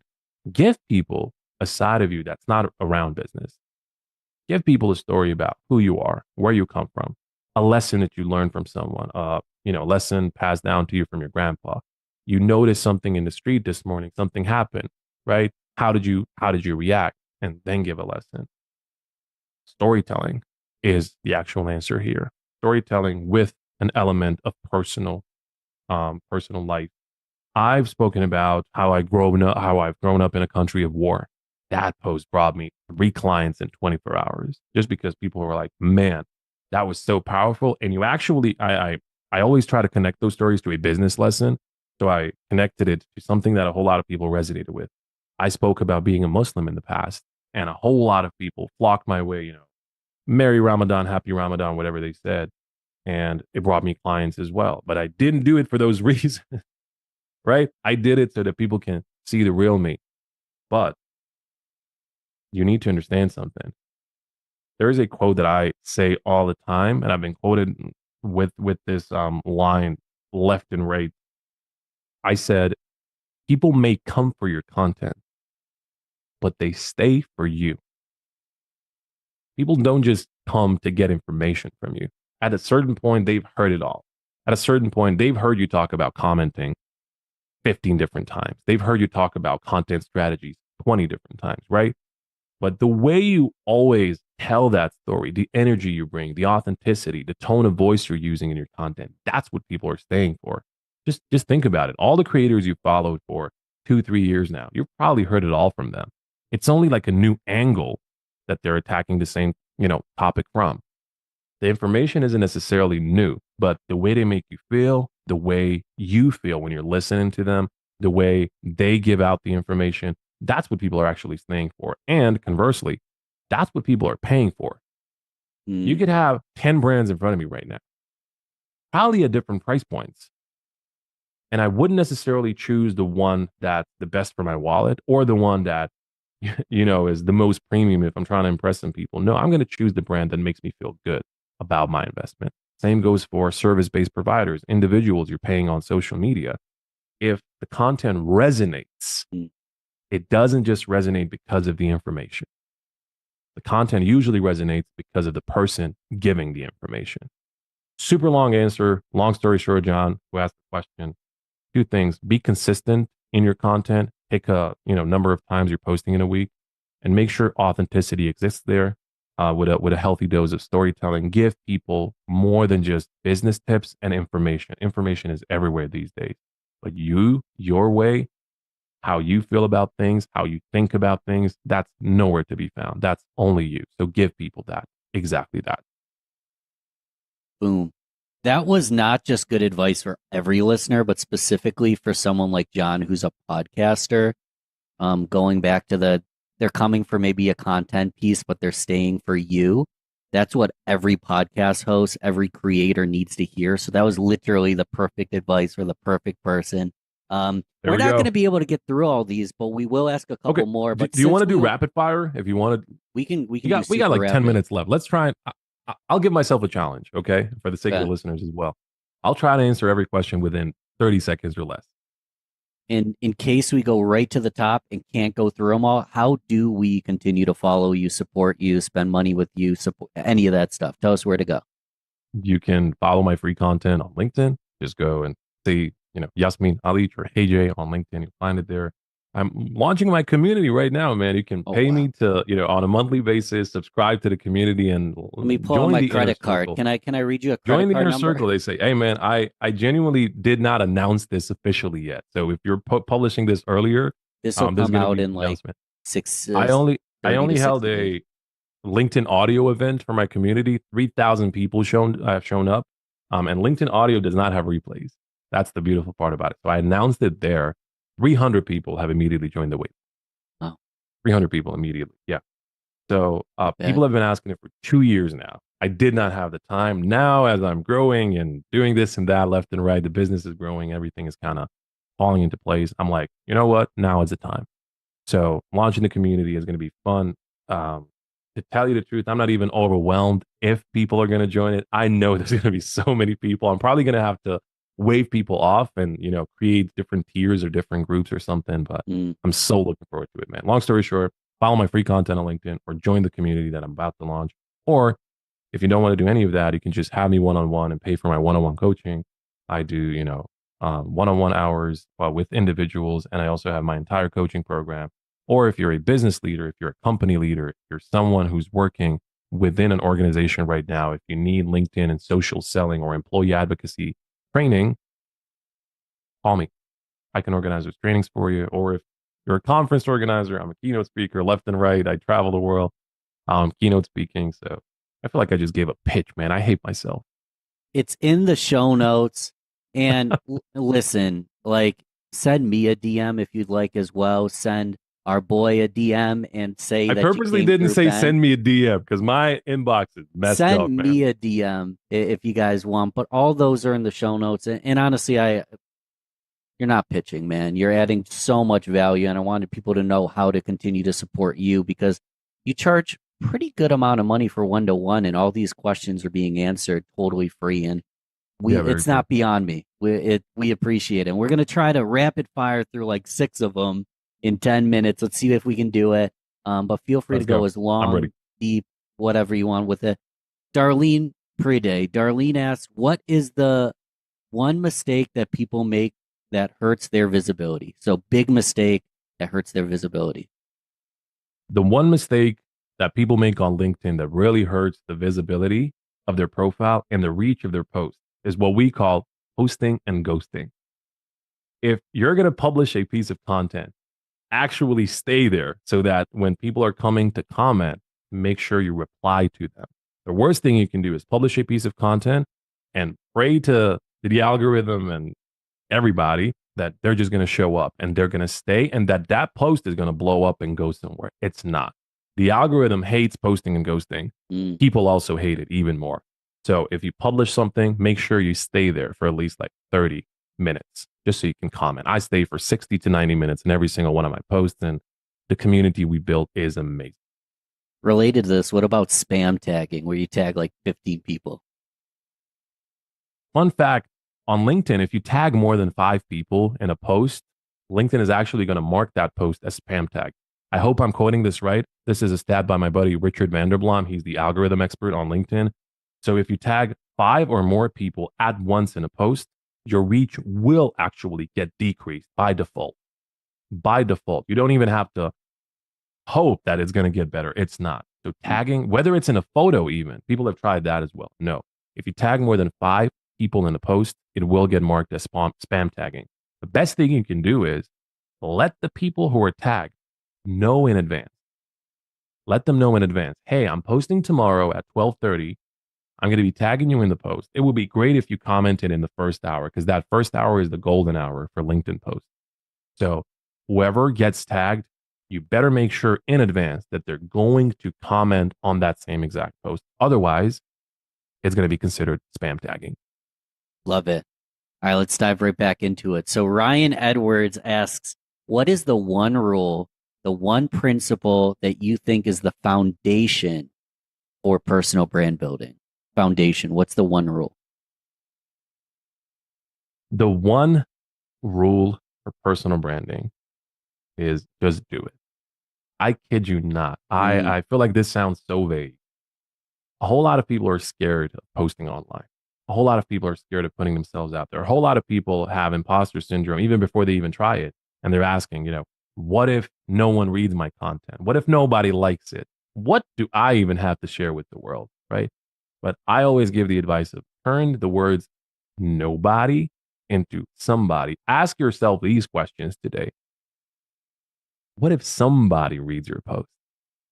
What if the perfect client sees that next post?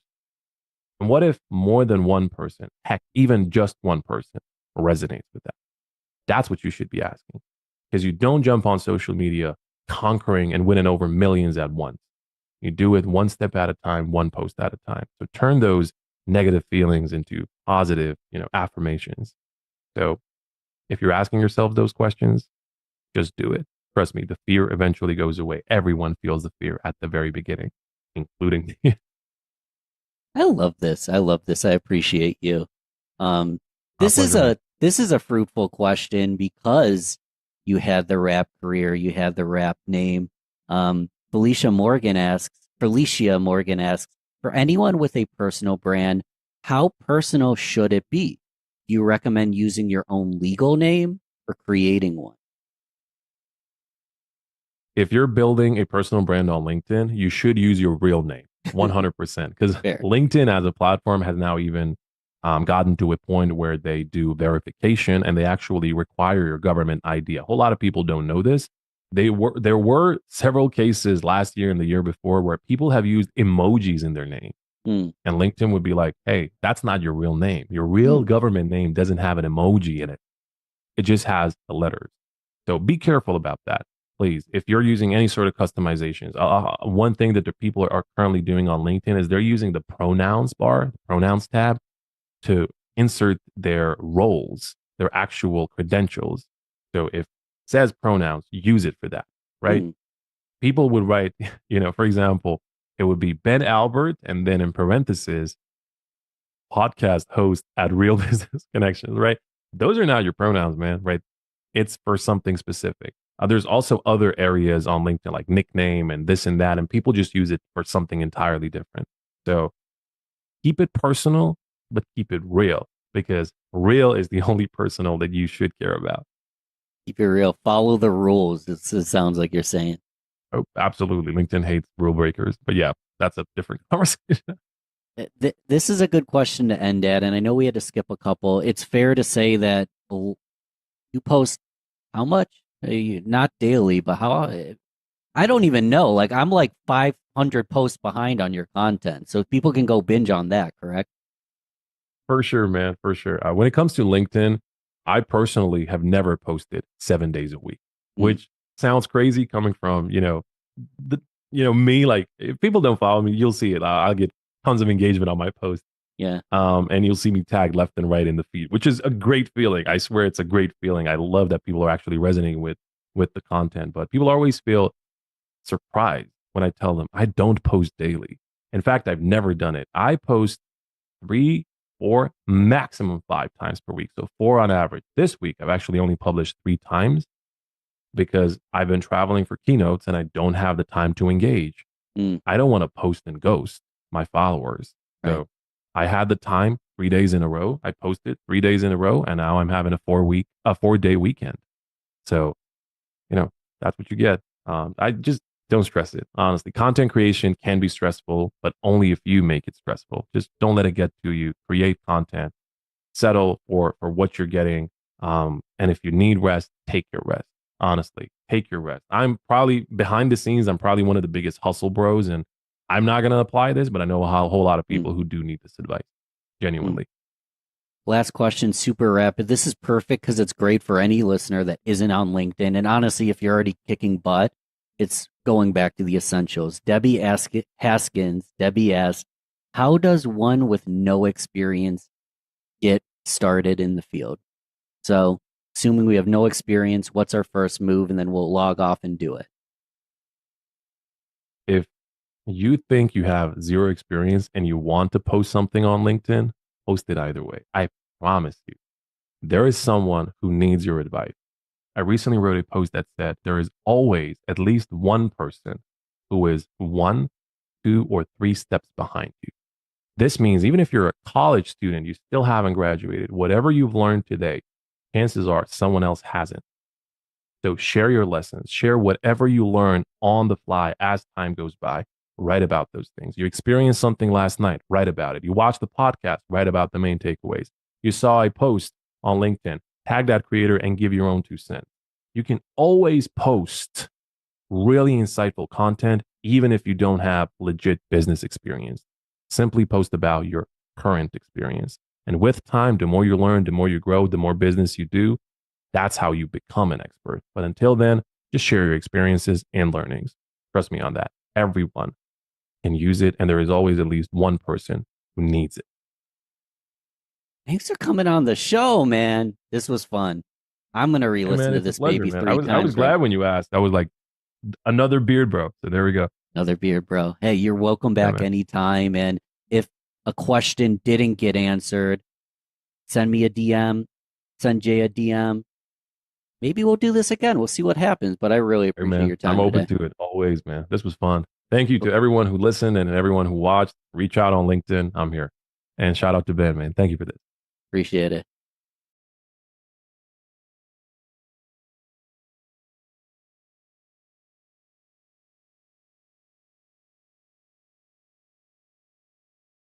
So, when I started creating content around this, I don't know, you can go back and watch some of my early videos. It was just like, hi, I'm Justin Moore from Creator Wizard. And I'm like very professional. And I have like a buttoned up shirt and I just look like a dork. The way I like to do it is I say, hey, I am planning out my next, 6 months of content, and I want to make sure that I'm serving you. It could just be something as simple as a PS in the bottom of your email signature and be like, PS, hit reply and let me know what you think about XYZ. And, you will be shocked. Like when I do things like this, I'm shocked at the number of responses that I get. What is your ideal persona of your content and your customer? You can articulate and have this narrative when you're talking with prospective sponsors. The first thing that came to mind is, well, what if I post this survey? What if I provide this call to action? What if I make this ask on my email list and no one even fills it out?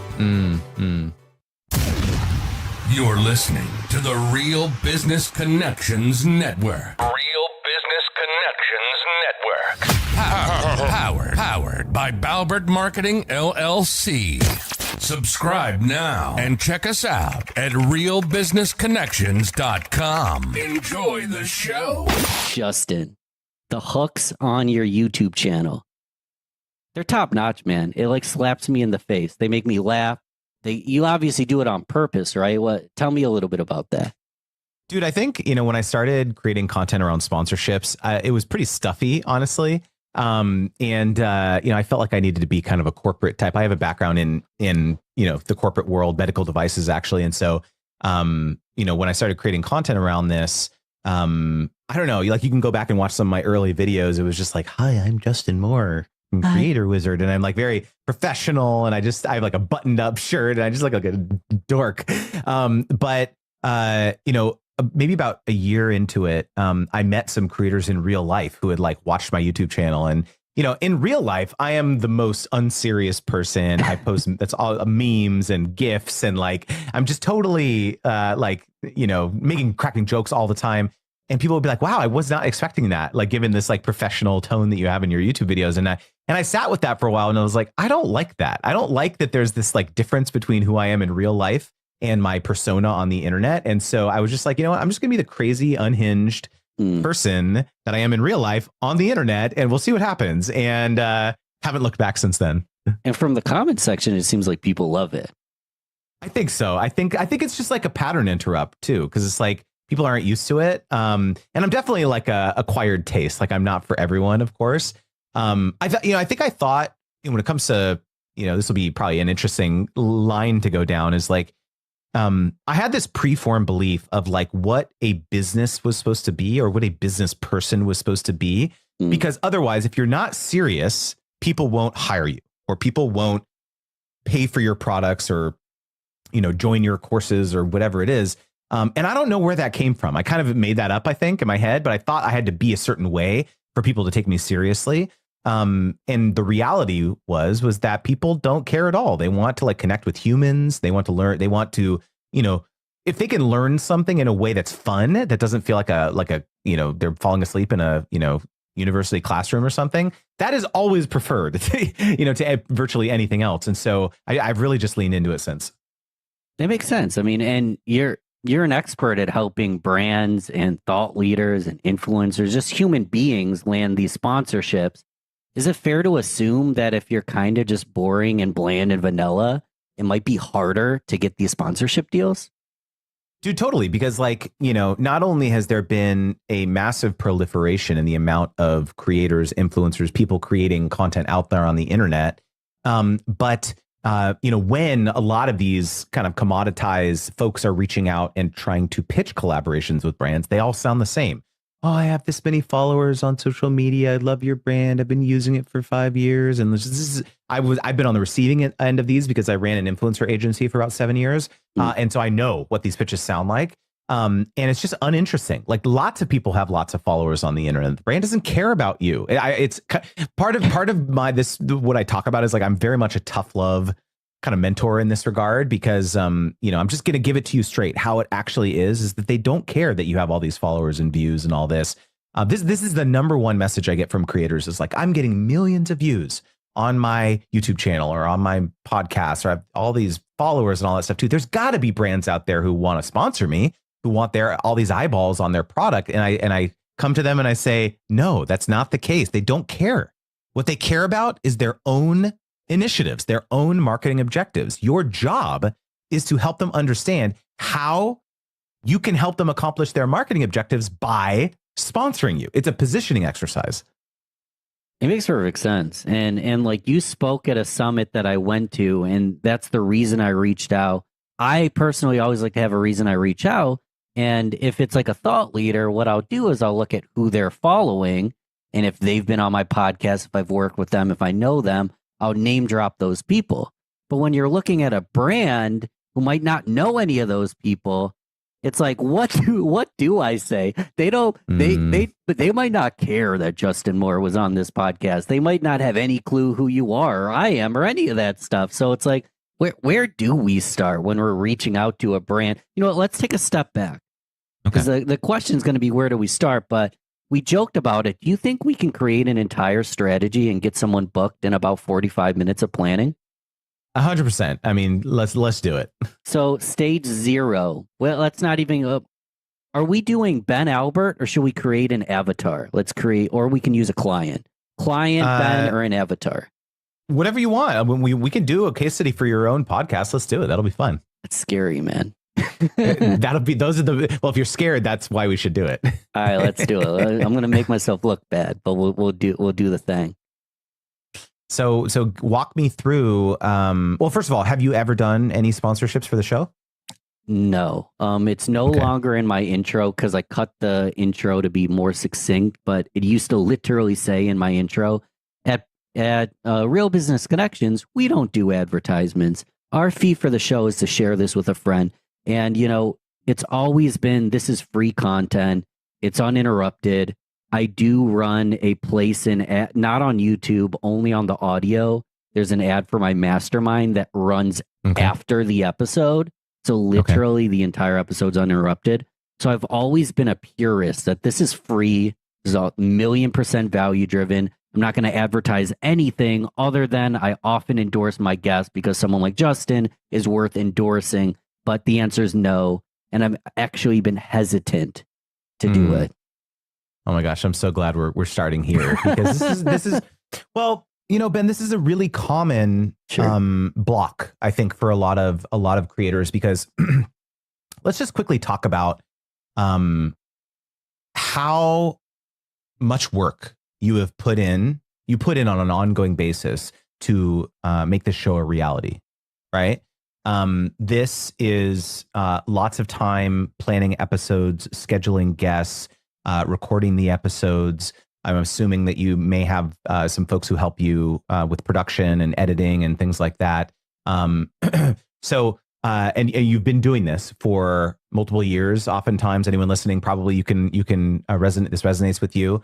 And we have, I think, a lot of creators have this assumption that the moment that they cross that chasm to start taking on sponsors or working or doing ad reads and things like that, that there's going to be a mutiny or a dissension amongst their listenership or their viewership, their following, and they'll revolt and they'll basically say, how dare you provide us hundreds of hours of free value and want to actually break even at the very least, make some money back to pay for the editors of this podcast. And we delude ourselves into thinking that, okay, well, at least it's okay that I promote my own stuff, my own courses, my own masterminds, my own digital products, whatever. Like that seems okay. That seems fair, a fair trade. I actually reject that entirely because, yes, of course, it's a noble gesture to say, yeah, like, you know, I want this to be 100%, 1,000,000% value driven, and I'm never going to like do sponsors and things like that. But there's actually this principle that I call an audience first offer. And what this means is that if you think about the metrics that most of us have in our podcast players or our social media platforms, we're basically relegated to demographics, right? We can see the ages of people listening or the sexes or where they live. So just like very basic stuff. And a lot of times people will be like, okay, yeah, they kind of gloss over that because it's not really that useful. What am I going to do with this information, right? And so they basically have no information about who's in their audience and how they can serve them. And so the very first step 0, as you mentioned, is, okay, we got to like ask our audience some questions to learn more about them. what I call psychographic research. So it could take the form of something very simple. You put together a 7 to 8 question survey and you say, hey, I want to learn more about you. So the pre-roll in your podcast is that I want to learn more about you. I want to learn what's going on with you. It would mean so much to me if you could take this 2-minute survey. It's linked in the show notes. That's it. Something as very simple as that. And you have a Google form or a type form with the following questions. You say, hey, I want to learn more about you. This would be really amazing. You could answer these questions. Do you have, are you married? Do you have kids? What type of jobs do you have? How are you consuming my content? How and when are you consuming my content? Is it in line at Starbucks for 2 minutes? Or are you sitting down every Sunday and binging my last 3 podcast episodes? What's keeping you up at night? What problems do you have, right? What brands and products and services are you using or interested in right now, and why? Are there any products or services that you wished I offered that I don't, and why? Are there other peers that you'd love to see me collaborate with in this industry, and why? So that right there is 7 or 8 questions. And what do we get back with this data? Well, first and foremost, on the question around what brands or products are you interested in using right now? You may very quickly learn that wow, I have a 40% or 50% of respondents to this survey are small business owners that have this very particular challenge with bookkeeping or something. Mm-hmm. I have never really talked much about that on my show, about that particular challenge, but it seems like half my audience is having issues with that. Sure. So, number one, this can inform your content strategy, right? But also, imagine you're thinking wow, I thought that the only way I could serve my audience was with my own mastermind or my own products. But I should probably go out there and pitch a bookkeeping software to do a partnership, because now I'm going to be able to help serve my audience to help them solve this problem that I'm never really going to create a solution for. I'm not going to create software. I'm not going to create a coaching for that particular bookkeeping problem or whatever. But I should do that because it's service first. So I talk about this framework called your PSA, your products, your sponsors, and your alliances. So we talked about your products. You've got your mastermind. The sponsors, we just talked about how that can help your audience achieve a transformation as well. But this last bucket is alliances. And this is oftentimes the scariest for people, where they think, I don't want to introduce anyone else's stuff to my audience, because then they'll have less money to enroll in my mastermind. And this is scarcity mindset thinking. Again, if there is a friend of yours who is a business mindset coach who, could really, and that's not something you really do in your mastermind, you bet, and your audience says in this survey that they're having issues with breaking through, work-life balance issues that they're having, in their life or whatever. You better put your friend's thing in front of them, some sort of joint venture or some sort of alliance. And again, so it's this PSA, it's thinking it's not about you, it's about your audience. And so regardless of whether it's a product, a sponsor, or an alliance, this is the thing that really unlocks and liberates people from realizing, wow, it's okay, doing sponsorships is actually great because I'm serving them. And so I don't know, I want to see how that resonates with you, because this is where I'd like to start. Yeah, because then someone could be like, oh my God, thank you so much for recommending this. And I'm a trusted source, so I can get. I have one question I have so many questions, but before we dive deeper, I started to feel a little bit of a block, and I know a lot of the listeners might feel the same way, depending on the size of their audience. The first thing that came to mind is, well, what if I post this survey? What if I provide this call to action? What if I make this ask on my email list and no one even fills it out? There's almost a fear of rejection going on there. It's you're not. I haven't even started yet, and I'm already afraid of rejection. Okay, so there's a couple different ways in which my students and clients have done things like this. I've heard this before, where it's just I don't think my audience would be down for a intense survey like that. And so I hear this a lot from YouTubers actually. And one piece of advice that I can give is one question a week on your YouTube community tab. That's it. And over 8 weeks, develop more of a texture of your audience. So it could be of those questions that we listed, you just do one at a time. Maybe you even use that poll feature on YouTube. And I can share a real anecdote here. One of my students, his name is Christian Taylor. He has a channel on YouTube called Krayler Made, and he focuses on online security and privacy and things like that. And we were talking about this very subject, and he was like, I don't know if I could do that like full survey. And I was like, okay, just one question at a time. Yeah. And so he posted on his on YouTube a community tab. He said, I know all of you are mainly interested in online security, but is anyone here interested in home security? Like like for your home, protecting your home? Because we were talking about this, and I was like, I bet you, we're thinking about the psychographics here of your audience. I bet you if they're interested in online security, they're probably interested in protecting their family in real life, right? And so he posted this question, and he found out that 70% of respondents to this survey, it's a sample, obviously a smaller sample of the overall audience, but I think he had something like 500 responses to that survey or something, or to that question. 70% of them said that they were interested. Wow. And there was a couple questions, obviously, but or a couple answer possibilities. And so he immediately was like, I'm going to go out there and I'm going to pitch SimpliSafe, like the home security company. And I would never have thought to like work with a brand like that in the past. And I was like, he was like, I could think of a really creative way to integrate that into my current content.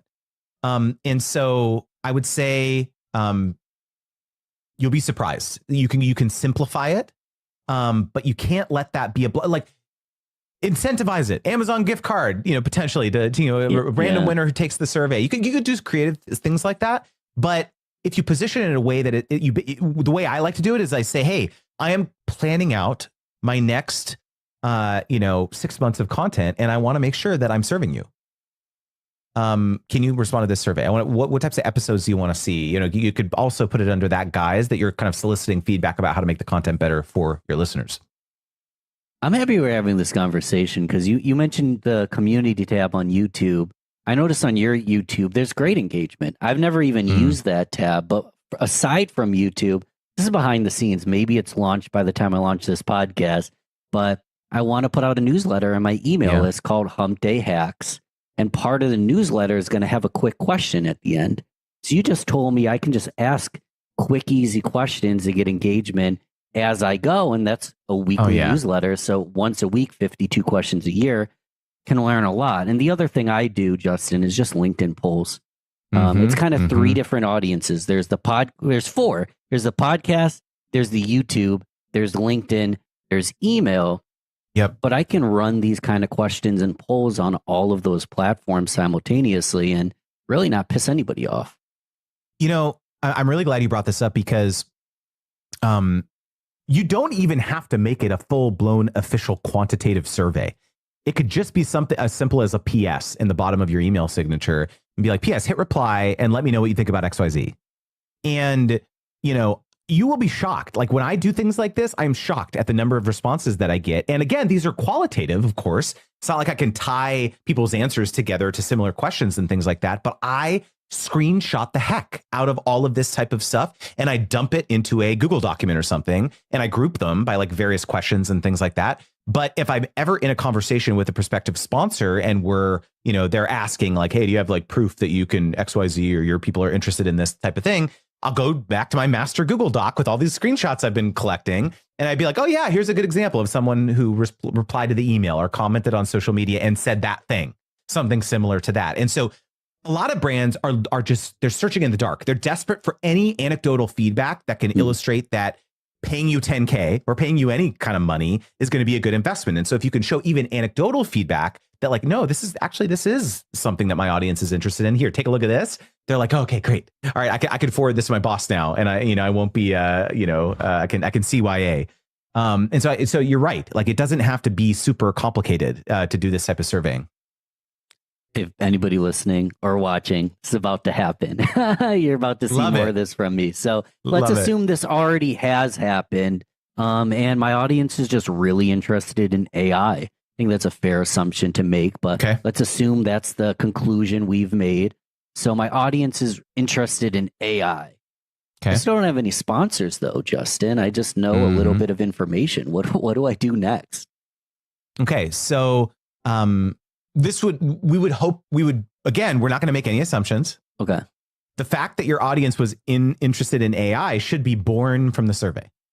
Correct. So I'm assuming for this example we're doing For on the example. spot, Okay, good. I'm pretending that that's what we Got came it. to, and it's like, what do I do Perfect. with this data from the survey? That's what I meant by that. So hopefully, we actually got some specific company names in the survey too. Okay. So they say, oh, I'm using 11 Labs for AI voiceovers or something. They I say actually something like am that. 11 Labs, Justin. Okay. Yeah. I kind of thought, right. It was like, I was getting a little uncanny valley here. But so hopefully we get some leads in the survey, but like, oh, I haven't heard of that tool, or let me go check it out. Because again, like when you reach out to the brand and say, hey, like, look at people are like already a segment of my audience is interested in 11 Labs. Like, I would love to expose my full audience to you. So like that's of course the positioning. But one thing that the first step is doing a bit of research, seeing, okay, what is going on in 11 Labs universe right now. So I'm gonna actually, is it okay if I like share my screen? Is this like kosher? Please do. It's like the second out of 3 episodes we did a screen share. So if anyone's listening to the audio, top of the show notes is the YouTube link. I was not planning on doing this as kind of impromptu, but I just went to the 11 Labs website. Okay. And I just want to know like, what is going on in their world? So I'm going to scroll down. I just want to know how here. many tabs you have open, Justin. Dude, Looks don't like do not tab shame me. This is not cool, man. Don't tab shame me. I'll show you a strategy. I have about 500 tabs at a time. I group them together though. Oh, dude. So I've tried to group tabs in the past and I always revert back to this, but I should probably make it sick. Okay. So, here's a couple things that just jumped out at me. I'm scrolling down their website and I'm looking at like kind of the various, things. They've got 2 main use cases here that are interesting to me. Make content universally accessible. So their text-to-speech AI dubbing is like internationalization, right? So you could say, hey, I actually think this is this feature in particular is my audience will resonate the most with this thing because we have an international audience of people that want to expand their reach globally. I would love to focus on this specific feature. How 11 Labs makes content universally accessible. You use the same marketing copy that they use on their page in the pitch that you're reiterating to them. That's one thing. Second thing I saw, AI safety. This is something that is a hot topic right now amongst a lot of marketers and business owners. And so this is another version of the pitch. You say, hey, I really love that you have an entire page dedicated to AI safety. And I actually don't think that you're talking about that enough. I think you could be telling your brand story in a more compelling way in the lens of safety, because I have an audience of marketers who are very concerned about this type of thing. And here's the angle that I think I could do. Right. And so this is just 2 quick ideas. Look, we'll keep going because there's a lot probably. Like let's go to their LinkedIn. It's fair to assume that 11 Labs has sponsored other people as well. So maybe I could reference other ads I've seen, other sponsors as well. 100%. I know for a fact that they have because a student in my course is sponsored by 11 Labs. There you go. So, what course is that real quick? It's called Brand Deal Wizard. Cool. Brand Deal Wizard is that course. So here we go. I went to 11 Labs LinkedIn page and I went to their posts and interesting. Our voice isolator model is now available via API. So this seems like something that's important to them. They just made a post about it. So let's just assume that you had an audience of developers, maybe who had businesses in your audience. This probably would be something very interesting for them to spread the word about. So you reach out and you said, oh my God, I just saw that your voice isolator model is now available via API. I have a podcast with a bunch of business owners who are developers and would chomp at the bit to get access to this. I would love to do a sponsorship about spreading the word about this initiative or that this feature is now available. That's the pitch. And you say, hey, so to back up here, we got 3 examples of what we could pitch to 11 Labs. But I have a framework around this. It's called the ROPE method, ROPE. So R stands for your pitch has to be relevant to a campaign that the brand is either running right now or has run in the past. So that's what we just did with the research, is like relevant to what's going on in their world. O stands for organic, meaning that you can tie your pitch back to work that you've already published that illustrates that your audience has an affinity for their brand. Going back to the psychographic research and work that you've already published, like podcast episodes and things like that. P stands for proof, so you can show how you've helped another brand or company achieve results. And E stands for easy to execute. When the brand says, hey, we're interested. Yeah, maybe, what do you have in mind? And so the form that this takes is the email is as follows. It's the subject line is voice isolator model in API ? That's the subject line. I don't That's say what they just like post. partnership opportunity. No, they don't care about you. No, they don't care. They care about themselves. So maybe voice isolator model, podcast integration. It could be something like that. But it's just like leading with them. What is going on in their world? You better believe they're going to open that email. Right? One step back. Who's they? Yeah. We'll talk they? about that after. Got Let's talk about well, there's two parts of any pitch, right? It's like, what are you going to say and who are you going to send it to? So we'll get to that. Perfect. So we lead with that, right? You just launched this thing. I think that's amazing. That's sentence one, right? Sentence two is, I am often talking about this type of thing. And then you link a specific podcast episode that helps them understand that you have that credibility and your audience is, they can infer that your audience is interested in that. So I could link this episode. You could link this episode. Exactly. And then you say, I would love to help you further amplify this feature in the following ways. I would love to do 5 podcast ad reads. I can, shoot these. I record these in the next 10 days and send it to you for review. I'll grant you usage rights to maybe make an audiogram of that ad read for paid advertising through the end of the year. Happy to share some results of, how I've helped. If you've never done partnerships, you could say, usually you would say, here's how I've helped another brand achieve results. But if you've never done deals, you could say, here's some results of what I've helped my mastermind students do in their business XYZ to prove that you have authority and influence. Are you free on Thursday at 10 a.m. to talk? That's the pitch. And it's a couple of things you'll probably notice about that is that you didn't talk at all about how many followers you have or how many viewers you have or listens you have on your podcast. You didn't talk about demographics. You didn't talk about conversion statistics. You didn't talk about any of that stuff because it doesn't matter. It doesn't matter until you get your foot in the door and have a conversation with them about what's important to them. So that was a lot, I know. So before we move on, I'm just pause for a reaction there. It does matter though, Justin. I put all this effort. I have such a big audience. You need to take a step back and not word vomit all this stuff. So what I'm hearing is it's all about them.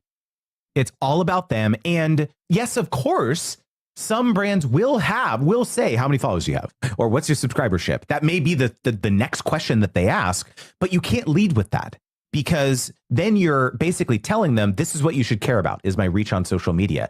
And especially if you're a creator who's just starting out and you don't have a super large following, this is what prevents people from reaching out because they think that this is all brands care about. Okay, we're going deep now because I have a framework that I call the ARC framework, which is helping. There's basically 3 goal types that any brand has when they want to run a collaboration with a partner. The first is awareness. So like spreading the word about a new product or a new feature, or they're launching in a new territory. Let's say that's an awareness campaign. R in the ARC frameworks is called repurposing. So the primary reason that they want to hire you is to take the content that you create and use it in other ways on their website, on their social media for paid advertising. That's repurposing. And the C in the ARC framework is conversion. So yeah, the reason they want to work with you is to drive sales, app downloads, trial signups to 11 Labs, whatever. And a lot of creators think that the only thing brands care about is conversion. And that's not true. I can absolutely guarantee you 100%. I've been doing this 15 years. Every deal is different. Every deal is different. And so the reason that it's so critical that you understand what the brand's goals are is that you have to tie your pitch to their objectives and what their goals are. And again, a lot of this stuff is sussed out in conversations after you get your foot in the door and you get on a phone call and you can ask questions and all that stuff. I'm glad that you brought up that block as well. So real quickly, before we go further, do you want to talk about like who to send it to? 100%. Well, I want to say one thing that came to mind. Mm-hmm. It's a huge example, but a Super Bowl ad. I've done the math before. I don't have it in front of me. The cost of a Super Bowl ad to convert enough people to make it worth what you pay to be an ad on the Super Bowl is virtually impossible. But what awareness do you get? It's just a large scale example. If the largest brands on earth are willing to lose money on an ad because of the long-term value of the brand, the ultimate, the brand affinity they're building and the reoccurring sales once they get somebody on board, if the Super Bowl can do it, why can't we do it as well at a smaller scale?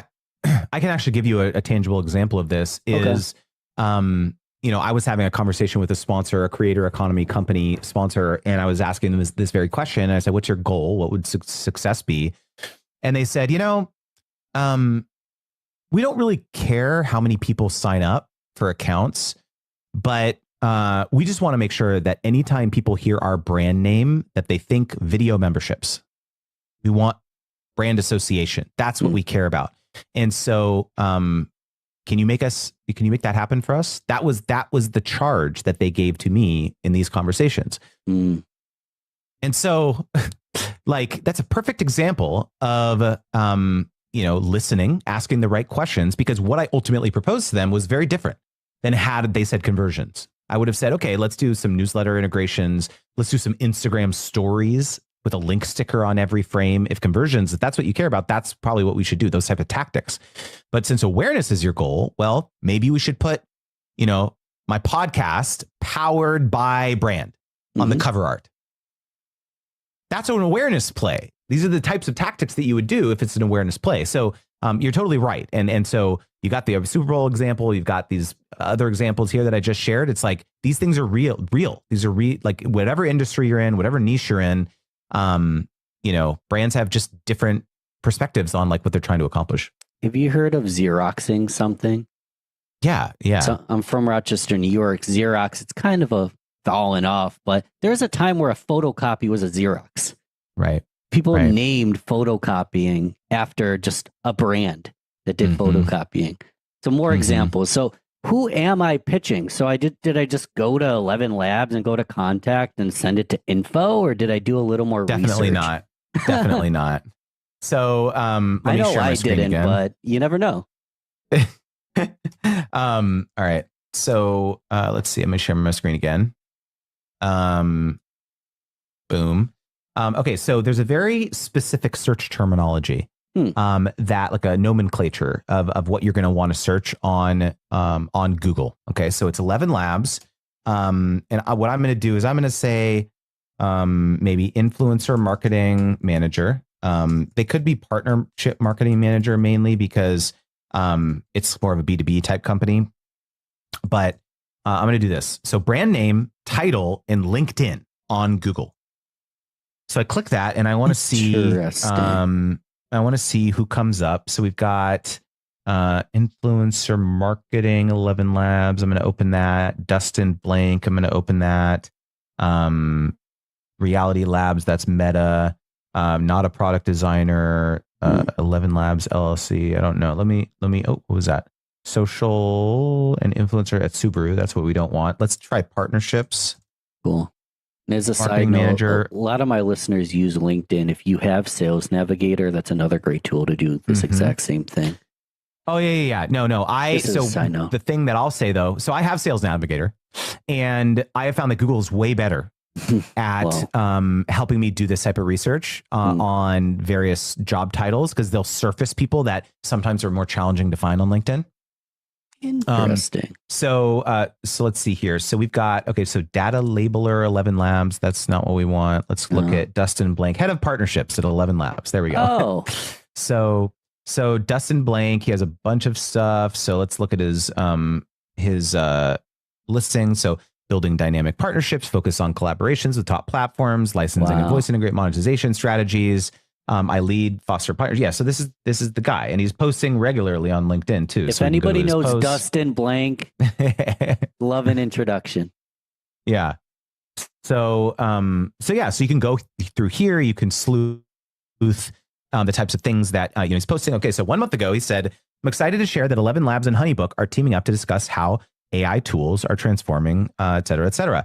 And so one thing that would be an interesting thing to do, let's say, for example, that you caught this post prior to the webinar that he was doing with HoneyBook. You reach out and say, hey, wow, that webinar that you're about to do with HoneyBook is so cool. I would love to spread the word about that webinar you're doing. I'll do some ad reads on my podcast. Does this make sense? It does. My thought was, should the ad be omnipresent though? What do you mean? So if someone listens 3 years down the road and it was an event, the ship has sailed. No, do a dynamic ad insertion. You can do that on your podcast. You just have it be the flight be 2 weeks. Yeah. And then it gets removed. So let's talk about that. So let's this is all assumptive. So 11 Labs, what was his name? Something Black? Dustin. He said yes. He's considering working with us. So here's the thing. He probably didn't just say yes. So he asked a couple questions. They're considering, maybe he wants a pitch or a proposal. What if he says, Ben, send me a proposal? One sentence, Ben, send me a proposal. What do I send him? So first of all, it's almost guaranteed that he's going to say, this is interesting. I don't want to do that. But how about this other thing instead? Really? So he already has an idea for it. Yeah. Well, no. The point is, though, is that you've given him something tangible that he can react to. Because what a lot of people do is they reach out and be like, would love to collaborate. You have any ideas? And you've given them more work now. Yeah. And they're like, I don't know who Ben is. Who the heck is this guy? Delete. They just delete the email because they're busy. They don't know. You tell me. You pitch me something. I don't know. Right. And so he'll be like, oh, thanks. We're not really promoting that HoneyBook webinar really, though. But I love your initiative here. I think your show looks interesting. Here's this other thing over here that we're actually launching in about 3 months. Let's talk about that. So you can't get tied up on the specific thing that you're pitching, because that's not the point. The point is that you open a conversation that will probably lead to something that is actually more of an initiative for them. Nice. So that's the first comment. The second thing is your question, like, okay, he asked me for a proposal. What do I send to him? Hopefully you did get on a call though and ask questions, to learn what's coming down the pipeline, roadmap, like what are they thinking about, this type of thing. So you get some data. And then you are going to be putting it together a bespoke proposal with several different options of ways in which they could collaborate with you. Maybe some of them involve, again, it's all aligned to their objectives though, right?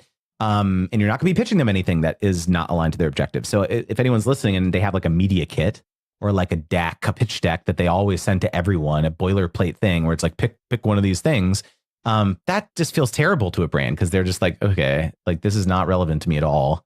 None of these packages really resonate with me. No thanks. Instead, if you have a custom proposal with branding and iconography from the brand on the proposal, and you have the page 1 of the proposal is what I heard, which is what I teach my students to do. What I heard on the call. These were your 4 initiatives or for your 4 objectives. Gotcha. And then the next page is like, okay, here's how I'm going to help you accomplish that. Package 1 is tied to goal 1, right? You said you wanted to drive more leads to the webinar. Okay.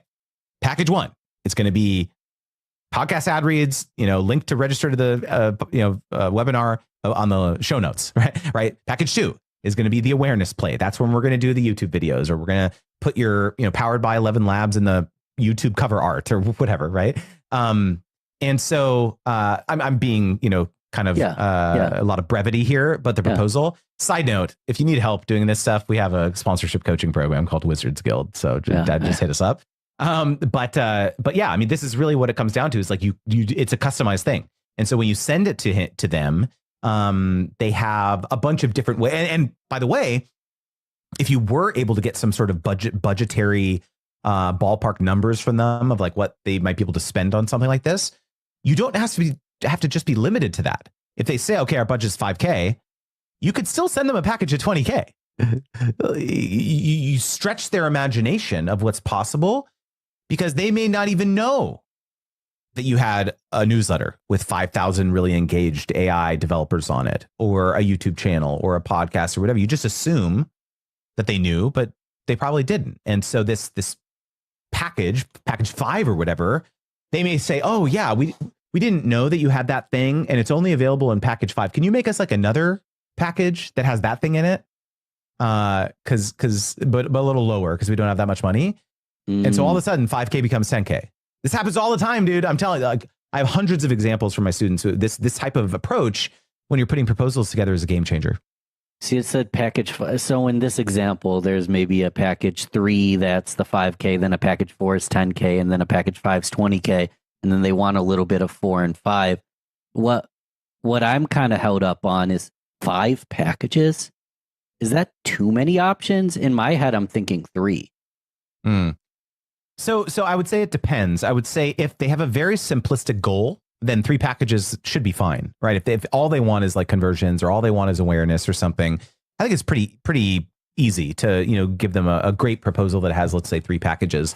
But the more complex partnerships become and brands have varied goals, you do need more packages to help them understand that, especially to understand that to accomplish all these initiatives, you're gonna have to do a lot of different things. Because a lot of times brands will come inbound and be like, we want awareness and conversions. And you're like, hold on a second here. There's no way I'm going to be able to accomplish that in one podcast ad read, right? It's going to take a sustained effort over many months, probably, to do something like that. And so here's the 5, 6, 8 packages to be able to make that happen. Package 10, I'll just wear your logo on all my clothes. I'll put the bumper stickers all You'll over get a my tattoo car. on your upper lip of 11 Labs, just like, yeah. on the lower lip. Just do it, right? How many, maybe on your fingers? Like how many letters is that? I don't even know. Yeah. I was going to say know. I'm sponsored by Taylor Swift, and that's why I got the tattoo. So I got I'm you. actually I got you. sponsored by Champion Sport. I don't know if anyone noticed this. Do you know Champion Sports? I do. Participant. Yes. Got it. Instead of champion, it says participant. Got it. Who saw the sweat on my body? No one did until you called it out. Okay, so we've got a package in play. Yep. I know this is a super nuanced question. It super depends, but like, how can I ensure that I do a good job? Like, actually create a content material that they're like, wow, I'm actually happy that we sponsored Ben, rather than, that was a waste of $10,000, bro. Like, I want, in theory, people that I can repeat the sponsorship with, maybe even do a whole season with. 100%. So, I have a framework that teaches my entire philosophy around sponsorship strategy, and it's called the sponsorship wheel. It has 8 steps, and it's step 1 is pitch, and then it's negotiate, contract, concept, production, feedback, publish, and analyze. So those are the 8 steps. And the step that you just described falls under the concept step. And this is one that a lot of people overlook because maybe the brand didn't even ask you. Like, hey, how are you going to bring this to life? Like, what's the plan here? They just they just assumed that like you would do it one way, and then you say, okay, great, sign the contract, they give you the green light, and then you go off and run and shoot a bunch of content or film videos or whatever, and then you come back and deliver it and be like, ta-da, and they go, this isn't what we had in mind at all. Yeah. Right? Can you reshoot the entire project? And so it's your job to send the brand or the company a concept, even if they're not asking for it. Because you say it could be something as simple as 1 or 2 paragraphs of like, hey, here's how I'm thinking of doing this. Give me feedback on this. I'm not going to shoot it until you give me feedback and sign off on this general direction, because inevitably the brand is going to look at that and be like, oh, I'm so glad that you said this because we actually had something different in mind entirely. And so this step is crucial. It's crucial to prevent you from spinning your wheels. So it's like the holidays are coming up. We want to put out this, like, I actually did this years back. I hired voiceover art. I hired a Santa. I hired a Jewish person, a New York Jewish person. And I did this like 3-minute long just Christmas greeting that I sent out, happy holidays to everybody. But in this day and age, I wouldn't have to hire the actors. I could use 11 Labs to create the actors. So it's like Christmas is coming up. I want to put together a greeting for my audience. And at the end, will spill the beans that the entire thing was prepared by 11 Labs. Mm-hmm, mm-hmm. Yeah, But- and then you write that entire description in the concept document, you know? Mm. And if I did that and they were planning something for New Year's, I would look silly because they wanted a New Year's ad. Exactly. Yep. Okay, so wow, we're almost to finish line, it seems like. So I create the ad, I distribute it, and it goes well. How do I ask for a repetition? How do I ask to do it again? If it wasn't, we didn't predetermine this was long term. It was a one-off. They're just giving me a shot. I'd like to earn their business again. So what you should not do is never talk to them again, which is what most people do. Seriously, they get the money in their bank account, and then they say, okay, well, if they're happy with my work, they'll reach back out to me. This is what happens with a lot of creators, influencers, people that I work with, is that they just have this assumption that the brand will reach back out to me.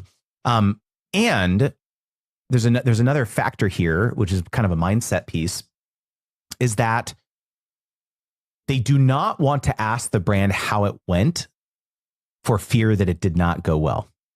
Sure. They don't want to say, hey, how'd it go? Were you happy with all this? Yeah. And they're worried that the brand is going to say, no, actually it went terrible. We They hate might you. even feel like an imposter. They feel like it didn't go well. The brand loved it. And they're like, I don't want to expose myself. I just exposed that I have no audience. I'm an imposter. And they're like crazy about you. Totally. Exactly. I mean, I was actually talking with a big creator about this. His name is Nick Nimmin. He's a YouTube educator. And he had this specific thing happen. He did a partnership with a brand and, distributed the content, got paid, all this stuff too. And he's like, oh, wow, it's so interesting. I guess I thought it went well, but I guess maybe they didn't, because they never reached back out to me and wanted to hire me again. And then he met the influencer partnerships marketing manager later at like a conference, like a year later.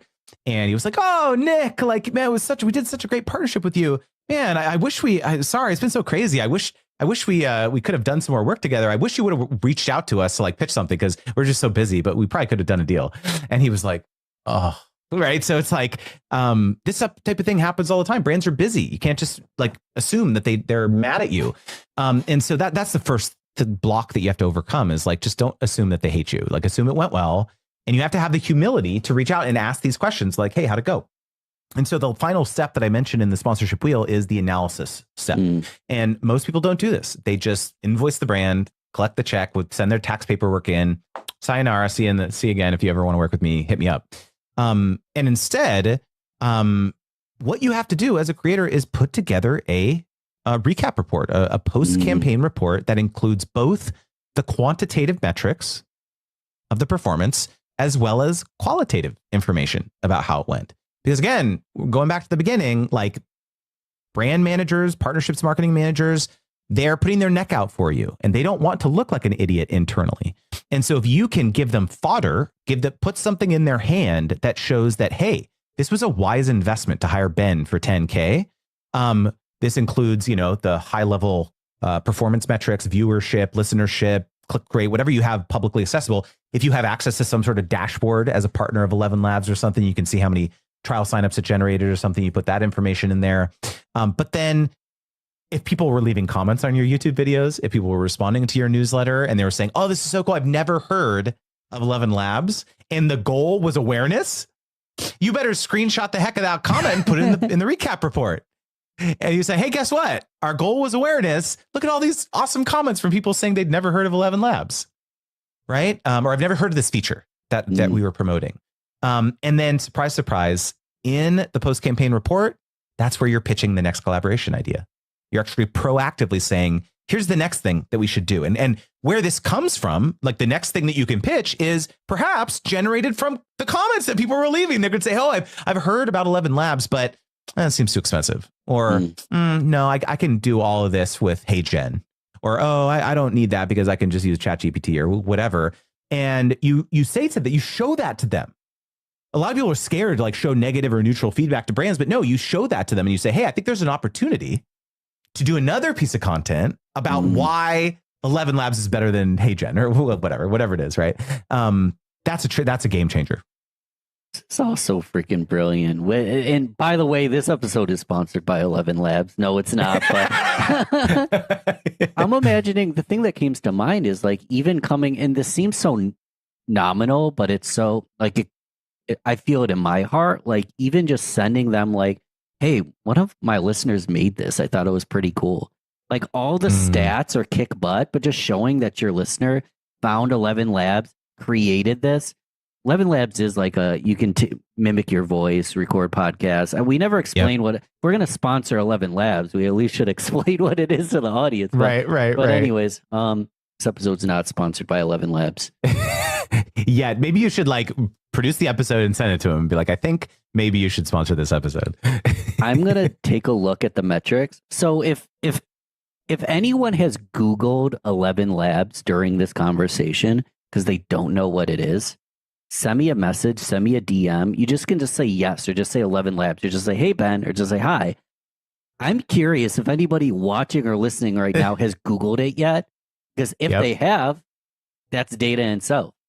It is. That is exactly right. And yeah, man, I love that to see the tactical stuff. You're putting it into action right now, asking viewers, listeners right now.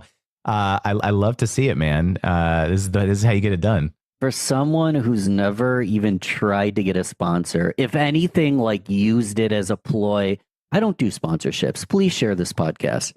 As someone who came from there, how do you think we did? How do you think I'm doing? Do you think it's possible for me? I 100% do. I think you did great. I think I saw a lot of unlocks happening in your eyes as we were kind of going through the whole process. But this is honestly one of the reasons why I designed the framework, man, because I especially for folks like you who don't have a ton of experience working with sponsors or brands, or even maybe have an aversion to it because you think it just like is not even a road that you want to go down. This is why I have this kind of framework to help you. This is a very clear step-by-step process that can be very value aligned with not only yourself and your morals and your integrity, but also this intimacy that you've built with your audience.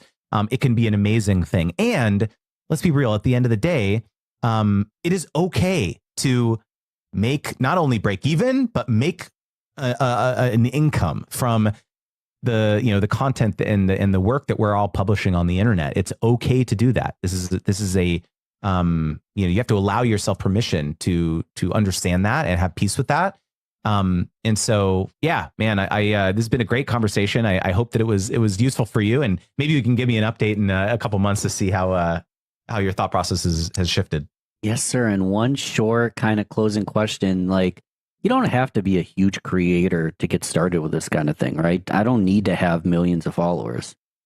No, especially if you're in a very specific niche, man, because a lot of these brands have a really difficult time marketing, especially if it's in an industry or a niche where there's just not a lot of people. Digital doppelganger is basically a virtual version of yourself that can help you do tasks better, faster, and even more efficiently than you could on your own. The best prompts I've experienced are the ones where it's starting a great conversation and just setting up the fact that you're going to be working together. And I find it really valuable to talk it through as if it's a human, and I've built a relationship with him in a very deep way. It's really cool. And you're going to mimic my style, my voice, my tone, even the length. Are you okay with that? And he'll say, sure, give me some examples. Now you're going to start feeding him the examples. All of my ideas have come out of some frustration, like the conventional wisdom that's being shared and consumed, and my belief that there's a better way to come up with a better output, even though I don't know the way.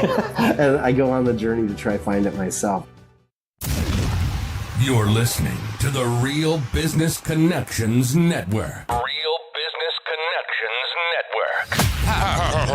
Powered by Balbert Marketing, LLC. Subscribe now and check us out at realbusinessconnections.com. Enjoy the show. Andrew Davis, you proved to me that AI doesn't have to steal our creativity. That's good to hear. Well, who's Drew Dini? Let's start there. Drew Dini has become my everyday personal creative collaborator. He's like an amalgamation of a bunch of AI tools that I work with every day, and he's like a he's like part me, but part not me. And he helps me think through projects and write stuff. And he's awesome. Drew Dini is like the best creative collaborator I could have ever asked for. He's kind of like a younger, a little less wrinkles, but not quite as attractive you. Or Oh, you're so kind. Honestly, I used AI to create an avatar, I guess, of Drew Dini. And what I did was I uploaded a picture of myself to Midjourney, and then I had Midjourney describe that image to me, and then I cut and pasted the description that Midjourney gave me of the image of myself, and then I pasted it back in, and I had him imagine himself that new description, and it output the most handsome guy. I'm telling you, he's got like beautiful blonde locks and like perfect skin, and he looks like a model. Like the guy's a supermodel. So we're hoping for like a Sephora sponsorship. If Sephora's listening, he's right. I mean, telling you, he'd be great. He loves all good hair product. I can tell you that. Well, Andrew, we have 1.2 billion listeners, so I'm sure someone from Sephora is tuning in right now. Right? Yeah. Well, they can email Drew Dini directly, drewdini@monumentalshift.com, and he'll make a deal with you. Okay, so Drew Dini has an email. Oh yeah. How's he that has an email. possible? So basically, Drew, I've tried to kind of impart a lot of what I know into Drew Dini and even my style and approach, but he is kind of his own unique individual. And, I do a lot of speaking, so I'm out speaking, and people have questions about AI, and they were emailing them to me. And to be honest, I'm not the best person to answer those questions. Drew Dini knows how he works better than I do. So I set up an email address for him, and people have fallen in love with Drew Dini. They constantly are emailing him. Like a woman named Tia, she just emailed Drew Dini today, and she's having a very nice long conversation about how to build your own digital doppelganger, which is what I call Drew Dini. And it's really awesome to see people building a relationship with him. And he doesn't know everything. Sometimes people ask a question, he's very honest, he doesn't know the answer, and then he alerts me and says, I don't know how to answer this, and then I try to jump in and help out. But it's pretty cool. And what was his email again? So people can send him one right now. Sure. It's Drew Dini, DREWDINI, like Houdini and Drew combined, at monumentalshift.com. So that's timestamped. It's in the description. It's in the notes. I think that would be a good task for the listener.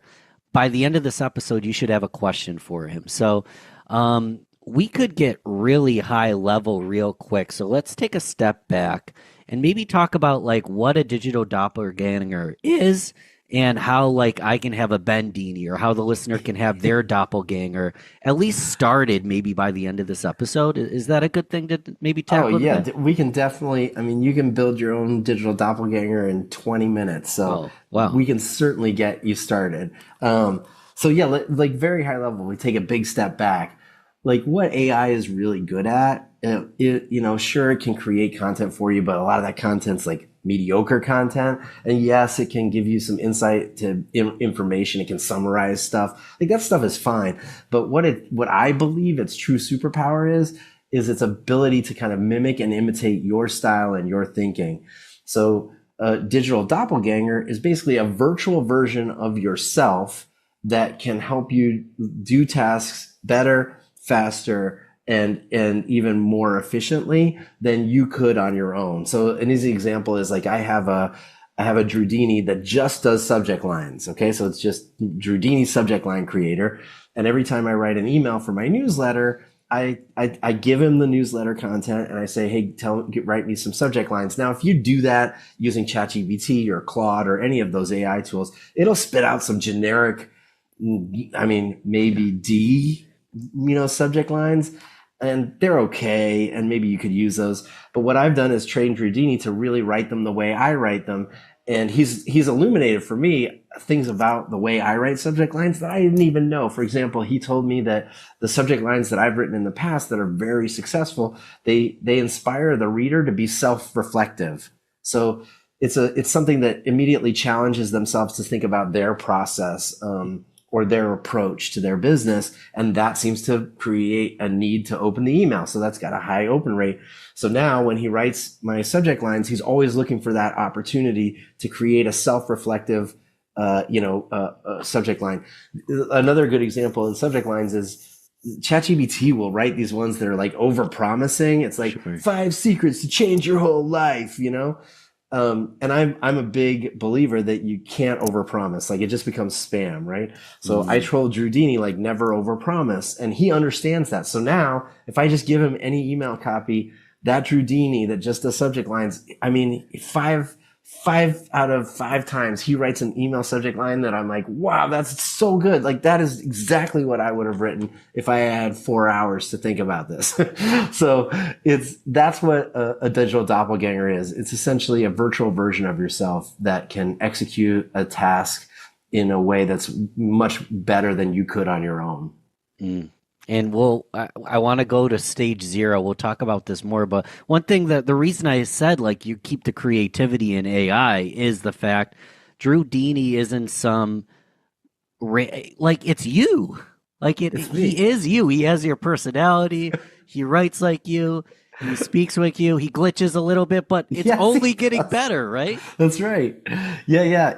That's exactly the approach. Like the very first step you need to take is you need to carve off a small enough piece to try to start building your digital doppelganger. Like he's not just one chat in ChatGPT that's always acting like me.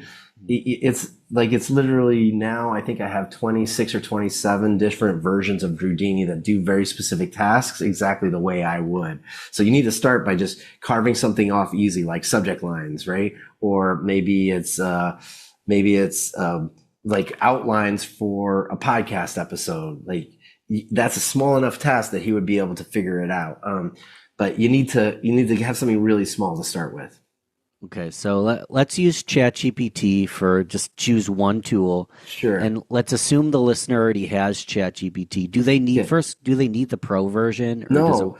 Okay, No, so they you have don't. any You can- kind of ChatGPT, and let's assume they've used it. If they haven't, go to YouTube and type in how to use ChatGPT because that'll be another episode. But they're not like incredible. They're just kind of getting their feet wet. What's the first thing they do? Okay, so the very first thing you need to do before you start diving into ChatGPT, the very first thing you need to do is carve off that small task. So you need to know this is what I'm going to do. So let's see, I like one I built that does video promo scripts. Like that's my go-to one. Let me think of another one. I have one that takes a blog post I wrote and then turns it into a LinkedIn post, but the way I would do it, not like a generic LinkedIn post, right? So that's the task. You pick a very simple task. And then before you're in ChatGPT, you need to find some examples of your best work with that task. So what I did when I was creating the LinkedIn writer one is I went to LinkedIn, I went through like the last 500 posts I'd made, and I looked for the ones that had the most amount of comments and the most amount of engagement.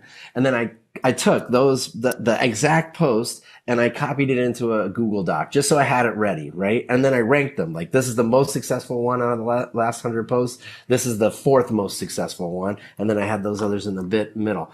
So now that means you've got your best work that you're going to train your new digital doppelganger on, right?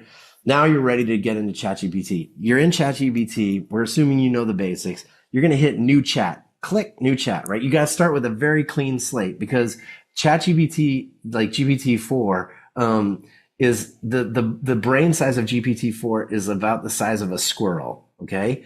Like it's really, really small. And GPT-2, which is what we were working on like, 2 years ago, 3 years ago, that was the size of a bee's brain. So the reason you need to pick a small task to start is that it's not really that good at staying focused if you're all over the map. So we're going to start that new chat. That's going to be your new nest of a squirrel. Okay. So sorry. That's my you're phone a popular just rang. guy. I think there's my alarm's going off at my house, but my wife will have to deal with it. So it's a good We'll just have Drew Dini take care of that too. Exactly. I don't have that one built yet. Not yet. So basically you got to have you got a fresh, clean slate with that new chat. Now, here's the first thing I want you to do.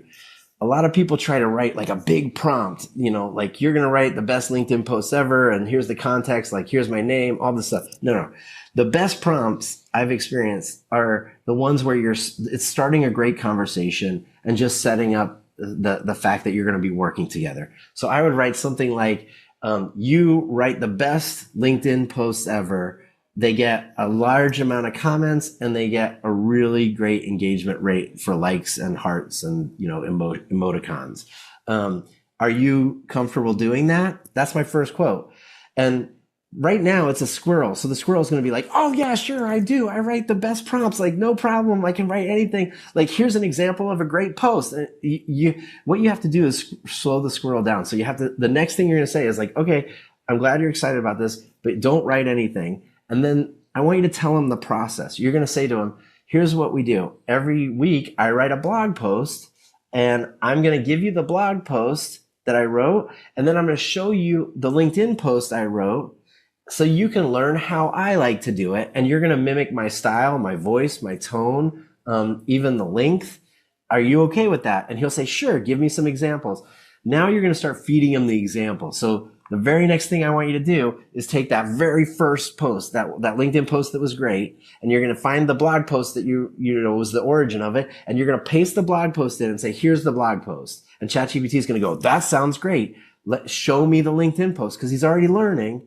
Then I'm going to show him the LinkedIn post and say, here's the LinkedIn post. And he'll immediately, what's amazing about this is your digital doppelganger will start to say, I noticed these things about the way you write your LinkedIn posts. He might say, you're very informal. You don't use correct punctuation. You like to address the reader. You always ask a question. This is good. And then you're going to say, okay, great. And he might even say, I'm ready to write one. You got to be like, no. Slow down. And so you're just going to go through this process a few times. All right. And this process is you showing your digital doppelganger how you write and how you approach this task. How's this sound so far, Ben? Well, it makes perfect sense. The one thing I do to shut down the squirrel brain once in a while is just asking it to confirm with a yes. If you understand, please say yes. And then I get a yes, and I'm like, yes. That's a good idea. We're moving along. It moves quicker that way. I love that. I've never tried that because he does, or they, your digital doppelganger tends to overwrite a lot. Again, it's just please confirm with a yes. That's great. I'm going to try that next time. So at that point, I'd say, hey, I've given you 3 examples. Are you ready to write one on your own? Please confirm with a yes. And he'll just say yes, which is great. So now you're moving out of what I call the integration phase, where you're integrating your knowledge, your approach, your output so that he can start mimicking you. And you're moving into the test and refine phase. So if you've done this in the same order 3 times, your digital doppelganger will say, okay, great, give me the next blog post. And you're going to take the next blog post, give him the blog post, and your digital doppelganger should say, they're always very enthusiastic, Ben, right? It's going to say like, oh, this is great. Like, I'm so excited. Here's my first draft of your LinkedIn post. And you should already notice that it's pretty good. Like, it's going to start sounding and feeling like you at that point. And what you want to do, and this is something I don't think a lot of people do, is you want to refine the output. So it's never really exactly right. Maybe it's too long. So that's an easy one where you can say, hey, how long is that? And he'll say, oh, it's 700 words. And you can say, look, how long were my best posts that I showed you before? And he'll say, oh, they're 300 words. And you can say, okay, well, let's try to stick with that length, and he'll rewrite it. But sometimes it's still a little off. So what I'll do is I'll cut and paste the copy he wrote into my own Google Doc. I will revise that copy on my own. Then I'll go back to my digital doppelganger. I'll say, hey, look, what you wrote was a great start. I've taken the time to edit it, and I want you to tell me, what do you see the differences are between the one you wrote and the one I wrote? And immediately your digital doppelganger will notice, and you're really teaching it based on what it learned. And so it's actually learning much faster. And at that point, which, by the way, if you've done that pre-homework where you've gathered the elements, that should take less than 20 minutes. I mean, you should have something that already will do a really good job. It won't be A+ yet, but a really good job at your style of LinkedIn post, and you're ready to go. That's the process of building a digital doppelganger. It's basically gather your I call them your nuts, which are your examples of information. You got to build a little nest where you're going to integrate and refine and test your digital doppelganger. And then the last step, by the way, is you got to name your digital doppelganger. I know that sounds silly, Ben, but I know there's research that says you can get up to 30% better output from your GPT and large language model experience when you're using a tool like a chat to if you treat it like a human. So if you say please and thank you, if you encourage it when it does something well, if you, like in a nice way, correct it when it does something wrong, instead of getting frustrated with it, which can lead to, the opposite effect. So I encourage you to name it because I think it helps you create a real relationship with your digital doppelganger. And you can create hundreds of those. I bet it really does help. And we don't have to digress too much this way, but I'm imagining if you name it idiot or stupid and it gets to a higher level of intelligence, it might have the incentive to not be so nice to you in the long run. That's exactly right. Yeah. I mean, I think, because I've built what my wife might even term as like a bizarre and unhealthy relationship with Drudini. I think that in the future, having a creative collaborator that you are treating like a person is a really powerful opportunity. Like I even have one that I ask relationship questions of. Like it's a Drudini that I set up as a relationship therapist, essentially. So, not that I don't know that I give him all my life secrets, but I definitely, have times where I feel frustrated and I'll talk it through with him. And I find it really valuable, to talk it through as if it's a human. And I've built a relationship with him in a very deep way. It's really cool. It's wild. The person who came to mind is Matthew Hussey. He's a big YouTuber, relationship coach. I'm imagining if I just transcribed all his videos, uploaded it to ChatGPT, and then just talked to the real deal the entire time. Absolutely. That's exactly the kind of thing. I honestly think in the future, if we think of AI as like powered by digital doppelgangers, I think in the future for everyone from content creators to, individual employees, like there's a way we can monetize the AI we've created if we've given it a piece of ourselves. So like, I'll give you a simple example. I think in the future, if you're hired at an organization to do any kind of, creative work, I think they'll be hiring not just you, but the AI you've trained to think and act like you. And you might even license that technology to them to have access to it while you're employed. But as soon as you leave, that technology goes with you. That insight you've trained and taught and you keep working with is part of you in the future. So I think that it has far-reaching implications, but we need to think of, as individuals, we need to be really cautious about the kind of knowledge and insight we're creating and then sharing with organizations we're working with as employees right now, because they're adding that to their knowledge base. And as soon as you're no longer there, they've got a piece of you. So wow. I think, think about that as you're thinking about the future of your work in the context of an organization you're working with. Wow, I'm going to lose sleep thinking about that one. Well, don't lose sleep. I hope you don't lose sleep. I don't want it to. I've been trying to think of it as a really positive thing, but a lot of people are using corporate clients for their work chats with an AI tool, and I think that's great for the work that they need to do with the job. But when it's personal knowledge and insight, I think you should separate that maybe on your own ChatGPT, and you kind of have to put a wall between them, so that you're not teaching them how to do your work, so that when you're gone, it's they're still writing the way you write. I think it's a very bizarre thing. I think it's brilliant. I think it's bizarre. I think people will lose sleep. This is literally a comment for one individual who's like, Ben, your voice, your podcast is so relaxing. I put it on every night. I fall right to sleep. And I'm like, is that a compliment? I guess it's good for the view time, but you're not actually listening to it. I want to keep that person up all night tonight. And that's funny. So Drudini is very transparent. Like he's like, I am in AI. I don't know exactly. You could tell me what he says, but there's kind of two ends to that. Like Drudini is very transparent, but looking at another end, and I hope I don't misquote or say this wrong, but A friend of mine who's been on the podcast, Julia McCoy, her company writes incredible blog posts using AI, and they don't disclose that they're using AI. It ranks well, top of Google. It's very well written. It's in their voice. They still edit it.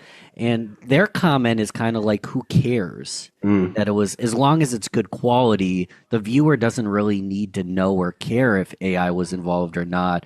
Well, is it somewhere in between? Who's correct? Like, what are your thoughts on that? Well, I don't know Julia's blog posts. I haven't seen them, but they're pretty fantastic. She's been a writer. She was a ghostwriter for like some big name people. She's been a writer forever, and now she's like, AI is doing it for you. Yeah. Here's the thing. I think it's a slippery slope. So do I personally care that her blog posts are written by AI and she's not disclosing it? No, I don't. But where do you draw the line is where I get concerned, right?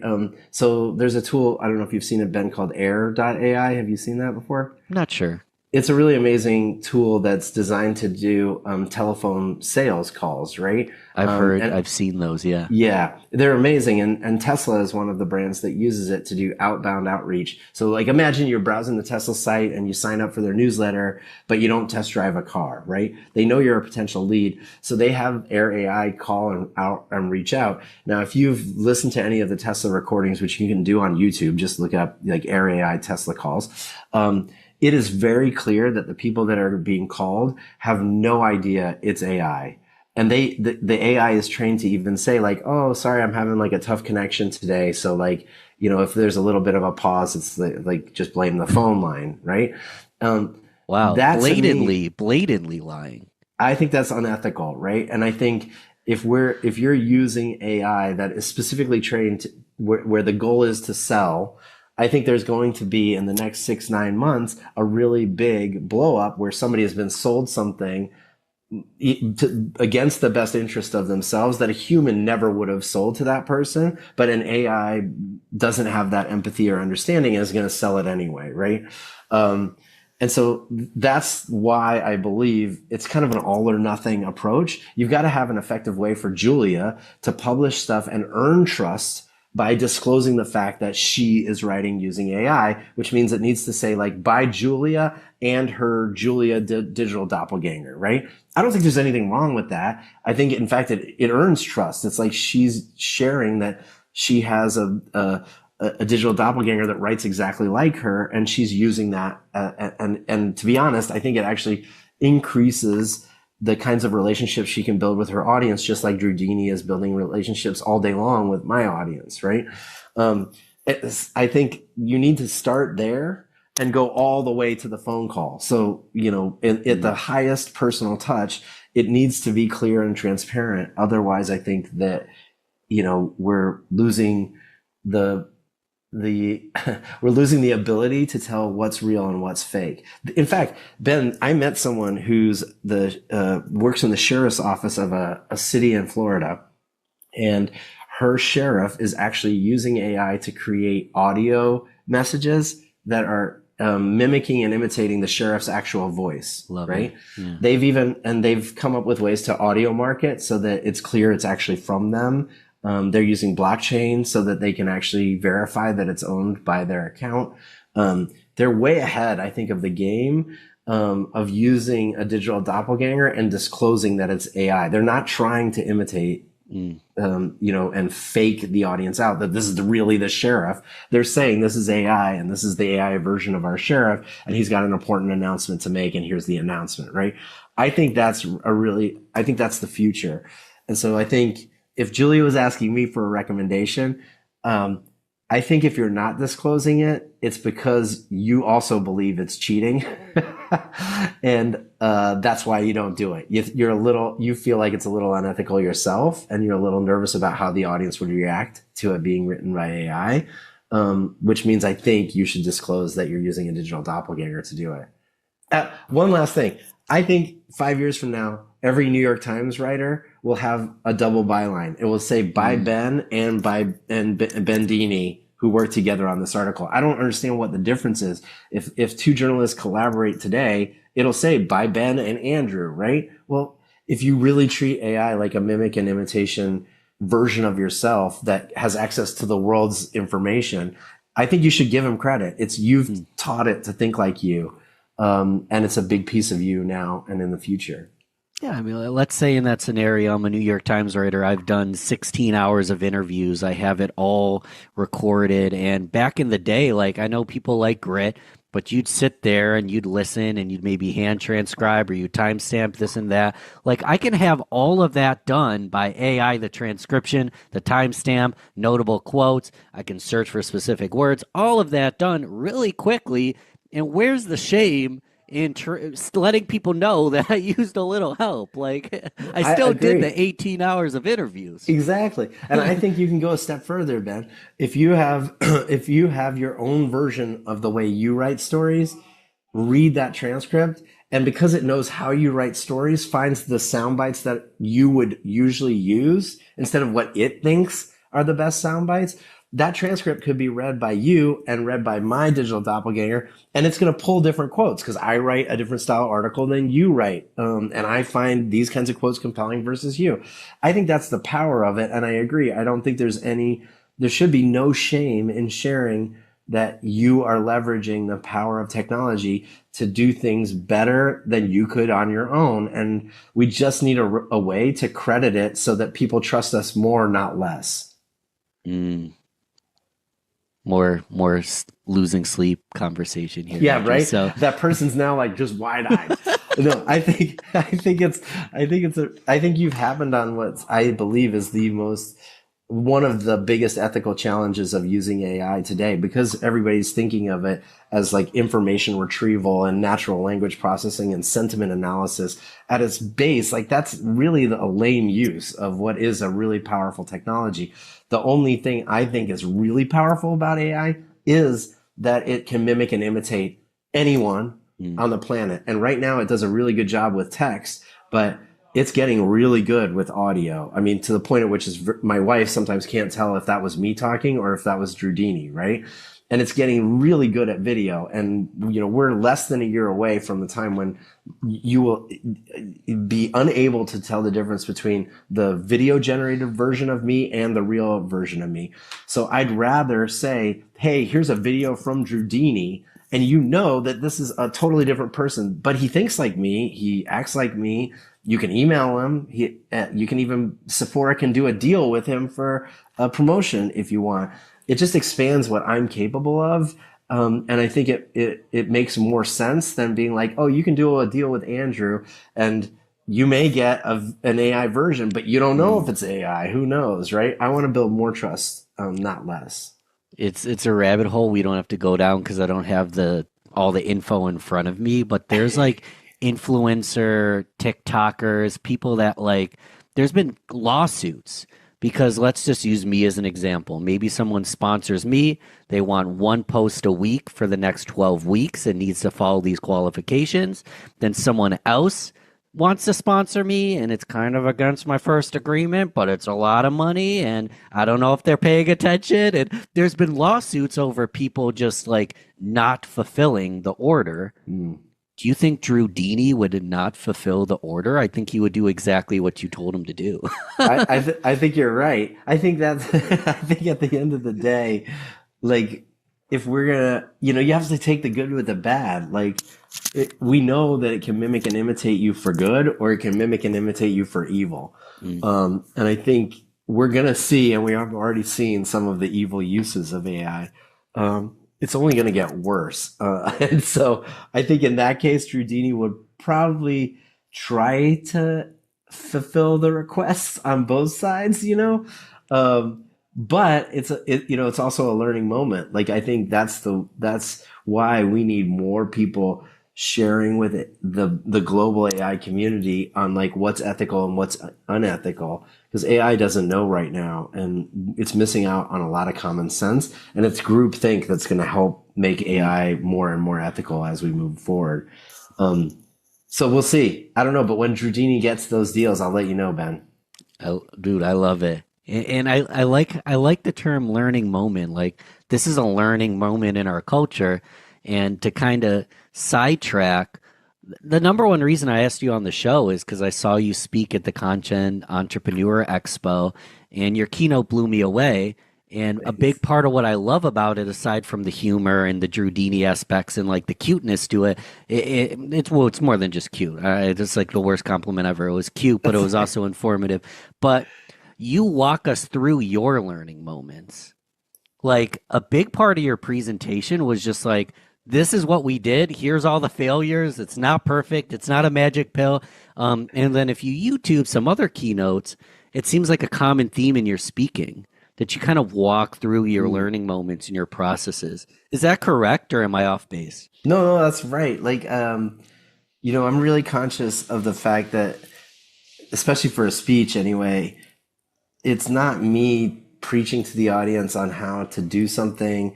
It's me, like taking everybody on a journey that I've gone on before, but we're going to go on together again. And I don't ever think I have the answers. I think I have a hypothesis of how things might work. And sometimes it breaks, it doesn't work. Sometimes I learn something along the way. Sometimes the audience learns along the way about, you know, what's gone wrong and what's gone right. But at the end of the day, I try to leave everybody with a new way to think about the future, even if it's not, you know, it's not their way. And that's what I tried to do with the Digital Doppelganger speech. But I've done that with, you know, how to earn people's attention. And I've done that with, you know, how to think creatively. I think there are lots of solutions to these kind of challenges that people face.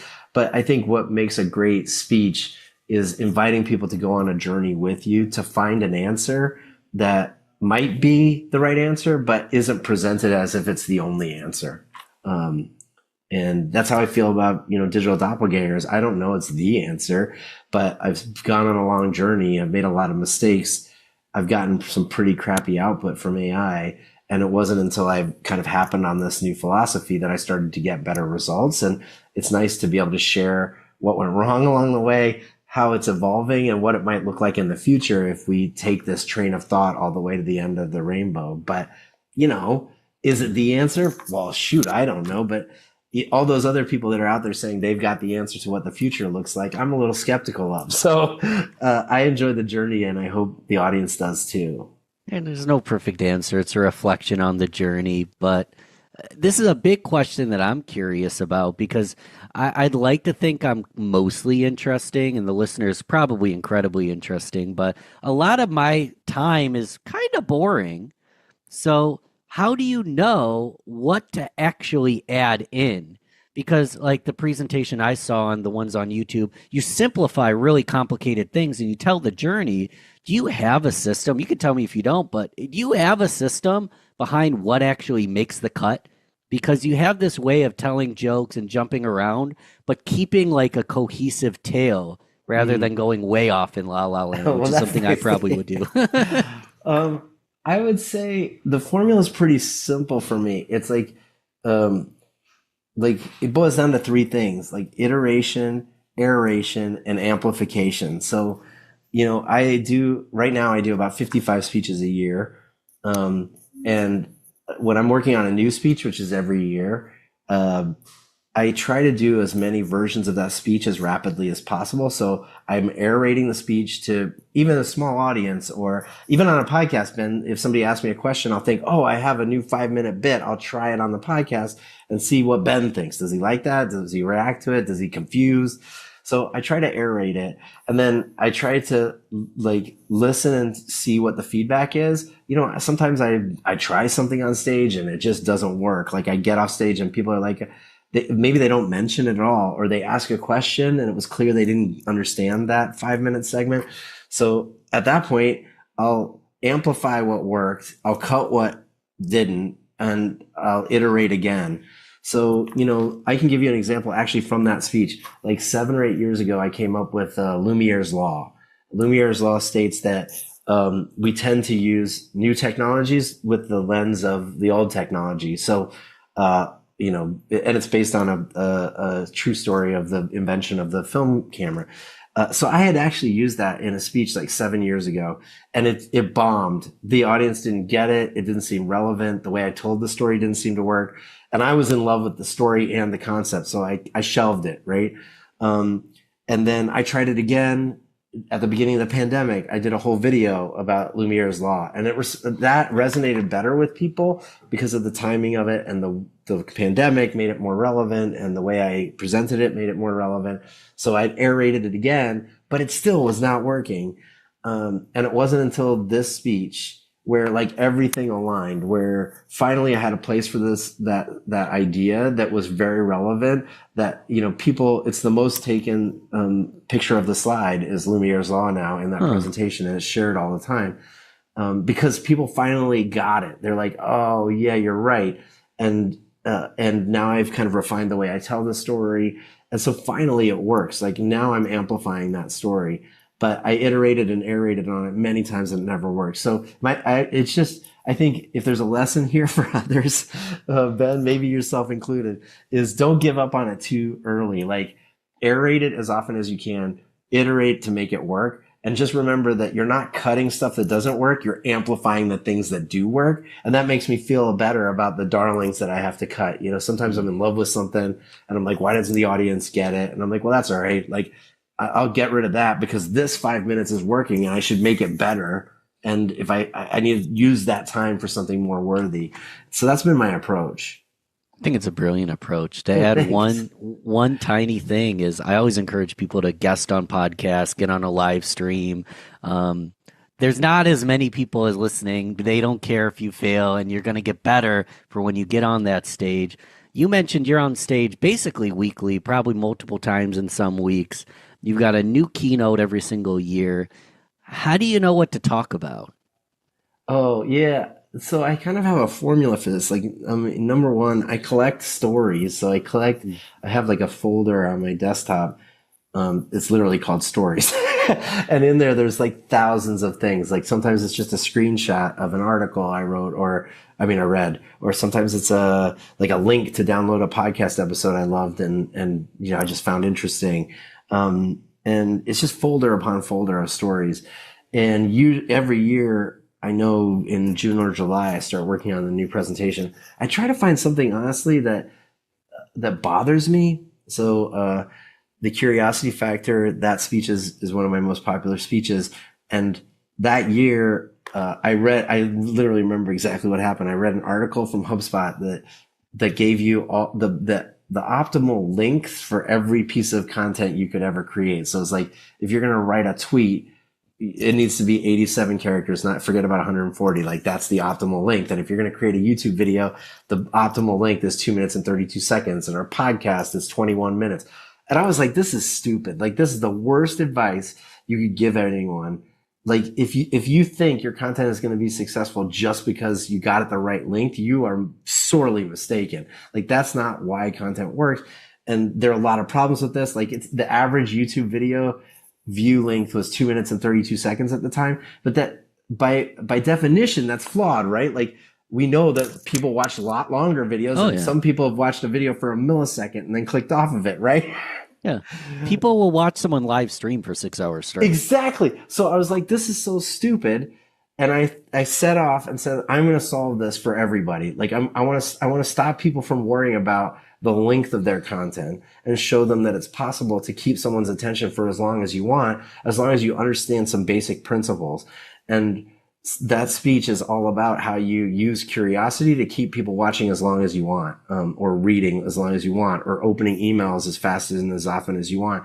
And it's all about creating curiosity gaps. So, you know, all of my ideas have come out of some frustration with the conventional wisdom that's being shared and consumed, and my belief that there's a better way to come up with a better output. Even though I don't know the way.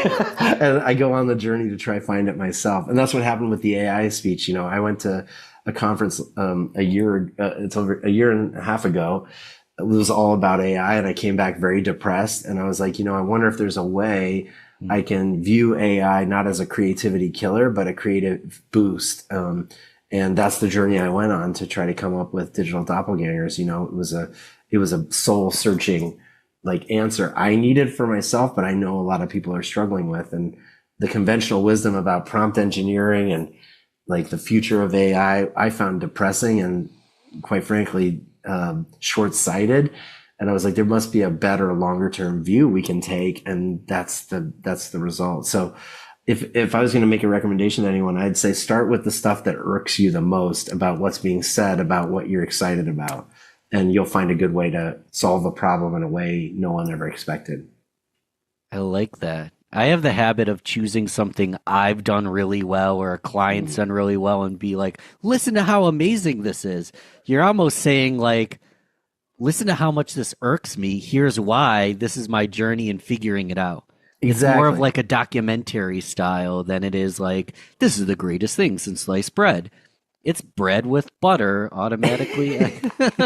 That's right. No, I think I've definitely taken a journalistic approach to it, which I think, I think a lot of people get hung up on the fact that they need to be an expert. And I think I've made a speaking career out of not being an expert. Like I'm like literally the opposite. And a lot of these things look, what do I really know about AI? I mean, not more than you probably. What the difference is, I've spent a lot of time trying to figure out how I can make AI work for me in the right ways where I get excited about it instead of depressed. And I knew it was a feeling other people have. And I also saw that the solutions in the marketplace made me more annoyed than satisfied. And so, I think if you come from a place of humility, and you're willing to learn, you're in the exact same seat as the audience. And I think they find that empathetic. When you're currently coming from a place of humility, of course, you can't be perfect at everything, but you put on good presentations, you deliver well, like you're a good public speaker. I think that's kind of like been confirmed. If you're an expert at anything, it's probably the public speaking aspect. That's so kind. I never thought about that, Ben. But, and you said you haven't thought about it, but I'm like curious, like, why do you think you're so sought after? Like, you're one of the most popular speakers. It's being sought after, but then it's delivering. You kind of do both. Is there something you're doing that other speakers at those conferences might not be doing? I think it boils down to probably like three things that I've focused really heavily on. Like one, I've focused on trying to elevate everybody's thinking in the room instead of everybody's expertise. Like there are a lot of great speakers that can teach you how to do something in 5 easy steps or 7 ideas or 3 ways, right? And I knew that if I was going to really help people change the way they viewed the world, I had to get up out of that. Like I had to just, even though I thought it would be fun to do, I had to kind of step away from that. And I think that's helped people sit in the audience and go, wow, I never thought of this problem or the solution this way. And whether you agree with it or not, it's the kind of thing that just makes you think, like maybe there is one thing that makes me think differently about this. So visionary approach, I think, is key. I think the second thing is I spent a lot of time analyzing other great speakers, and I realized that like they don't customize their speech that much. And so a lot of speakers that I see at multiple events spend a lot of time customizing their speech, which gets in the way of that iteration and narration process. So that it's constantly getting better. Your speech is constantly getting different, but it's not getting better. And I know that when it comes to event planners, they want a reliable delivery. They want to be able to say, I saw you speak at CEX and I want to have you speak at this, summit for, like what did I do last week? Boat dealers, right? And I want the speech I saw there at this event. I don't want a different speech. So don't go messing with it because I want that speech again. So Drew Dini's he's on a boat now. He's on a boat. He's a pirate. Yeah. He's on a boat. Yeah, he's on the top of the world. So that's the kind of approach I've taken with that is like, instead of customizing the whole speech, just focus on delivering one great speech every year, and that'll help. And then the third thing, I realized that that there's like 3 different audiences that you're always addressing at any event. There's like C-level executives, even though there may not be a lot in the room, there's always some in the room. And they want that how to think content. They've seen a lot of speeches. They've seen a lot of ideas on how to enhance their business, but what they really thrive on is stuff that makes them see the world differently. And so you need to have a speech that gets that. Then there's always a lot of managers or vice presidents in the room. They want to see like stories of how other people in their position have kind of approached solving this problem. So they kind of like, they want some case studies. And then at the bottom level, the vast majority of the audience is what I call practitioners, but those are the people that like want to go home and have 5 takeaways to get started right now. And so I've tried to be very conscious in every one of my speeches to make sure that I hit every one of those audiences. So everybody walks away satisfied. The CEO's thinking, wow, I never thought of digital doppelgangers as mimicry and imitation as the superpower. I got to think about that. Whereas like a manager is thinking, wow, like I see how he's done that, use that to kind of write promo video scripts. I wonder if I could use that as a brand coach for my team, right? Like, okay, great. They've got an idea. And then on the practitioner level, I get a lot of people who are emailing Drew Dini every day going, hey, how do you build your own digital doppelganger? And Drew Dini helps coach them. Those are that practitioners, right? And I think that's how, kind of separate the way my approach from others. Not to say others is different, but I think it's helped me kind of, build a speaking business that's lots of fun and challenging. Amen to that. Today was a fire hose. Hopefully people listened in the morning. If not, time to go to sleep. But before, how can I continue to support you? The listener is very supportive as well. What's the best way to show some love? Hey, the best way to show some love is, number one, I'm pretty active on LinkedIn. So Drew Dini and I are both there. You can find us on LinkedIn. Just search for Andrew Davis, author, and you'll see I have an orange bow tie, I think, in the picture. You can find me there.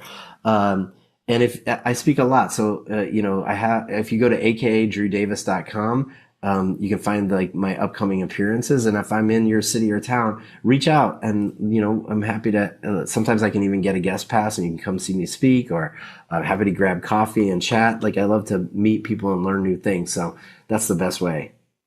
I'm going to have to take you up on that. That sounds Come on, fun. let's do it, man. Well, thanks again for coming on the show. Let me ask one more question. Yeah. I know we're mid-year. This is coming out in Q3.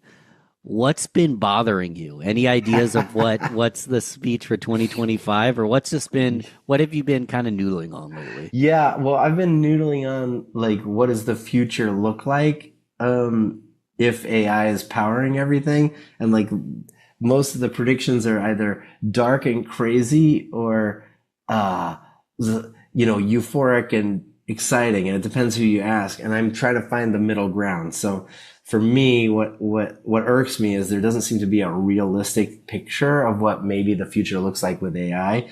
And so I've been trying to figure out what that might be for most of us, instead of, Sam Altman saying it's going to be, all roses, and then the naysayers saying it's going to destroy the world.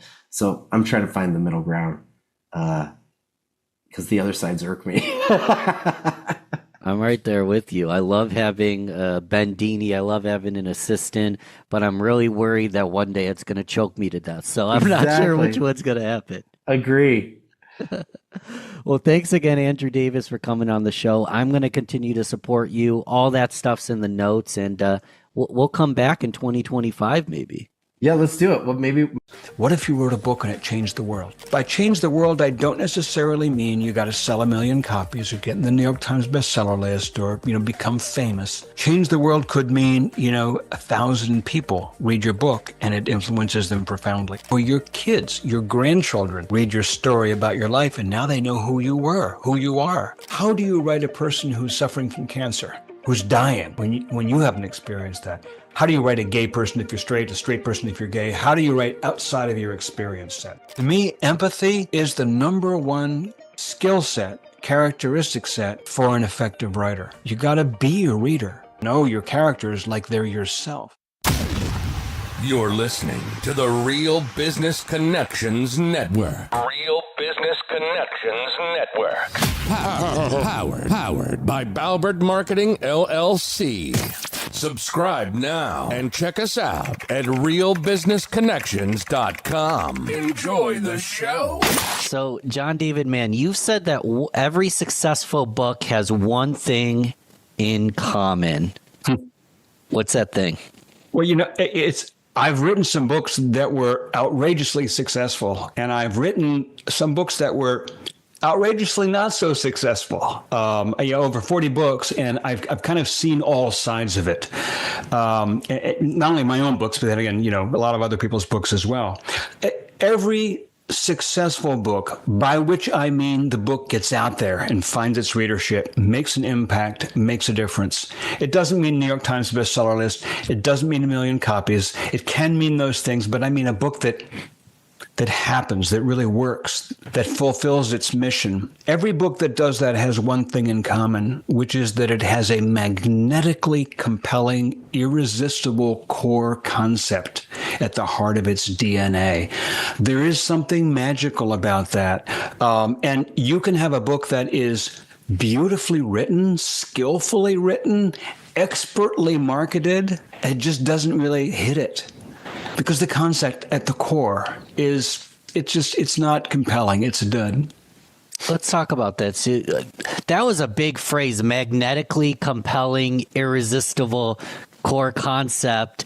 I feel what that is, but tell me, what exactly is that? How can we ensure that our book, my podcast episode, anything we do, but we'll talk on books, how can I ensure that it has that core concept? I can tell you in one sentence how to absolutely guarantee that. Actually, I can't. If I could. Oh, yes, the Holy Grail. We would love it if it were that formulaic, right? If we could reduce it.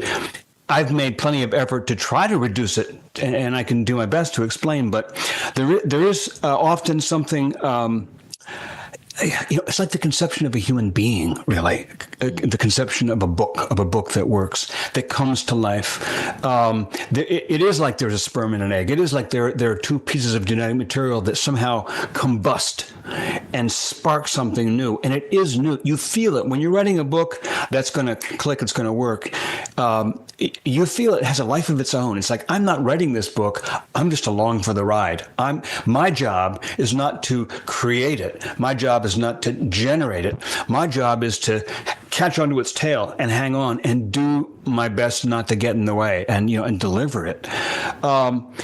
So what makes a great concept? I mean, in the simplest sense, it's something that is different, new, usually something, and a lot of writers will tell you this, nonfiction or fiction, doesn't matter, because they really work the same way. A lot of writers will tell you it is two ideas that have never really been combined before, that are opposite or contrasting or dissimilar, that combust, that combine together to make something new. One of my favorite examples is an orphan goes to boarding school. Sounds like Charles Dickens. It's been done. You're not going to tear up the marketplace in 2025 with that. But what about an orphan goes to wizard school? Now you got Harry Potter. Mm-hmm. Like there's something about that had not been done in that way, and that it combined these two disparate elements. Another great example is a high school teen romance. What about a high school teen romance with a vampire? I was just thinking that, yeah. Yeah. So, and it's not just fiction. It's not just fantasy. I've written a series of thrillers, and the premise of the first thriller, Steel Fear, it's a series of three so far, a trilogy.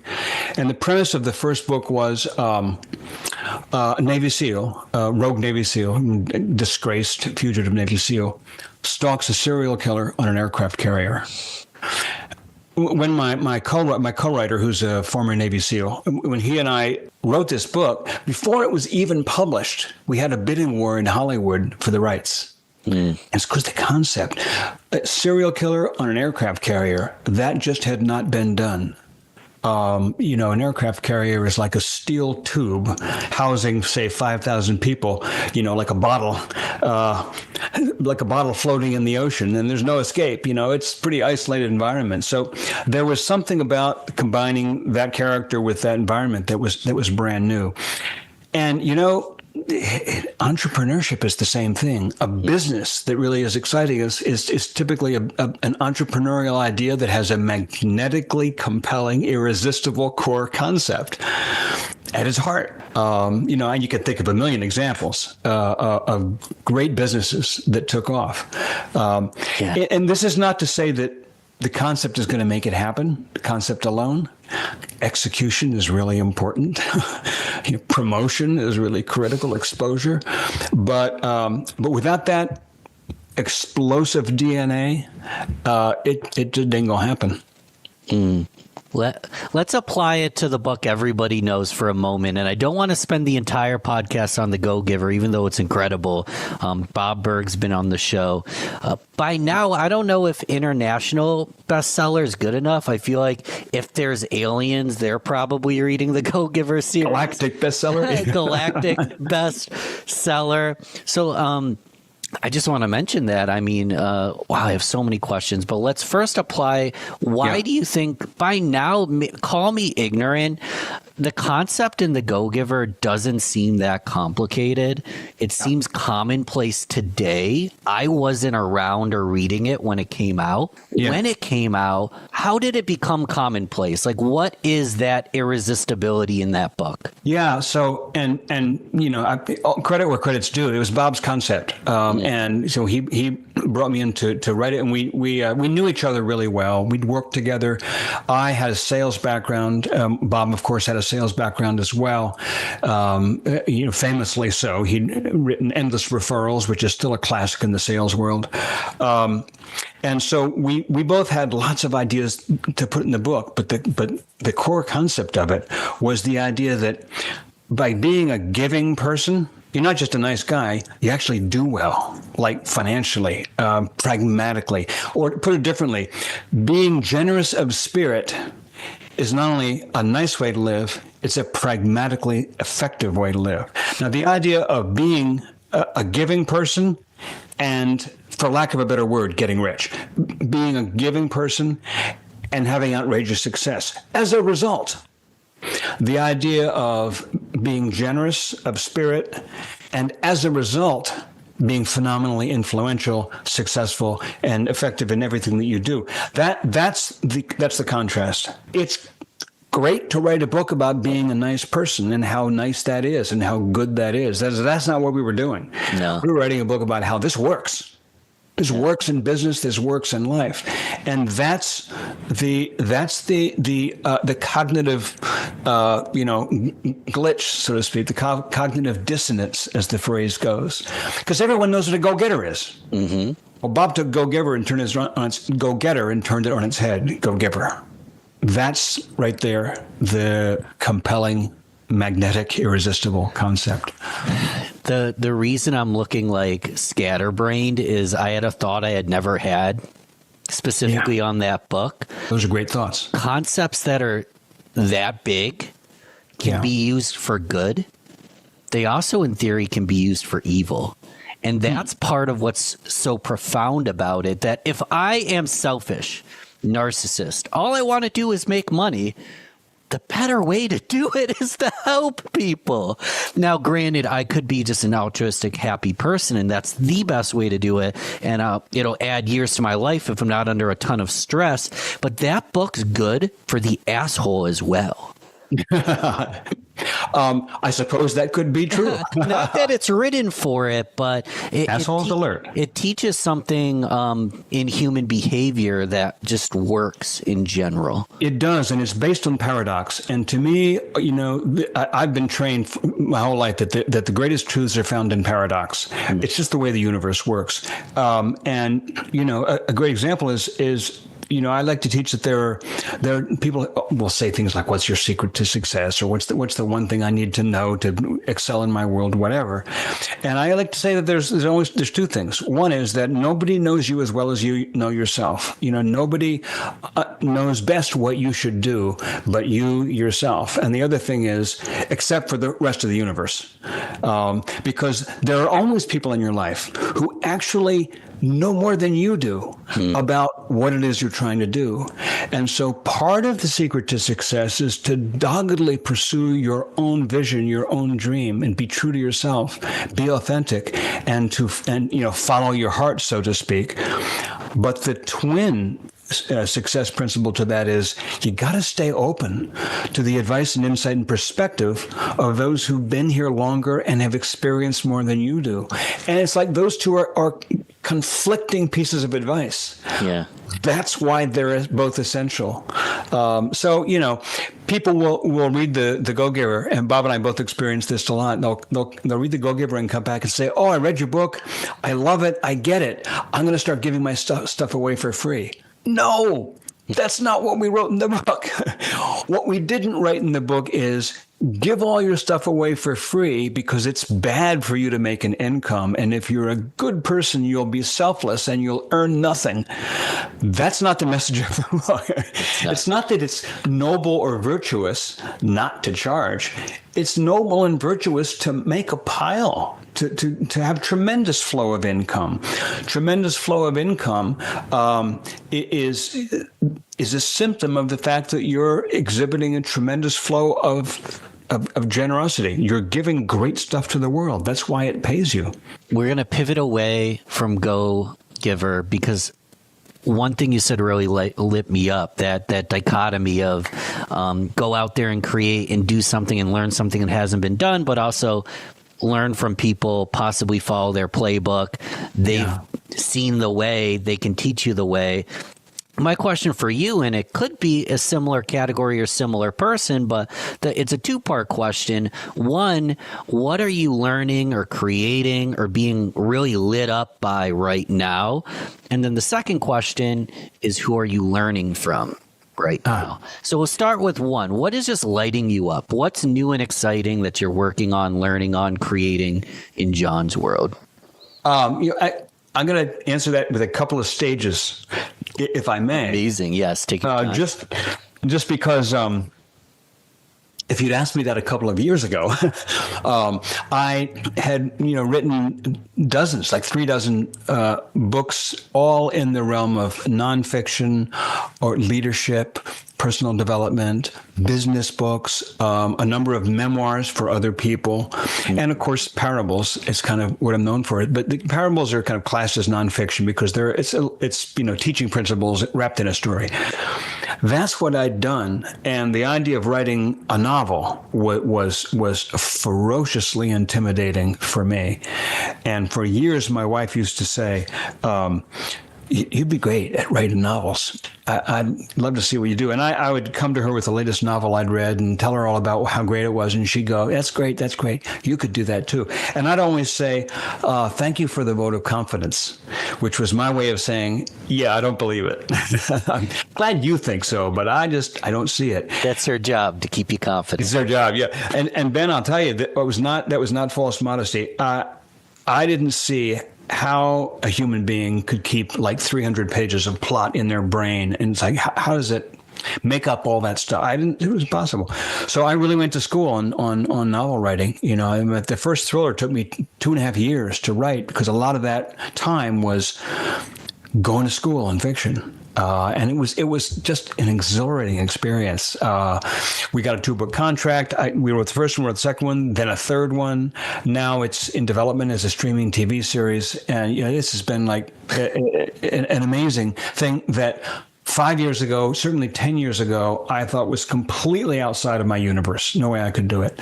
But right now, what's lighting me up in terms of learning something new is I got this coaching program where I'm coaching other writers.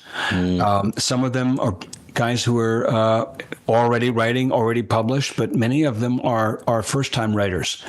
And it's causing me to have to, I never taught writing before. I never taught writing at all. It's causing me to have to figure out how I do what I do, how writers do what they do. It's caused me to look at writing in a whole new way, not just in terms of getting it done, but being able to explain to others how it works and help them in all these different genres and styles and backgrounds that they have. And that is just fascinating. We'll go on to the next part, but I have one question. I already have ChatGPT though, John. Can't I just go on ChatGPT and write a book? Yeah. Well, I would argue I've got friends who have AI adjusted photographs of themselves as promo photos, and it's like I look at the photos and you instantly know it's not real. It's like, and it's creepy.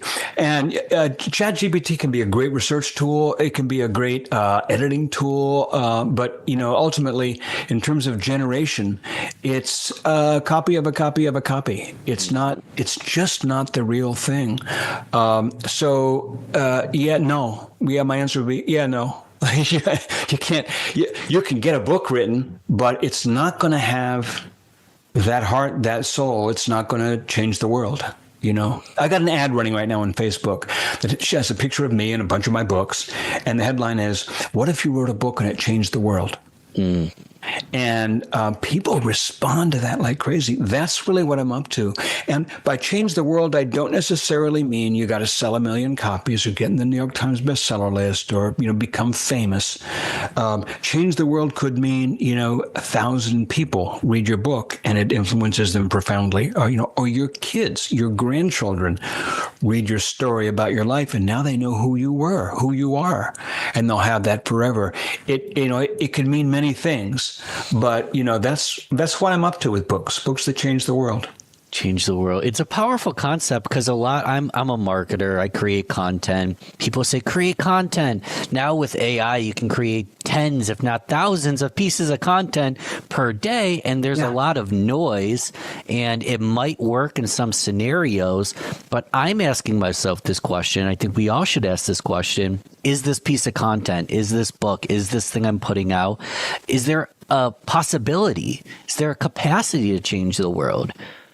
Or am I just adding noise? Tell me if you think I'm wrong. I think there's a lot of noise out there, too. Yeah, totally. I completely agree. There is a lot of noise. There are a lot of, and forget about AI for a moment. There are, because of the advent of desktop publishing and then later self-publishing and, and the Amazon platform and so on, it's so easy to publish a book now by yourself compared to 20 years ago. And I still remember I self-published a book when it meant sending it to the printer and putting 5,000 copies in your garage in cartons. But it's so easy to self-publish now. As a result, there is a ton of garbage out there. And what I mean by garbage, I mean fondly, is there are a lot of books being printed right now that aren't done yet. They're like somebody poured cake ingredients in a pan, but it hasn't really been through the oven. And so you kind of got cake batter. And the thing isn't edited well. It isn't laid out well. The cover is not well thought out because the author did their own cover, and authors should never do their own cover. And there are just a lot of books out there that make my heart ache because there's a good person behind it with some good experience that the world could stand to benefit from. And the darn cake isn't cooked. So it just you'll just get a tummy ache. You're not going to get any insight from it. And that's even separate from the AI issue. That's just poor quality, unfinished publishing. Throw AI into the mix, and now you get the veneer of clever prose, the appearance of clever prose, but in terms of generating source, I think it's a blind alley. So I shouldn't publish the uncooked book with the AI generated image of me with a full head of hair. It's probably not ready to publish yet. How tell me, how do we learn from you and go through some of this consulting or those kind of resources? I've got a very inexpensive course, which is what that Facebook ad is for, about book concepts, this very idea. It's called Book Concepts That Sell. And what I mean by sell is not only that they sell to the public, but they sell to yourself, because book concepts got to turn you on, or you're not going to have the perseverance to finish writing the whole book. Book concepts that sell. it's just bookconceptmagic.com is the URL. And that's an online course, 4 videos that people can go through in a couple of days. And it's got a couple of other courses attached to it that are options. I also have a year-long coaching program, which is a much more serious investment. And I got anywhere from a dozen to 24 people going through that at any given time. Memoir, nonfiction, business books, novels, science fiction, parables, everything, any kind of book that could be written. I got somebody in there writing it. Wow. And that's a blast. Wow. You said bookmagicconcept.com? Bookconceptmagic.com. I flipped it in my head. That's why there's show notes, guys. Go to the description. I asked you a 2-part question. We only got through the first part because I could talk to you all day. The second part is, who are you learning from? Who's giving you a template, concepts that you're treating as gospel right now? Like, what are you learning right now? Who are you learning from? There's really 3 answers to that. One is I love to read. I try to read the very, very best in fiction that I can put my fingers on, and in all kinds of genres. And I'm constantly reading from great writers. I love mysteries, and crime fiction is kind of my genre at the moment. So I learned from people like Tana French and Kate Atkinson and Robert Crace and all the best crime writers out there. But I'm also learning from my students, from my coaching students. And that is just such an interesting thing, because they may be far behind on the road that I'm on, but they're it's a circular road. So in some ways they're ahead of me. I mean, and they're all unique people with their own life experiences. So they learn from me. I learn from them. We learn from each other. It's a great mutual learning environment.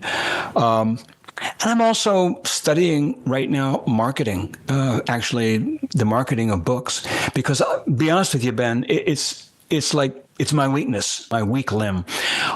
All my writing career, my business model has been, I'm the guy that writes the book, and I'll partner with you, and you're the guy who markets them. And when I teamed up with Bob Berg, that was a very successful partnership, because Bob is really, really fantastic at that. He's a great online presence. He's a great social media presence. He's a great speaker, and he's been absolutely dedicated and devoted to the Go-Giver message. So that's worked out really well.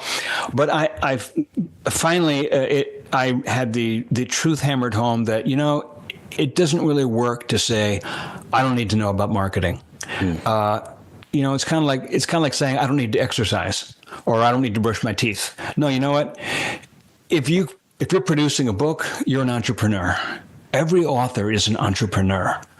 And every entrepreneur has to understand something about how they get in front of their market, how they connect with their readership in this case.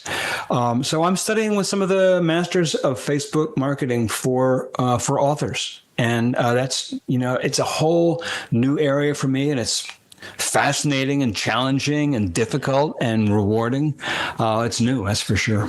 Talk about the partnership process in that learning process. You mentioned Bob, and you clarify this for me. So out of how many books have you written? Over 40, right? Yeah. And out of those over 40, 99%. I mean, I've only written 2 or 3 books purely by myself. I'm working on a novel right now. So that was my question. So every other book has been a partnership. 98 to 98% has been a partnership. Yep. Why? Probably 96% if I do the numbers. Anyway. Yeah, I was doing the numbers. I gave you 98. I'm like, 99 doesn't sound like that's it's 49 out of 50. I haven't written 50 books. But it's pretty close to that. It's called 96%.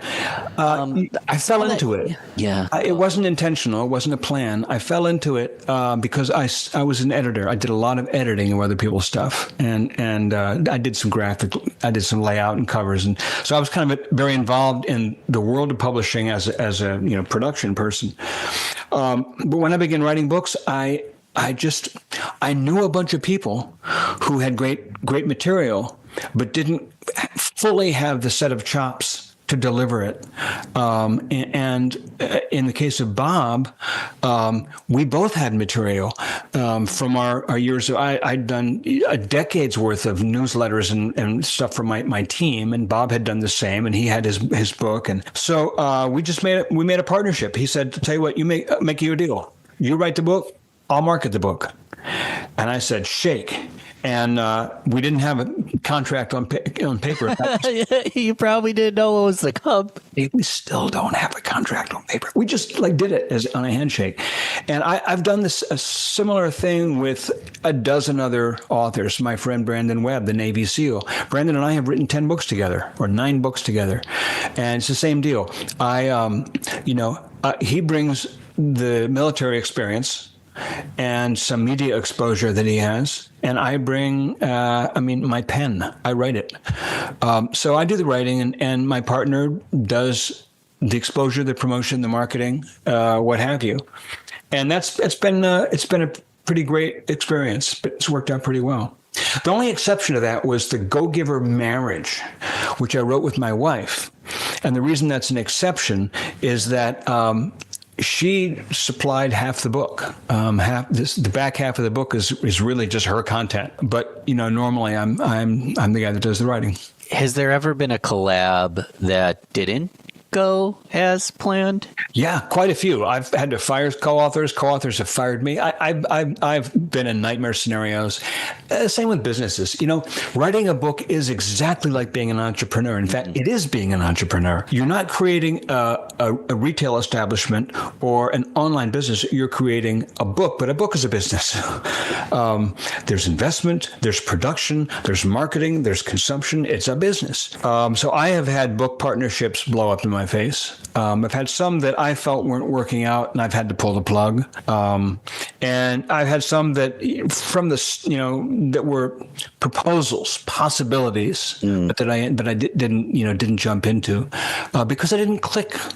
They weren't bad people, just didn't click. A partnership in business is almost like a marriage. I'm sure you've experienced. It's like you're going to be spending a lot of time with this person and going through a lot of challenges and unexpected hardships and stuff with this person. You're going to have to be resourceful together. You're going to have to persevere together. You better click. Bob and I have always, clicked like peas and carrots. So let's talk about some red flags and then green lights. We'll start with the red flags because it's always spicy to talk about what not to do or what a red flag looks like. You don't have to say anyone's names or give too detail. It's up to you, but what would a red flag be that probably this partnership, this collab, this co-writer, it's not going to work out? A very simple red flag is if on a fundamental level, I feel like our values just don't mesh. And I don't know how to describe that in any more detail than that, because I think it might be different for everyone, but I think we can all kind of relate to that. Our values just don't click, just don't mesh. The best way I can identify that is by its opposite. When first time I ever got on the phone with Brandon Webb, we couldn't come from more different backgrounds. Navy SEAL sniper instructor and a cellist. Yeah, it's couldn't have more different backgrounds, couldn't have more different everything. But we clicked on our dedication to excellence, on transparency, on a whole bunch of things. We just clicked. We liked each other. And that's really, really important. There's got to be chemistry, and our values have to mesh. For me, a big red flag, and I'll be really honest about this, is if I feel that the other person doesn't respect my skill set. Like they are challenging. They don't, if I write something, I think it should be written differently. I'm always open to suggestions. Bob Berg is a great one. We go through it. I'll write 2 or 3 chapters, send it to him, and he'll go through it and he'll point out like 6, 7, 8, 10, 12 details. He wonders about this word. He wonders about that sentence. Should we do this a little bit more? And he's always right on target, but it's always within the context of he has complete respect for what I've done. Yeah. And mostly doesn't want to change a thing, just a few little, and that's great. I had the same experience with David Bach, the finance guy. Smart women finish rich, and the automatic millionaire. Brilliant guy. My God, this guy knows his material, knows his content. He's just brilliant. He had a ton to say when we wrote The Latte Factor together. I brought a story premise, and he said it didn't work. This character didn't work. This didn't work. That didn't work. And it's like, he's right. But once I started writing, he was like, you're the man. You're the dude. You got that handled. There needs to be a basic level of respect for each person's area of expertise. And when that's there, the thing sings. And when it's not, there can be like a power struggle. It can be subtle, but I don't have time for that. None of us have years for that working in a power struggle like that. If someone's ego is involved in the power struggle, I'm out the door. It's not what I'm here for. Love this. Any other green lights that we missed? You mentioned alignment of values, trust on capacity, communication. Yes. A green light for me. Frankly, I want to know that person has the capacity to reach a marketplace. Like they got to have some serious marketing chops, an existing audience, an existing platform, as they say in the publishing world. That's important to me because it's something that I lack. I can bring to the table what they lack, the ability to put this whole thing in words that are going to really work beautifully well. They need to bring to the table what I lack, which is the skill and experience in reaching a readership, reaching a marketplace. Now, I'm learning those skills. I'm gaining that, and I'm gaining reputation. I'm becoming more self-sufficient in that regard. But that's been a crucial thing. It's kind of like if you're going to business partner with somebody who's supposed to bring the funding, they got to be able to bring the funding. They got to know, they got to have the connections you've got to have evidence that they're real, that they know how to go to the angel investor or to the bank or whatever institution. If they're going to bring funding, they got to bring funding. Otherwise, we're wasting our time. You apparently have a secret sauce. And I know you've got the course, you've got mentorship, you've got countless books, you've got Man's Search for Meaning. We'll talk about that in a second. So we can't go over all of it right now. What do you think that secret sauce is? Why is your writing so well received? I know that's an awkward question to ask a writer. Why are you so good? But that's really the question. Like, what is the secret sauce, do you think? I think part of it is that I started out in life as a musician. I played the cello. I was a composer. I won some awards for it when I was a kid. I come from a musical family. My father was a choral conductor, who was a renowned expert on Bach and Handel. He was a musicologist. My mom was a music teacher. So it's kind of like my world. I grew up in music, and I think in music. And when I'm writing words, stories, fiction or nonfiction, they're all stories. When I'm writing, I hear it like music. And so I think that's part of it. And I love words. I just have a profound love of great writing. I think love does make the world go round. And I think love makes, the quality shine in things. I really do adore it. I love it.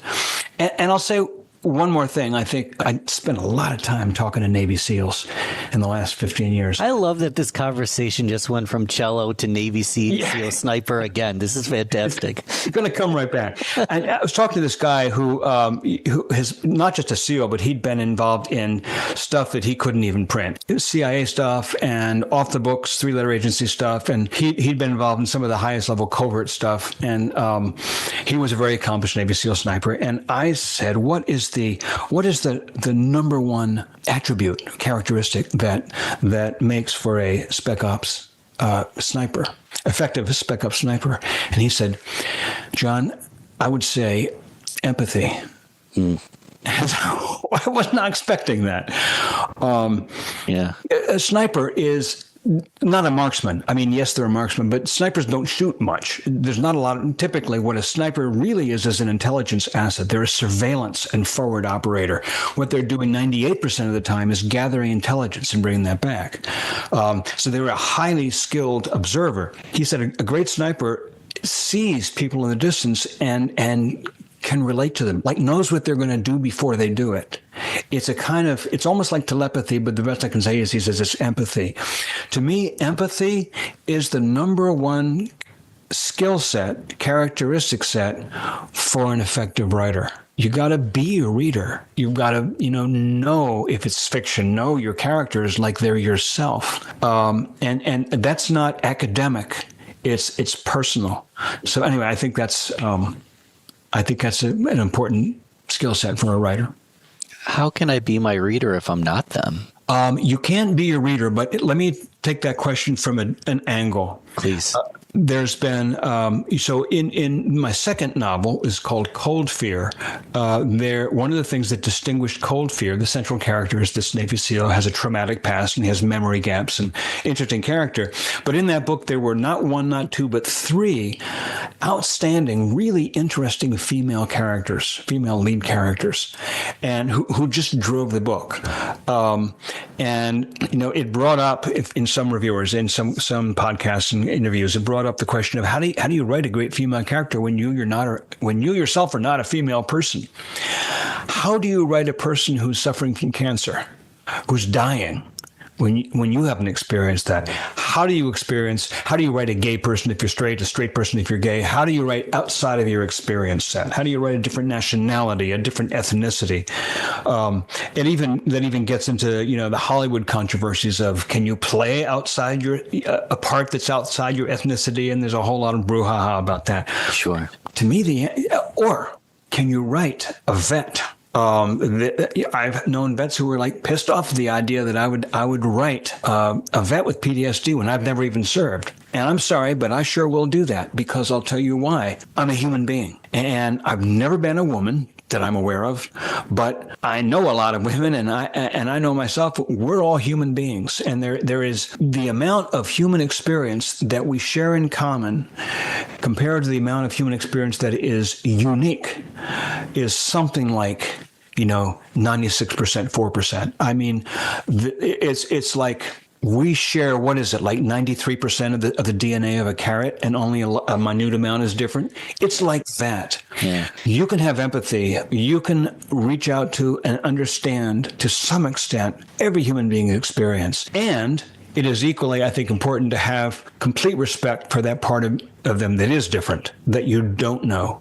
So, for example, I have women, my wife and others, my editor, who tell me that this part I wrote doesn't ring true. I want to talk to a physician. I want to talk to a vet. I want to talk to 50 vets. I want to get those experiences. I think that's all incumbent on me as a writer. I need to get the perspective that I don't have, but the perspective that I do have is far and away the greater part. And I think that's true of us as marketers and entrepreneurs. We may not know our customer intimately in every detail, but we know how to reach out to the part of them as human. And we know how to exhibit the part of ourselves that's human. That's what great customer service is. It's humanity to humanity connection, regardless of the differences.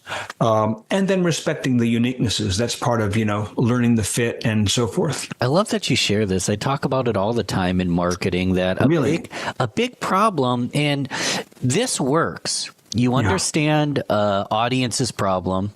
Yeah. You find a solution for it. You understand how they want to be pitched and given it. Yes. And you provide that. But if it's misaligned with your values, what you enjoy, how you like to speak, if your soul is out of the operation, it's exhausting. So we want to listen to our audience. We want to listen to our end user. We want to listen to the people we can help, but we also have to listen to ourselves first. Yeah. Or else we follow Mike's dream or Elizabeth's future. And I think it's a hard concept to grasp, but it goes back to music. This is controversial, but I have friends that are in cover bands, but part of what keeps them sane is they write music on the side as well. Interesting. Yeah, I can totally get that. I can totally get it. There's, go ahead.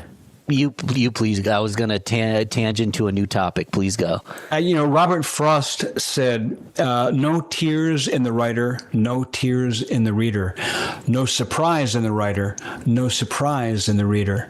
And It's about authenticity. I remember one day I was sitting in my home office. I get up early to write, and I was sitting early in the morning, and I was stuck in one passage of, it was Cold Fear I was writing. I was stuck in this one place. I didn't know what was supposed to happen in the story. I couldn't figure it out, and I was folding laundry. It's something that I do when I'm trying to like get a breakthrough. I just get my mind off the book and start. I was folding laundry, and I suddenly had this thought about where the plot would go, and I burst into tears. It was just so horrifying and so surprising and so tragic. And I thought, oh, I've got to put this on the page. But my point is only that every passage that brings a certain response in readers, it's got to bring that response in me first. I'm the first reader of the book. Every writer is the first reader of their book. It isn't like you can sit there and say, what can we do to surprise the reader next? Oh, I know. It's more like you're going along and suddenly you go, that happens to you. Yeah. You're the reader. And you go, oh, that's it. And I think that, I think it has to be like that if you're creating a product in the marketplace. I don't know what it was like when Steve Jobs came up with the first, calligraphy graphic user interface for an Apple, but I'm sure he was going. He was lucky he had such a good partner, because I don't think he knew what he was doing half the time. He would just come up with something, and they would somehow make dreams reality. Yeah. That's what Disney did. They made dreams become reality. But he loved calligraphy. Yeah. He personally loved it. He studied it and he loved it.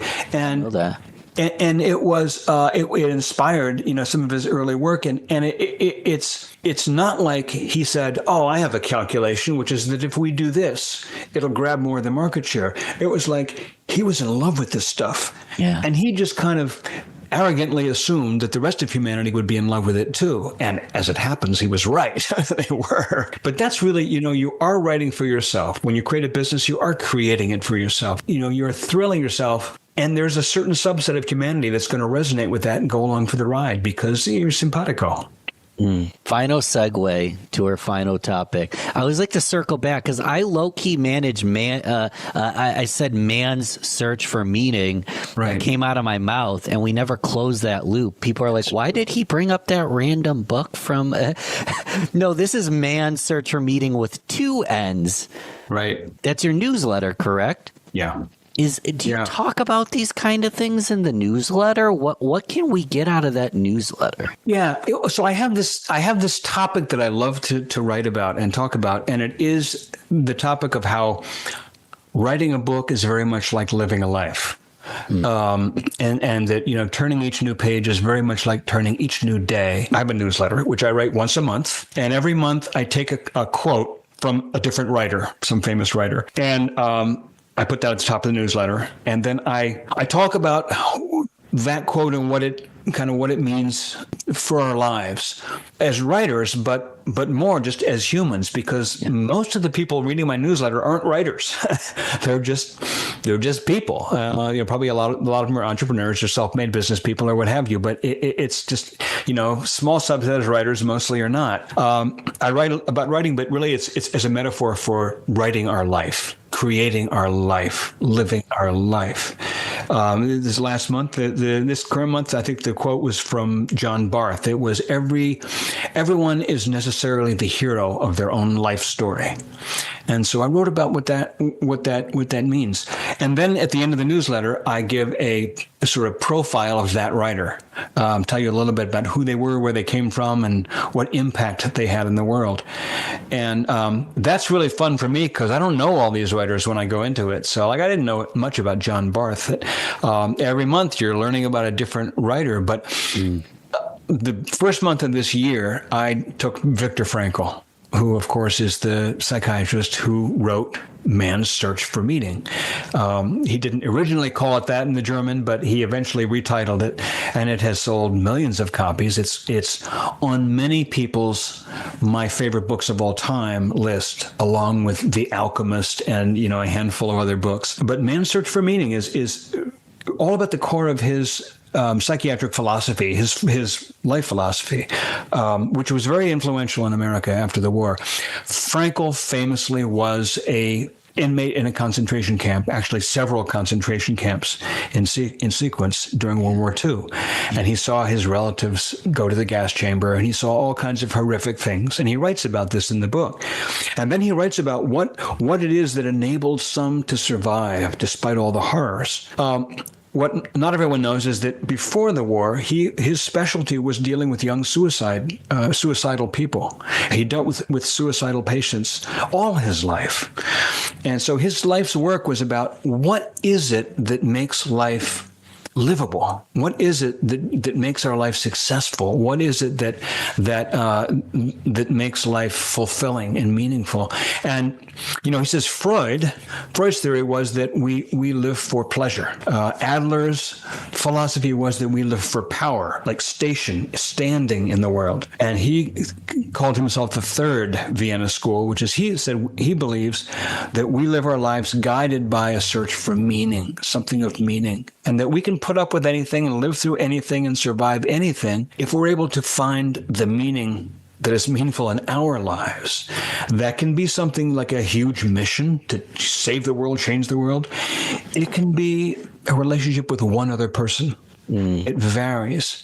But I decided to call the newsletter MANN, my name, Man's Search for Meaning, because every month I'm looking for some little nugget of meaning that'll be meaningful to others. It's beautiful. It's what's your philosophy between all three? Is there anything missing that you want to add that drives John? What drives me has always been putting. See, how can I say this? Putting complicated things into simple words for the purpose of giving people insight, helping people arrive at new insight, new meaning, new depth of clarity and understanding about their own lives. It's something I've always just loved to do. And that's what I love about writing is I love being able to put something on paper and knowing that and seeing people go, I read that and it went, oh, I got something for the first time. Yeah. There's nothing original in The Go-Giver. There's not an original thought really in there that hasn't been said before by somebody else. But I think it's just the way we put it. And that's what poetry is. It's the way you put something that just allows somebody else to go, oh, I see that for the first time in this different way. If the listener at any point had a moment, message me, let me know, head to the show notes, message John. What's the best way for someone to reach out and say hello? Probably my website, which is my name, John David Mann, 2 N's, as we know, johndavidmann.com. Let him know. I don't know how much you get it. You probably get it 10 times as much as me. I'm a smaller creator than you are, but just getting that DM, when someone says, hey, this specific thing was what I needed at this time, that's what fills my heart. It blows me away, lights my fire, and does it every day. Yeah. Beautiful, beautiful. Well, thanks again for coming on the show. Everything's in the notes. Bob's episode is in the notes as well. Cool. If you want to come back, you're welcome anytime, because I could spend 10 hours with you, my friend. This was fascinating. We can talk on. We can talk more. No one likes to be sold to, but they love to shop with friends. So instead of going, what's the perfect line that would sell this person cold? Instead, it's about what the buyer would want. And this is the crucial change we have to make in these scenarios. The most overrated thing on social media is going viral, without question. It really is. One of the reasons why I don't do certain things is because I just don't care. And one of the reasons why I do other things is I really am into it. Just because they're the customer and have the money, it doesn't mean they're the prize. You are the prize. You're listening to the Real Business Connections Network. Real Business Connections Network. Powered by Balbert Marketing, LLC. Subscribe now and check us out at realbusinessconnections.com. Enjoy the show. Richard Moore, LinkedIn's been pissing me off lately. I'm actually becoming a little bit disenchanted, to be honest with you, because I could open up LinkedIn right now and I guarantee there's a cold pitch of someone who can book my next 50 appointments or get me to 6 figures a month in 6 months. And I'm just getting irritated Is this just me being a grouch, or is this a common sentiment? No, it's you being a grouch. No, I'm joking. So you're not alone, Ben. Of course, there's many people feeling the same. And I think we should acknowledge that we'll always be pitched. That's always going to happen. What's interesting is that no matter how evolved humans get with marketing and sales and that, there's still people spamming. And I think if you look at the reason why, it explains itself. And remember, there's more people on the platform than there ever were before.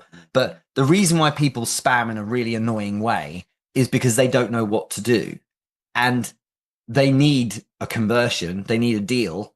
And so they think, well, I'll just do lots of these. If I do a template and there's all these people, if I spam enough people, maybe someone will say yes. True. And the big takeaway for us all should be that volume is always there to compensate for a lack of competency. So if you're no good at something, you have to do it lots. And that's why we get these people spamming. And so if you have a trainer or a coach or something who's prescribing that you do volume, you should be running a million miles away, because that's not what we want to do. We want to do it well and correctly, rather than hope and pray that with enough volume, someone steps forward. So that's the advice for the person doing it. But for the people receiving it, you can help yourself. And there's a couple of things you can do. So I want to say this because I think people overlook it rather than just like, it sucks. Let's look at how we can help ourselves. Firstly, curate the people who see you and the newsfeed itself. You know, if something annoys you, so block it. If you get AI comments, so block them. If you get lots of connection requests and things like that, be very fussy, you know, and curate the people you're going to add each day as well. Similarly, you want to look at things like, I feel like looking at things like profile, a lot of people have director, or they pretend they're a CEO, so have CEO in their title. And it's like, you're going to just get found on lists. I mean, technically my job title is director because I run a company. And so if I put that on my bio, I'm getting added to lists and spammed. So you can actually avoid it by having words like founder or CEO or director off your title, and they're not going to get put into these lists as much. So that can help minimize it. But hey, I mean, it's going to happen a bit, I'm afraid. I must add that from someone who works in sales, like so helping people understand sales, it is a goldmine of leads. So I've closed one before where someone spammed me. This was a couple of years ago though, Ben. So it was before AI. So they actually were human. They spammed me and I said, out of interest, how's this approach been working? And they're like, oh, it's not very good actually. I was like, and so I went a bit further. About an hour later, 2,000 quid in my bank, and they joined my program. And so, you know, these are opportunities as well. If you can help someone with communication or like that DM flow or selling or how they present themselves, these are leads. So like we could look at it that way as well, in my opinion. You reverse pitched them. I did. I couldn't help. It's sport for me. I couldn't help myself. It doesn't work as well now though, because of course it falls on deaf ears when it's just automated and there's no one there actually caring, or it's a VA who's not the original, who's not the, you know, the business owner. So you mentioned quantity is not always better. I always like to say do more and get better. Do more is a good thing, but then if you get better at what you're doing, you become more efficient. And then once you've ran out of time in your day, you teach other people on your team to do it. So these people are doing a lot because I'm getting the messages. And for example, it'll say something like, hey, I see you're a founder in New York City. Now, I'm in upstate New York. I'm closer to Toronto, or I'm not close to New York City. Like I'm as upstate as it gets. I'm closer to Buffalo and Toronto and Niagara Falls. So, hey, I see you're a founder in New York City. Would you like to A, B, and C in X, Y, and Z days, or I don't get paid? Or it's like, I know that it's automated. There's no way that a human being's looking at my profile and going, I see he's a founder in New York City. But sending a DM is not a bad thing, right? Is there a correct way to do it? Because I know what incorrect looks like. There is a correct way of doing it. And I'm so glad you asked this because I get to be a geek about this stuff. it's so fascinating to me, the understanding buyer psychology and their state and what stuff will work and what won't. And essentially there's two elements to these messages that we need to get right. But most people just use one of these elements. Now, the first element, the one everyone does, is relevance.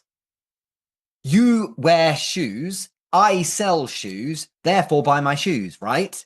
Yeah. It's like, well, I don't need shoes right now, or like, I don't like your shoes, or hey, heels aren't for me, kind of thing. So it could be any number of reasons, but what these people are doing is going, you're a CEO in New York, I can serve CEOs in New York, and like they're disregarding the detail, and they're hoping that relevance is enough. If you're the only person in the world and they were the only person messaging you in the world, it might work. But the problem with relevancy is everyone's doing it because that information is so accessible. So the secret magic additional second part is leverage. Leverage is a reason why that person would want to step forward. So in the world of sales, the king is the guy who wrote the book on how to pitch, Oren Klaff. So he wrote Pitch Anything. And I sent him a message about a month ago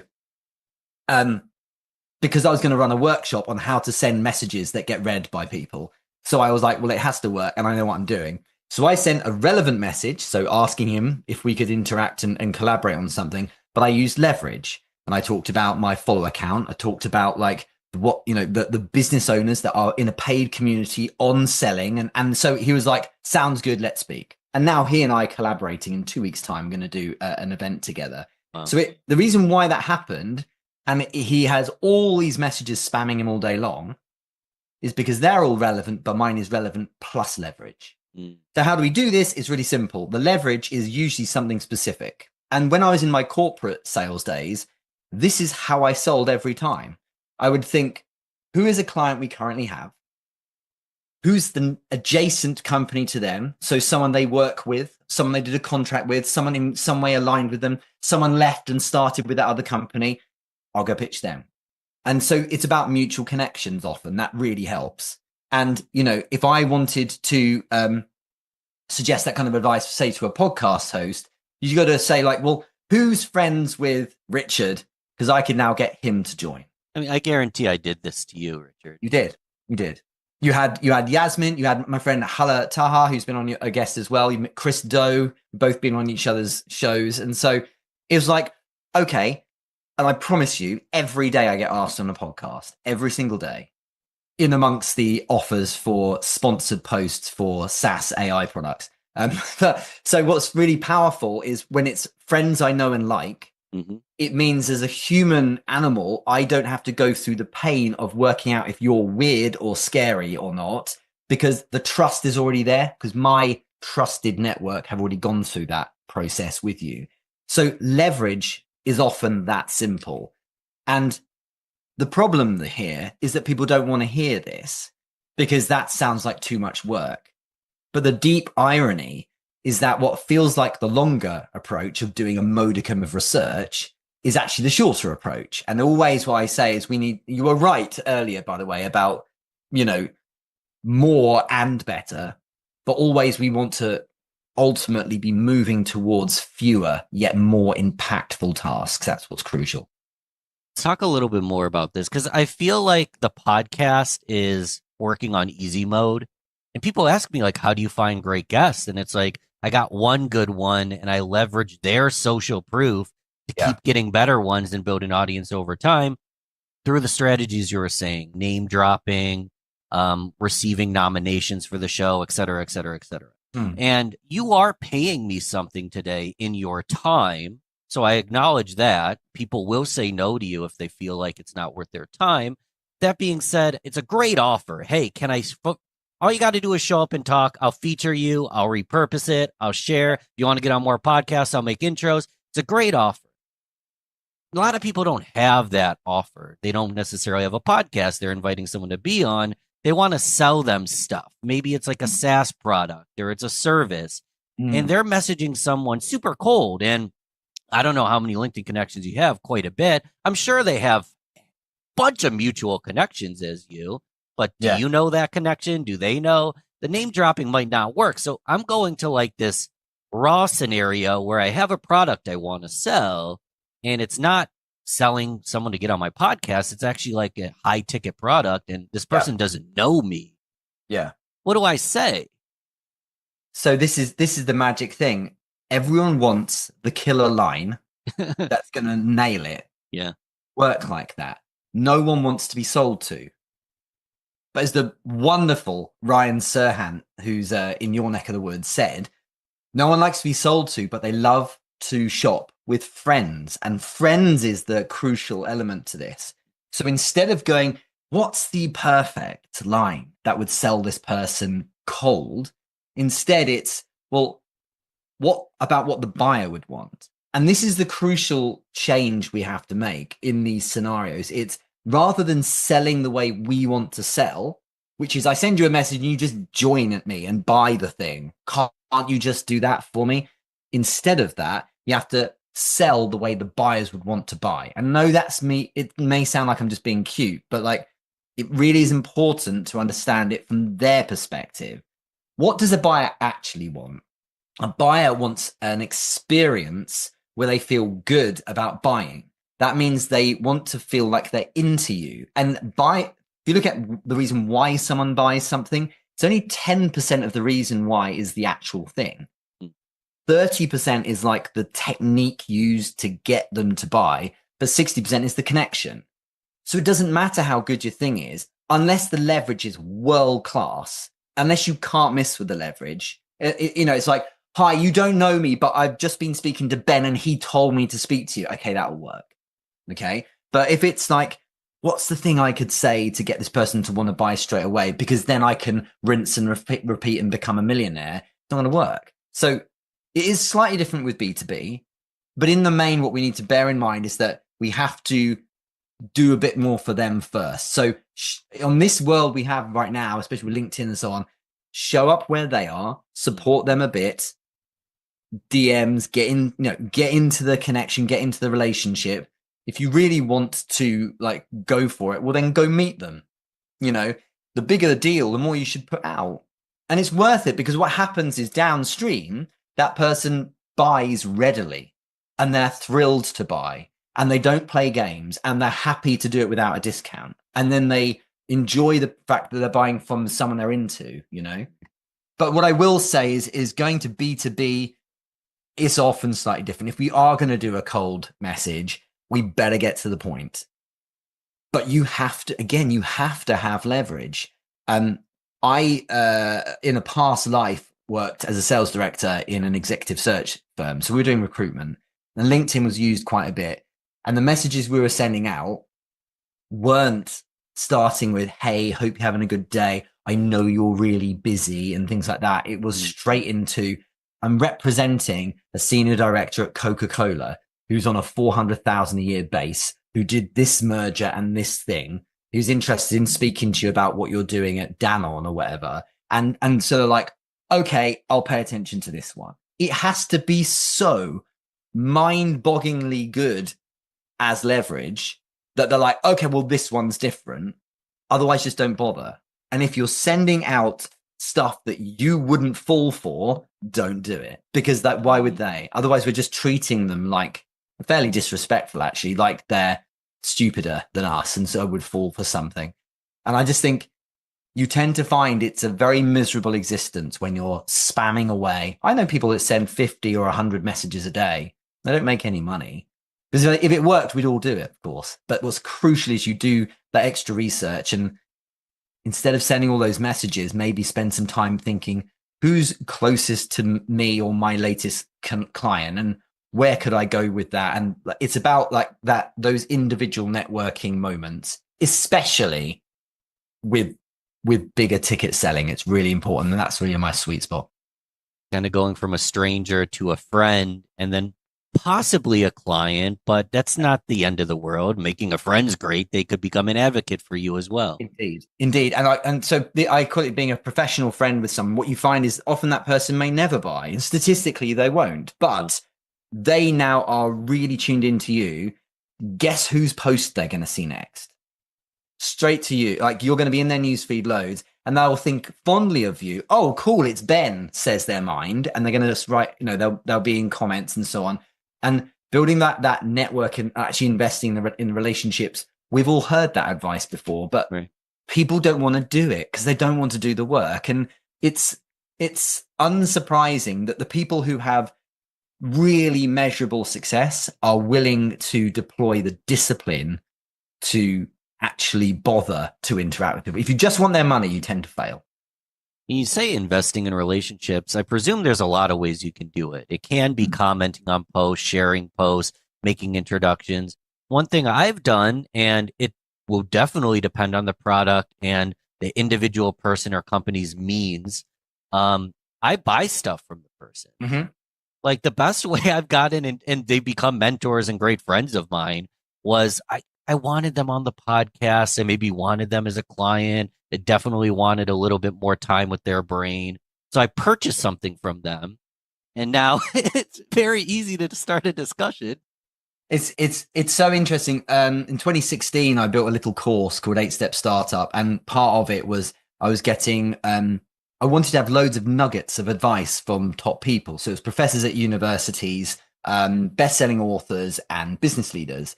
And so I was like, I went to the top everywhere, like from Facebook to Ogilvy. And one of the people was Seth Godin. And he responded straight away to my email because I bothered to read his book. I can't remember which one it was. I think it was The Dip I referred to. And I basically, what was interesting was that my email, you see, rather than fanboying him, I actually challenged him on one of the things he said. I said, I read this book recently and this bit was fascinating. Do you still feel like that's the case given whatever had happened? It was along those lines. And, I was talking about a thing that he finds deeply stimulating. I was challenging in a professional way his baby, this book. So of course he's going to respond to that because that's stimulating to him. And, it just goes to show what you get if you bother to care and to try. And a lot of people want something without bothering to try. And it's like you get what you deserve. So it's just interesting that you've just proven it. That if you buy the thing and actually interact with it or bother to go and see them, it's something over and above what the average person does. The average person expects something for nothing. So you just have to show a little, and it's surprising what you get. What I do think, though, just on your point about showing up and commenting, though, we have to be careful with this because one of the things that's being pushed now we're like currently with 2025, right? And the commenting game has gone up and up and up, and people are like, right, it's part of my day to comment 2 hours a day, and like, cool if you want engagement and that matters to you, but it's not good enough anymore to comment. It's not even good enough anymore to comment like a decent comment, like to share, here's my 2 cents or something like that. We actually need it to really resonate with that audience. And I think the comments, we're running the risk now of even a deeper paragraph level comment being cookie cutter.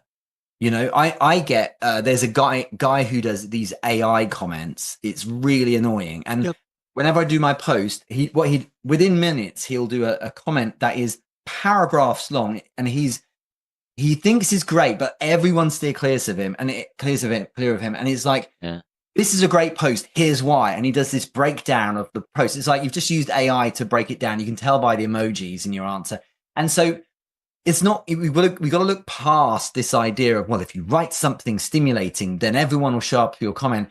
People aren't stupid. It's obvious what you're doing. So I think the advice now, like authenticity 2.0, Ben, what that looks like now is write something for the author, if they have a bit of fun in their post, if they have a little quip or something, so respond to that, and then add something for the audience as well. Like dare to write the thing yourself. And support them in that way, in a proper way. I think a lot of people are overthinking this and trying to find some formula to get volume out the door. But the problem is, if you focus on volume, you're rarely there to receive the responses. And it's those moments in the one-to-one interactions that are actually where the results come. That's where the deals are born. And I think that It's just being overlooked because of this narrative of get more engagement and everything will sort itself out. And I'm sure, and I want to go into in a moment, like the strategy of if I'm commenting, like who should I be commenting on? Should I have a list, et cetera, et cetera? Because I know as two major examples, Gary Vaynerchuk and Alex Hormozy, I don't know if there's like something in my head that thinks if I comment at the right time, I'll be the top comment and I'll have all this success and this and that, which is possible. You come up as the top comment. That is possible. But all those like spam pitches I was talking about, that actually is very common for those two creators. If I comment on Gary V's post, I'll get a message. Hey, Ben, I see you're a part of Gary V's community as well. And I'm like, what? I'm not part of his community. I just commented on a post. Are you part of his community? Do you know Gary? This or that? And then incoming pitch.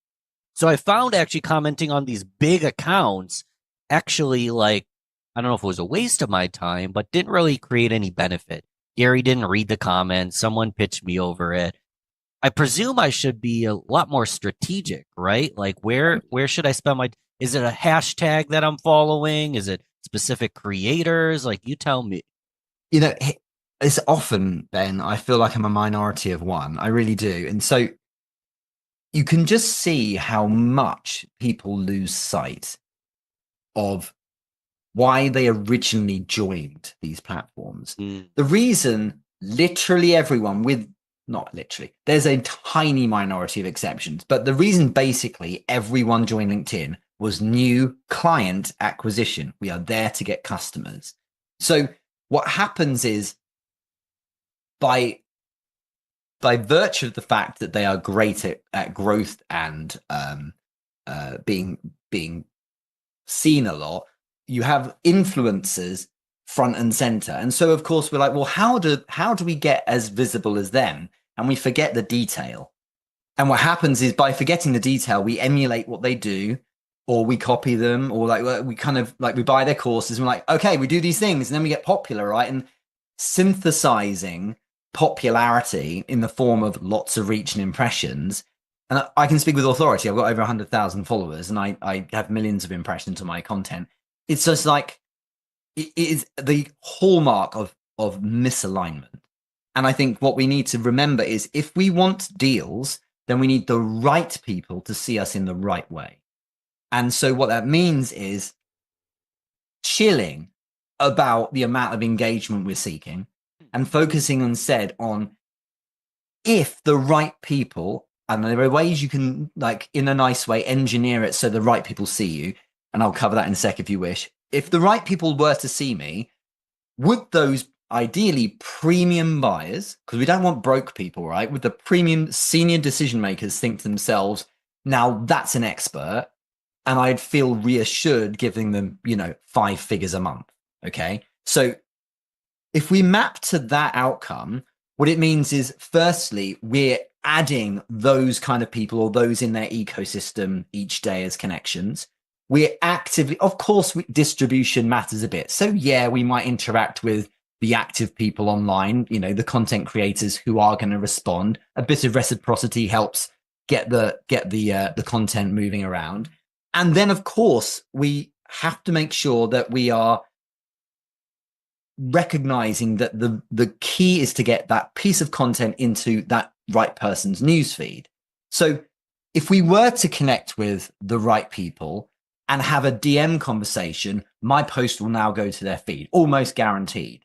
If they look at it, my content should be doing the heavy lifting. So if I post about what I had for lunch yesterday, because it might go viral, it's pointless because they're not even going to bother. They'll be like, well, not for me then. Or if I talk about something that my peers understand, but not my buyers, I'm wasting that opportunity. Instead, what I need to do is demonstrably show I'm the expert to the right people and just not sweat the small stuff in terms of the volume of people who see me. I never go viral.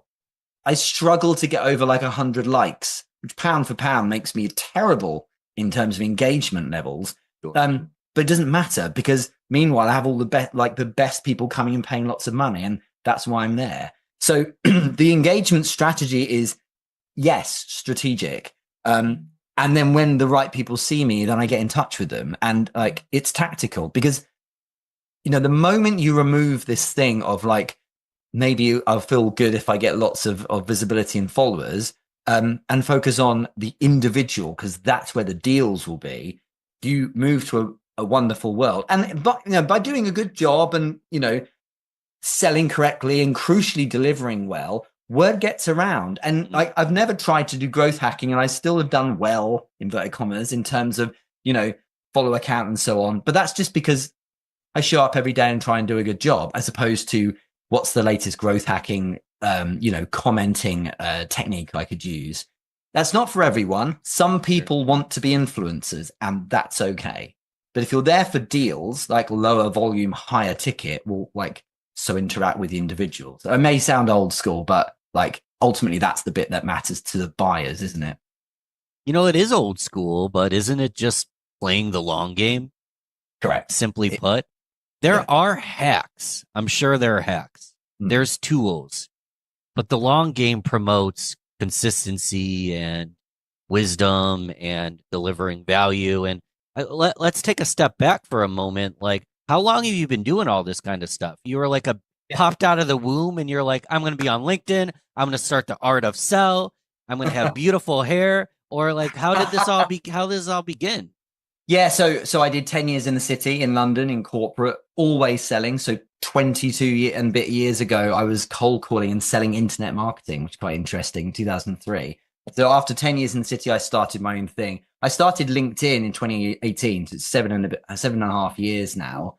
But it's always been the same. It's where are the right people? Interact with them, close them, and that's been the focus. I think it's very, very seductive, this world of maybe I could get more followers and so on. And I'll be really clear, if you do manage to get loads and loads of really big, huge following, for instance, of course you will catch some people in that who might then love you and buy from you and have the money, and that's all cool. And there's a thing that humans have, which is halo effect, which affects us. If there's someone we look up to, we're like, well, they must be really good, therefore I'll buy their thing. That's okay. And that can work. But it's a hell of a lot of work to actually get to that kind of stage, because you have to put out 4 years of, interactions and comments and things like that. And all I'll say is in 2018, when I first started, I was a nobody. No one has a clue who I was or anything like that. And no brand or kind of following to speak of. And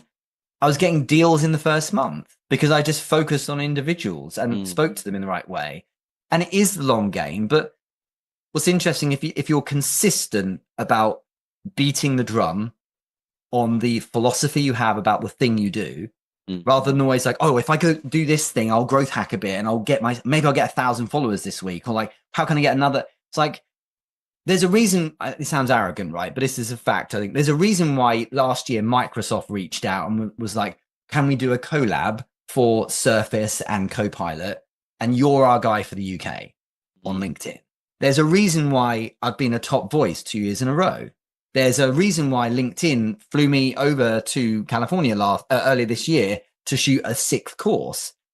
There's a reason why people consistently keep asking if I can help them, who are at the kind of this higher level, because I don't look like I'm playing at business trying to look popular. I'm trying to actually share genuine insights from an actual experience of being in sales. And I think, again, it's obvious stuff. People know this deep down, but it's just not fun compared to the exhilaration of oh my God, I went viral today. I get it. It's fun. It feels nice, but the most overrated thing on social media is going viral, without question. It really is. Unless you sell the kind of thing that genuinely needs to go viral, such as paid posts for impressions, fine. If you're an influencer that's paid for it, good, go for it. But for everyone else, it's not the best idea at all. In a moment, I want to talk about art of sell, but I first want to affirm, I can agree with you more right now. And I'm sure I'm doing some things wrong, but when I put a promo post out thinking I have this big network and they've been engaging, I don't get that many sales. Maybe I'm not a huge influencer, but it doesn't really work great. And my email list feels dead. I send a promo email, not that much engagement. But do you know what does work? When I send someone a direct message that I already know a little bit about them, what their needs are, this or that, and give them the exact same offer, softer in a direct message, or when the email fails, go through all the people that at least opened and clicked on something, send them a direct message to re-engage, start a conversation. That's actual sales, like, is what's working for me, not just, I would call it advertising, putting an email or a post up and just saying, buy from me. It's this hands-on sales approach that is what's working. And I'm sure I'm doing some things wrong because I know people convert like crazy off the weirdest things. But for me, like, it's literally just taking an extra hour to not just post something, but to send 20 DMs to the people that I know would want to hear what I have to say. Yeah, and let me be clear. If you sell a low-ticket, high-volume product and you are a heavyweight influencer, you'll kill it. I'm neither of those. Not a heavyweight influencer, and I don't sell low ticket.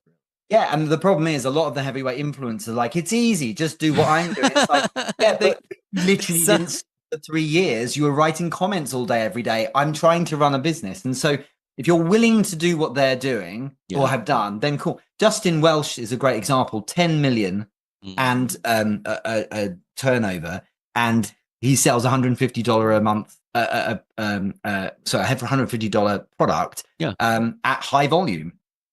Like it works when you get thousands of pieces of engagement per post. It doesn't work if you're trying to sell that kind of thing and you're this big. But with high ticket, it does make sense to spend time with the individuals. You're absolutely right. You know, that's really interesting. I'm thinking out loud here, but people do a system that works great for them, and then they package it and then resell it. The problem is the person reselling it isn't them. They don't have the notoriety. They don't have the following. They're not as handsome. They're not as beautiful. They're not as eloquent. So is it the system that worked, or was it the human being that worked? And it just makes me wonder. Maybe I'm just overthinking it, but I feel like some people are just cut from a different cloth, and doesn't matter how hard you try to replicate it, it's not quite as easy because you're not them. Maybe that's imposter syndrome. I don't know. Can you explain? Can you give me an example of what you mean?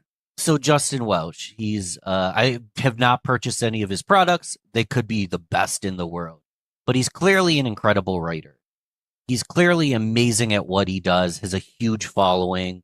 I could do exactly what he does and have minimal to no results. Even if I'm going to give you an example. I'm just as good of a writer.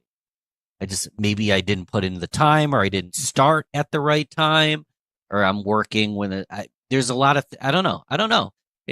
So I have a theory on this. Sure. And I'm certain I'm right. Okay. So I had a call with Justin a couple of years ago. Lovely to hang out with him for a bit.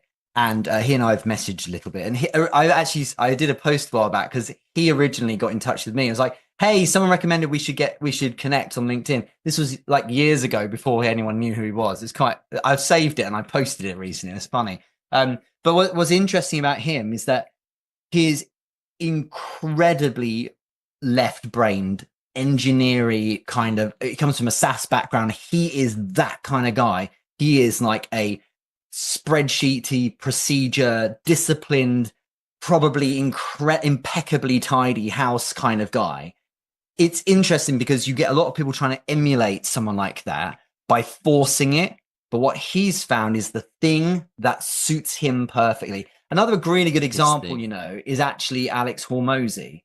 You get this whole world of entrepreneurs trying to copy what he's doing.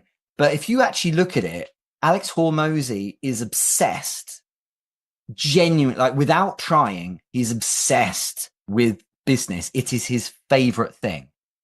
If he didn't need the money, he would still do it.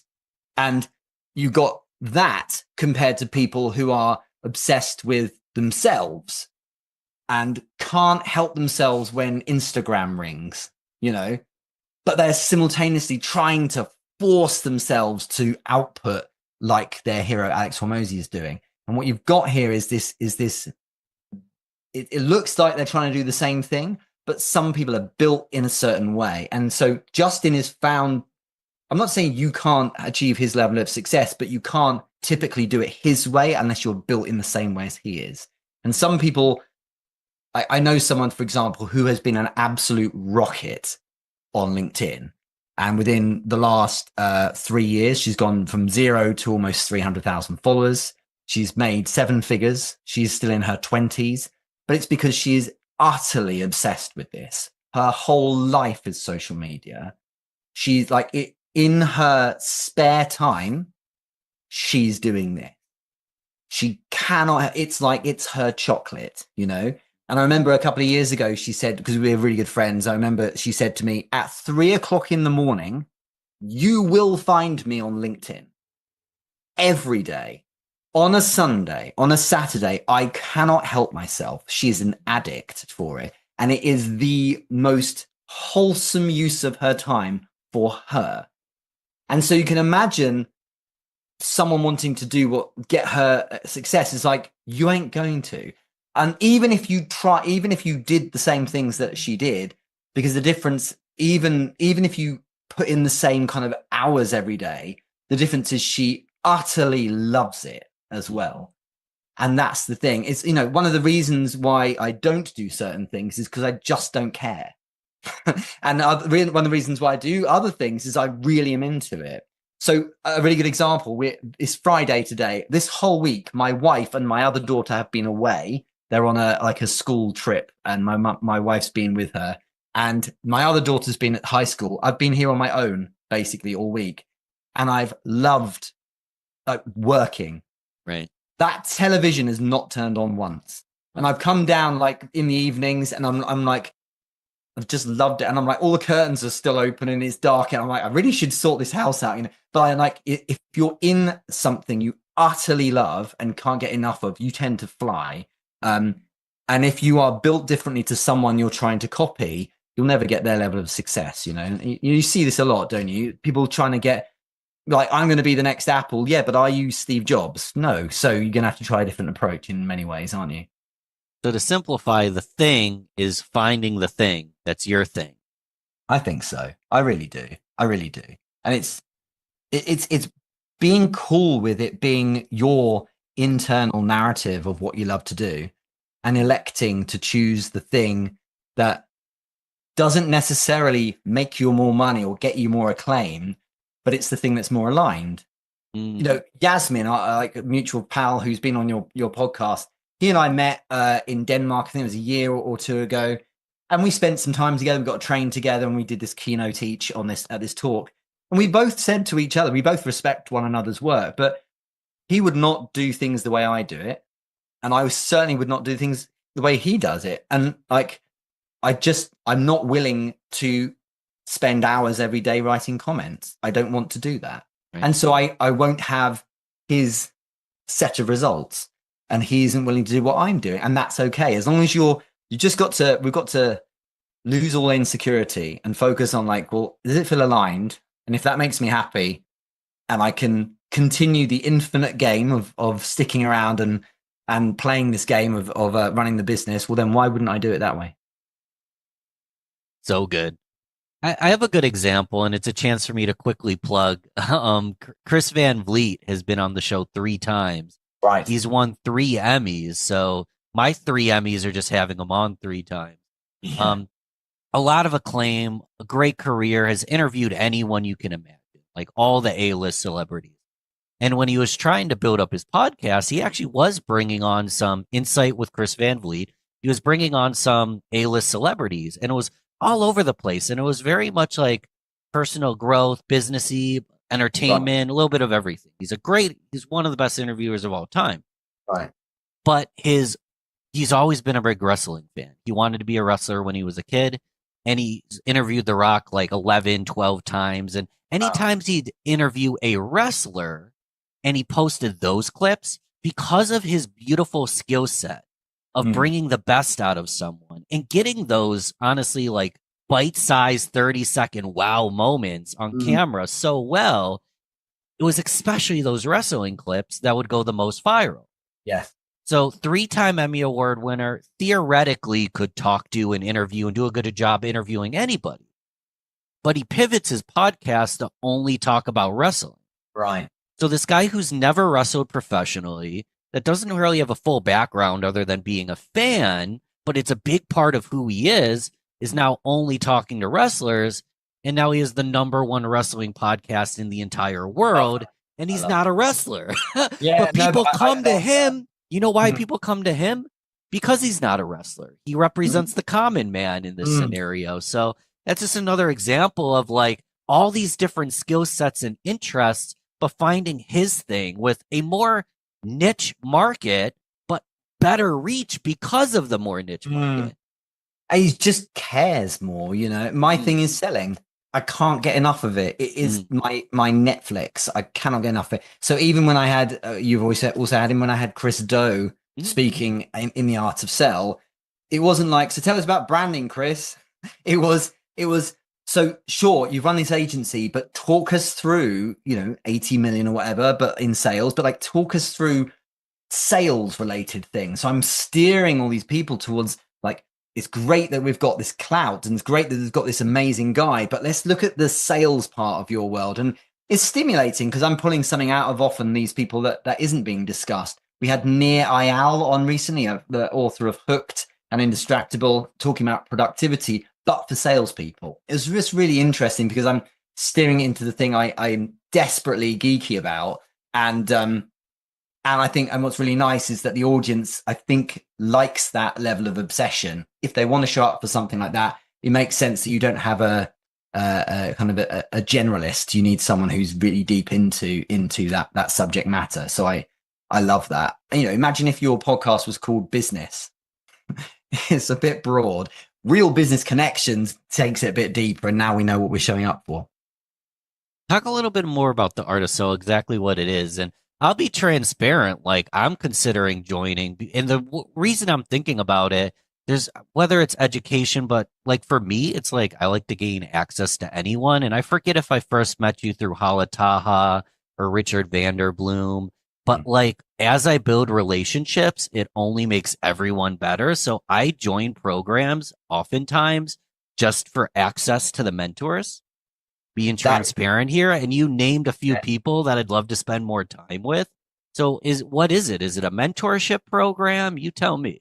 So you nailed it with the word, by the way, of access. And one of our members said that recently. She was like, I'm paying for access because you don't get these people easily. And like the idea is, so basically the inception of it was I have my accelerator program. We've got close to 250 people in there now, and it's wonderful to teach them. And it's the Richard Moore show every week when I'm like, here's another thing that obsessively, if I show you how this will help you convert on LinkedIn, and people are like, they've made millions off LinkedIn as a result of being in there.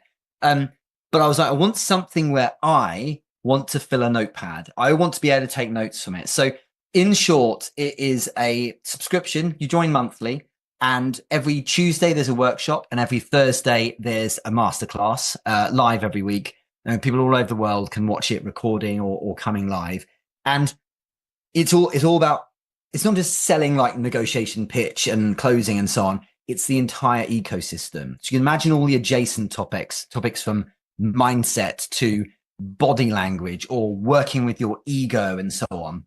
So we talked about LinkedIn a lot today, but this is far beyond just social selling on if it was LinkedIn Art of Sell, it would be playing small, in my opinion. I want to go far bigger. So the big hairy goal is 100,000 members, and we've only just started. We're only a year old, and this has been very much an MVP the first year. But it's really exciting because what I wanted to do from the start with the Thursday masterclasses was crucially, I didn't want Richard's cute friends from LinkedIn. I wanted like best in class. And so, people who have demonstrably delivered at the highest level. So we had a guy recently talking about how to close 5- and 6-figure deals with Fortune 50 companies. And he was a global head of AI innovation for Microsoft. We had a guy who we wanted someone who's going to talk about ego and how to manage that if you're running your own company. and having to sell, or if you're in a pressure situation, how do you work with your ego? So we brought in a guy who used to be the COO, because there's many of them, at Goldman Sachs, and he's currently an executive director at Morgan Stanley. So these guys are serious, and then like positioning. Who do I get to talk about positioning? Well, rather than, with all love and respect to the 22-year-olds who help with brand and positioning on LinkedIn, who are wonderful and know a lot of things, we brought in Courtney, who used to be head of brand for Evian and then for Coke Zero. Like, she's behind the black cans of Coke. And it's like, now we're talking. And then the other one I loved was on, we had, for marketing, we had like the guy who was global marketing director for JCB. We've had global marketing director of Universal Pictures, $5 billion budget. And she's come and done it all. And it's just like, that's what we're talking about. And so, yeah, I mentioned the other day, a bit earlier rather, we had, I was like, oh, okay, the audience is like, what about productivity? How can we make sure we're productive and, not like getting distracted? Well, I've got his book here. So Nir Eyal, who wrote Hooked, right, let's get him in then. So some of these people are expensive, but a lot of the time I've tried to charm them in, and people who there was a guy last year, you can pretty sense my energy. I'm quite into this. There's a guy last year who was talking about creativity, and he was the creative director that brought together Metallica and Stranger Things, like that collab. That collab was him. And I was like, wow. And this, and people at the start of like masterclasses or webinars, they're like, so here's a slide, just a bit about me. And he had a whole show reel. And we were like, wow, the stuff the guy's done is amazing, like Netflix and Shopify, all his clients and so on. So all is to say, it's about having that level of access. So people, you can come in and you can learn, and then you can ask these people questions. And I just don't think that stuff exists, because what happens normally, it's like, I'll just get my peers on, or I'll, or maybe there's a podcast, but this is kind of, you can see this is kind of my podcast, Ben. And the idea is like, I just keep bringing these fantastic people on so we can all learn. And what I love about it is that it works. We had someone after one of our first sessions close an 18 grand workshop using the techniques that this guy explained how to use. And there was the guy I read last week was like, yeah, I was part of the group that worked with the Oscars, and here's what I've done with them. And it's just these amazing nuggets from these superstars. And what we, of course, have around that then is in the community, because we have a head of community running it. We have sales challenges based on what you've learned. We have like skills kind of collections that you can learn through the collections of different talks, how to do certain things. We have a fundamentals of sales course. So there's a lot of kind of guidance and pathways as well. And I'm really excited because a lot of entrepreneurs and founders have joined to start with, because I just shared on LinkedIn and people jumped in. Yep. We had our first university join in the summer. Oh, amazing. Yeah. And they were like, right, I remember the email, it was Swansea University, and they said, we want to buy 23 places, please. So that was kind of fun. And then we've got, and then there's the corporate side, which is really exciting as well, where companies will send like reps and so on as well. But it's just, I never knew, or at least I never gave as much thought as I should to the power of a community. I was like, yeah, whatever community. Yeah, they all kind of hang out and talk. They're genuinely supportive. Everyone, it's surprising how supportive people are when they're together with, and looked after in the right way. So I'm really proud of it, as you might be able to tell. And what's really nice is, you can join. If you hate it, no one ever does, then so leave. It's $150 for a month. That's all we're charging at the moment to get bums on seats.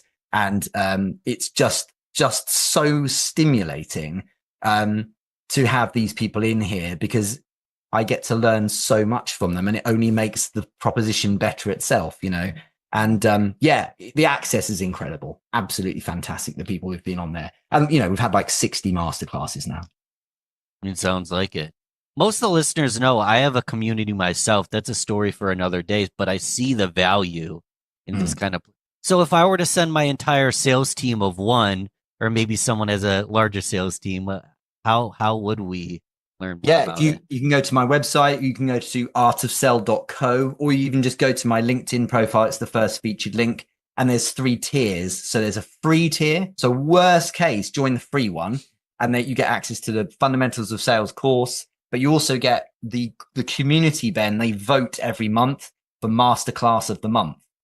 So you can then watch that if you like. But you just join the core tier, $150 a month, and you're in. Simple as that. And you get to come along to these sessions every week, and you're made to feel very welcome. So it's just fun. It's really fun because it's not just having nice chats. And a lot of communities, as you may have experienced, are just like nice to hang out, and that's lovely. But like, come on, let's get something from it, you know? So it makes me feel so happy that people are every week sharing wins, like, you know, they're closing deals and doing better with their sales, and that kind of stuff's just wonderful to see. And it's nice that I don't have to be the one doing literally everything.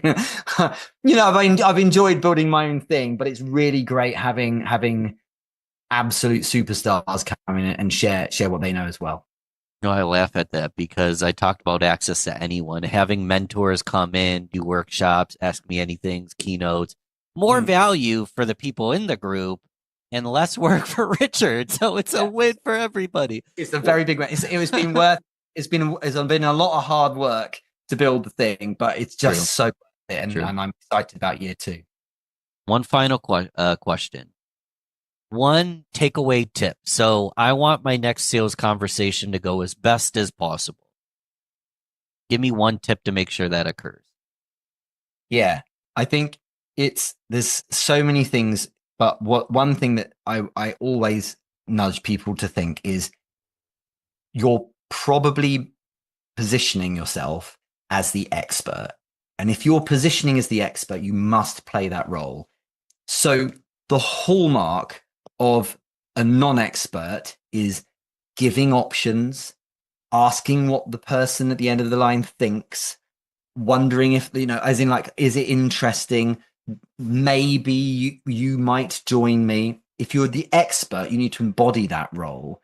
And what that means is you hear them out like a consultant. You ask them the questions, and then you prescribe a singular solution that fixes the problem.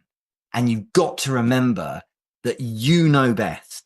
Just because they're the customer and have the money, it doesn't mean they're the prize. You are the prize because your job's to fix their problem with your solution. So embodying that role of the expert closes deals. The reason why is because they're really buying this feeling of, I've got this. And when you give them that sense of like, I just know what to do, it's very reassuring. Otherwise, you've got a non-expert buying from someone who's playing a role as a non-expert, and that leaves them with hesitancy. And of course, that's where you hear, I'll think about it. And that's the last thing we want to hear. So good. Shout out to Oren Claff. If anyone knows Oren, I want to see these collabs occur because you're sounding a lot what he preaches, right? Yeah. He's had a big influence on me. When I first read Pitch Anything, I remember it, Ben, because I would read a bit and I'd put it down and go, oh man, wow. And then I'd read it and I'd go, oh, what have I been doing? So he's really influenced me. And if there was ever a book I'd write on sales, it's that book. And he's already done it for me. So 7th of October, this comes out, we've probably already done it, but we're going to do a webinar together called Game of Money. Cool. And it's going to be really good fun, kind of to educate people on investing and in the way he sees it. And he's very kindly going to show us, this is free, but he's going to very kindly show us a live deal, because a lot of people are like, I don't get to see how investing works because it's the big guys and I pay them a fee and I don't see my money. I just see a little return. It's like, he's letting us in. So I'm thrilled. And it's a bit of a pinch me moment doing this because I'm trying to not, fanboy too much and focus on being useful to him. We'll make sure there's replays or another collab because anyone who's listening to this a year, a month, whatever in the future is going to want a part of that. But absolutely, Richard, man, I'm going to check out The Art of Sell. I encourage anyone, send me a DM if you're curious, if you want information, reach out to Richard. This has been fun, man. Thanks for coming on the pod.